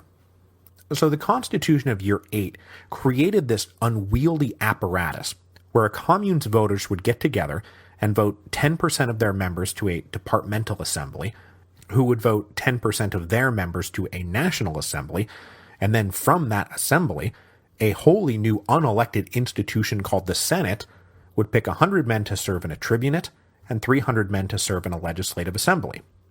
The tribunes would be allowed to debate a bill, the legislative assembly would be allowed to vote on it. But neither would have the right to introduce a bill in the first place. That would be left to a small and also unelected Council of State. The entire thing was designed to keep the people as far away from the process as possible. But Bonaparte and CS differed on the all-important executive. Both believed it must be the central power of the state. CS, though, wanted to create 2 consuls, one for domestic affairs and one for foreign affairs. CS planned obviously to be one of the first 2 consuls, but he did not want the other to be Bonaparte, and Bonaparte knew it. CS instead dreamed up this office he called the Grand Elector. The Grand Elector would be appointed for life and serve as a constitutional figurehead, and beyond the power to appoint the consuls, the Grand Elector would have no other power. And that is where CS wanted Bonaparte to go. Bonaparte famously said, though, that he would not play the part of a fatted pig and push to keep the system of 3 consuls in place. And once he had this concession in hand, Bonaparte ensured that it would be an unequal triad, with the first consul enjoying all kinds of special prerogatives, and wouldn't you know it, Bonaparte got himself appointed first consul. Totally outmaneuvered, CS was shuffled off into the Senate, where he would play an important role, but one clearly subordinate to First Consul Bonaparte, who turned out to have been both the head and the sword. When the Constitution of Year 8 was promulgated, it came with a preface that ended by saying that it was based on the sacred rights of property, equality, and liberty that the Revolution had been dedicated to from the beginning, that the new Constitution would be strong and stable, that it would protect the rights of citizens and the health of the state. Citizens, it said, the Revolution is established on the principles with which it began. It is over. And indeed it was. The Constitution of Year 8 was the first constitution since the beginning of the Revolution that was not prefaced with a clear declaration of rights. The Revolution was indeed over. But though we know what comes next, no one at the time could have possibly known that it really was the end of the Revolution, and that inside of 5 years, First Consul Bonaparte would transform into Emperor Napoleon I. Drawing a line between the Revolution and the age of Napoleon is a tricky and inexact and ultimately futile business. The run from the fall of the Bastille to Waterloo is all one continuous story. But our story is now done. Napoleon Bonaparte is the de facto ruler of France. But I am not just going to leave you hanging like that. Next week, we will return for one last plunge into the breach with a special 2-part finale. One episode that looks backward over the ground we've covered to try to make some sense of what we've witnessed, and one episode that looks forward to give you at least a summary of what comes next, and then take a look at what remains of the revolution after the Restoration in 1815. Then, I am off to welcome our new baby into the world, and so I may as well mention that if you've enjoyed the show and are sad that I will be taking 2 months off, now would be a great time to donate and support the show at revolutionspodcast.com. The whole Duncan family, now 1 member bigger, will have your everlasting gratitude.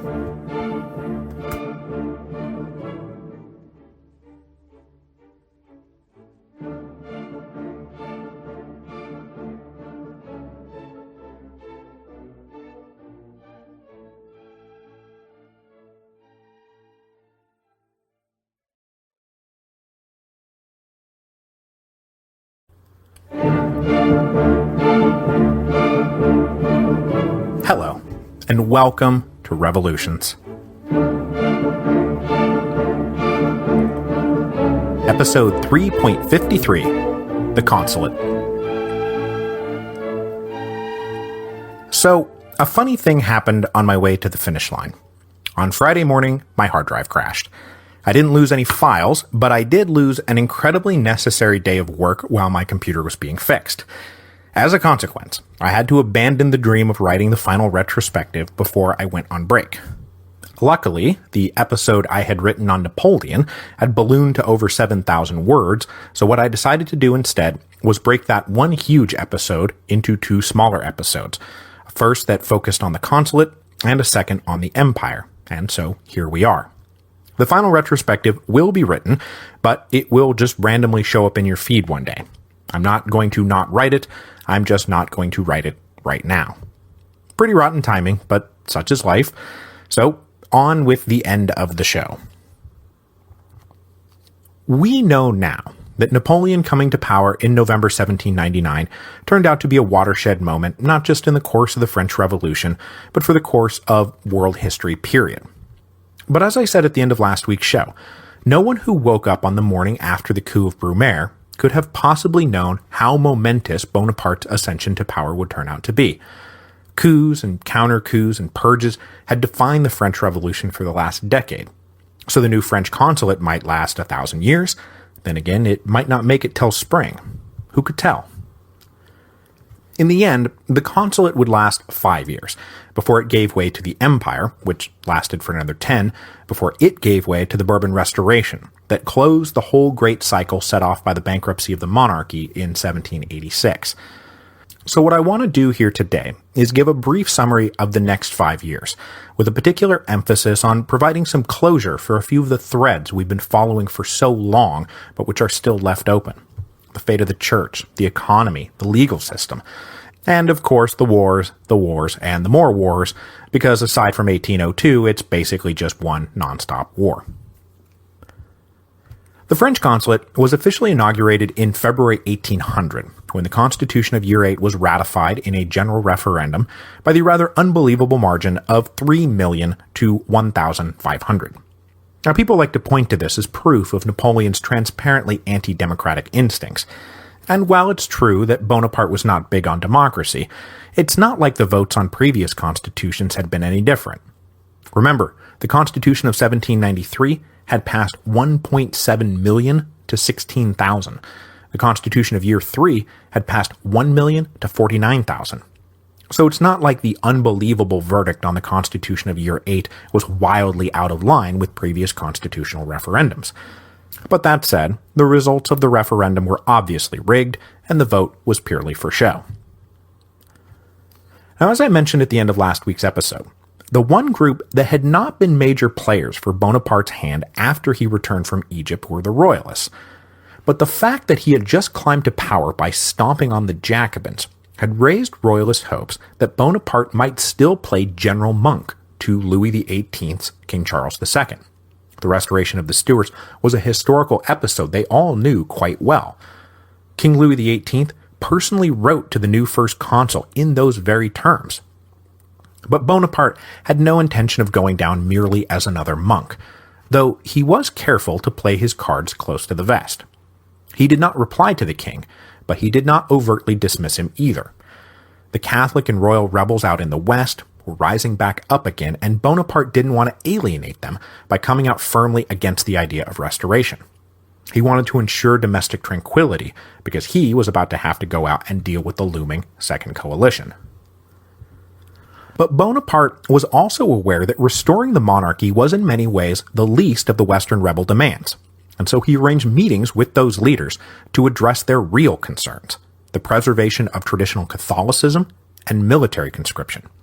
He said, look, I'm utterly committed to freedom of worship, so you'll be able to worship how you want. I'm canceling the law of hostages that would have come down hard on your families, and with luck, I'm about to go win the war, so conscription just won't be a thing. This all sounded pretty good to the potential rebels. So rather than the West going totally to hell in 1800 like it had in 1793, Bonaparte was able to defuse the situation, and the unrest died down. And this was crucial for Bonaparte, because a lot of the guys that he's about to lead across the Rhine would not have been available had there been a new war in the Vendée. As he was defusing the West, Bonaparte was also trying to defuse the Second Coalition, so that maybe he wouldn't have to go back to fighting at all. With the Russians having withdrawn from the Second Coalition in a huff, the new first consul reached out to both the Austrians and the British, and offered to settle a peace on the basic terms of Campo Formio, but both rebuffed his overtures. So, war was set to resume in the spring of 1800. Now in overall strategic command of the war, Bonaparte actually wound up following the basic outline employed by the Directory in 1796, that Germany would be the main theater, and Italy merely a secondary front. But General Moreau, now in charge of the Army of the Rhine as a reward for his part in the coup of 18 Brumaire, thought the first consul's plan for an aggressive thrust across the Rhine impractical, and he resisted the order. He basically said, we've tried this before, I've tried this before, and it did not turn out well. Not wanting to alienate Moreau, because he was not yet firmly entrenched in power, Bonaparte agreed to focus all his attention on Italy. So, in 1800, the first consul personally led the Army of Reserve, which is basically the domestic forces stationed inside France, on a fairly daring push through the Alps into northern Italy. This is famously captured in Jacques-Louis David's great Napoleon Crossing the Alps, where Bonaparte is pictured astride a magnificent white steed, but just so you know, he actually made the crossing riding a donkey. Emerging into northern Italy, Bonaparte retook Milan on June the 2nd, and then, with an army of about 22,000, faced off against about 30,000 Austrians at Maregno on June the 14th. The French very nearly lost the battle, and that could have been it right there for Bonaparte, but at the end of the day, 6,000 French reinforcements arrived and knocked out the exhausted Austrians. After that, Austria asked for an armistice and agreed to evacuate Lombardy and Liguria. A ceasefire between the Austrian and French armies facing each other along the Rhine soon followed. After Maregno, Bonaparte again demanded the Austrians make peace on the basis of Campo Formio. But believing the armistice was just a temporary pause to catch their breath, the Austrians refused, and hostilities resumed in November. When Bonaparte ordered Moreau across the Rhine this time, there was no pushback. Moreau led about 56,000 men, and he managed to ambush and encircle 64,000 Austrians at Hohenlinden on December the 3rd. The Austrian army was crushed. By Christmas, peace talks were well underway, culminating with the Treaty of Luneville in February 1801. This treaty was negotiated primarily by the consulate's foreign minister Talleyrand, and was settled, wouldn't you know it, on the basis of Campo Formio. Talleyrand also made a huge fortune during these negotiations by taking bribes from various German princes to settle things in their favor, because that's just how he rolls. With his victory over the Austrians solidifying his political position back in Paris, Bonaparte started to lay the groundwork for a unified authoritarian state under his personal rule. He finally replied to King Louis in September 1800 and said, "Dear self-declared king, I would be more than happy to pay for your retirement, but do not think of coming home. You'd have to walk over 100,000 corpses to get here." But it was really only the king that Bonaparte wanted to keep away. Everyone else was welcome to come home if they wanted to. Formerly proscribed émigrés were told that all the prescriptions and penalties against them were cancelled. This was followed up in October by a general amnesty for men who had taken up arms against France. The only condition was that the émigrés had to acknowledge that the lands they had lost during the course of the revolution were gone for good. To secure his middle-class flank, Bonaparte guaranteed that land titles purchased at auction would be recognized as valid, full stop. This would not, however, stop émigrés from slowly repurchasing their lands and rebuilding their old estates. Indeed, by the time of the Restoration, many noble families were back in possession of most of what they had owned before the fall of the Bastille, which was fine with Napoleon, just so long as the land was repurchased, not simply claimed by hereditary right. The rehabilitation and reintegration of the Royalists was nearly derailed on Christmas Eve 1800, when Bonaparte was almost blown to bits by assassins in Paris. But the fuse-lit bomb that was supposed to go off when the first consul's carriage passed was lit too late, and it didn't explode until after he was passed. In the aftermath of the attempt, Minister of Police Joseph Fouché uncovered evidence that the plotters had been intractable royalists from the West who refused to reconcile with the consulate. But that did not fit the narrative Bonaparte was building. He wanted everyone to believe that the royalists were with him to a man, and that the greatest threat to public order was actually Jacobin anarchists. So Fouché was ordered to arrest 130 Jacobins for their invented role in the attempt. 4 wound up guillotined, 5 shot, and the rest were exiled. This, while Fouché held in custody the men he actually knew to be responsible. Bonaparte's continued turn against the left and rehabilitation of the right also put him on the verge of scoring a new ally, because Russia was now deep in talks with France about an alliance. Tsar Paul clearly saw in the autocratic Bonaparte someone he could deal with, rather than that mob of frenzied French Republicans he had been so hell-bent on destroying the year before. The Russians started coordinating what was called the Army of Neutrals, a formally unaligned coalition of powers surrounding the Baltic Sea, whose rise was clearly aimed at containing the British. All of this was upset, however, when Tsar Paul was assassinated in March 1801 and replaced by his son, the far more formidable Tsar Alexander, who, for the time being, pulled back from the French into studied neutrality.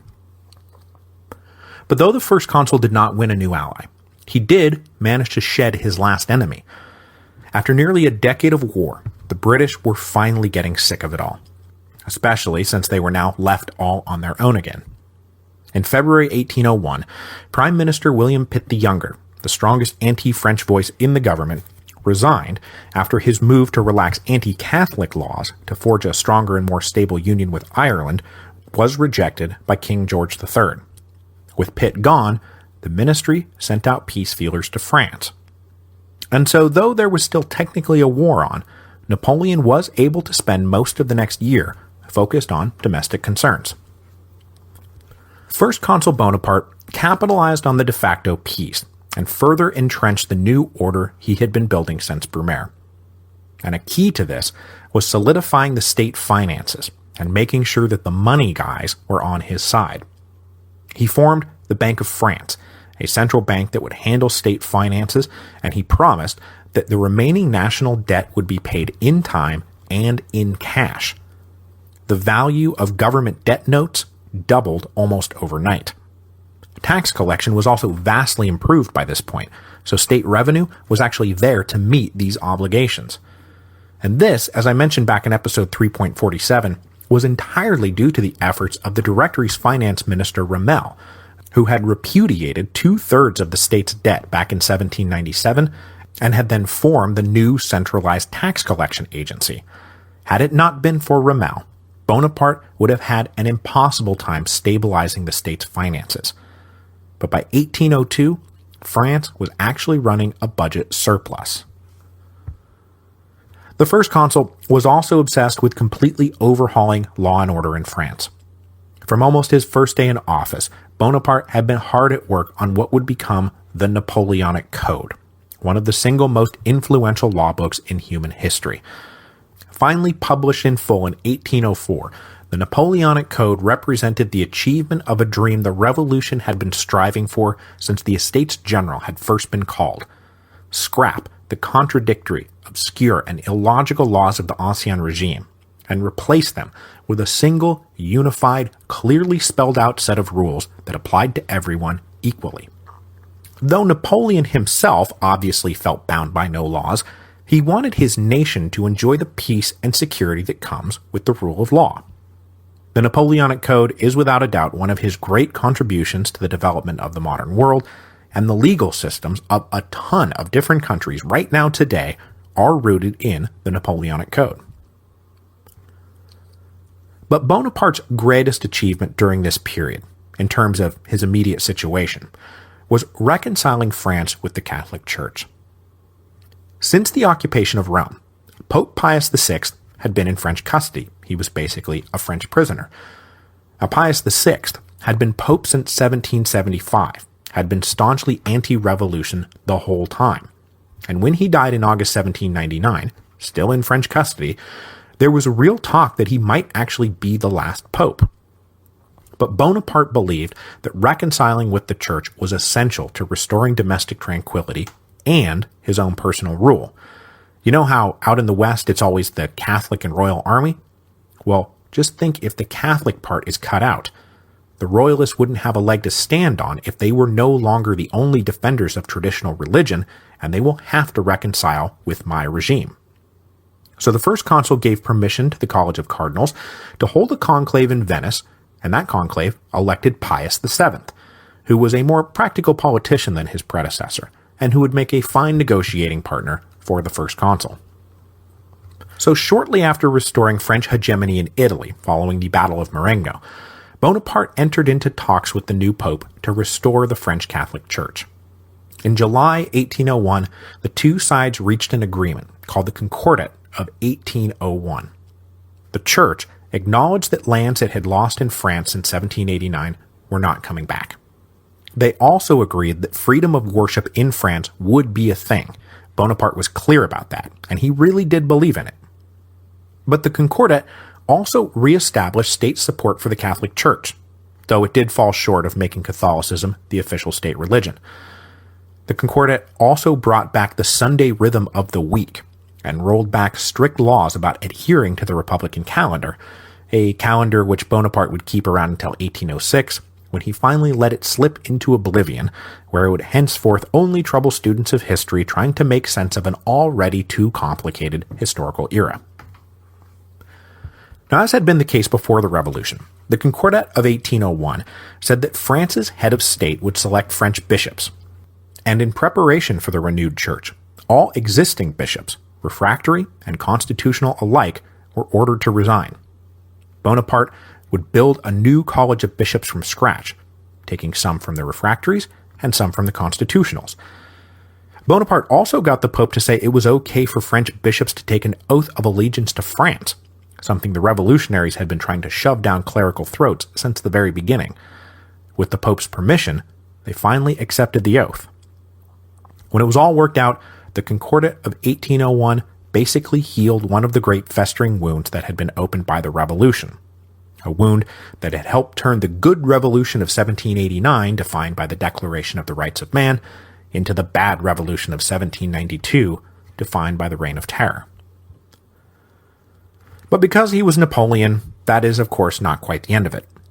When the Concordat was presented to the Pope for his final signature in April 1802, it was accompanied by a unilateral addition made by Bonaparte called the 77 Organic Laws, which definitely put the Church under the state's jurisdiction and limited the supremacy of Catholicism in France, because Bonaparte was equally concerned about Protestant revolts being triggered by overzealous clergymen. Dropped on his desk at the last minute, the Pope went along with it, rather than lose France back to the atheists. At the end of 1801, Talleyrand was then wrapping up the terms of a final peace with the British, and the Concordat was on its way to the printer. And so Bonaparte was feeling pretty strong politically. But one guy who thought he was a little too strong was Bonaparte's old partner in crime, CS. CS believed in a strong executive, but the first consul was taking things altogether too far. So CS started urging the tribunate and the legislative assembly to stand up to the first consul, to not just rubber stamp his every decree. When Bonaparte got wind of this, he decided to invoke a vague clause in the Constitution of Year 8 that said the tribunate and legislative assembly would be renewed in Year 10 without saying when or how. The first consul said, we're doing it now, and under my personal direction. He got the Senate to drop a list of men who would be kept on, dropping 60 troublemakers from the legislative assembly and 20 from the tribunate. But Bonaparte just wanted these guys out of the way, not forming the core of some bitter opposition, so he made sure to find them state jobs elsewhere. You know, you're out of power, but you're going to be very comfortably out of power. Shortly after this little purge, the French and British finally signed the Treaty of Amiens in March 1802. Once again negotiated by Talleyrand, the treaty not only ended the War of the Second Coalition for good, but it brought a general peace to Europe for the first time since 1792. Talleyrand himself thought that this was the end of it. France had reached its natural boundaries, the balance of power in Europe seemed stable, Britain was finally laying down their arms. It was the dawn of a permanent peace. And for the moment, it seemed like he might be right. 1802 would go down as the year of peace. For the first time in a decade, there was no war in Europe.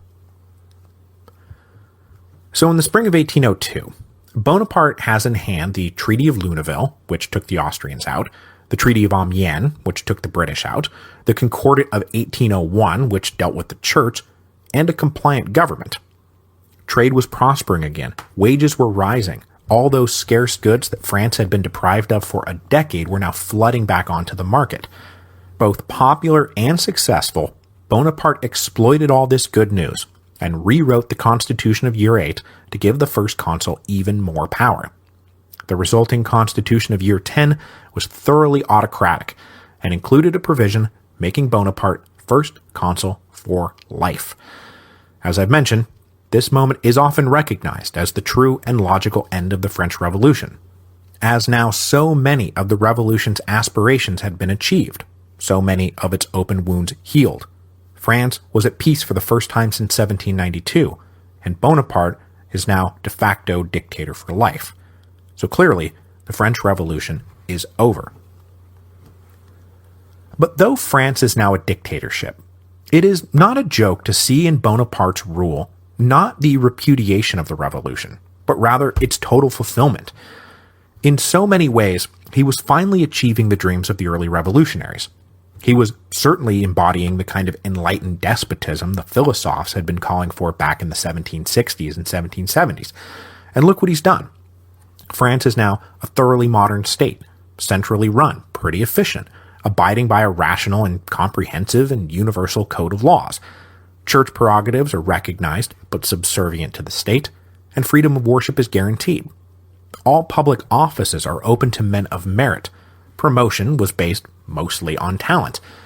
All the old hated privileges of the church and nobility were totally swept aside, now replaced with something far more equalitarian and meritocratic. Feudal privilege had been replaced by the universal rule of law. Sure, democracy was dead and freedom of the press was thoroughly curtailed, but you could live with that. But the happy days of the year of peace would not last, and neither would the enlightened consulate. Despite Talleyrand's hope, tensions between France and Britain were not much relieved by the Treaty of Amiens, and both had complaints about the other's conduct. In March 1803, the British abandoned the treaty and redeclared war. Napoleon began plotting an invasion of the British Isles. Now, this brewing conflict was restricted to the British and French until a scandal in early 1804 helped break it wide open. An émigré duke living in the German city of Baden was implicated in a royalist plot to assassinate first consul for life Bonaparte. Now, the plot was real enough, but the duke's involvement was non-existent. Nevertheless, Bonaparte had his soldiers cross into Baden, beyond the limits of his sovereign authority, arrest the Duke, try him in secret, and then have him executed. The assassination plot itself, and then Bonaparte's scandalous reaction to it, had two major repercussions. First, the secret execution of the Duke seems to have played a decisive role in turning the other European heads of state against the first consul. They suddenly became open to the British, who were saying, "We need to nip this guy in the bud because he's actually scary as hell." The willingness of the other European powers to form a new anti-French coalition prompted an apocryphal quote, which is variously attributed either to Fouché or Talleyrand, that the execution of the Duke was worse than a crime. It was a mistake. The other repercussion was that it convinced Bonaparte and his closest allies that were he to be killed, the French Republic would be thrown into chaos. They decided the best way to solve this problem was to inaugurate a new hereditary dynasty, so that if Bonaparte should die, named heirs would be in place so the regime itself could live on. Inspired far more by the example of the Caesars than the decayed monarchies of Europe, Bonaparte and his advisors dreamed up a whole new imperial state, with Napoleon at its center. He would be nothing less than emperor. In May 1804, the Senate formally transformed First Consul Bonaparte into Napoleon I, Emperor of the French. And then in December, an elaborately staged coronation was held that saw Napoleon crown himself emperor. Now, he claimed to derive his authority not from God but from the people. But in crowning himself, it was pretty clear where he thought his power was coming from. The French Republic was now the French Empire. And if the revolution didn't end with the beheading of Robespierre in 1794, or the coup of Brumaire in 1799, or Bonaparte becoming first consul for life in 1802, then it must certainly end here. A 34-year-old German composer, on the cusp of greatness, sure thought Napoleon crowning himself emperor marked the end of the revolution. Ludwig van Beethoven was an enlightened admirer of the romantic hero Bonaparte, and had dedicated his spectacular, groundbreaking Third Symphony to the first consul. But when Napoleon crowned himself emperor, Beethoven angrily scratched out or tore up the dedication, and the Third Symphony was subsequently published in 1806 as the Heroic Symphony, composed to celebrate the memory of a great man. So we'll leave it there for now, and come back next time for a lightning march through the Napoleonic Empire and the restoration of the monarchy, which will really, seriously, end the French Revolution.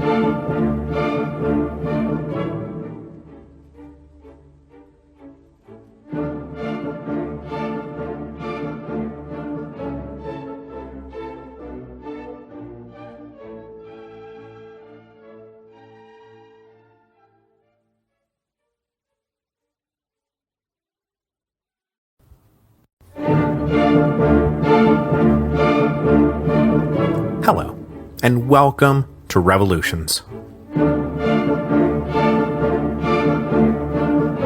Episode 3.54, The Empire. Over the winter of 1804-1805, Emperor Napoleon I knew that come the spring he was going to have to march out to prove to the world that he deserved the imperial crown he had just bestowed upon himself. And when the inevitable War of the Third Coalition started up, he would not only prove it, he would achieve some of the most spectacular victories in military history. And this is really when he moves from the very good, even great, General Bonaparte to Napoleon. The Third Anti-French Coalition got to forming right after First Consul Bonaparte became Emperor Napoleon. Nobody much liked where this all seemed to be headed. The Swedish signed an alliance with the British in December 1804, forming the first link, and then Tsar Alexander signed Russia up in April 1805. The Austrians then joined a few months later when Emperor Napoleon decided to have himself crowned King of Italy, a provocative declaration in what they still considered to be their backyard. The new Kingdom of Italy Napoleon just crowned himself king of covered all of northern Italy, and this marks an important break with his revolutionary past. As he conquered and reorganized Europe, which he's about to do, Napoleon would no longer be creating sister republics. He he will instead be creating client kingdoms. And so northern Italy is now no longer the Cisalpine Republic, it is the Kingdom of Italy, and Napoleon himself was its king. Before the Third Coalition formed, Napoleon had been planning to finally invade the British Isles, to do what he had once said ought not be done. And to this end, he had gathered an army along the Channel coast and had been drilling them relentlessly. The officers got to know the men got to know the officers, and everybody got to know exactly what they needed to do should they be put into the field. But when it became apparent in late 1804 that Russia and Austria were about to get pretty belligerent, Napoleon pulled this well-drilled army off the coast and marched them east. And that army became the core of the legendary Grand Army, one of the greatest and most invincible armies ever constructed. When the Grand Army crossed the Rhine and made contact with the Allies, it turned out they were just miles better than their opponents. Crossing into Bavaria in August 1805, Napoleon executed a brilliant sweeping flank of the Austrian forces during the Ulm campaign, which culminated in 1805 with the complete encirclement of the enemy. The French captured 60,000 Austrians and lost only 2,000 men of their own. Then, Napoleon marched on the Austrian capital of Vienna and took it. But the Austrians weren't quite ready to give up, because right at that moment the Russians arrived to reinforce them, and the remaining rump of the Austrian army joined with the Russians, forming an army 85,000 strong to face off against Napoleon's 67,000 at Austerlitz. The Battle of Austerlitz was Napoleon's crowning achievement. He tricked the Allies into thinking the French army was in trouble. He pulled his men off the high ground and intentionally weakened his right flank, and it was all just too enticing for the Allies to pass up. His enemies having fallen into the trap, Napoleon crushed them. It was a bloody victory, but 36,000 Allies wound up killed, captured, or wounded. It was a spectacular victory. The immediate result of Austerlitz was nothing less than the final disintegration of the Holy Roman Empire. Totally beaten, Holy Roman Emperor Francis II signed the punitive Treaty of Pressburg on December the 26th, 1805. It passed huge chunks of territory to new French-aligned states like the Kingdom of Bavaria and the Kingdom of Italy and the about-to-be-created Confederation of the Rhine, which was forged by all those German princes who had gotten really sick of the Habsburgs at the Congress of Rastatt and now looked to France rather than Austria as their natural ally. Austerlitz made it possible for them to break with the Habsburgs decisively. Francis then renounced the title Holy Roman Emperor and became merely Francis I of Austria, thus ending the nearly 1,000-year-old Holy Roman Empire for good. But of course, Napoleon's spectacular victory on land was not matched by victory at sea. On October the 21st, 1805, in between the Ulm campaign and Austerlitz, Admiral Nelson thrashed the French Navy at Trafalgar.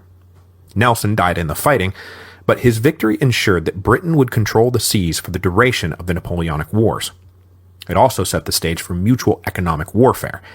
The British set up a blockade of Europe to strangle the French Empire economically, and Napoleon responded by declaring a continent-wide embargo on trade with Britain. The resulting attempt to enforce, or break, Napoleon's so-called continental system paved the way for Napoleon's undoing, as Spain and Russia were the two major cracks through which the British were able to keep up their international supply lines. After the Holy Roman Empire was wiped off the map and Napoleon was gobbling up all its territory, the Prussians finally roused themselves from the neutrality they had maintained since 1795, and in the spring of 1806 joined what then became known as the Fourth Coalition, which is really just the Third Coalition, with Austria being replaced by Prussia. But this turned out to be a pretty bad move on Prussia's part. In a double battle fought at Jena and Auerstedt on October the 14th, 1806, the Grand Army annihilated the Prussians. 67,000 French took out 120,000 Prussians. The French then occupied Berlin and then just kept rolling right on through Poland all the way to the Russian frontier. Then in June 1807, a French army 80,000 strong crushed 60,000 Russians at the Battle of Friedland, forcing Tsar Alexander to come to the table. So as it was turning out, Emperor Napoleon not only deserved his title, he was basically invincible. We started the show with 5 great major powers: Britain, France, Prussia, Austria, and Russia, and Napoleon has just basically taken out 3 of them. But though he had beaten the Russians, Napoleon really wanted them to be his friend, not his enemy. So he cultivated a relationship with young Tsar Alexander, and as the French and Russians negotiated the subsequent Treaty of Tilsit, the Russians were granted pretty generous terms. The Prussians, meanwhile, got it square in the face. The French and Russians agreed to the dismemberment of Prussia. From Prussian lands in Poland, Napoleon created the Duchy of Warsaw, and then handed territory to the west and south over to the new Kingdom of Holland and the Confederation of the Rhine. A Prussian kingdom remained on the map, but much reduced, and now a full client of the French Empire. Its army, for example, was now Napoleon's to command.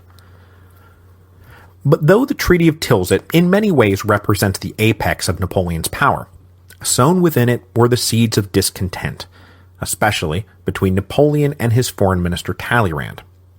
Talleyrand was opposed to the harsh treaties of Pressburg and Tilsit that humiliated the Austrians and Prussians.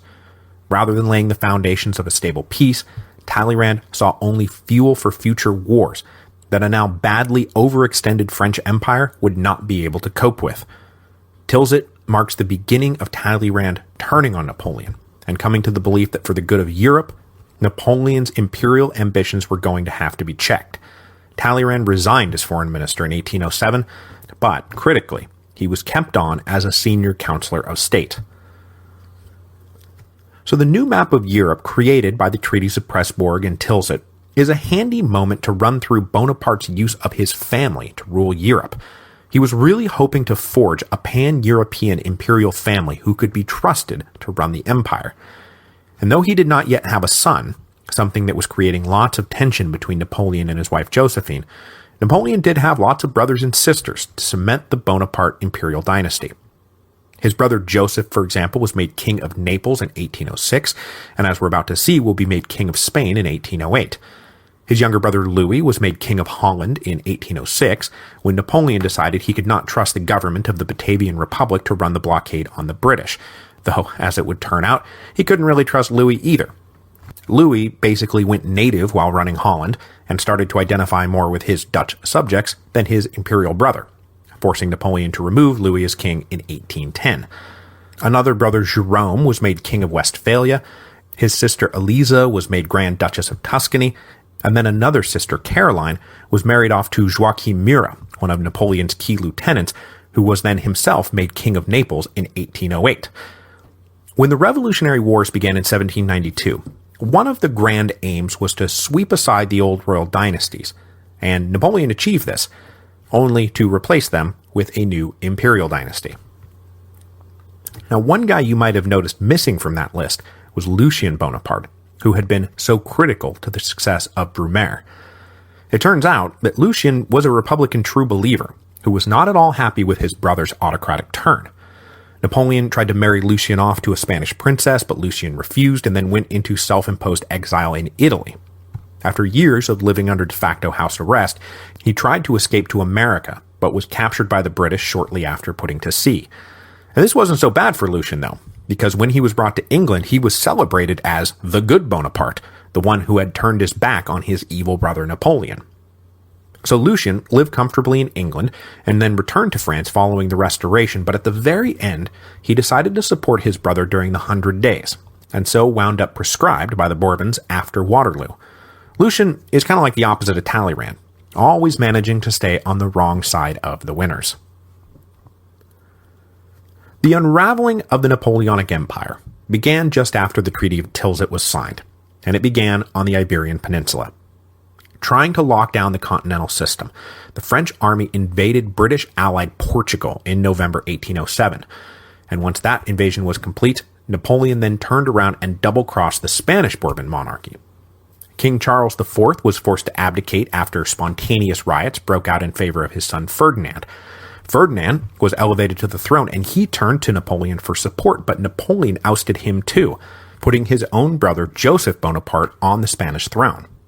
The Spanish nobility pragmatically accepted this change, but the Spanish people really did not.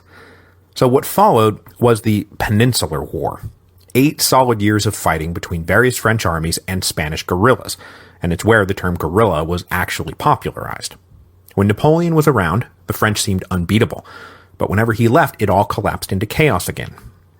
Dubbed by history the Spanish Ulcer, the Peninsular Campaign drained money, men, material, and attention from Napoleon's other projects.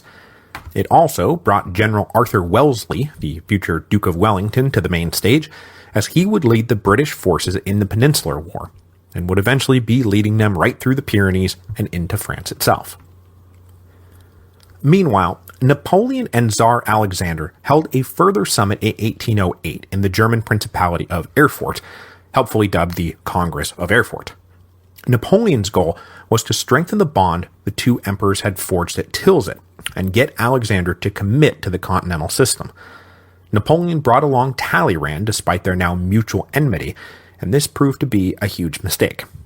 Behind the emperor's back, Talleyrand initiated secret meetings with the Tsar and convinced Alexander that for the sake of a stable Europe he needed to reject Napoleon's overtures, and that's what the Tsar wound up doing.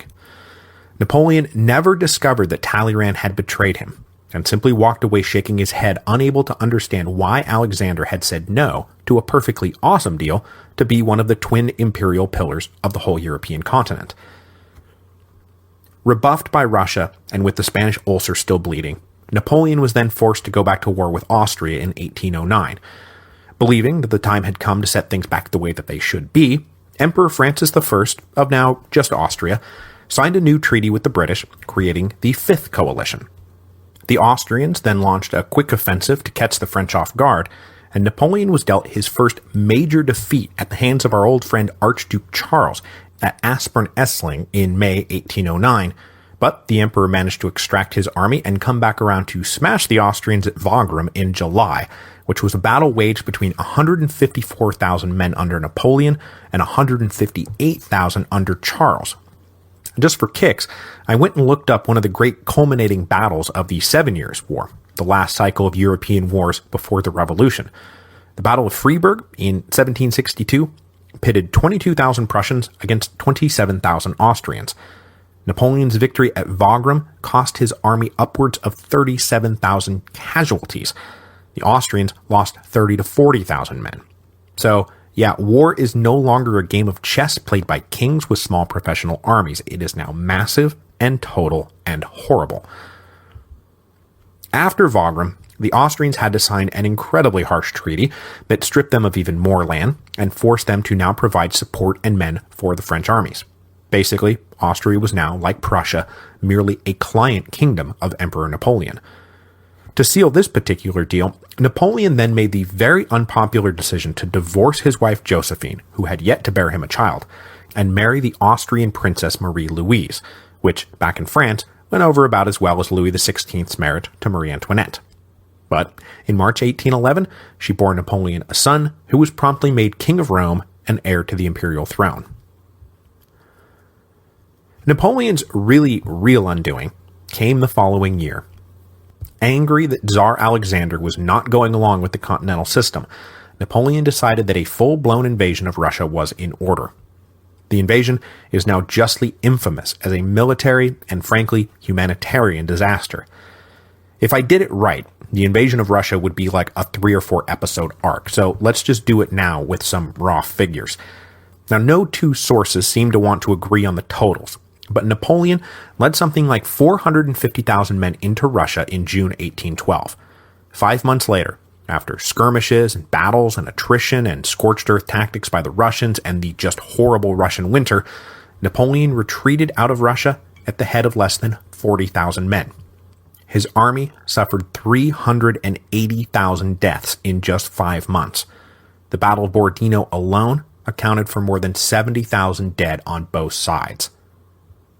Utterly decimated by the Russian invasion, and with the Spanish ulcer still bleeding, the walls started to close in on the emperor. But he is not going to go down without a fight. Over the winter of 1812-1813, both the French and Russians remobilized their armies. Now able to draw not just on France, but his whole empire, Napoleon was able to push his busted army stationed in Germany from a low of 30,000 back up to a high of 400,000 the following summer. But this is no longer the Grand Army of old, to say nothing of the fact that the sixth and final anti-French coalition would be the largest and most determined he would ever face. In the wake of the retreat from Russia, the Prussian component of the emperor's army defected over to the Russians. When both sides had caught their breath and were back up and running the following year, the French faced a combined Russian-Prussian army at Lutzen and Bautzen in May 1813, and these battles saw upwards of 250,000 soldiers running around trying to kill each other, and combined casualties north of 80,000. So the even worse horrors of World War I have tended to blot all of this out of our memories. But remember, the Napoleonic Wars were World War I before World War I was a twinkle in the Congress of Vienna's eyes. A brief armistice followed in the summer of 1813, at which point the Austrians were induced to once again try to throw off the French yoke. But at Dresden, at the end of August, Napoleon beat a combined Allied army of 214,000 with just 135,000 men, so he still got it, but he's also now slipping backwards down a very icy slope. The year's fighting culminated at the Battle of Leipzig in mid-October. Napoleon fielded 191,000 against three converging Allied armies numbering over 400,000. With basically every nationality in Europe represented at the battle, it is also sometimes referred to as the Battle of Nations. It was the single largest battle fought on European soil before World War I. It was also finally too much for Napoleon. He was beaten and forced to retreat back into France itself. While Napoleon was getting pushed out of Germany, the French forces in Spain were themselves getting pushed back, and Arthur Wellesley, now created the Duke of Wellington, was leading a combined Allied army through the Pyrenees. In his whole career, Napoleon had never had to fight inside of France, and now that was all that there was left for him to do. There was a moment, though, in November 1813 when this could all have turned out different. The anti-French coalition was as much worried about their partners as their common French enemy, and the Austrian foreign minister and master diplomat Metternich wanted to maintain a chastened but still stable France as a check against the Prussians and Austrians. And so he squeezed an agreement from the coalition to offer Napoleon the Frankfurt proposal. Napoleon would remain emperor, and the French borders would be marked at their natural frontiers that had been established in 1795. It was a generous offer, and Metternich told Napoleon, "I don't think it's going to get any better." But Napoleon still thought he could win, and so he said no, and then in December, the offer was rescinded. With 500,000 men invading France on all fronts, Napoleon then staged a pretty brilliant string of victories with just the 70,000 men he had left in February 1814. That was called the 6 Days Campaign, but it was a hopeless effort. Napoleon belatedly said, "I'll take the Frankfurt proposal," but now the Allies said, "No, we have a new deal. You can still be emperor, but France goes back to its pre-1792 borders." Napoleon refused. In March 1814, the Allies took Paris almost without a fight. Talleyrand had by now been in cahoots with the Allies for quite a while, working to ensure that when Napoleon went down, as he surely would, that France would not be taken with him. Talleyrand convinced the Allies that the surest path to a stable France, and therefore a stable Europe, was to restore the Bourbons to power. In this, he had support from the British, though the Prussians favored the House of Orleans, and the Austrians would have been happy running a regency surrounding young Napoleon II. Tsar Alexander, though, decided to go with Talleyrand and the British, and so the Bourbons got the call they had been waiting for 20 years. When the Allies entered Paris, Talleyrand went to the Senate and told them it is time for the emperor to go. He then brought in Tsar Alexander, who told the Senate that the Allies were fighting Napoleon, not France, and so the Senate passed the Emperor's Demise Act, which deposed Napoleon. Then they formed a provisional government and elected Talleyrand president, the only time the old sneaky snake ever sat in the big chair. But don't worry, it was only for a couple days, and by April the 11th, the Senate had created a new constitution, a constitution with the restored Bourbon monarchy at its center. But those are all just words on paper, right? That's sure what Napoleon thought. But when he started planning to march on Paris, his senior generals mutinied and said, "We are not going to do it." Napoleon said, "The armies will go where I tell them to." And Marshal Ney then famously replied, "The army will follow its generals." With no one to carry out his orders, Napoleon gave up. On April the 2nd, he abdicated in favor of his son, but that wasn't good enough. And so on April the 4th, 1814, Napoleon abdicated unconditionally. The victorious Allies met for a diplomatic summit at Vienna in September 1814 to redraw the map of post-Napoleonic, post-French revolutionary Europe. The Congress of Vienna was Talleyrand's moment to shine. Initially, the only powers with decision-making abilities were Britain, Russia, Prussia, and Austria, which makes perfect sense because those are the four powers that have just won the war. But Talleyrand, negotiating on behalf of the restored Bourbons, formed a coalition of lesser states and said, hey, these guys need a say too, so if you give me a seat at the table, I'll make sure they don't get left in the dust. Talleyrand then expertly played on the coalition partners' fears of each other, and he got France a seat at the table with decision-making powers. And instead of being partitioned and dismembered like some latter-day Poland, France was kept mostly intact, though it was now back to its pre-1792 borders. Then, Talleyrand turned around and forged a secret pact with Britain and Prussia against Austria and Russia, breaking the anti-French coalition and putting France back on equal footing with the other great powers, despite having wreaked so much havoc and having been so thoroughly defeated. It's one of the all-time great diplomatic achievements, and the stately quadrille danced on. But of course we know that there's one final act left to play out. Exiled to the island of Elba, off the Italian coast, Napoleon tried to commit suicide, but the pill he had been carrying around since Russia had lost its potency. When the Allies started reneging on promised funds to keep up his exile, and then rumors started floating around that they were going to deposit him in the middle of the Atlantic Ocean, Napoleon escaped from Elba on February 26, 1815. When he landed in France, the newly restored Bourbon monarchy sent an army to capture him, but when that army made contact with Napoleon, they all said, "Vive la Empereur," and they all marched on Paris together. With this army on the move, the restored Bourbons fled the capital, and Napoleon re-entered Paris on March the 22nd, beginning the 100 Days, Napoleon's last window of imperial rule. But that window was closed almost exactly 200 years ago at Waterloo on June the 18th, 1815. After this great defeat, Napoleon abdicated again on June the 22nd, and this time he was exiled to St. Helena, 1,000 miles off the coast of Africa, an island from which he could not escape. Napoleon Bonaparte had been first consul for 5 years and emperor for 11. He ruled one of the largest empires of the modern world. He had taken France from the brink of defeat to total domination over Europe. He had reached phenomenal heights. His impact is still felt today. But after 6 years of dreary exile, Napoleon died broken and depressed in 1821. Now, Napoleon's resurgent aggression during the 100 Days could have cost France a lot, but by the time he had escaped from Elba, almost all the detail work of the Congress of Vienna was done. All that was left to do was sign, and nobody wanted to reopen negotiations. So the balance of power thus forged at Vienna would hold up for a century. It also created the fault lines upon which World War I would be fought, since Prussia emerged the clear victor from the Congress of Vienna and was soon busy unifying Germany. Inside France, of course, the final defeat of Napoleon and the Congress of Vienna meant that the Bourbons were finally back, 23 years after the Republic had been proclaimed by the National Convention in September 1792.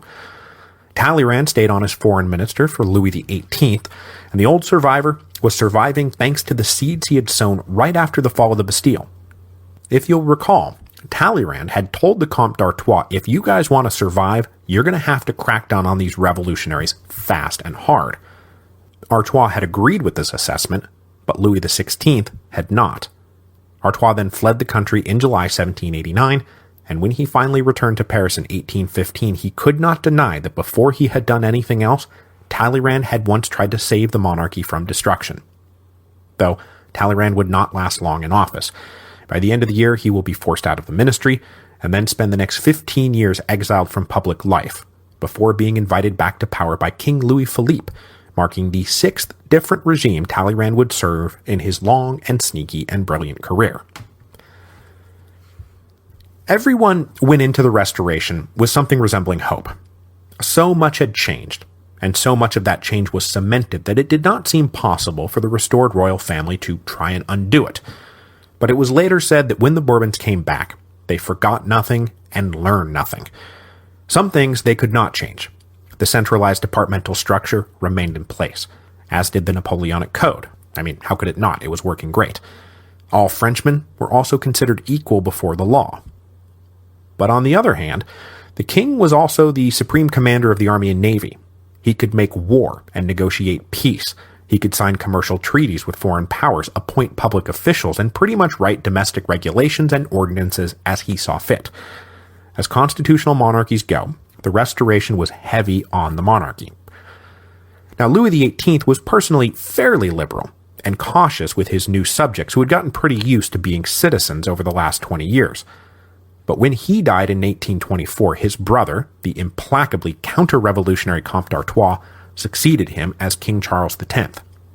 6 years later, the harsh conservatism of Charles would prove to be too much, and the July Revolution would overthrow him and invite to the throne King Louis Philippe, formerly the Duc d'Orléans, the long-exiled son of Philippe Égalité. Styled now King of the French rather than King of France, King Louis Philippe would rule the July monarchy as a truly constitutional monarchy until it too was overthrown in the chaos of 1848. The restoration of the Bourbons in 1815 really closes the book on the great revolutionary cycle that began with the fall of the Bastille in 1789. Though we should all now know that the revolution didn't really start in July 1789. It really started in August 1786, when Controller General Calonne told King Louis that the monarchy was stony broke. So if you ask me, the smaller epochs within the greater revolutionary epoch really breaks down August 1786 to July 1794, that's the really revolutionary revolution, then July 1794 to April 1804, call that the Thermidorian Republic, and then April 1804 to June 1815, the Napoleonic Empire.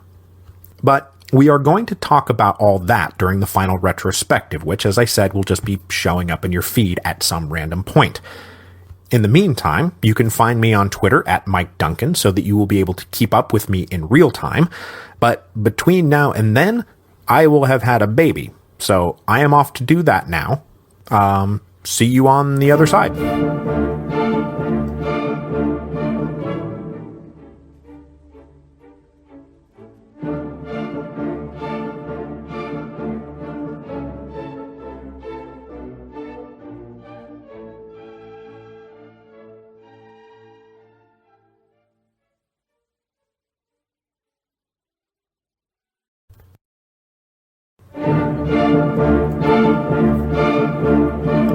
Hello, and welcome to Revolutions.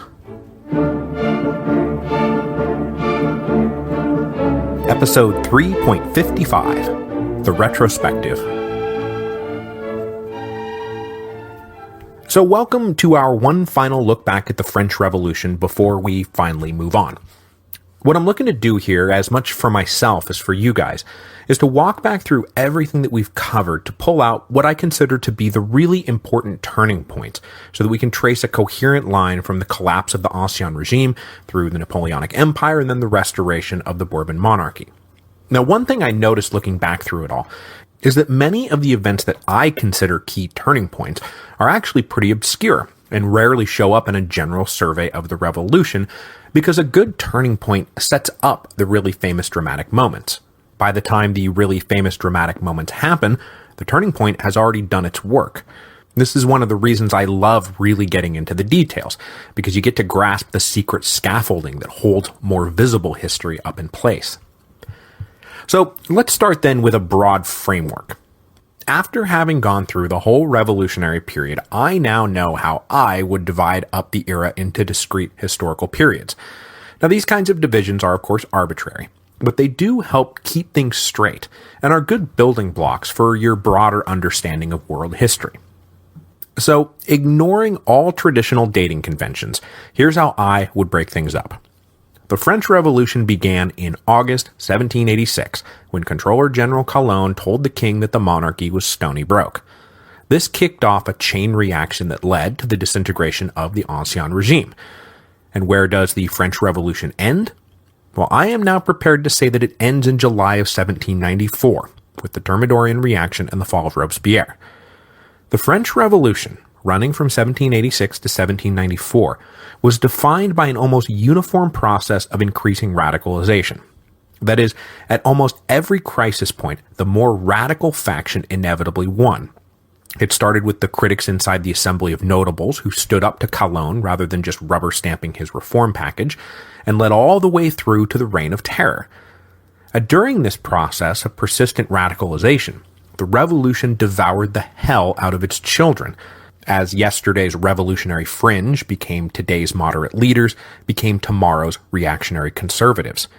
The revolutionary tide just rushed past everyone, and it wasn't until late 1793 that this process of radicalization finally stalled out, and that was when the Enragés were defeated by Robespierre and the Committee of Public Safety.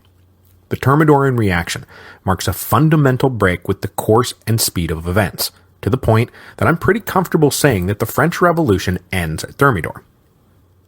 But if the French Revolution proper ended in 1794, what comes next? So I call this next discrete period the Thermidorian Republic, which runs from July 1794 to May 1804, and that was when First Consul Bonaparte became Emperor Napoleon I. Unlike the Revolution, the Thermidorian Republic was defined not by a line of increasing radicalization, but by a center point that was attempting to wield power in opposition both to revolutionary leftists and counter-revolutionary royalists. As we saw, and we'll review in a bit here today, the Directory tried to hold the center by alternatively whacking each side in turn, first left, then right, then left again, then right again. But this meant that the Directory never had a strong enough base of support to sustain it in the long run. Now, Talleyrand saw that the moment he returned from exile in the United States, and having deduced this, did what he could to make his own prediction come true. But that means that the midpoint of the Thermidorian Republic is the coup of 18 Brumaire, which saw Bonaparte overthrow the Directory and replace it with the consulate. Now, real life led me to cut off our cycle of episodes on the French Revolution at the coup of Brumaire, which is, by the way, a very traditional place to mark the end of the French Revolution. But conceptually, the Thermidorian Republic ends when First Consul Bonaparte becomes Emperor Napoleon I. Because as we saw in those final episodes, the consulate sewed up a lot of the loose threads that were unraveled at the beginning of the revolutionary era. So the Thermidorian Republic is then obviously followed by the Napoleonic Empire, which runs from May 1804 to June 1815. The empire was defined by, Napoleon, and all that goes with him. This was obviously beyond the scope of the show, but just so you know, the central pivot point is around 1808 with the decision to invade and occupy Spain, creating the bleeding ulcer that would help undo everything. It ends with Waterloo, the Congress of Vienna, and the restoration of the monarchy. So, with this framework in place, let's go back to the very beginning. We started this cycle of episodes on the French Revolution with an examination of the three estates that define the social, political, and economic structure of the Ancien Regime, and then moved into a discussion of the myriad fault lines that plagued France at the end of the 18th century. The kingdom was not in any way a unified kingdom, and it certainly wasn't an absolute monarchy. It was a patchwork of provinces and parishes, jurisdictions, tax zones, free cities, none of which seemed to live by the same laws, and all of which claimed their own specific privileges and exemptions. If you were rich, you were able to buy your way out of most taxes, which is crazy and unsustainable, and left the lower classes to shoulder the burden of providing the state with revenue. What energy the revolution had from below was driven in the early days by an intense desire to abolish all of this crap and make things more equal and more just. Now, the various royal ministries were not insensible to the problems tripping up the kingdom, nor that enlightened modernizing reforms were probably the answer. But they faced determined resistance, not only from those who were privileged by the system, but also by those who were oppressed by it.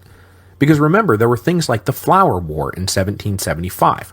That was when hungry peasants revolted against the free market experiments of the physiocrats. Heading into the 1780s, it would have taken a leader with serious backbone to drive the Ancien Regime into the modern age. And Louis XVI was really not the man for the job. So that background brings us to the first really important turning point. And I know you probably think I'm going to say Vergennes convincing the king to back the Americans, but I'm not. And while I think it was a crazy idea given the state of the kingdom's finances, the problems were much wider and deeper than the American War of Independence. Instead, I'm going to talk about the massive covering up of the monarchy's financial woes, the Compte Rendu. Written by everyone's favorite Swiss Protestant wonder boy Jacques Necker and published in 1781, this massive accounting of the royal finances was an unexpected bestseller, and it purported to show that the ministry was balancing its books just fine. But Necker was only able to make the numbers add up by shunting huge expenditures like war over to this category called extraordinary expenses that don't really count. This bookkeeping sleight of hand convinced every literate Frenchman with an interest in public affairs that the monarchy was not only solvent, but it might actually be running a surplus here pretty soon. The Compte Rendu planted a very misleading seed in everyone's mind about the health of the state, and that seed would blossom fully into outraged disbelief when the monarchy announced just 6 years later that it was insolvent. Now, the myth of the Compte Rendu was, of course, exacerbated by Calonne's program of useful splendor, basically keeping up appearances so that the financiers lending the regime money wouldn't catch on to the fact that their money was probably going into a black hole. Now, Calonne hoped that somehow, in some way, they would be able to turn it all around before anyone caught on, but obviously that did not happen. In August 1786, it all fell apart. Calonne came to the king and said, "Sire, we have no money, and we are going to need to drastically reform the kingdom's political economy if we're going to survive." This, in my view, marks the beginning of the French Revolution. Now, traditionally, this period from 1786 to 1789 is called the pre-revolution. But to me, the pre-revolution is all the stuff happening in the transition from Louis XV to Louis XVI that set up the bankruptcy crisis of 1786. From the bankruptcy crisis forward, it is an unbroken chain of cause and effect leading all the way to the Reign of Terror. So the next 2 years saw successive royal ministries battle first with the Assembly of Notables who refused to rubber stamp Calonne's reforms, and then the Parlement who refused to register the reforms, and both did so with tons of popular support. This all culminated in mid-1788 with the attempt to dissolve the Parlement, leading to the Day of the Tiles, which was the first good mob action of the revolution, which also gave full voice to the widespread demand that if the king wanted to levy new taxes, he had to call the Estates General. And when it was revealed in August 1788 that there was only 400,000 livres left in the royal treasury, the Estates General were finally called to meet in May 1789. And of course, I would be remiss if I did not mention that this breakdown of the French political economy was massively aggravated by a terrible run of recent harvests and the particularly bad winter of 1788-1789. So after the Estates General get called, things move quickly through the alleged good revolution of 1789 with all its dramatic set pieces. The tennis court oath, the fall of the Bastille, the Great Fear, the municipal revolution, the night of August the 4th, the Declaration of the Rights of Man. These events are the star attractions for any good telling of the French Revolution, and I'll admit that I was absolutely giddy when I got to go inside the tennis court itself on the last Revolutions tour. But none of these set pieces from the summer of 1789 are as truly decisive to the course of the revolution as the really big turning point that came in the fall of 1789. Because remember, by the end of summer, things appeared to be cooling down. Revolutionary fever was receding, and probably leaving in its place a constitutional monarchy led by liberal nobles and wealthy bourgeoisie in partnership with a king whose powers were diminished, but by no means abolished. But then came the Women's March on Versailles. After an inciting incident involving the King's Guard trampling the revolutionary cockade at a banquet at Versailles, a demonstration of Paris mothers and wives protesting bread shortages turned into a full-blown march through the driving rain towards the royal palace. After a night of tense negotiations, somebody sympathetic to the demonstrators opened the palace gates and let them in. For a few moments, it looked like the royal family might get massacred. Marie Antoinette certainly spent the longest half hour of her life trapped next to a locked door trying to flee from the intruders. But the safety of the royal family was secured by a National Guard company, and the angry women were pushed back outside. So in the aftermath of this, Lafayette brokered a compromise that saw the royal family agree to relocate to Paris. And the move to Paris is huge. Not only did it put the revolution at the mercy of the streets of Paris, which is obviously a gigantic deal, but more immediately, it polarized the delegates of the National Assembly. In Versailles, the delegates had lodged with the men from their own provincial delegations because that was who they had come with and the only men they knew. But when they moved to Paris, they all clustered by ideology, not geography. Men now spent their time amongst those who they agreed with, and the division between left and right, physically demarcated inside the rectangular manège of the Tuileries Palace, was born. And then, of course, yes, over in the Cordeliers district, a whole radical faction, not even in the National Assembly, started making some pretty crazy noises. The revolution moving to Paris is a huge turning point. More so, much more so, than the fall of the Bastille itself, despite what the revolution's PR department would like you to believe. But despite the undercurrent of polarization, the whole first half of 1790 seemed once again to be leading towards a stable constitutional order. The king was publicly on board with playing the part of citizen king. The liberal nobles, now led by Lafayette and his Society of 1789, held the reins of government. The church was being reorganized as a national institution, and its lands were being used to pay off the monarchy's debts, but this was all in line with complaints from the parish priests, who were annoyed about the clique of high ecclesiastics who had been hoarding church property. So the vast majority of the priests weren't mad about the reforms to the church, they positively welcomed them. So when the great celebration was held on the first anniversary of the fall of the Bastille, this is when Talleyrand administers this patriotic oath to Lafayette, it once again appeared like the revolution was winding down. But of course we know that everyone was just biding their time behind the scenes, and no one was truly committed to the new order. The more radical leaders wanted the revolution to go even further, while the conservatives believed that they would be able to slowly wind everything back now that the heat was off. And at the end of 1790, though, we get our next critical turning point, and one that can only be described as a major mistake: the civic oath. The more radically inclined members of the National Assembly demanded the clergy swear an oath of loyalty to the state above the church. And overnight, this civic oath alienated a ton of the devout parish priests who thus far had been on board even with the reorganization of the French church. Their mass disembarking from the revolution massively undercut the revolution's legitimacy and created a stable network of counter-revolutionary opposition that would plague the Republic until Bonaparte broke out the Concordat of 1801. Who knows what would have happened had the revolutionaries in Paris not been so obsessed with the civic oath. The Vendée would not have happened for sure, and that alone changes practically everything. The civic oath. Big deal. Bad idea. The next great turning point comes in May 1791 and is usually passed over completely unless you're talking specifically about Robespierre, because it's his first major contribution to the revolution. As the National Assembly continued to plug away on the coming Constitution of 1791, Robespierre convinced his colleagues to pass what?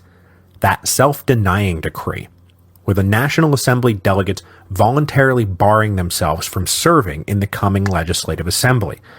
So when the Legislative Assembly was inaugurated that October, none of the men who had a vested interest in the success of the Constitution of 1791 were around.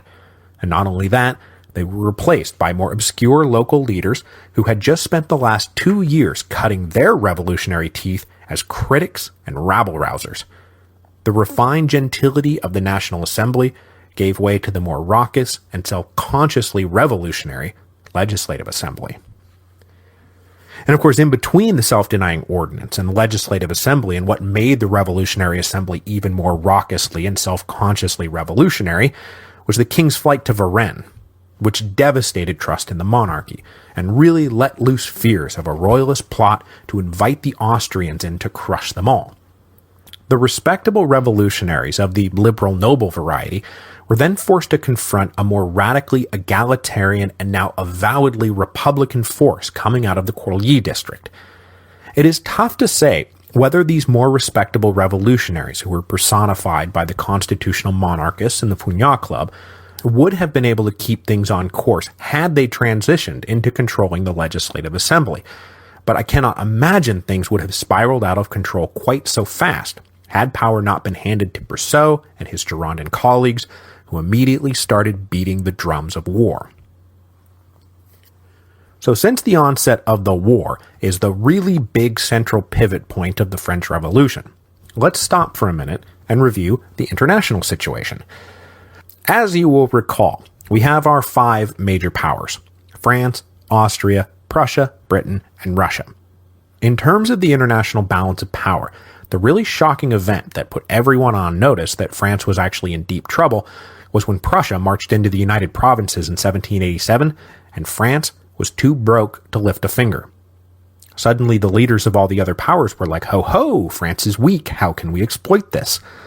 But then, and this is the big deal, the answer was emphatically not let's declare war on France. The answer was, let's kick back and have a drink and watch France burn, and then divide up the remains. So as paranoid as the revolutionaries were about a foreign invasion, particularly by the Austrians, the other powers in Europe had almost no interest in war.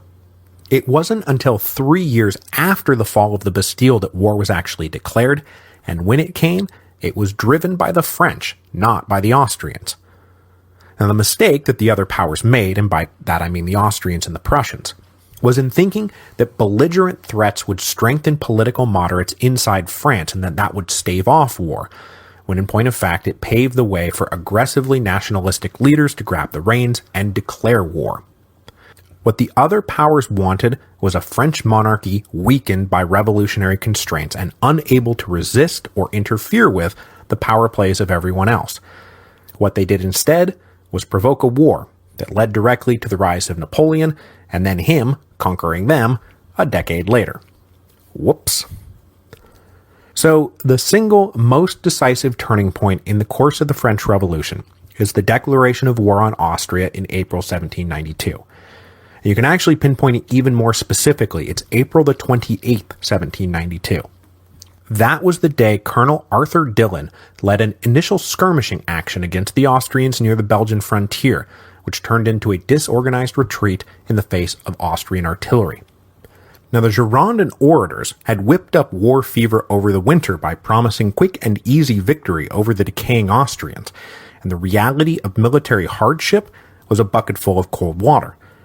But instead of accepting that war is hard, Brissot and the boys launched into full-blown conspiratorial paranoia, saying that there were secret counter-revolutionary and foreign agents everywhere, and who were intentionally causing our armies to lose.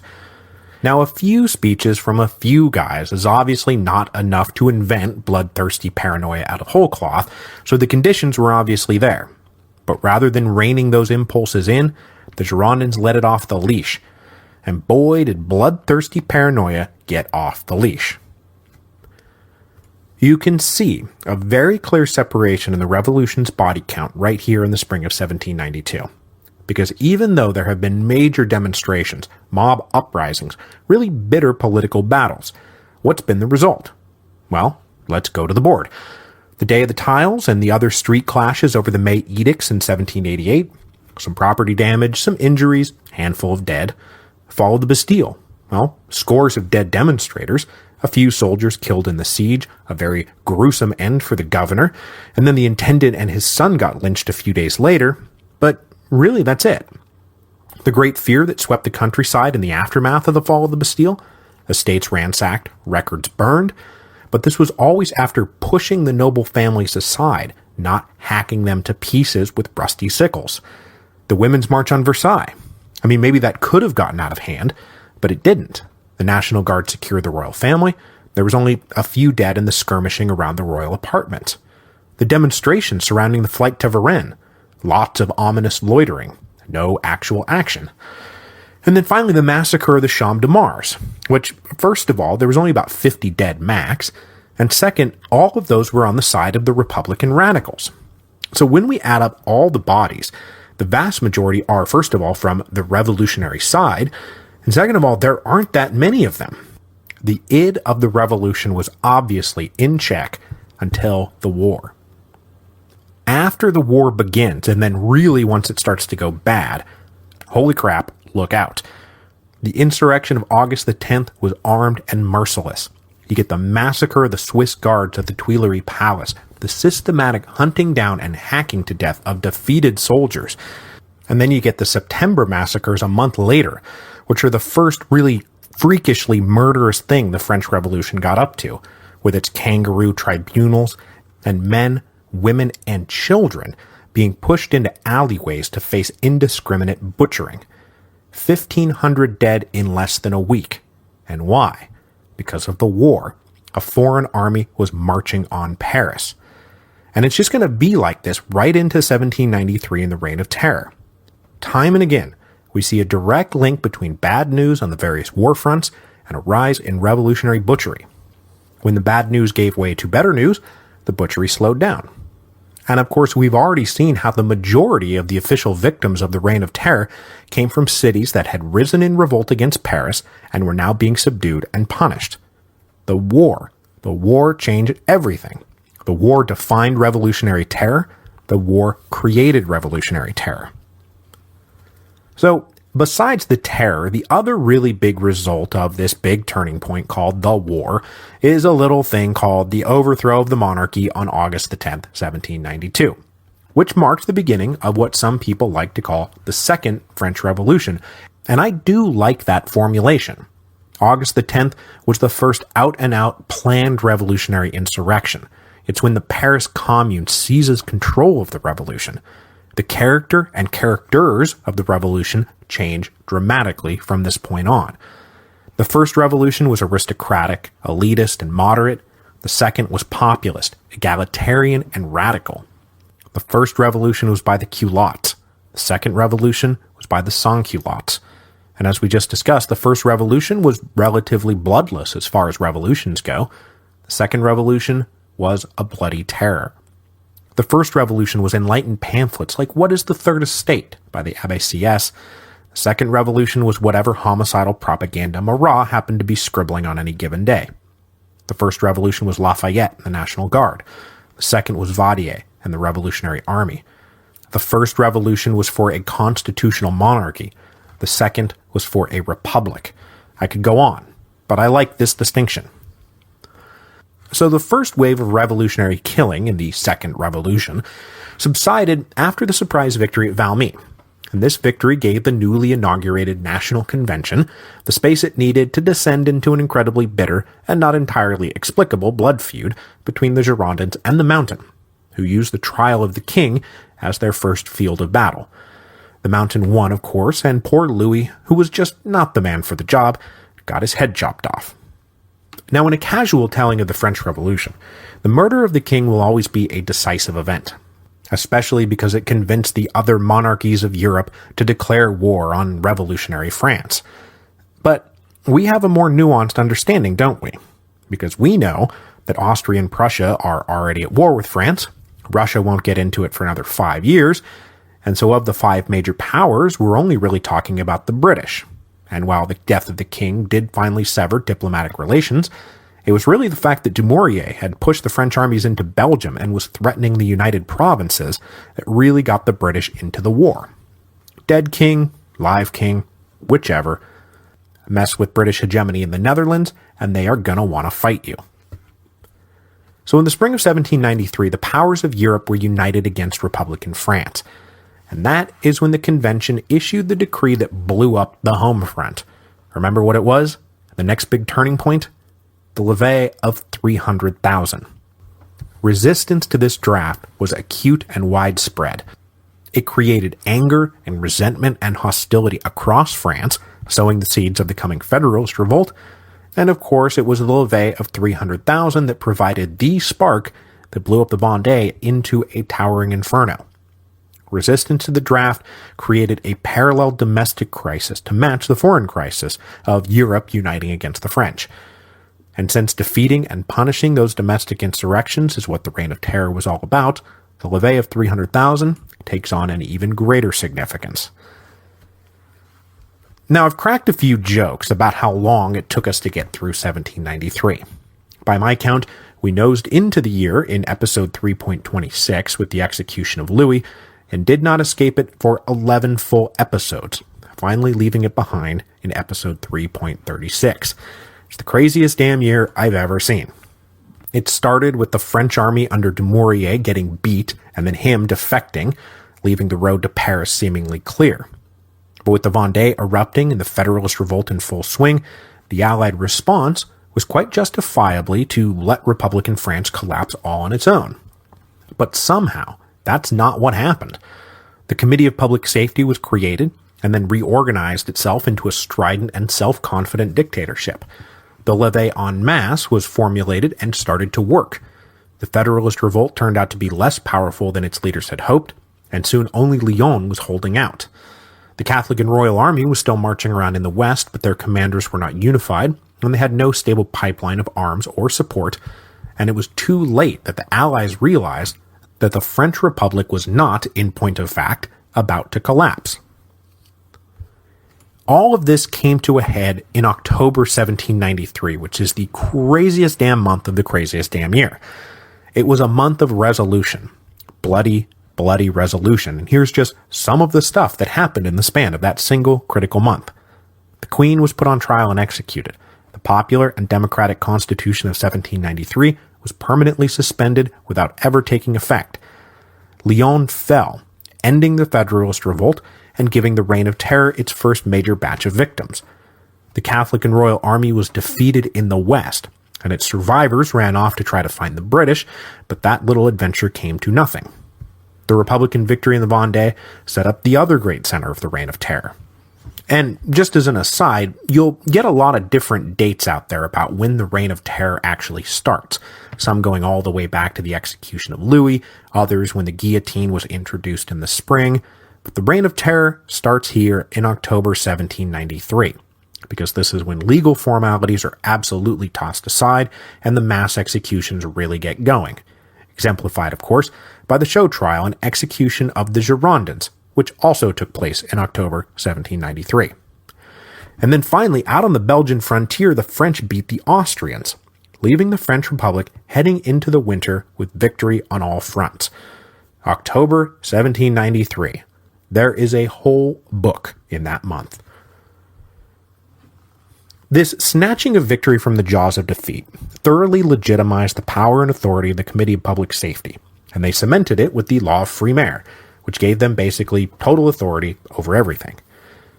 But outside the committee, the group led by Danton started calling for a drawback from the Reign of Terror now that the crisis had passed, while the group surrounding Jacques Hébert wanted it to go even further, and they were now mixing in with it aggressive de-Christianization. Between these two groups stood Robespierre, who was, for that moment, in agreement with Danton and his indulgence, rather than Hébert and the Ultras. But the East India scandal really seems to have soured Robespierre on Danton. And of course, in Robespierre's mind, everyone was a part of some insidious foreign plot to undermine the Republic.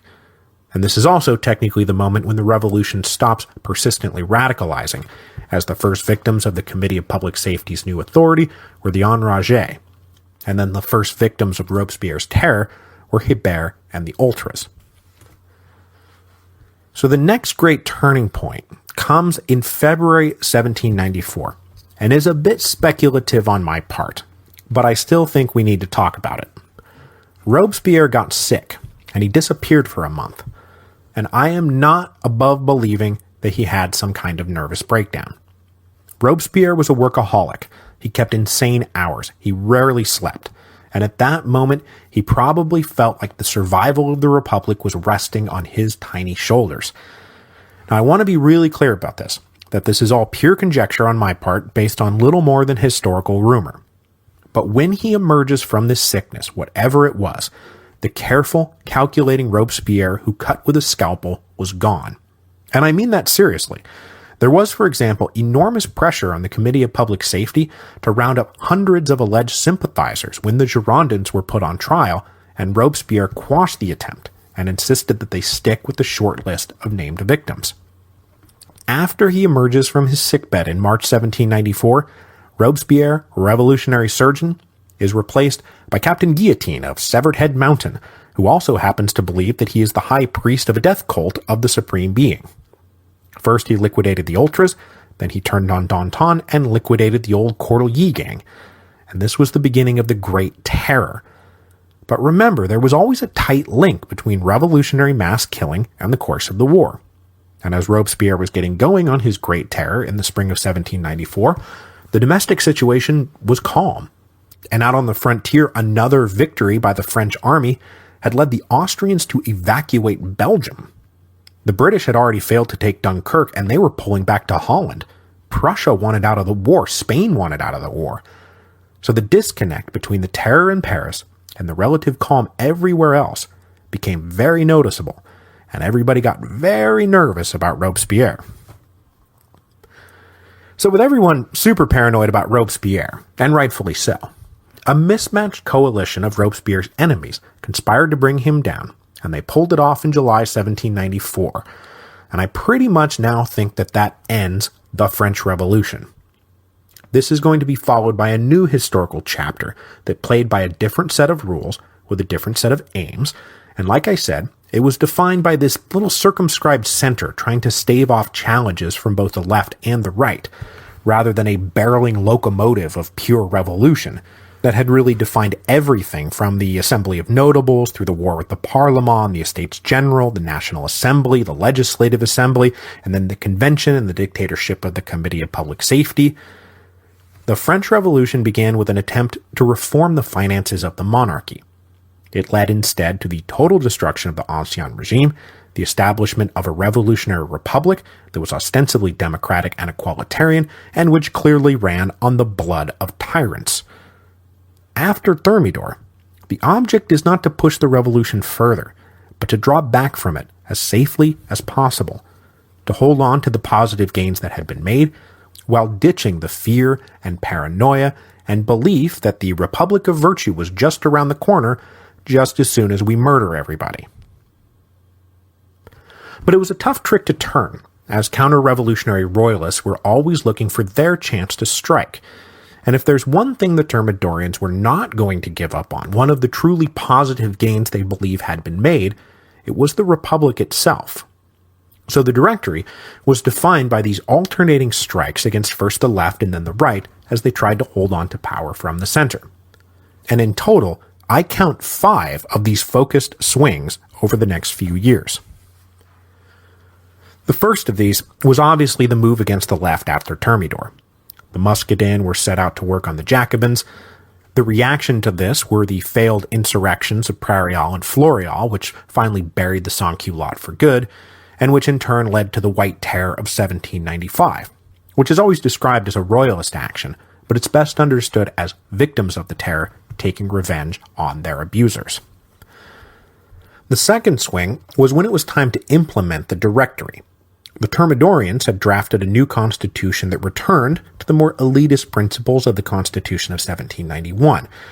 And also, just as an aside, this is the moment when you really start seeing a rewriting of the revolutionary narrative, and the first attempt to distinguish between the good revolution of 1789 and the bad revolution of 1792. The Federalist Revolt, for example, was now recast as a noble struggle against the madmen who had seized control of Paris. But of course, we know that the Thermidorians had learned from the self-denying mistake of the National Assembly, a mistake that possibly destroyed the good revolution of 1789. So they passed that law of 2/3 that legally kept 2/3 of them in power, which triggered the uprising of Vendémiaire by angry conservatives who thought that they were about to become a major force in the new government. Forced now to confront the threat from the right, they sent in young Bonaparte, who unleashed his whiff of grapeshot. After defeating this insurrection from the right, the Directory was inaugurated and tried to make common cause with all men of Republican values, and so the left was coaxed out of the shadows. The Neo-Jacobin Pantheon Club was formed, and Gracchus Babeuf got going with his conspiracy of equals. But it became clear that many of the Neo-Jacobins didn't want to become a loyal opposition inside the government, they wanted to overthrow it, and so the Directory had to make its third focus swing back to smack down the left again, close the Pantheon Club, and dismantle Babeuf's conspiracy of equals. But then, of course, you got to go back to the right, because after the failure of the insurrection of Vendémiaire, and then really after the failure of the Quiberon Bay expedition, the Conservatives decided their only chance to win was at the ballot box. So the elections of Year 5 swept a bunch of Conservatives and closet Royalists into the government. After trying to make it work over the summer of 1796, the Directory said, screw it, made its fourth swing back against the right, staged the coup of Fructidor, which purged the Directory of all its Conservative members. This inaugurated the so-called Second Directory, which was more nakedly anti-democratic and authoritarian than its predecessor had been. The directorial terror that followed was then aimed at both the left and the right, as anyone caught advocating the mutually exclusive calls for either the return of the monarchy or the return of the Constitution of 1793 would be guilty of treason. But above all, it was aimed at the clergy, who were still operating as a permanent opposition. Now, the fifth and final swing came in the spring of 1797 with the rigging of the elections of Year 6 and the pre-purging of left-wing candidates. So, it seems kind of crazy that the Directory was able to hold on to power this long, while so many active enemies from across the political spectrum were trying to kill it. But the Directory was backed by two really critical groups who helped ensure its survival. Wealthy bourgeoisie who had made a killing in land speculation, and the army. But right after the coup of Fructidor, the Directory badly undermined the support of the former, even as it probably saved itself from financial ruin. So by far, the most important thing to come out of the Second Directory, and a major turning point in the transition from republic to empire, were the financial reforms of Finance Minister Ramel. First, he outright repudiated 2/3 the national debt, and then restructured the rest on very favorable terms for the state. This, coupled with his introduction of a bunch of new excise taxes and the creation of a pretty efficient central revenue office, he put the republic back on sound financial footing. But this slate of programs alienated the regime from the money guys who had been speculating in national lands and who had lent the regime money, and who were now being told, nah, those bonds are all worthless. And the people for sure did not like the return of all the excise taxes that had literally helped spark the revolution in the first place. So Ramel and his reforms are at the heart of the transition from republic to empire. Because first, it made the directorial regime very unpopular enough that toppling it seemed like a good idea to men who could actually pull it off. And B, when Bonaparte came to power, he inherited a state in very good financial shape, rather than one in shambles like every other new government. Ramel's debt restructuring and revenue reforms were a very, very big deal. But of course, the other thing that was helping keep the Directory in power was continued success on the war front. And one of the big reasons, for example, that the directorial terror was hardly a terror at all, was because it was against the backdrop of sustained military success. During the Revolutionary period, France had constantly been on the brink of defeat, and was defended by these hordes of enthusiastic volunteers who were just able to stave off annihilation. But as we just saw, by 1794, the good results of the levée en masse were kicking in. The armies were better organized, and the resources of France were at their primary disposal. The Allies started to get beat, and then they started to lose interest. Prussia and Spain would both sign treaties withdrawing from the conflict in 1795. Britain would soon be withdrawing ground forces from the continent entirely, leaving Austria as the only major opponent left. The good news on the war front is what made the shift from chaotic radicalization to stabilizing moderation possible.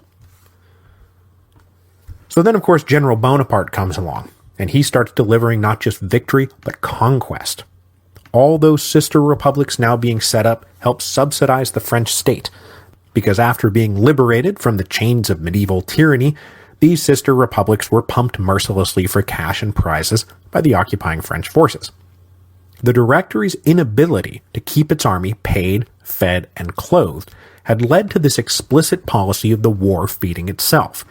Now, this was a practical necessity, but it also helped transform the French military into a politically autonomous unit within the Republic, and created a cadre of officers and enlisted men who shared a professional esprit de corps and a loyalty to themselves and their generals that superseded whatever vague sense of duty they might owe to the politicians back in Paris. And this, too, really helps lay the groundwork for Napoleon's empire. The victory over the Austrians was, of course, a really big deal, and it freed up Bonaparte and the French to start dreaming even bigger dreams, leading to our next major turning point, Bonaparte's invasion of Egypt. Now, the Egyptian expedition itself was obviously a crazy adventure, but the more critical impact was in provoking the rest of Europe back to war. After Campo Formio, the only power left facing France was Britain, and they were staying off the continental mainland. But when Bonaparte landed in Alexandria, the rest of Europe freaked out. The Russians and Ottomans joined the war, the Austrians abandoned Campo Formio and joined up too.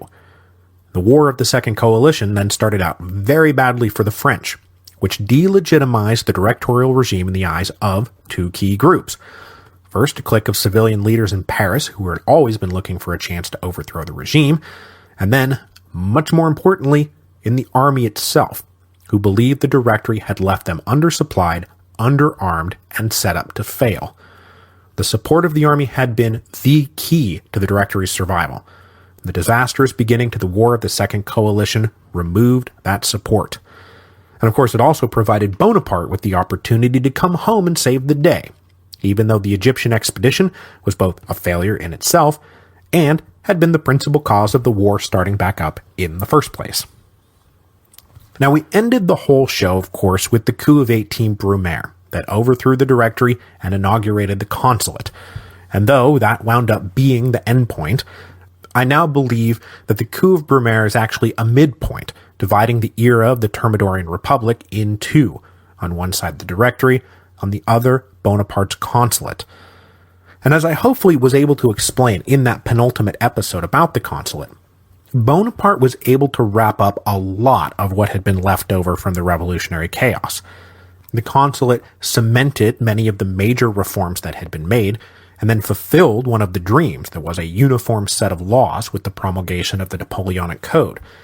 The wars were finally ended, if only for a single year of peace, and then Bonaparte signed the Concordat with the Pope that finally healed the revolution's religious bleeding ulcer. Now, First Consul Bonaparte was also a major proponent of incorporating elements of both the left and the right into his regime to create a much broader base of political support, or more precisely, to narrow the base of political opposition.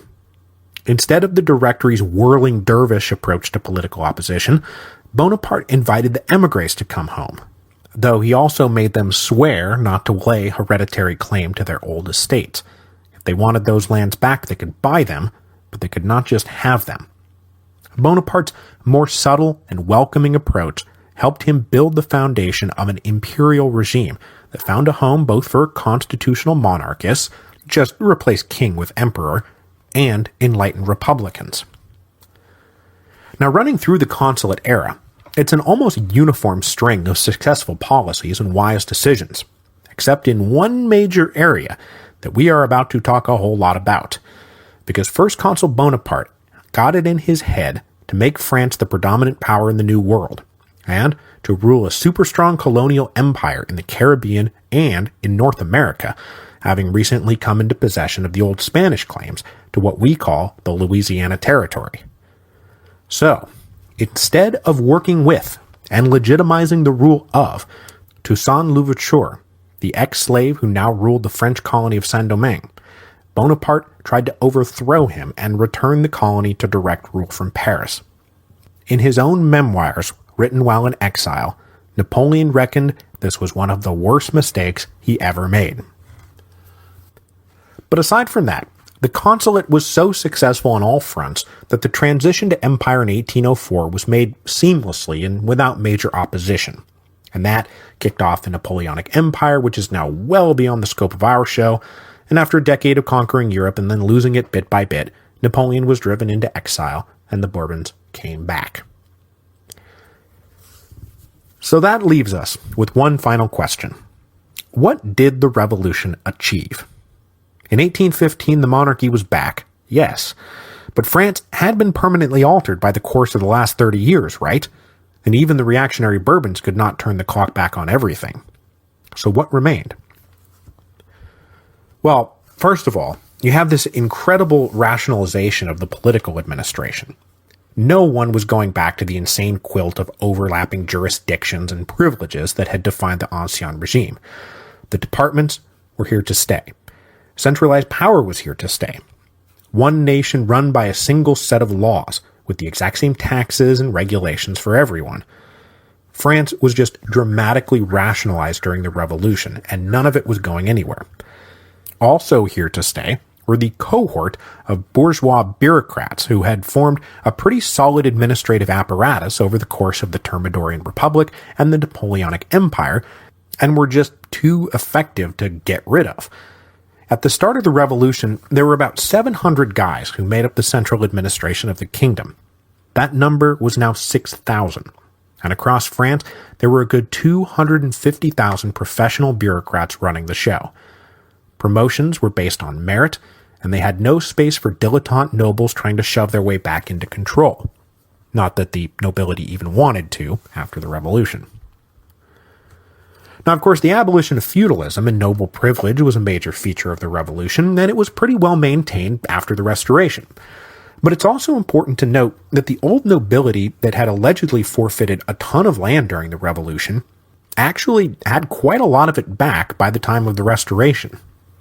But though the reacquisition of land by the nobility returned title holdings back to something resembling the 1780s, and that in total collective land redistribution by the Revolution was not nearly as big as you'd think, even the reactionary Bourbons considered it too dangerous to actually reconfiscate land that had been bought during the Revolution. They gave back what unsold national property they had, but the legitimacy of the loss of ancestral lands was tacitly conceded. Old feudal claims counted for nothing.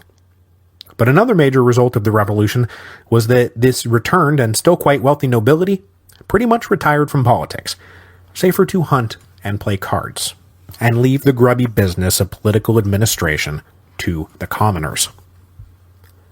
Now, the one institution that was permanently stripped of its land was the church. On the eve of the Revolution, they owned 10% of the country. That land was all nationalized and sold off, and Bonaparte made it explicit in the Concordat of 1801 that the church was not getting any of that land back under any circumstances. The French Catholic Church took a major, major hit in terms of its power and prestige. Now, economically, the Revolution had been a total disaster and created almost no lasting improvements. International trade had been devastated and led to the collapse of the economic powers of Lyon, Marseille, and Bordeaux, which had a lot more to do with triggering the Federalist Revolt than, say, the actual set-piece drama of the Purge of the Girondins. Despite all the enlightened ideas for economic reform floating around out there, all of it kind of came to naught. All the free market experiments failed because conditions were never right to actually get it going, and then the command and control measures of the general maximum were just utterly destructive. Until Napoleon's conquest of Europe gave the French economy something to feed on and sell to again, things were just awful. There was almost nothing that can be pointed to as an economic advancement that was made during the Revolution. Aside from the abolition of the internal tariff barriers, which were ditched almost immediately and never came back, there's nothing. Economically speaking, the Revolution was terrible and had to end before things could improve. Now, speaking of Napoleon's conquest of Europe, though, one group that majorly advanced during the era was the French military, who clearly had gone from a bastion of ancient privilege resisting with all its might the pull of modernity into a rocket ship of military innovation. The Revolutionary Wars transformed the conduct of warfare in Europe, from kings playing chess with mercenaries to entire nations fully mobilizing on a huge scale. Technologically, strategically, tactically, logistically, armed conflict was just a whole different and far more destructive ball of wax than it had been before the Revolution, and there was no putting the genie back in that particular bottle. Now, from a larger psychological perspective, though, things like the Levée en masse and the total national mobilization for war finally did accomplish what the early revolutionaries had dreamed of, creating a single, unified French nation, no longer divided by old cultural and linguistic barriers, but instead one single equal people. The revolution was nuts for flags and symbols and uniforms, songs, calendars, oaths, all of it designed to kind of invent from scratch a nation of citizens, where once a patchwork kingdom of subjects had existed. And in this, the revolution was decisive to creating the modern nation state. France is France because of the French Revolution. And the thing that will lead the Bourbon Restoration to collapse just 15 years after it started was that they were acting like they still governed a kingdom of subjects rather than a nation of citizens. Napoleon had been careful to say that his imperial authority came from the sovereignty of the people. Louis XVIII came back and said his authority came from God, and that the new constitution was a benevolent gift to his subjects. This was, in the end, fundamentally incompatible with the new sense of national identity, and when King Louis Philippe took the crown, he was king of the French, whose authority was bestowed upon him by the citizens he led. So with all of that said, I think it's time to move on. The French Revolution has been an endlessly fascinating ride, and I hope that you all got as much out of listening to it as I got out of producing it. It is, however, with some degree of relief that we finally set it aside and move on to the Haitian Revolution, which, oh, wait a second, means going right back and reliving this all again, except from the perspective of the fabulously lucrative French colony in Saint-Domingue, who will descend into a parallel revolution once everyone gets their hands on the lofty Declaration of the Rights of Man and starts reading into it what they want, like, for example, the slaves, who think it means that they ought to be free.